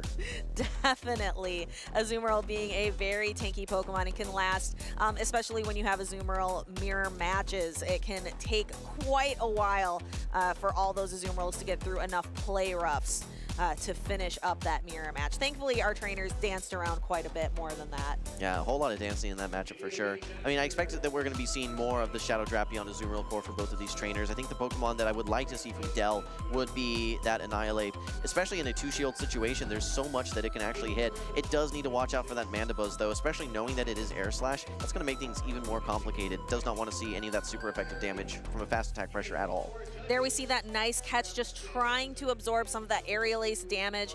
But here we have Sankilor able to knock out the Azumarill and then knock out the Jumpluff with a single poison sting. So it is on Del to adjust. It is on Del to try to think of how to get out of this matchup. Jim, we talked a little bit about these Pokemon dancing around. We're in San Antonio. What dance are these Pokemon doing? Are we doing the two-step? Are we doing a square dance? Maybe a little tango going on here. I'm not sure. Maybe a Texas two-step, we can say. Okay, Texas two-step. Yeah. As our traders are locking in and getting ready to go. Some Pokemon, again, I can't imagine these trainers not bringing that Azumarill Shadow Drapion core. It's just too good. Well, for Sankilor, I think he's going to be bringing that Mandibuzz again. I mean, there's really no super hard checks outside of that Azumarill, which Del for sure is going to be bringing. But let's take a look. Okay, we actually have grass versus water here. Don't discount the Azumarill's play into this matchup, though. It is going to be Jumpluff into Azumarill. Del is able to reach this Energy Ball prior to Sankilor getting to this Ice Beam. And yes, he actually throws it right away. He may want to stay in this matchup and simply just use his Protect Shield, but one Ice Beam does not knock out the Jumpluff.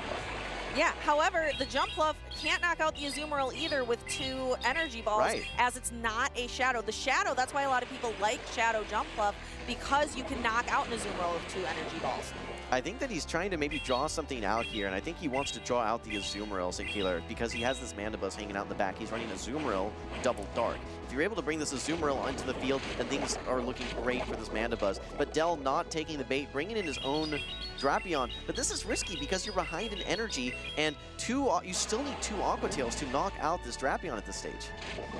And we are going to start seeing those Aqua Tails get applied unless our trainers are going to opt to use a Protect Shield to extend the Shadow Drapion mirror. But no, that first Aqua Tail applies, knocking Sankilor's Shadow Drapion down deep into the red. Sankilor is going to throw his own Aqua Tail, but that one's going to get a Protect Shield. And he's almost at the next one as well. Actually, he's 2 away, so he gets to this last one. Del now has to double Protect Shield if he wants to preserve all of this energy. He absolutely has to. This energy has lots of destinations, at least if it's going to go back into that Mandibuzz. But Sankilor can just bring in the Azumarill and just absorb all of it. Switch clock is up, so we may see a pivot out. But now this is very, very big for Sankilor. He may be able to actually get his Mandibuzz in a positive situation here, depending on what Del does do here. He may actually swap out and try and preserve this energy. Oh, nobody brings in the Mandibuzz instead.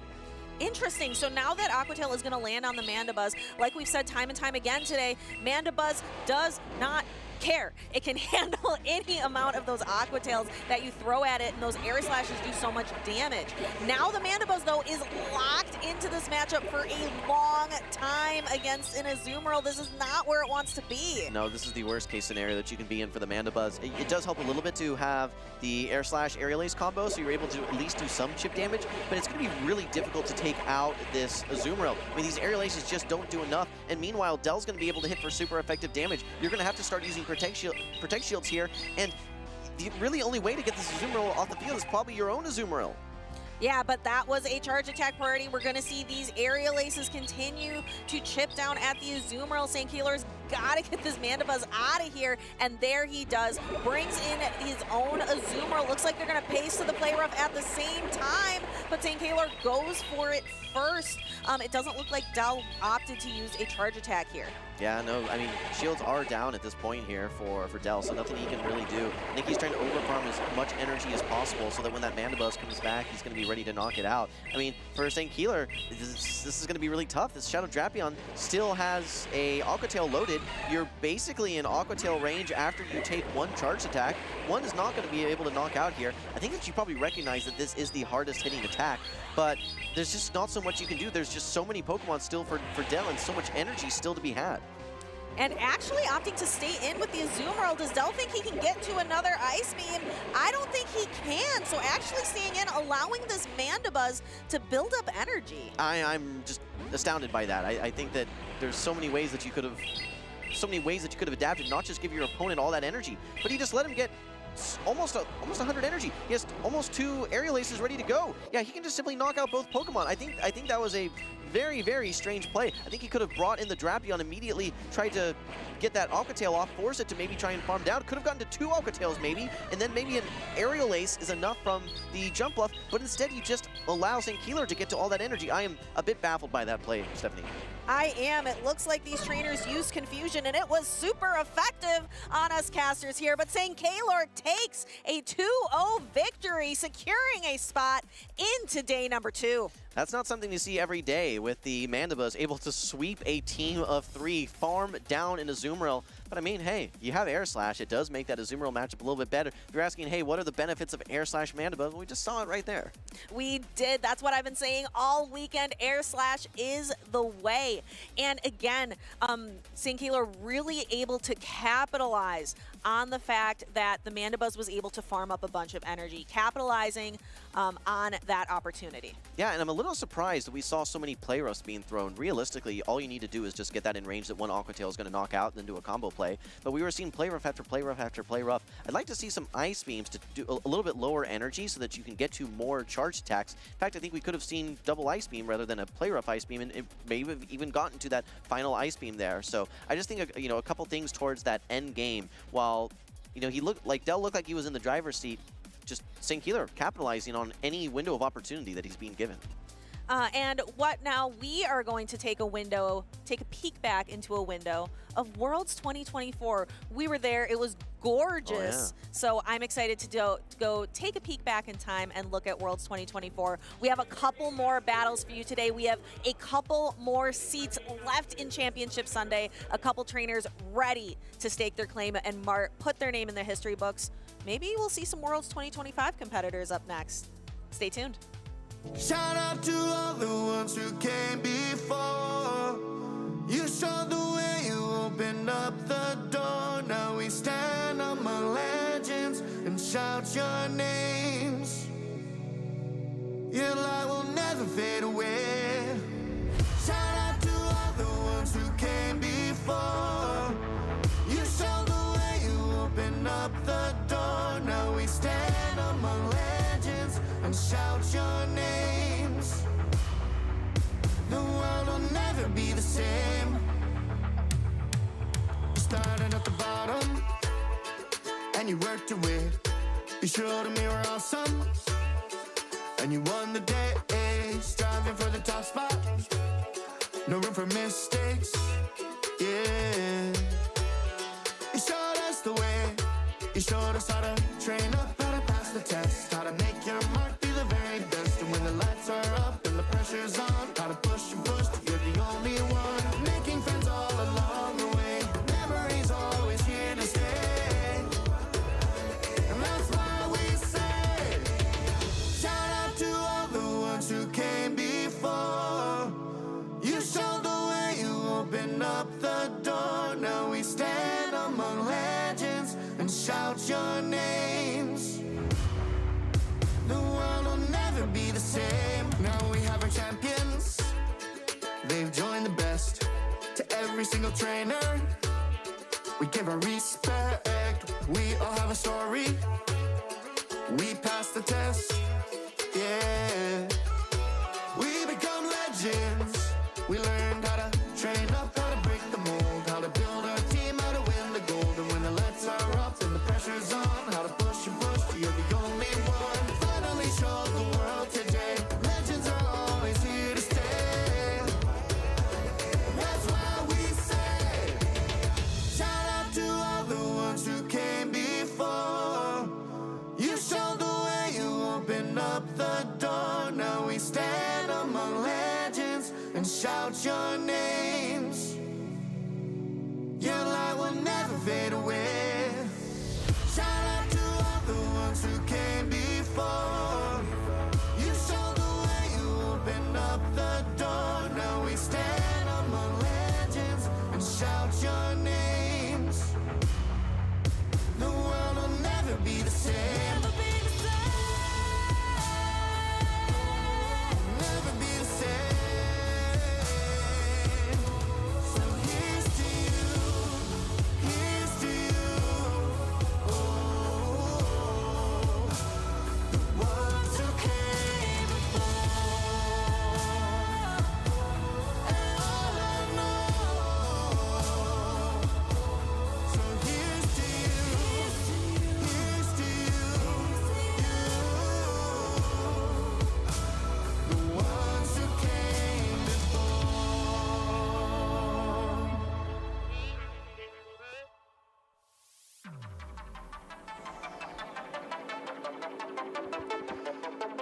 we are approaching the end of day number 1 here in San Antonio, Texas. These trainers are going to see who's going to make it into the roundup for the top cut and Championship Sunday. Speediest Chief 2 with 2-0 Butters. We get one more go around here, And Butters. it seems like they saved the spiciest for the last here, because up next we have Desal Viper on stage versus PDX Dragon, and Desal Viper is known for the spice. I mean, if you look through his tournament history in Louisville, he ran Shadow Ampharos, Araquanid, Shadow Gliscor, and a Shadow Swampert. At NAIC, he ran Dubwool, he brought Whimsicott, Golisopod at the time, so this is a trainer that leans on spice, but now this is his best tournament run ever with said spice. Being here in the losers finals is just one match away from getting to day number 2. I can't wait for chat to see this team, right? If you've been checking the bracket, maybe you've seen who Desal Viper has gone up against, but you had not seen this team yet. We need everyone in chat to get really, really hyped for this Pokemon reveal when we flip to the stage, because honestly, I felt like, Butters, each Pokemon I looked at was spicier than the last. I was like, wait, how does this team work? Yeah, it was like a spice scale. It just progressed and progressed, and I don't know how it works either. I mean, I know some of the Pokemon have seen some fringe play in Go Battle League or in Championship Series, but here it is. Desal Viper is running the Guzzlord, the Annihilate. He is running Avalugg with Ice Fang and Avalanche and Crunch. He is running Golisopod with Shadow Claw, X-Scissor, Liquidation, Tentacruel with Poison Jab, Sludge Wave, and Scald. So you don't even have the Acid Spray on that Tentacruel, and then Charge-a-Bug with the Discharge and X-Scissor. At that point, I was expecting the Crunch on the Charge-a-Bug in the back there. Butters, I'm speechless. I don't even have a place to start. I'm just looking at the Avalugg, and I'm saying, okay, it's going to be Clodsire, I assume. It's going to be the Shadow Jump Bluff. I think those are both safe bets. But Pokemon like Golisopod, I think a lot of trainers were using that in the Color Cup to beat Pokemon like Gastrodon. So maybe that's where he got the idea to bring that pick. This is going to be so fascinating because we've seen PDX Dragon before, very calculated, very meticulous, running his double dark Pokemon of Sableye and Drapion into Mandibuzz teams. Now he's going up against this. And usually when you try to evaluate what this trainer will use, you'd be like, oh, does he actually use the Spice? Does he use the Zapdos? Yeah. Or does he go for the more consistent picks? What consistent picks? I guess he has the Guzzlord and the Annihilate, and I guess you would say the Charge-a-Bug doing pretty well in Birmingham with ZZ Zweilos, of course, but this is just fascinating how he's going to try to line this up. Like you mentioned, the Golisopod does have some good play in the PDX Dragon here. Let's get this one going. It's going to be spicy. We got PDX Dragon versus Desal Viper, and that's a terrible lead for Desal. The Guzzlord into the Dugong. Stir up the chili. We've got some spice on the field. We see the Guzzlord instant switch out. Double resisted, though. Into the Avalugg. Double resisting the ice here, but my gosh. It's still going to look to pile on some pressure. I'm not even sure if I've ever seen this in a Great League battle before. I've seen this in Master League, but this is a drill run coming. It's quite bulky. Whoa. Look at how it soaked that up. But the thing is, you're doing double resisted Ice Fangs into this Dugong because of the typing of water and ice from that Dugong. Able to land the Crunch and get a swap out. That's nice, at least.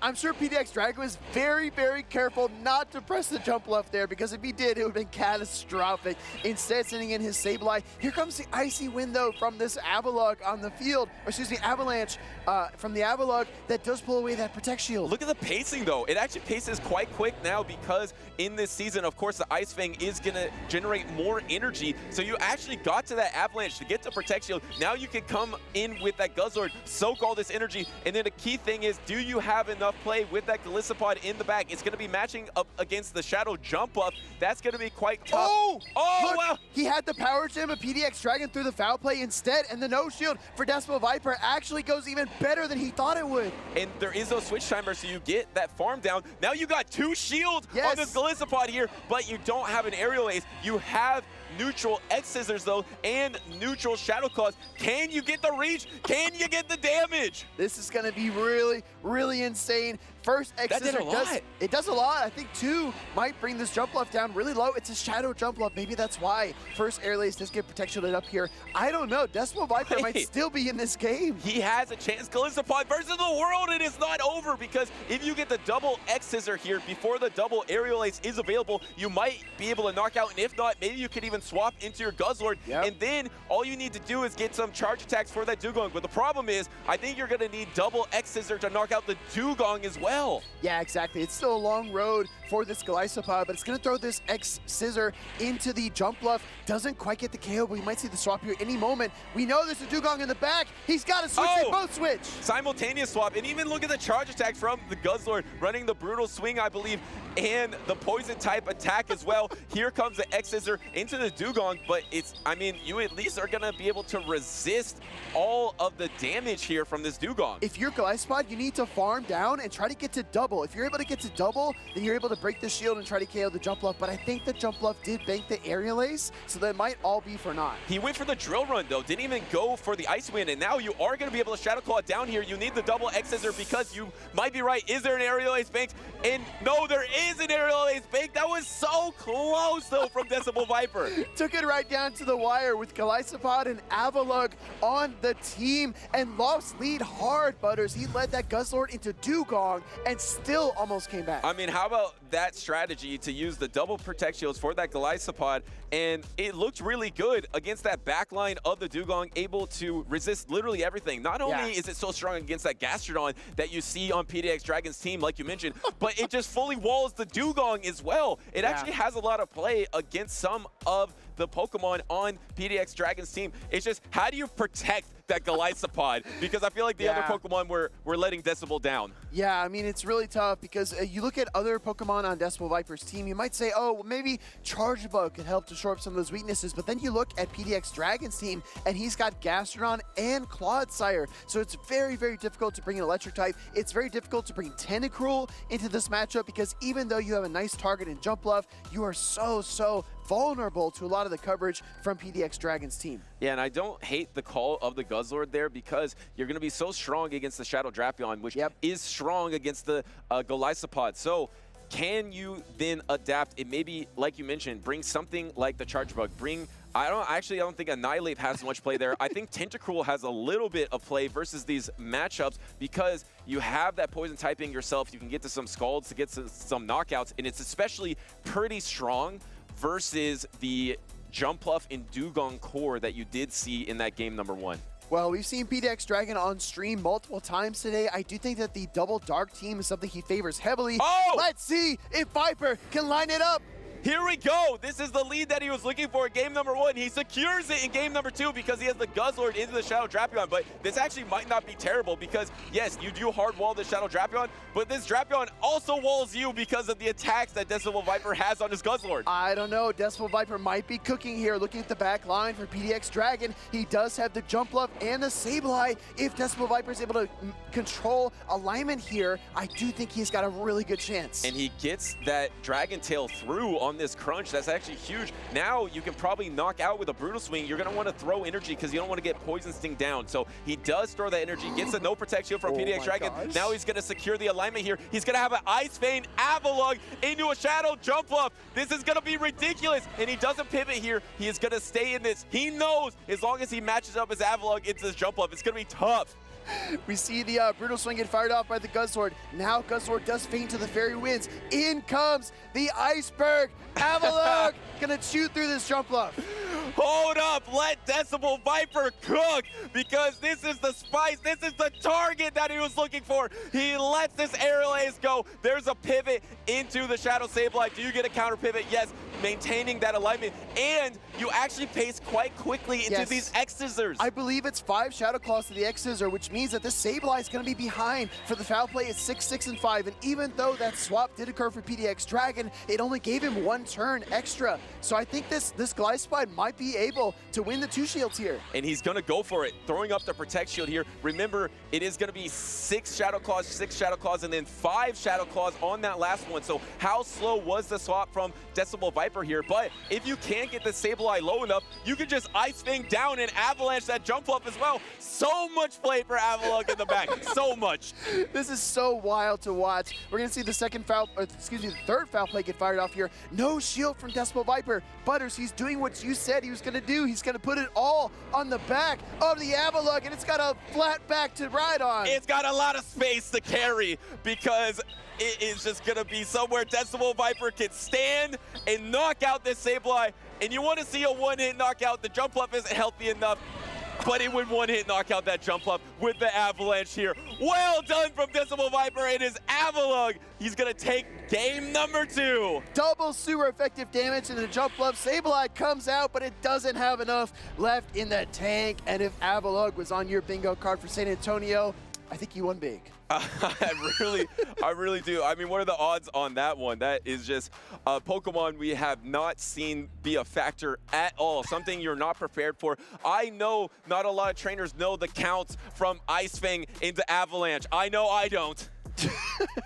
I don't either, Butters, but I'm actually really surprised that it paces so well. And Crunch Avalanche is just exceptional coverage, right? You have your Dark-type coverage for Pokemon like Annihilate, like the Galarian Corsola. You have your Ice-type coverage for any kind of Dragon or Grass-type you might see. This Pokemon might be the truth, and Guzzlord finding that positive lead in game number 2 was all it needed to help. Yeah, the alignment with this Spice is why it can be so strong, because you can see how dominant it is if you get the right matchup. But it seems like the Golisopod is the Pokemon that anchors this team. It is the Pokemon that has the neutral viability. It has high pacing. It's able to handle a lot of the things on PDX Dragon's team. So as long as you can protect that Golisopod with the viable Spice, you have a chance. Let's pause for a second, because for both of these trainers, it's a huge moment. PDX Dragon, who's never made top cut before, has competed in over 10 competitions. That would be a huge moment for him. And this is a huge moment for Spice. This is one of the spiciest teams I've ever seen. Can Spice make top cut here in San Antonio? We got the lock-in, and it is going to be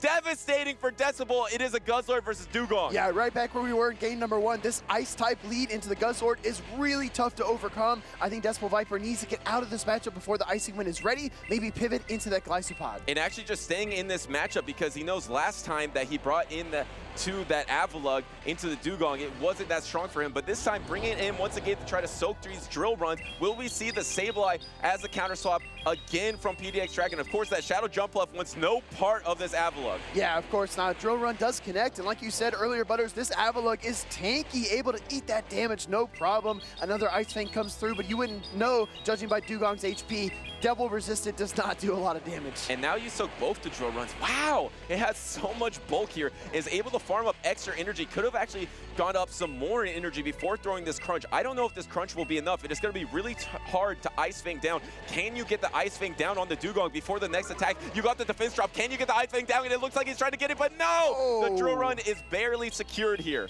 I think this is the importance of move timing, right? Because Decibel Viper did allow a Ice Shard through earlier on in that matchup, and that came back to bite him because he was unable to get to the charge attack. But now he gets the charge attack against the Sableye. And he gets his shield back here. So now it's not over yet, because you can bring the Guzzlord into the Sableye, so you have much better alignment here. You did secure the alignment, which is huge. But the thing is, you're just so chipped in terms of your health. You're going to have to protect you to Power Gem, but it's not even a Power Gem. It's a bait on the foul play.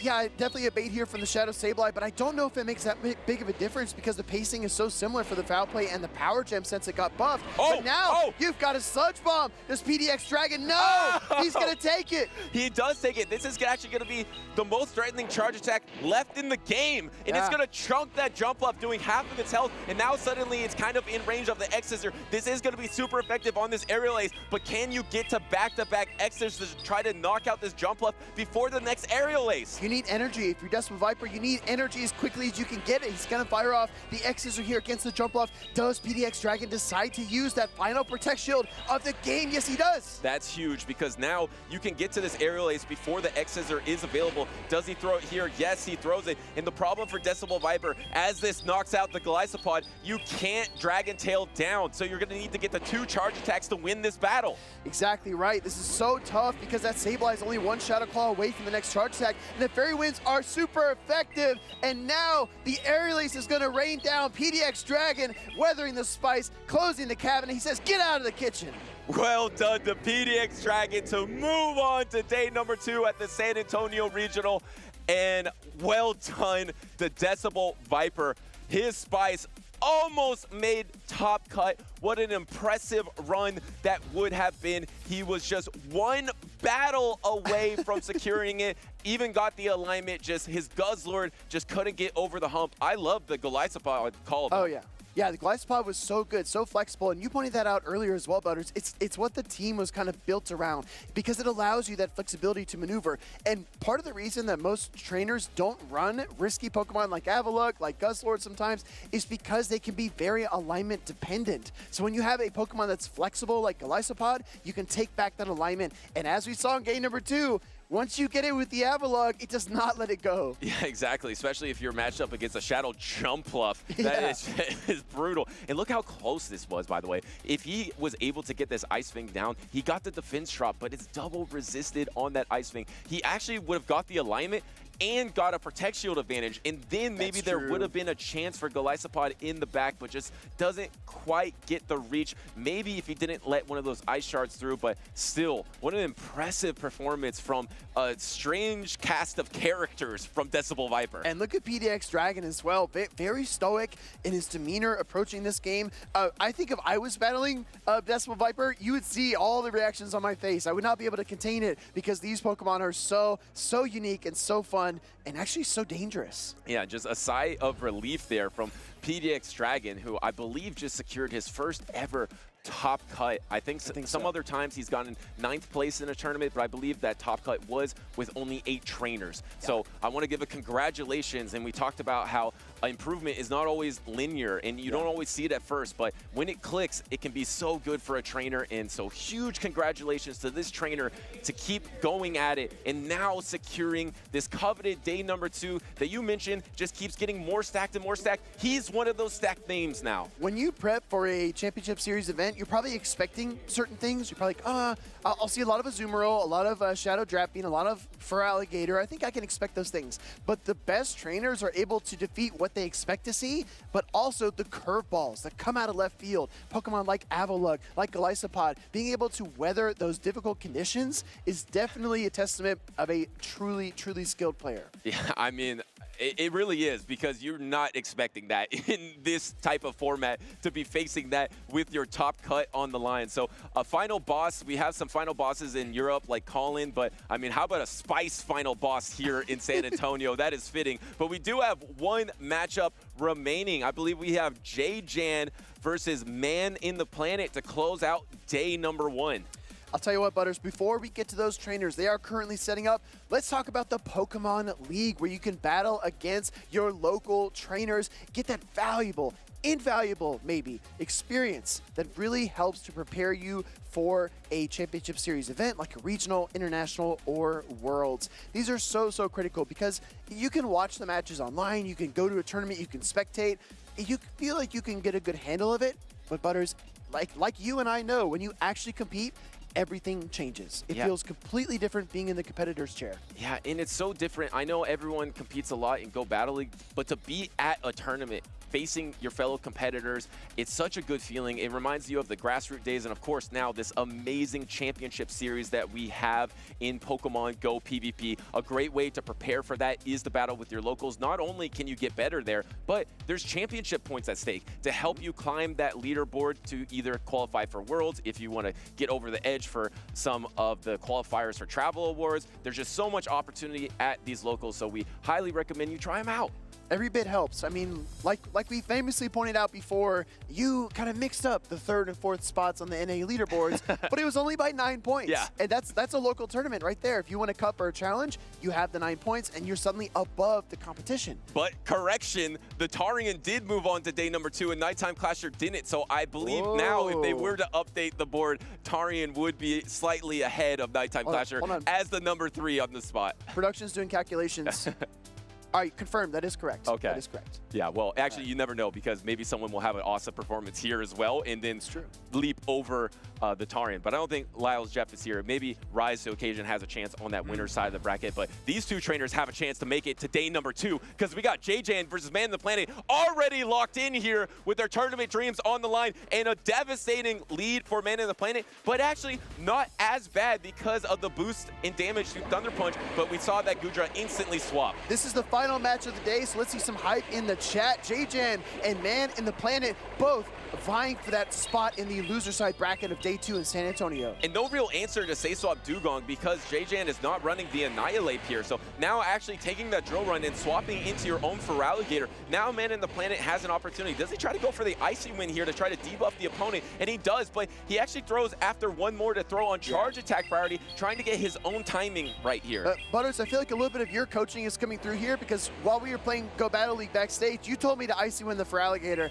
I don't think that was a win condition, but it might be for Man in the Planet here. Yeah, because I think you need 2 charge attacks in this matchup regardless, so you might as well get this Feraligatr lower and then throw the drill run, and that's exactly what Man in the Planet did. And actually it looks like he's trying to go for double Icy Wind. That is bold. That is a very bold, but he gets the Protect Shield regardless. Yeah, he does, and because of the timing, JJ was not expecting it. Maybe you could argue he would have thrown a Hydro Cannon to cut off that energy, but he's a little bit slow on the uptake. Now the Gudra comes in, double debuff, Ice Beam. Man in the Planet still has to respect it. Actually decides to Protect Shield this Ice Beam. You could have saved that Protect Shield for the Azumarill Ice Beam that is going to be coming out, which I think would be doing more damage because it's not double debuffed like the Shadow Feraligatr was. Or instead a Play Rough, that same type attack bonus and super effective into the Gudra, instead letting that one go. I won't argue with you about the Play Rough, but the Ice Beam, I don't know. I was a little bit wishy-washy on that. Gudra gonna look to land a Thunder Punch here onto Azumarill. This is gonna be super effective, but Gudra doesn't have the highest attack stat, and it also doesn't get same type attack bonus, so Azumarill hangs on pretty easily, and it's double resisting the Dragon Breath. The problem is, even though if you let this go, it could be a good situation, but you have to go for a full Astonish down to get a ton of energy. The problem with that is the Shadow Drapion is lurking in the back, so you're gonna have to go all the way for Power Gems to secure some damage here, plus absorb this Play Rough. Man in the Planet, it has an uphill battle to climb here to try to close out JJ in this game number 1. Yeah, Man in the Planet comes in immediately with that best buddy, Galarian Corsola, but this Shadow Drapion is going to be very difficult to overcome because now his Corsola is close to crunch range from the Shadow, and no shield from JJ on the bait. What a call there from JJ. It's not very effective. There's only 1 Protect Shield remaining, so if that Power Gem went through, that would have been brutal. And then the patience, now he's going to throw in Aqua Tail resisted and bank up a little bit more energy against Man in the Planet. Yeah, JJ very calculated here down the stretch. He knows that Aqua Tail is enough to pick up the KO, so he doesn't waste any residual energy. Incredibly efficient. And since that Corsola took that Play Rough damage, now it's in range of Crunch. So all you have to do is get back to double Crunch before the 2 attacks are available from Corsola. Here comes the Nightshade here, but it looks like JJ is on pace to get a 3-ball flex to close us out here in San Antonio. As we like to call it, the Nezabethan Special Poison Double Water is going to pick up a win here for JJ. Crunch coming through. Galarian Corsola is tanky, Butters, but Shadow Crunch from Drapion absolutely demolishes it. And there it is, the 3-ball flex. JJ is up 1-0 against Man in the Planet. Man in the Planet still has an opportunity to reverse sweep here. Remember, this is the losers finals. It is a double elimination tournament. So if Man in the Planet goes down here, he is eliminated, and JJ is trying to get to that coveted top cut with these Pokemon right here. Pretty standard from JJ, right? A lot of the top picks. Yeah, we're not seeing anything really surprising here. This is a Sludge Bomb, Earthquake, Clodsire, no Hydro Pump present on the Azumarill, Crunch, Aqua Tail on the Shadow Drapion, so no Sludge Bomb tech. Everything looks pretty standard, and I think that Man in the Planet is going to have to adjust because he just couldn't wiggle his way out of a bad alignment situation. Pivoted in the Dugong, didn't get the shield on the first Icy Wind, did get the shield on the second, sent in his Gudra, but it was just met by the Azumarill yet again. So I would really love to see Man in the Planet land at least a neutral lead, maybe even a positive lead to get him off on the right foot for game number 2. Yeah, or maybe even stay in that matchup and soft lose it against the Azumarill, because in this season, Thunder Punch does more damage. Maybe then you can farm down that Azumarill, try to win with the back lines here, and here we are. We're locked into game number 2. A terrible lead for JJ, and it's going to be the Shadow Kanto Marowak versus Shadow Drapion. Absolutely devastating when the shields are up. Shadow Marowak is absolutely going to put in work against Shadow Drapion. We're going to see the Aqua Tail get fired off here. Would be surprised to not see a shield from Man in the Planet, but he knows he can absorb one, so he is going to allow it through. And the pivot now into Shadow for Alligator. That was an interesting strategy. You don't see trainers do that often, where JJN actually stayed in and soaked up all that super effective Mud Slap damage just to secure that super effective Aqua Tail. And now it's going to bait out the Shadow Drapion, but I believe you were 2 Shadow Claws ahead, so you have a commanding position in this matchup. We talk about the macro plays here. JJN gave up shield advantage and switch advantage to start off this game, which is really, really difficult to come back from. So I'm interested to see what he can do with this Feraligatr energy, because Drapion's crunch would probably knock out this Feraligatr. Absolutely, and there comes a Protect Shield from the Shadow Feraligatr. I believe JJN is at the Hydra Cannon and is not going to throw it yet, because you can do 1 extra Shadow Claw knowing that Man in the Planet isn't yet at that crunch. And this gets the Protect Shield from Man in the Planet, and now Man in the Planet has a chance to bank up energy, but an instant pivot into your own Shadow Drapion. Yeah, we go back and forth. A lot of Shadow Drapion play here in San Antonio, as we expected. Now Aqua Tail coming through here won't be quite enough, and the Poison Sting down is going to be very difficult, because JJN able to get to the Aqua Tail, but the swap by Man in the Planet to soak it on the Dugong. What a play there, and not very effective into the Dugong here. Dugong doesn't have a clear answer, and this Drapion is switch locked, so now you can just go ahead and get the Ice Shard down, get an energy advantage versus this double water backline from JJN. Here comes the Azumarill here, and now the timers are misaligned, so Man in the Planet still has 3 Pokemon remaining. He has a lot more optionality down the stretch. No shields in play at all, which means charge attack priorities are now incredibly important. I think Feraligatr has the highest attack of the remaining 5 Pokemon. We're going to see a Play Rough get fired off here by the Azumarill. Man in the Planet did not opt for the Icy Wind. He went straight for the Drill Run against the Azumarill, so this will be at full strength. And does JJN swap the Feraligatr? No, maybe trying to soak this energy. I like how Man in the Planet is not throwing the energy right away when he has it, because he's trying to have some resident energy for that Feraligatr in the back. Exactly right. Drill Run does connect. Feraligatr pounces onto the field, looking to get an energy advantage. In comes the Drapion, 1 point sting away. Crunch is absolutely going to rock the Shadow Feraligatr. Devastating for JJN here, just getting outpaced by the Shadow Drapion from Man in the Planet because the switch timers were so misaligned. Now it's going to be a flip here. JJN was able to 3-ball flex. Man in the Planet almost got the 3-ball flex in this game number 2, but the Shadow Drapion is definitely going to go down first. Shadow Drapion falls to the Play Rough. Dugong comes back. The bad news, though, Butters, is I don't think a Drill Run is quite enough here, as this Dugong looks to lay some damage into this Azumarill. Yeah, it won't be enough, but the thing is, you need 2 charge attacks. You need to be able to knock out the Dugong and knock out the Shadow Kanto Marowak, and you're just not going to get there quick enough for the Azumarill. So JJN does go down there, so that means we got a tie series between JJN and Man in the Planet. Decisive game number 3 to see who will make top cut in San Antonio, Texas. Is it JJN, the former Toronto champion, or is it Man in the Planet looking for his breakthrough moment? Yeah, and that breakthrough moment might have started in that game number 2. Look at the team here, has the Goodra. We've seen Goodra have some fringe play in Championship Series recently. It's quite neutral versus a lot of the top picks, and of course does a little bit more damage with that Thunder Punch into those water types of the Azumarill, Dugong, Shadow Feraligatr. So has a lot of neutral play, but you don't want it switch locked against the Azumarill like it was in game number 1. Right, it's going to be really, really tricky to get it in the right position, but I do think that Dragon typing has such incredible merit in this meta, because outside of Fairy type Pokemon, there are very few steals, very few Dragon resists, as I call them, and I think the Goodra can be very instrumental for him. So will he bring it into game number 3? It did not serve him very well in game number 1, but now that we're tied up, it might be time to rely on one of your favorite, most trusted Pokemon. I think it is very neutral here, and when your back's against the wall, your tournament dreams are on the line, you might want to go a little neutral. We got lock-in for game number 3. It is going to be that Shadow Drapion, of course, for Man in the Planet versus the Azumarill of JJN. Finding the Azumarill is the key here for Man in the Planet. As you see, he has the Goodra in the back.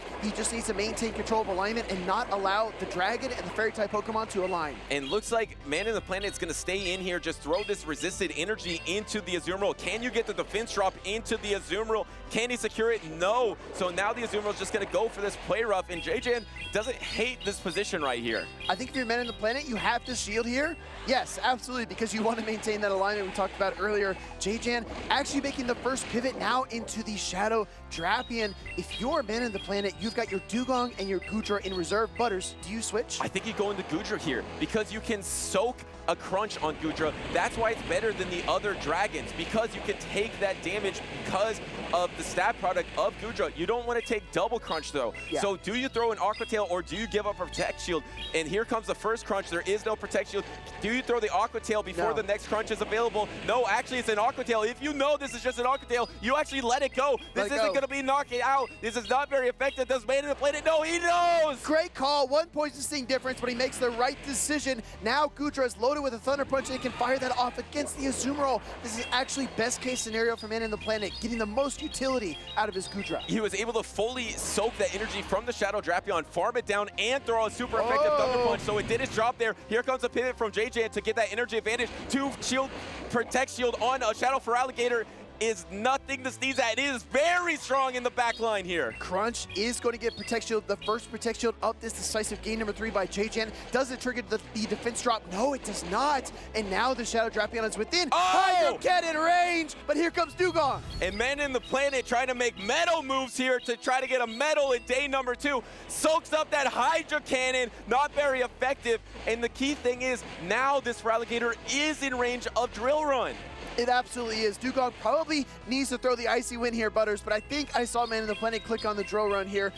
Hydro Cannon coming through from the Shadow for Alligator. This is going to be double resisted. It only does a little bit of damage, but the Shadow Claws are really putting in work. Going straight for the Drill Run. Going for the Drill Run. Maybe JJ tries to call an Icy Wind bait, but no, doesn't call it. And that's actually tough. I think you're right. Maybe you go for that Icy Wind to try to lower the attack, because if this Feraligatr can get the Shadow Claw down, which it looks like it can't get, swap into the Azumarill. But no, the timers are too misaligned. Man in the Planet can't get out of there. Undercharge. Here comes Man in the Planet. He needs to Poison Sting down, load up that Shadow Drapion, and try to find a win condition. He does undercharge, but it's still too much. And the problem is this Feraligatr is loaded. There is only one Protect Shield remaining. There is the last Protect Shield of the game here. JJ knows it. He is shaking his head. He's gonna back to back on charge attack priority to make it to day number 2 in San Antonio. Shadow for Alligator punching J-Jan's ticket to Championship Sunday here in Texas in incredible fashion. Dugong comes in, but it can't do anything against J-Jan and his for Alligator. Well done by J-Jan. 2 advance. Man in the Planet just inches away from day number 2. Put the Goodra in the proper situation, but in the end wasn't able to handle that shield advantage Shadow for Alligator. I think the switch timers being a little bit displaced was also really, really difficult there, because Man in the Planet was reaching for the Drapion. He said, please, just let me Poison Sting down the Azumarill and load it up and give myself a chance, but he wasn't able to. That switch timer manipulation by J-Jan, the push and pull was so good. Yeah, and not only could he not swap, he had to use that energy because he was about to get bubbled down. If he was able to swap and bank that Drill Run, remember, he had a Protect Shield remaining. So if he could swap out of there, Poison Sting down the Azumarill, and then bank that Protect Shield, even if there's a back-to-back Hydro Cannon, you Protect Shield 1, you charge attack priority, you Drill Run, you win the game. So he was literally seconds away from day number 2 because he was seconds away from his switch timer being available. Wow. Man in the Planet, definitely an incredible player, but it was unable to get past J-Jan. Sometimes that extra experience, that extra edge that you get from winning a regional championship, from being in a high-stakes situation, can really benefit you down the stretch. J-Jan was able to flex his Shadow Drapion, his Shadow for Alligator, and the Azumarill. I don't think he used any other Pokemon, did he? That's a theme there for J-Jan, I believe, as we saw him on stage earlier. I think he was really relying on those 3 Pokemon. There's no reason not to bring it because they're so strong in this meta. There's no true hard counter to those 3, or not a great core breaker. Even if it's jump bluff, you can deal with it. So J-Jan able to put it together in this in-game, have that Protect Shield advantage, and close it out. Yeah, we see the Dugong Drill Run in this game number 2. Very, very fun to watch these 2 trainers go back and forth like a seesaw of momentum. Dugong was able to get the better of J-Jan in game number 2, and the Goodra, like we called out, Butters, had great positioning here in this game number 3. This call on the Aqua Tail was absolutely insane. Yeah, not only was he able to soak up all the energy from Shadow Drapion, he was also able to Dragon Breath it down and then land a super effective Thunder Punch into the Azumarill, which put it almost in range of getting farm down in that back line. He just couldn't get back to his timer in time. You're going to see this later in the battle. He'll be seconds away from winning it. Switching into that, Dugong, incredible catch there by Man in the Planet, but look at the switch timer. He taps right there on the Shadow Drapion. He wants to send it back out, but he just can't. And now the Azumarill is squared up here against the Dugong. A little bit of, actually not an undercharge, excuse me. I thought he was going to undercharge, but he was at risk of getting bubbled down. And now Drapion just one Poison Sting away, unable to clinch the crunch. And Dugong gets Shadow Claw down. Yeah, I mean, if he was able to get that farm down, like you mentioned, he did have a chance there because remember, he had a Protect Shield. So if he could have undercharged, got the Poison Sting down, and then thrown it into the Feraligatr, but I don't know if actually there was the switch timer available for J-Jan as well to deny that undercharge. But either way, congratulations to J-Jan. It's been an epic day number 1 in San Antonio. It's been epic, Butters. We have to wrap up in the lounge, but I'll tell you what, everybody, you need to watch this video on how to get started in competitive Pokemon, and we'll see you in just a minute.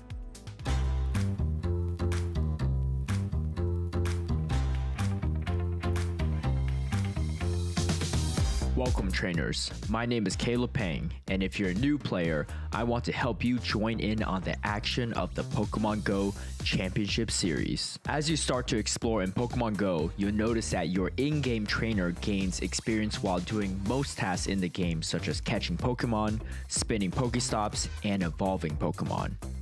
All of the experience you gather will help you eventually level up, allowing you to continue leveling until level 50. Corresponding with your own level are the levels of your Pokemon. You'll need regular candies to power up your Pokemon to level 40, and XL candies to power up your Pokemon past level 40. Regular Pokemon candies are mostly acquired through catching Pokemon, and XL Pokemon candies can be acquired through catching Pokemon once you reach level 31. Pokemon above this level 40 range are called XL Pokemon, and there are a number of them that are very powerful in the tournament circuit, such as Medicham and Lickitung. Lickitung is so bulky, able to handle smashing even though it's a normal type into a fighting Pokemon. To quickly level up to level 40 so that you can start making XL Pokemon, increasing friendship levels with in-game friends is the fastest way to gain experience. Oh, and let's not forget, be sure to pop a lucky egg to double the experience gained. Not only is befriending trainers at events a great way to build relationships in person, but it is also a fantastic way to build friendship in the game too. Although XL Pokemon are strong, the majority of meta-relevant Pokemon in the Championship Series don't require XL candies. In addition, some Pokemon such as Phantom cause 0 candies to evolve to Trevenant, their next evolutionary stage, after you receive the Pokemon from a trade from another trainer. This is a great way to build an affordable team very quickly. Trading in general gives you access to a specific Pokemon you're looking for, so be sure to talk to other trainers and see if they have what you're looking for. Clearly, the trainers have found a way to outmaneuver the regular meta. There isn't a level requirement for competing at official tournaments, but you want to make sure you have a team of 6 Pokemon that you're comfortable with using. Collecting the Pokemon for your roster and powering them up is the first step to your competitive journey. The Pokemon Go Championship Series takes place in the Great League, which means you can use Pokemon up to 1500 combat power. Even though it isn't required to have a specific combat power for the Pokemon you're using in competition, getting as close to the combat power cap as possible will help maximize your Pokemon for success. For tournaments, there are Pokemon Go challenges hosted in local communities, as well as regional and international championships hosted in various cities around the world. Many trainers battle in these tournaments for a chance to qualify for World Championships, which takes place at the end of each season. Whether you're aspiring for a top finish at World Championships or just looking to join in on the fun, trainers of all skill levels are welcomed at these events. To register for a tournament, visit Pokemon.com/compete to create a Pokemon Trainer Club account. From there, use the event locator tool to find local tournaments near you to start your battling journey. For examples of top performing teams, be sure to check out what the latest champions brought in their tournament run. And if you're missing any Pokemon, befriending other trainers and trading with them can often help you fill in the gaps. Many of my best Pokemon were acquired through trades with friends. Even the best trainers in the world walk through these early steps to get to where they are now, so we hope to see you start your Pokemon Go adventure today. And soon, maybe you'll be the next champion crowned at a future event.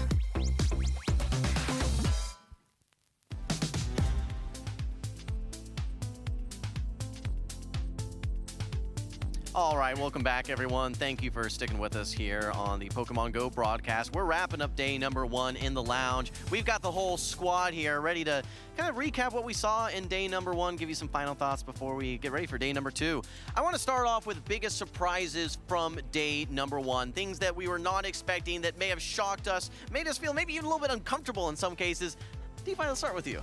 I am very uncomfortable with how our predictions went for trainers to be most likely to make day 2. We are 0 for 4 here on the caster desk.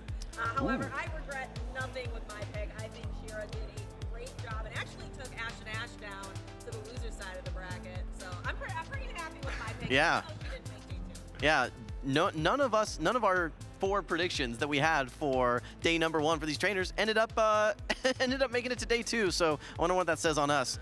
Butters, over to you. Biggest surprise. I mean, no one could have predicted the Avalugg and the Golisopod there in the in-game, but actually my biggest surprise has to be the impactfulness of Mandibuzz. Because when Mandibuzz has been good in metas in the past, it can hit its spots that it's strong, but overall, it's kind of alignment dependent. In this meta, it seems like it's so strong all the time. So I was quite surprised by that. Speedy, what about you? My biggest surprise was that there was not a Mudslap user on every single team. I almost feel like with Shadow Drapion, you either need Annihilate plus a Mudslapper, Annihilate plus maybe Dunsparce, something like that, or Dugong with Drill Run, but you need an immediate answer to check that Pokemon because otherwise it runs rampant. We just had the Team Go Rocket takeover. Cliff was carrying the Cubone around with him. I thought that more trainers would be catching that Pokemon and using it this weekend. Yeah, I would argue that you need a Mudslap resist on pretty much every team of 6. All right, well, let's actually look at the bracket. We can take a look at our winner's side specifically and see who made their way to day 2. Butters, take us through. Yeah, we got Dunebug versus Spartan, I believe, on 7-Eleven Gaming there. And then we have Rise to Occasion versus Frankie. If Dunebug and Rise to Occasion advance, that will be their 8th time competing against each other in Championship Series. Of course, that would be on the winner's side of the bracket. Absolutely epic. And then OutOfPoket, in the last 3, Stud Muffins, who made a name for himself at Latin American International Championship, and then Pyro Panda and Flying Pizza also making to that winner side of the bracket. Yeah, absolutely. Speedy, what did they say? Historic was how they described their rivalry? Yeah, I had the unique opportunity to sit down with them and talk about it. That's Dunebug and Rise to Occasion. Apparently, at one point, Rise was leading that series 3-1, and then Dunebug started reverse sweeping. I said, oh, you're giving me flashbacks to San Antonio last year when Dunebug won it all. So we'll see what happens tomorrow. Well, I can't wait to get day 2 kicked off, and make sure that you guys do tune in bright and early. We're going to be live at 9:45 a.m. Central Time. That's going to be 7:45 for the folks on the West Coast and 10:45 for the folks on the East Coast. Make sure that you guys do follow the channel as well. But I think we want to take a look here at our full regional schedule and see. I mean, we're almost at the midway point, we can call it, here in the 2025 season. We're wrapping up San Antonio. We'll head over to EUIC for London, but DeFi, walk us through the remainder of our North American schedule. So next up, we will have Vancouver over in North America, and then we'll head to Atlanta and Milwaukee, all after EUIC. Kind of leading up, we'll have one more regional that is yet to be announced, and then we head to New Orleans, which is going to be a fantastic North American International Championship, just like last year, and then it all leads up to Anaheim for Worlds, August 15th to August 17th. You had better be there. And what I think is so exciting this season is that we're not going to know all the qualifiers until right at the end of the season. Of course, we'll have the automatic qualifiers, but we're not going to know exactly who is that top 75 for North America right until the very end. So that's going to be really, really exciting. Okay, we do want to also make sure that you guys can follow along here. Make sure that you go to Pokemon.com/broadcast. We have multiple streams that you guys can follow along with, whether that's going to be on YouTube, whether that's going to be on Twitch. Follow the channels. And Speedy, how can folks interact with us on social media? You know, there are a lot of social channels here. Everybody should take notes of these, write these down. The most important thing is to use the hashtag #PlayPokemon. That's how we find your posts. That's how we feature you on the stream. Butters and I were talking about that. We need to see more social posts from all of you at home. Let us know that you're enjoying these tournament streams and that you love the action that's going on here this weekend. All right, lightning round, final thoughts. We're going to go from left to right here. DeFi, anything else? Final observations from day one? I'm just really excited to pick some new trainers to do well in day 2. Again, can't believe that 0 for 4, but I'm really excited. I think Dugong did really well. Overall, that was a pick that I was excited to see do well in Rio de Janeiro, and it looks like our North American trainers also picked up on that and brought it to San Antonio. Butters. My question is, was that Mandibuzz and Toxapex core a day 1 core and not a day 2 core? Will it not be as flexible against the Shadow Drapion, Shadow Feraligatr in day number 2? And also 2 trainers in particular, that Doomebug, Rise of Occasion, they are top 8 in North America. There's a cutoff after the European International Championships to get a travel award for NAIC. I'm really curious, if one of them wins it here, they might be able to leapfrog into that top 4. Butters, I can't believe you didn't say that Goodra was your top thing. We saw so much Goodra. You're known for Goodra. Goodra is great, and I loved how it almost got to day number 2 with Man in the Planet, but it was an almost, so I can't give it a shout out because it didn't quite get there. All right, well, Will, wrap up. Final thoughts. I just want to highlight the fact that we only saw the winner side of the bracket. The loser side of the bracket, we did not even preview. And given the history here in San Antonio, you have to keep an eye on that loser side bracket. And the only way you're going to see it is if you tune into the stream tomorrow. So we want you to be there. All right, well, guys, remember, 9:45 a.m. Central Standard Time. We can't wait to see you back for day number 2. But that's all for day number 1. We will see you tomorrow.